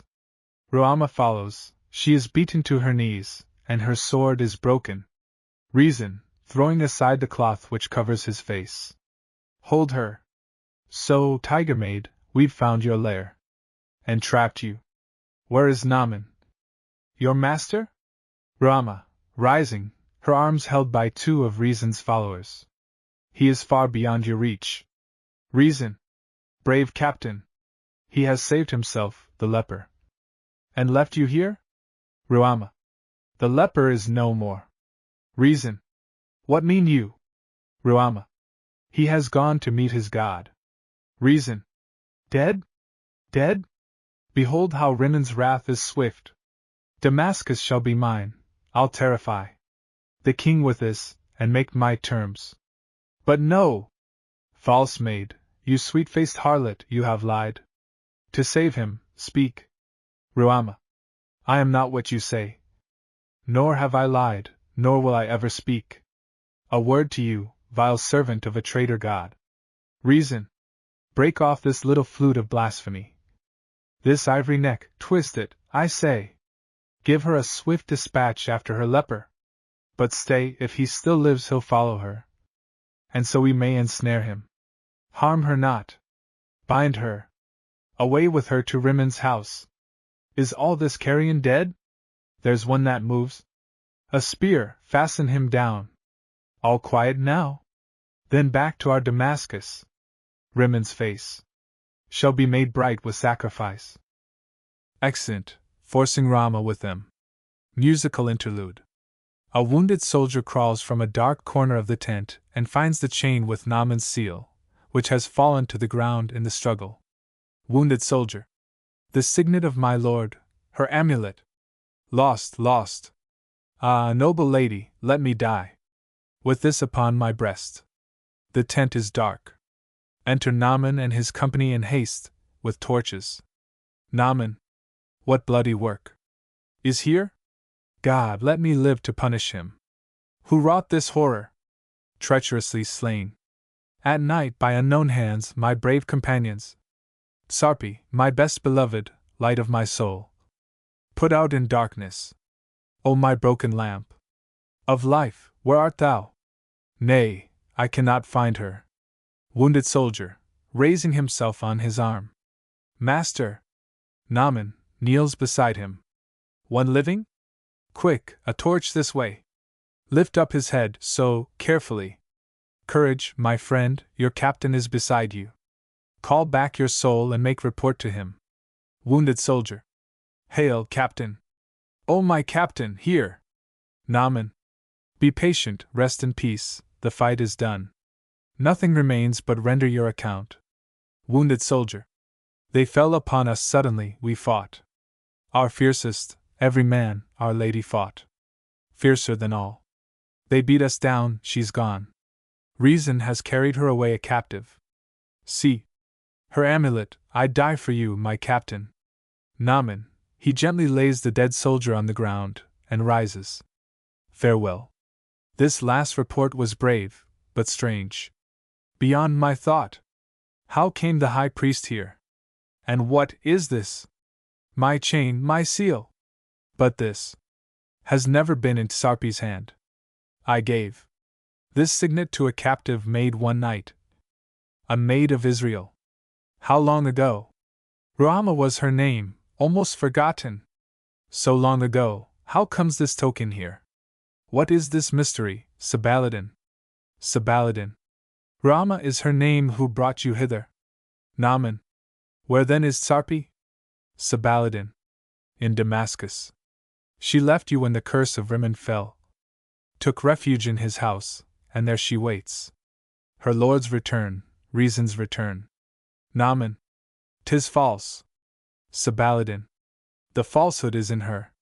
She hath been friend with reason in his priestly plot to win Assyria's favor, friend to his design to sell his country to enrich his temple, and friend to him in more, I will not name it, Naaman, nor will I credit it. Impossible. Sabaladin. Did she not plead with you against the war? Counsel surrender, seek to break your will? Naaman. She did not love my work, a soldier's task. She never seemed to be at one with me. Until I was a leper. Sabaladin. From whose hand did you receive the sacred cup? Naaman. From hers. Sabaladin. And from that hour the curse began to work. Naaman. But did she not have pity when she saw me smitten? Did she not beseech the king for letters and a guard to make this journey? Has she not been the fountain of my hope, my comforter and my most faithful guide in this adventure of the dark? All this is proof of perfect love that would have shared a leper's doom rather than give me up. Can I doubt her who dared to love like this? Sabaladin. O master, doubt her not, but know her name. Ruama. It was she alone who wrought this wondrous work of love. She won the king to furnish forth this company. She led our march, kept us in heart, fought off despair, watched over you as if you were her child, prepared your food, your cup, with her own hands, sang you asleep at night, awake at dawn. Naaman interrupting. Enough. I do remember every hour of that sweet comradeship. And now her voice wakens the echoes in my lonely breast. Shall I not see her, thank her, speak her name? Ruama. Let me live till I have looked into her eyes and called her my Rama. To his soldiers. Away! Away! I burn to take the road that leads me back to Rimmon's house. But not to bow, by God, never to bow. Scene 2. Time, 3 days later. Time. Inner court of the house of Rimmon, a temple with huge pillars at each side. In the right foreground the seat of the king, at the left, of equal height, the seat of the high priest. In the background a broad flight of steps, rising to a curtain of cloudy gray, embroidered with 2 gigantic hands holding thunderbolts. The temple is in half darkness at first. Enter Kama and Nubta, robed as Karamati, or religious dancers, in gowns of black gauze with yellow embroideries and mantles. Kama. All is ready for the rites of worship. Our Lady will play a great part in them. She has put on her Tyrian robes, and all her ornaments. Nubta. That is a sure sign of a religious purpose. She is most devout, Our Lady Tsarpi. Kama. A favorite of Rimmon, too. The high priest has assured her of it. He is a great man, next to the king, now that Naaman is gone. Nubta. But if Naaman should come back, healed of the leprosy? Kama. How can he come back? The Hebrew slave that went away with him, when they caught her, said that he was dead. The high priest has shut her up in the prison of the temple, accusing her of her master's death. Nubta. Yet I think he does not believe it, for I heard him telling our mistress what to do if Naaman should return. Kama. What then? Nubta. She will claim him as her husband. Was she not wedded to him before the god? That is a sacred bond. Only the high priest can loose it. She will keep her hold on Naaman for the sake of the house of Rimmon. A wife knows her husband's secrets, she can tell. Enter Shamakim, with his flagon, walking unsteadily. Kama. Hush! Here comes the fool Shamakim. He is never sober. Shamakim, laughing. Are there two of you? I see two, but that is no proof. I think there is only one, but beautiful enough for two. What were you talking to yourself about, fairest one? About the Lady Tsarpi, fool, and what she would do if her husband returned. Shamakim. Fie! Fie! That is no talk for an innocent fool to hear. Has she a husband? Nubta. You know very well that she is the wife of Lord Naaman. Shamakim. I remember that she used to wear his name and his jewels. But I thought he had exchanged her for a leprosy. You must have heard that he went away to Samaria to look for healing. Some say that he died on the journey, but others say he has been cured, and is on his way home to his wife. Shamakim.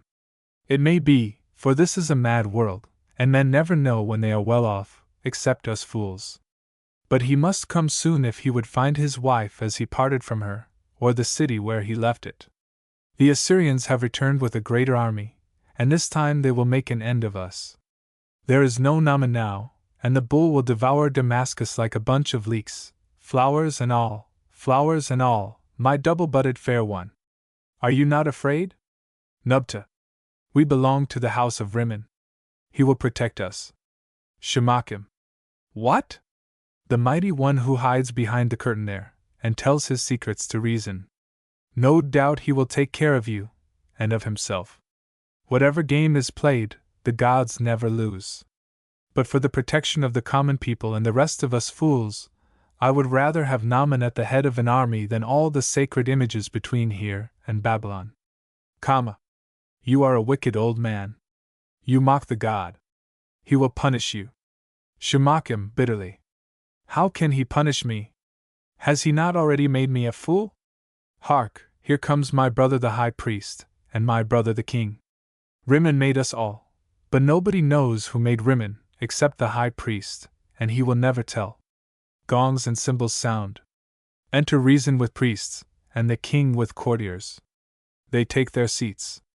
A throng of Kali and Karamati come in, Sarpi presiding. A sacred dance is performed with torches, burning incense, and chanting, in which Sarpi leads. Chant. Chant. Hail, mighty Rimmon, ruler of the whirlstorm. Hail, shaker of mountains, breaker down of forests. Hail, thou who roarest terribly in the darkness. Hail, thou whose arrows flame across the heavens. Hail, great destroyer, Lord of flood and tempest. In thine anger almighty, in thy wrath eternal. Thou who delightest in ruin, maker of desolations. Imaru, Adu, Burku, Rimmon. See we tremble before thee, lo we bow at thine altar. Have mercy upon us, be favorable unto us. Save us from our enemy, accept our sacrifice. Barku, Imaru, Adu, Rimmon. Silence follows, all bowing down. Reason. O king, last night the counsel from above was given in answer to our divination. Ambassadors must go forthwith to crave Assyria's pardon, and a second offer. Of the same terms of peace we did reject. Not long ago. Ben-Hadad. Dishonor. Yet I see no other way. Assyria will refuse. Or make still harder terms. Disaster, shame. For this grey head, and ruin for Damascus. Reason. Yet may we trust Rimmon will favor us. If we adhere devoutly to his worship, he will incline his brother god, the bull, to spare us, if we supplicate him now, with costly gifts. Therefore I have prepared a sacrifice. Rimmon shall be well pleased with the red blood that bathes his knees tonight. Ben-Hadad. My mind is dark with doubt, I do forebode some horror. Let me go, I am an old man. If Naaman my captain were alive!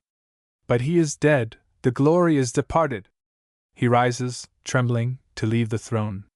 Trumpet sounds Naaman's call, enter Naaman, followed by soldiers. He kneels at the foot of the throne. Ben-Hadad, half whispering. Art thou a ghost escaped from Alatu? How didst thou pass the 7 doors of death?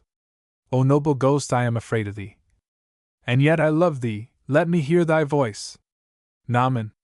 No ghost, my king, but one who lives to serve thee in Damascus with his heart and sword. As in the former days. The only God has healed my leprosy, my life is clean. To offer to my country and my king. Ben-Hadad, starting toward him. O welcome to thy king! Thrice welcome. Reason, leaving his seat and coming toward Naaman. Stay! The leper must appear before the priest. The only one who can pronounce him clean. Naaman turns, they stand looking each other in the face. Yea, thou art cleansed, Rimmon hath pardoned thee. In answer to the daily prayers of her, whom he restores to thine embrace, thy wife. Sarpi comes slowly toward Naaman. Naaman, from him who rules this house will I receive nothing. I seek no pardon from his priest. No wife of mine among his votaries. Sarpi, holding out her hands. Am I not yours? Will you renounce our vows? Naaman. The vows were empty, never made you mine. In aught but name. A wife is one who shares her husband's thought, incorporates his heart with hers by love, and crowns him with her trust. She is God's remedy for loneliness, and God's reward for all the toil of life. This you have never been to me, and so I give you back again to Rimmon's house, where you belong. Claim what you will of mine. Not me. I do renounce you or release you, according to the law. If you demand a further cause than what I have declared, I will unfold it fully to the king. Reason, interposing hurriedly. No need of that. This studious lady yields to your caprice as she has ever done. She stands a monument of loyalty and woman's meekness. Naaman, let her stand for that. Adorn your temple with her piety. But you in turn restore to me the treasure you stole at midnight from my tent. Reason. What treasure? I have stolen none from you. Naaman. The very jewel of my soul, Rama. My king, the captive maid of Israel, to whom thou didst commit my broken life. With letters to Samaria, my light, my guide, my savior in this pilgrimage. Dost thou remember? Ben-Hadad. I recall the maid, but dimly, for my mind is old and weary. She was a fearless maid, I trusted her, and gave thee to her charge. Where is she now? Naaman. This robber fell upon my camp by night, while I was with Elisha at the Jordan, slaughtered my soldiers, carried off the maid, and holds her somewhere in imprisonment. O give this jewel back to me, my king, and I will serve thee with a grateful heart. Forever. I will fight for thee and lead thine armies on to glorious victory. Over all foes thou shalt no longer fear. The host of Ashur, for thy throne shall stand, encompassed with a wall of dauntless hearts, and founded on a mighty people's love, and guarded by the God of righteousness. Ben-Hadad, I feel the flame of courage at thy breath leap up among the ashes of despair. Thou hast returned to save us. Thou shalt have the maid, and thou shalt lead my host again. Priest, I command you give her back to him. Reason. O Master, I obey thy word as thou hast ever been obedient to the voice of Rimmon. Let thy fiery captain wait until the sacrifice has been performed, and he shall have the jewel that he claims. Must we not first placate the city's God with due allegiance, keep the ancient faith, and pay our homage to the Lord of Wrath? Ben-Hadad, sinking back upon his throne in fear. I am the faithful son of Rimmon's house, and lo, these many years I worship him. My thoughts are troubled, I am very old, but still a king. O Naaman, be patient. Priest, let the sacrifice be offered. The high priest lifts his rod. Gongs and cymbals sound. The curtain is rolled back, disclosing the image of Rimmon, a gigantic and hideous idol, with a cruel human face, for horns, the mane of a lion, and huge paws stretched in front of him, enclosing a low altar of black stone. Ruama stands on the altar, chained, her arms are bare and folded on her breast. The people prostrate themselves in silence, with signs of astonishment and horror. Reason! Behold the sacrifice! Bow down, bow down! Naaman, stabbing him. Bow thou, black priest! Down, down to hell! Ruama! Do not die! I come to thee! Naaman rushes toward her, attacked by the priests, crying, Sacrilege! Kill him! But the soldiers stand on the steps and beat them back. He springs upon the altar and clasps her by the hand. Tumult and confusion. The king rises and speaks with a loud voice. Silence follows. Ben-Hadad. Peace, peace. The king commands all weapons down. O Naaman, what wouldst thou do? Beware, lest thou provoke the anger of a god. Naaman. There is no God but one, the merciful, who gave this perfect woman to my soul, that I might learn through her to worship him, and know the meaning of immortal love. Ben-Hadad, agitated. Yet she is consecrated, bound, and doomed to sacrificial death, but thou art sworn to live and lead my host, hast thou not sworn? Naaman. Only if thou wilt keep thy word to me.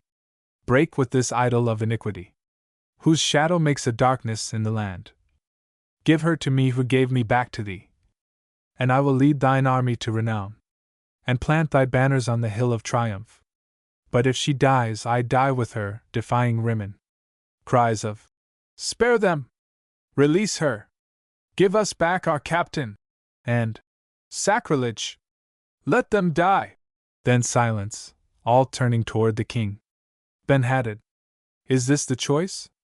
Must we destroy the bond of ancient faith, or slay the city's living hope? I am an old, old man, and yet the king. Must I decide? Oh, let me ponder it. His head sinks upon his breast. All stand eagerly looking at him. Naaman. Rama, my Rama! I have come to thee at last. And art thou satisfied? Rama, looking into his face. Beloved, my beloved, I am glad of all, and glad forever, come what may. Nothing can harm me, since my Lord is come. Carmina festiva. The Little Neck Clam. A modern verse sequence, showing how a Native American subject, strictly realistic, may be treated in various manners adapted to the requirements of different magazines, thus combining art for art's sake with writing for the market. Read at the first dinner of the American Periodical Publishers Association, in Washington, April, 1904. The Antitrust Clam. For McClure's Magazine. The clam that once, on Jersey's banks, was like the man who dug it free, now slave-like through the market clanks, in chains of corporate tyranny. The Standard Fish Trust of New York holds every clam bank in control, and like base beef and menial pork, the free-born clam has lost its soul. No more the bivalve treads the sands, in freedom's rapture free from guilt. It follows now the harsh commands of Morgeman and Rockabilt. Rise, freemen, rise! Your wrath is just. Call on the Sherman Act to dam the floods of this devouring trust, and liberate the fettered clam. 2. The Whitmaniac Clam. For the bookman. Not Dante when he wandered by the river Arno. Not Burns who plowed the banks and braes of Bonnier. Not even Shakespeare on the shores of Avon, ah, no! Not one of those great bards did taste true poet's fare. But Whitman, loafing in Long Island and New Jersey, found there the sustenance of mighty ode and psalm. And while his rude emotions swam around in verse, he fed chiefly on the wild, impassioned, sea-born clam. Thus in his work we feel the waves' bewildering motion, and winds from mighty mudflats, weird and wild. His clam-filled bosom answered to the voice of ocean, and rose and fell responsively with every tide. 3. Il Mercatore Italiano della Clama. For the Century Magazine. Clam, oh! Freeze clam! How strange it sounds and sweet. The Dagos cry along the New York street. Dago, we call him, like the thoughtless crowd. And yet this humble man may well be proud to hail from Petrarch's land, Boccaccio's home, Firenze, Gubbio, Venezia, Rome. from fair Italia, whose enchanted soil transforms the lowly cottonseed to olive oil. To me his chant, with alien accent sung, brings back an echo of great Virgil's tongue. It seems to cry against the city's woe, in liquid Latin syllables clamo, as through the crowded street his cart he jams, and cries aloud, ah, think of more than clams! Receive his secret plaint with pity warm, and grant Italia's plea for tenement house reform. For the social clam, for the smart set, fair Phyllis is another's bride. Therefore I like to sit beside her at a very smart set dinner, and whisper love, and try to win her. The little necks, in number 6, that from their pearly shells she picks, and swallows whole. Ah, is it selfish to wish my heart among those shellfish? But Phyllis is another's wife, and if she should absorb thy life, 'twould leave thy bosom vacant. Well, I'd keep at least the empty shell, the recreant clam, for the outlook. Low dost thou lie amid the languid ooze, because thy slothful spirit doth refuse the bliss of battle and the strain of strife. Rise, craven clam, and lead the strenuous life. A fairy tale. For the Mark Twain dinner, December 5, 1905. Some 80 years and 10 ago, a prince was born at Florida, Missouri, and though he came incognito, with just the usual yells of woe, the watchful fairies seemed to know precisely what the row meant. For when he was but 5 days old, December 5th as I've been told, they pattered through the midnight cold, and came around his crib to hold a council of endowment. I give him wit, the eldest said, and stooped above the little bed, to touch his forehead round and red. Within this bald, unfurnished head, where wild luxuriant locks shall spread, and wave in years hereafter, I kindle now the lively spark, that still shall flash by day and dark, and everywhere he goes shall mark his way with light and laughter. The fairies laughed to think of it, that such a rosy, wrinkled bit of flesh should be endowed with wit. But something serious seemed to hit the mind of one, as if a fit of fear had come upon her. I give him truth, she quickly cried, that laughter may not lead aside to paths where scorn and falsehood hide. I give him truth and honor, I give him love, exclaimed the third. And as she breathed the mystic word, I know not if the baby heard, but softly in his dream he stirred, and twittered like a little bird, and stretched his hands above him. The fairy's gift was sealed and signed, with kisses twain the deed to bind. A heart of love to humankind, and humankind to love him. Now stay your giving, cried the queen. These gifts are passing rich, I ween. And if reporters should be mean enough to spy upon this scene, 'twould make all other babies green with envy at the rumor. Yet since I love this child, forsooth, I'll mix your gifts, wit, love, and truth, with spirits of immortal youth, and call the mixture humor. The fairies vanished with their glittering train. But here's the prince with all their gifts, Mark Twain. The Ballad of the Solemn Ass. Recited at the Century Club, New York, 12th night. 1906. Come all ye good centurions and wise men of the times. You've made a poet laureate, now you must hear his rhymes. Extend your ears and I'll respond by shortening up my tale. Man cannot live by verse alone, he must have cakes and ale. So while you wait for better things and muse on schnapps and salad, I'll try my Pegasus's wings and sing a little ballad. A legend of your ancestors, the wise men of the East, who brought among their baggage train a quaint and curious beast.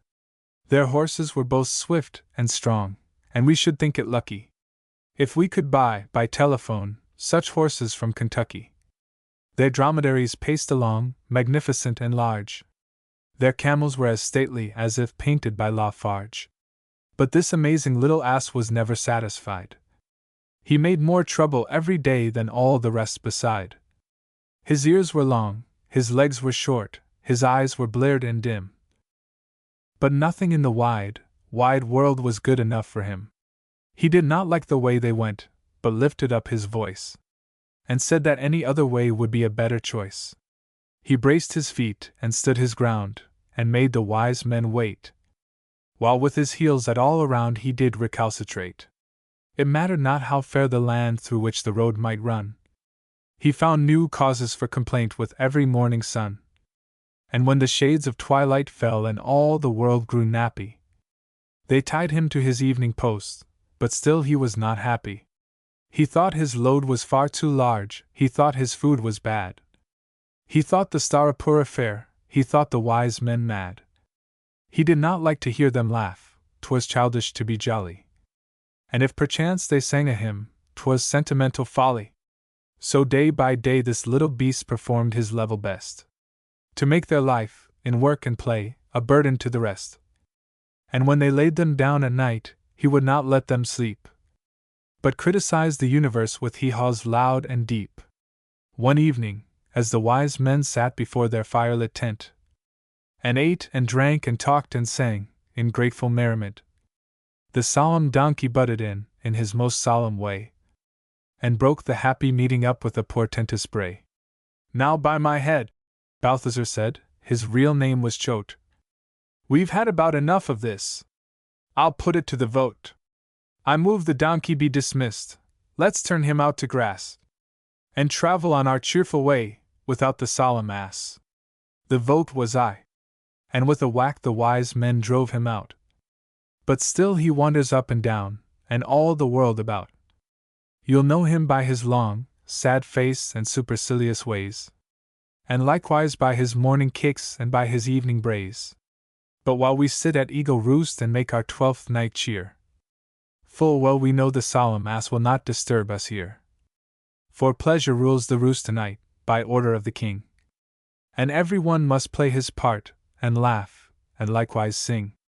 The road of life is long, we know, and often hard to find, and yet there's many a pleasant turn for men of cheerful mind. We've done our day's work honestly, we've earned the right to rest. We'll take a cup of friendship now and spice it with a jest. A silent health to absent friends, their memories are bright. A hearty health to all who keep the feast with us tonight. A health to dear Centuria, oh, may she long abide.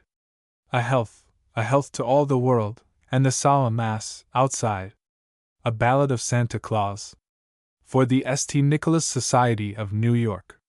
Among the earliest saints of old, before the first Hegira, I find the one whose name we hold, St. Nicholas of Myra. The best beloved name, I guess, in sacred nomenclature.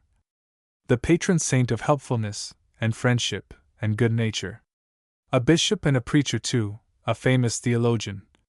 He stood against the Arian crew and fought them like a Trojan. But when a poor man told his need and begged an alms in trouble, he never asked about his creed, but quickly gave him double. 3 pretty maidens, so they say, were longing to be married. But they were paupers, lack-a-day, and so the suitors tarried. St. Nicholas gave each maid a purse of golden ducats chinking. And then, for better or for worse, they wedded quick as winking. Once, as he sailed, a storm arose, wild waves the ship surrounded. The sailors wept and tore their clothes, and shrieked, "We'll all be drowned dead!" St. Nicholas never turned a hair, serenely shone his halo. He simply said a little prayer, and all the billows lay low. The wicked keeper of an inn had 3 small urchins taken, and cut them up in a pickle bin, and salted them for bacon. St. Nicholas came and picked them out, and put their limbs together. They lived, they leaped, they gave a shout, "St. Nicholas forever!" And thus it came to pass, you know, that maids without a nickel, and sailor lads when tempests blow, and children in a pickle, and every man that's fatherly, and every kindly matron, in choosing saints would all agree to call St. Nicholas patron. He comes again at Christmas time and stirs us up to giving. He rings the merry bells that chime goodwill to all the living. He blesses every friendly deed and every free donation. He sows the secret, golden seed of love through all creation. Our fathers drank to Santa Claus, the 6th of each December. And still we keep his feast because his virtues we remember. Among the saintly ranks he stood, with smiling human features, and said, "Be good, but not too good to love your fellow creatures." December 6, 1907. Ars Agricolaris. An Ode for the Farmer's Dinner. University Club, New York, January 23, 1913. All hail, ye famous farmers! Ye vegetable charmers! Who know the art of making barren earth smile with prolific mirth, and bring forth twins or triplets at a birth! Ye scientific fertilizers of the soil, and horny-handed sons of toil! Tonight from all your arduous cares released, with manly brows no longer sweat impearled, ye hold your annual feast, and like the Concord farmers long ago, ye meet above the bridge below, and draw the cork herd round the world. What memories are yours?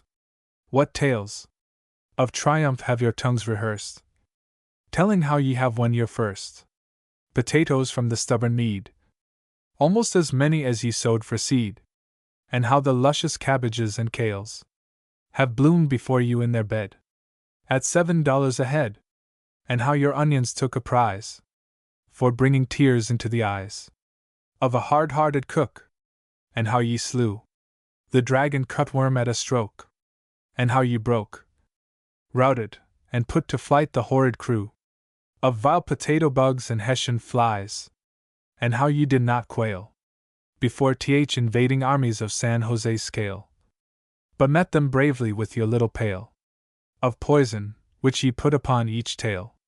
O the dreadful beasts, and made their courage fail, and how ye did acquit yourselves like men in fields of agricultural strife, and then, like generous warriors, sat you down at ease, and gently to your gardener said, "Let us have peas."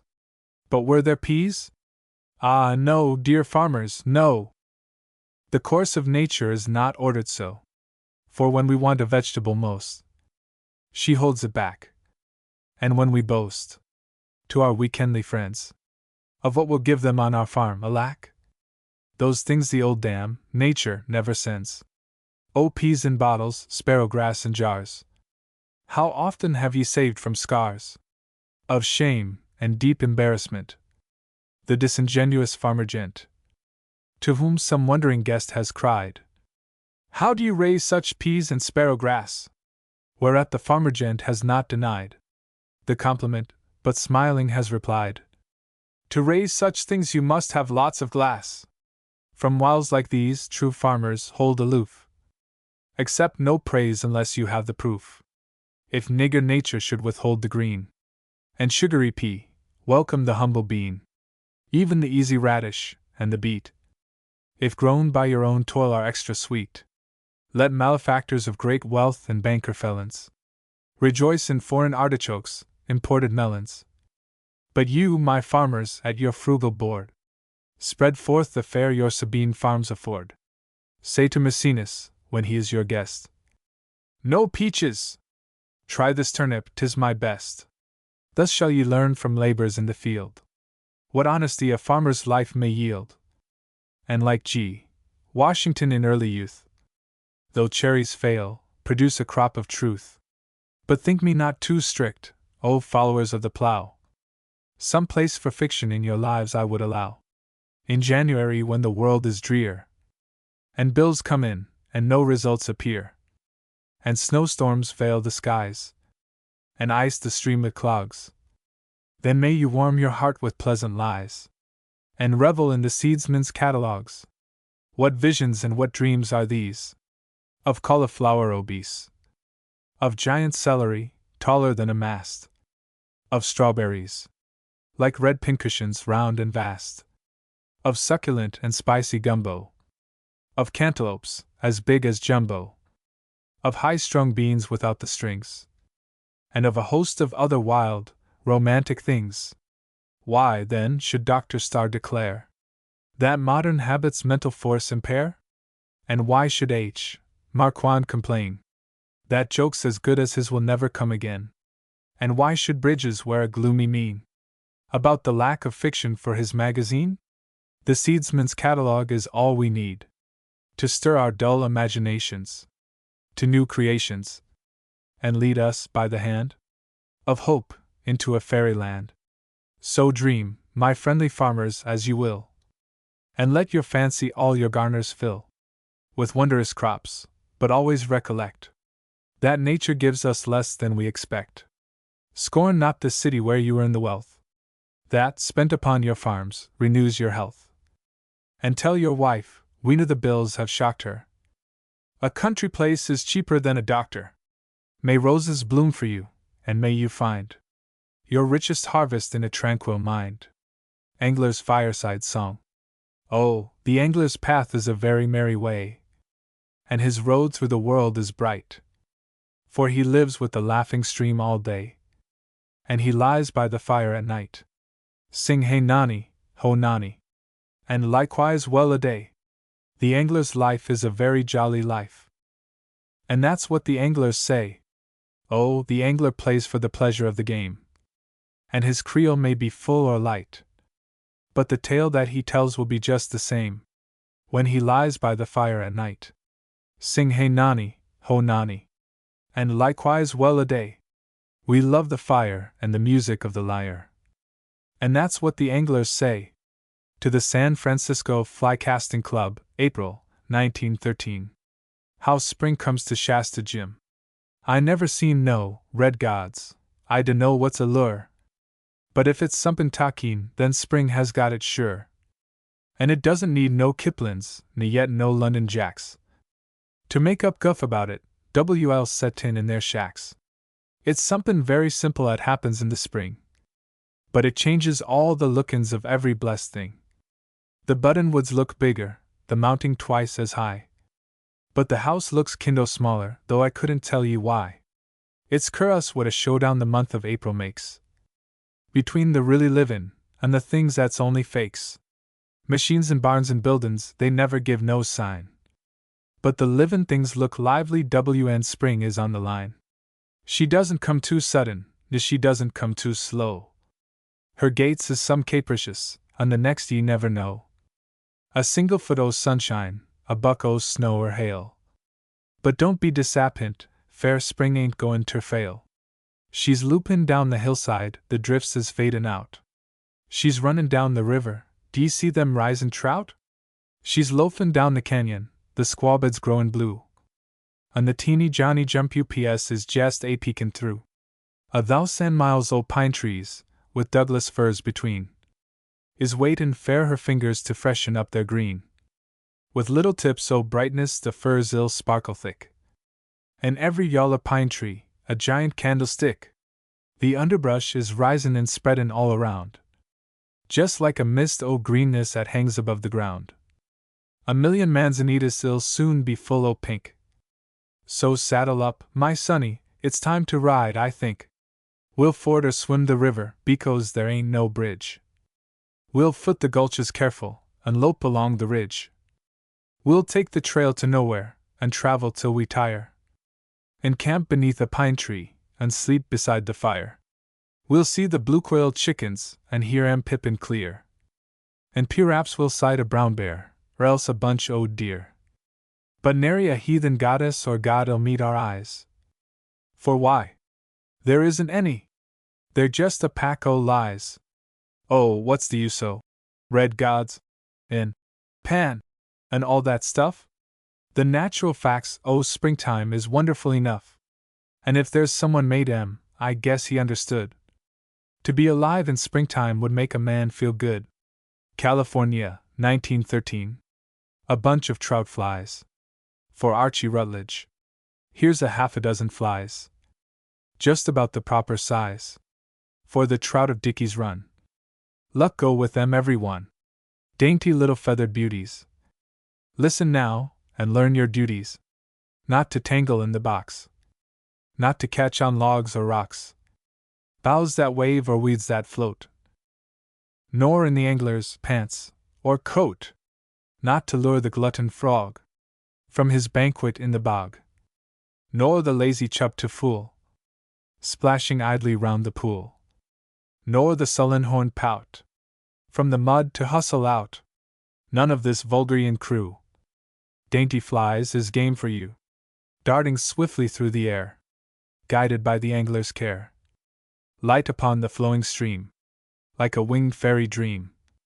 Float upon the water dancing, through the lights and shadows glancing, till the rippling current brings you, and with quiet motion swings you, where a speckled beauty lies, watching you with hungry eyes. Here's your game, and here's your prize. Hover near him, lure him, tease him. Do your very best to please him. Dancing on the water foamy, like the frail and fair Salome, till the monarch yields at last, rises, and you have him fast. Then remember well your duty. Do not lose, but land your booty. For the finest fish of all is Salvelinus fontinalis. So, you plumed illusions, go. Let my comrade Archie know. Every day he goes a-fishing. I'll be with him in well-wishing. Most of all when lunch is laid in the dappled orchard shade, with Will, Corinne, and Dixie too, sitting as we used to do, round the white cloth on the grass, while the lazy hours pass, and the brook's contented tune lulls the sleepy afternoon. Then's the time my heart will be with that pleasant company. June 17, 1913.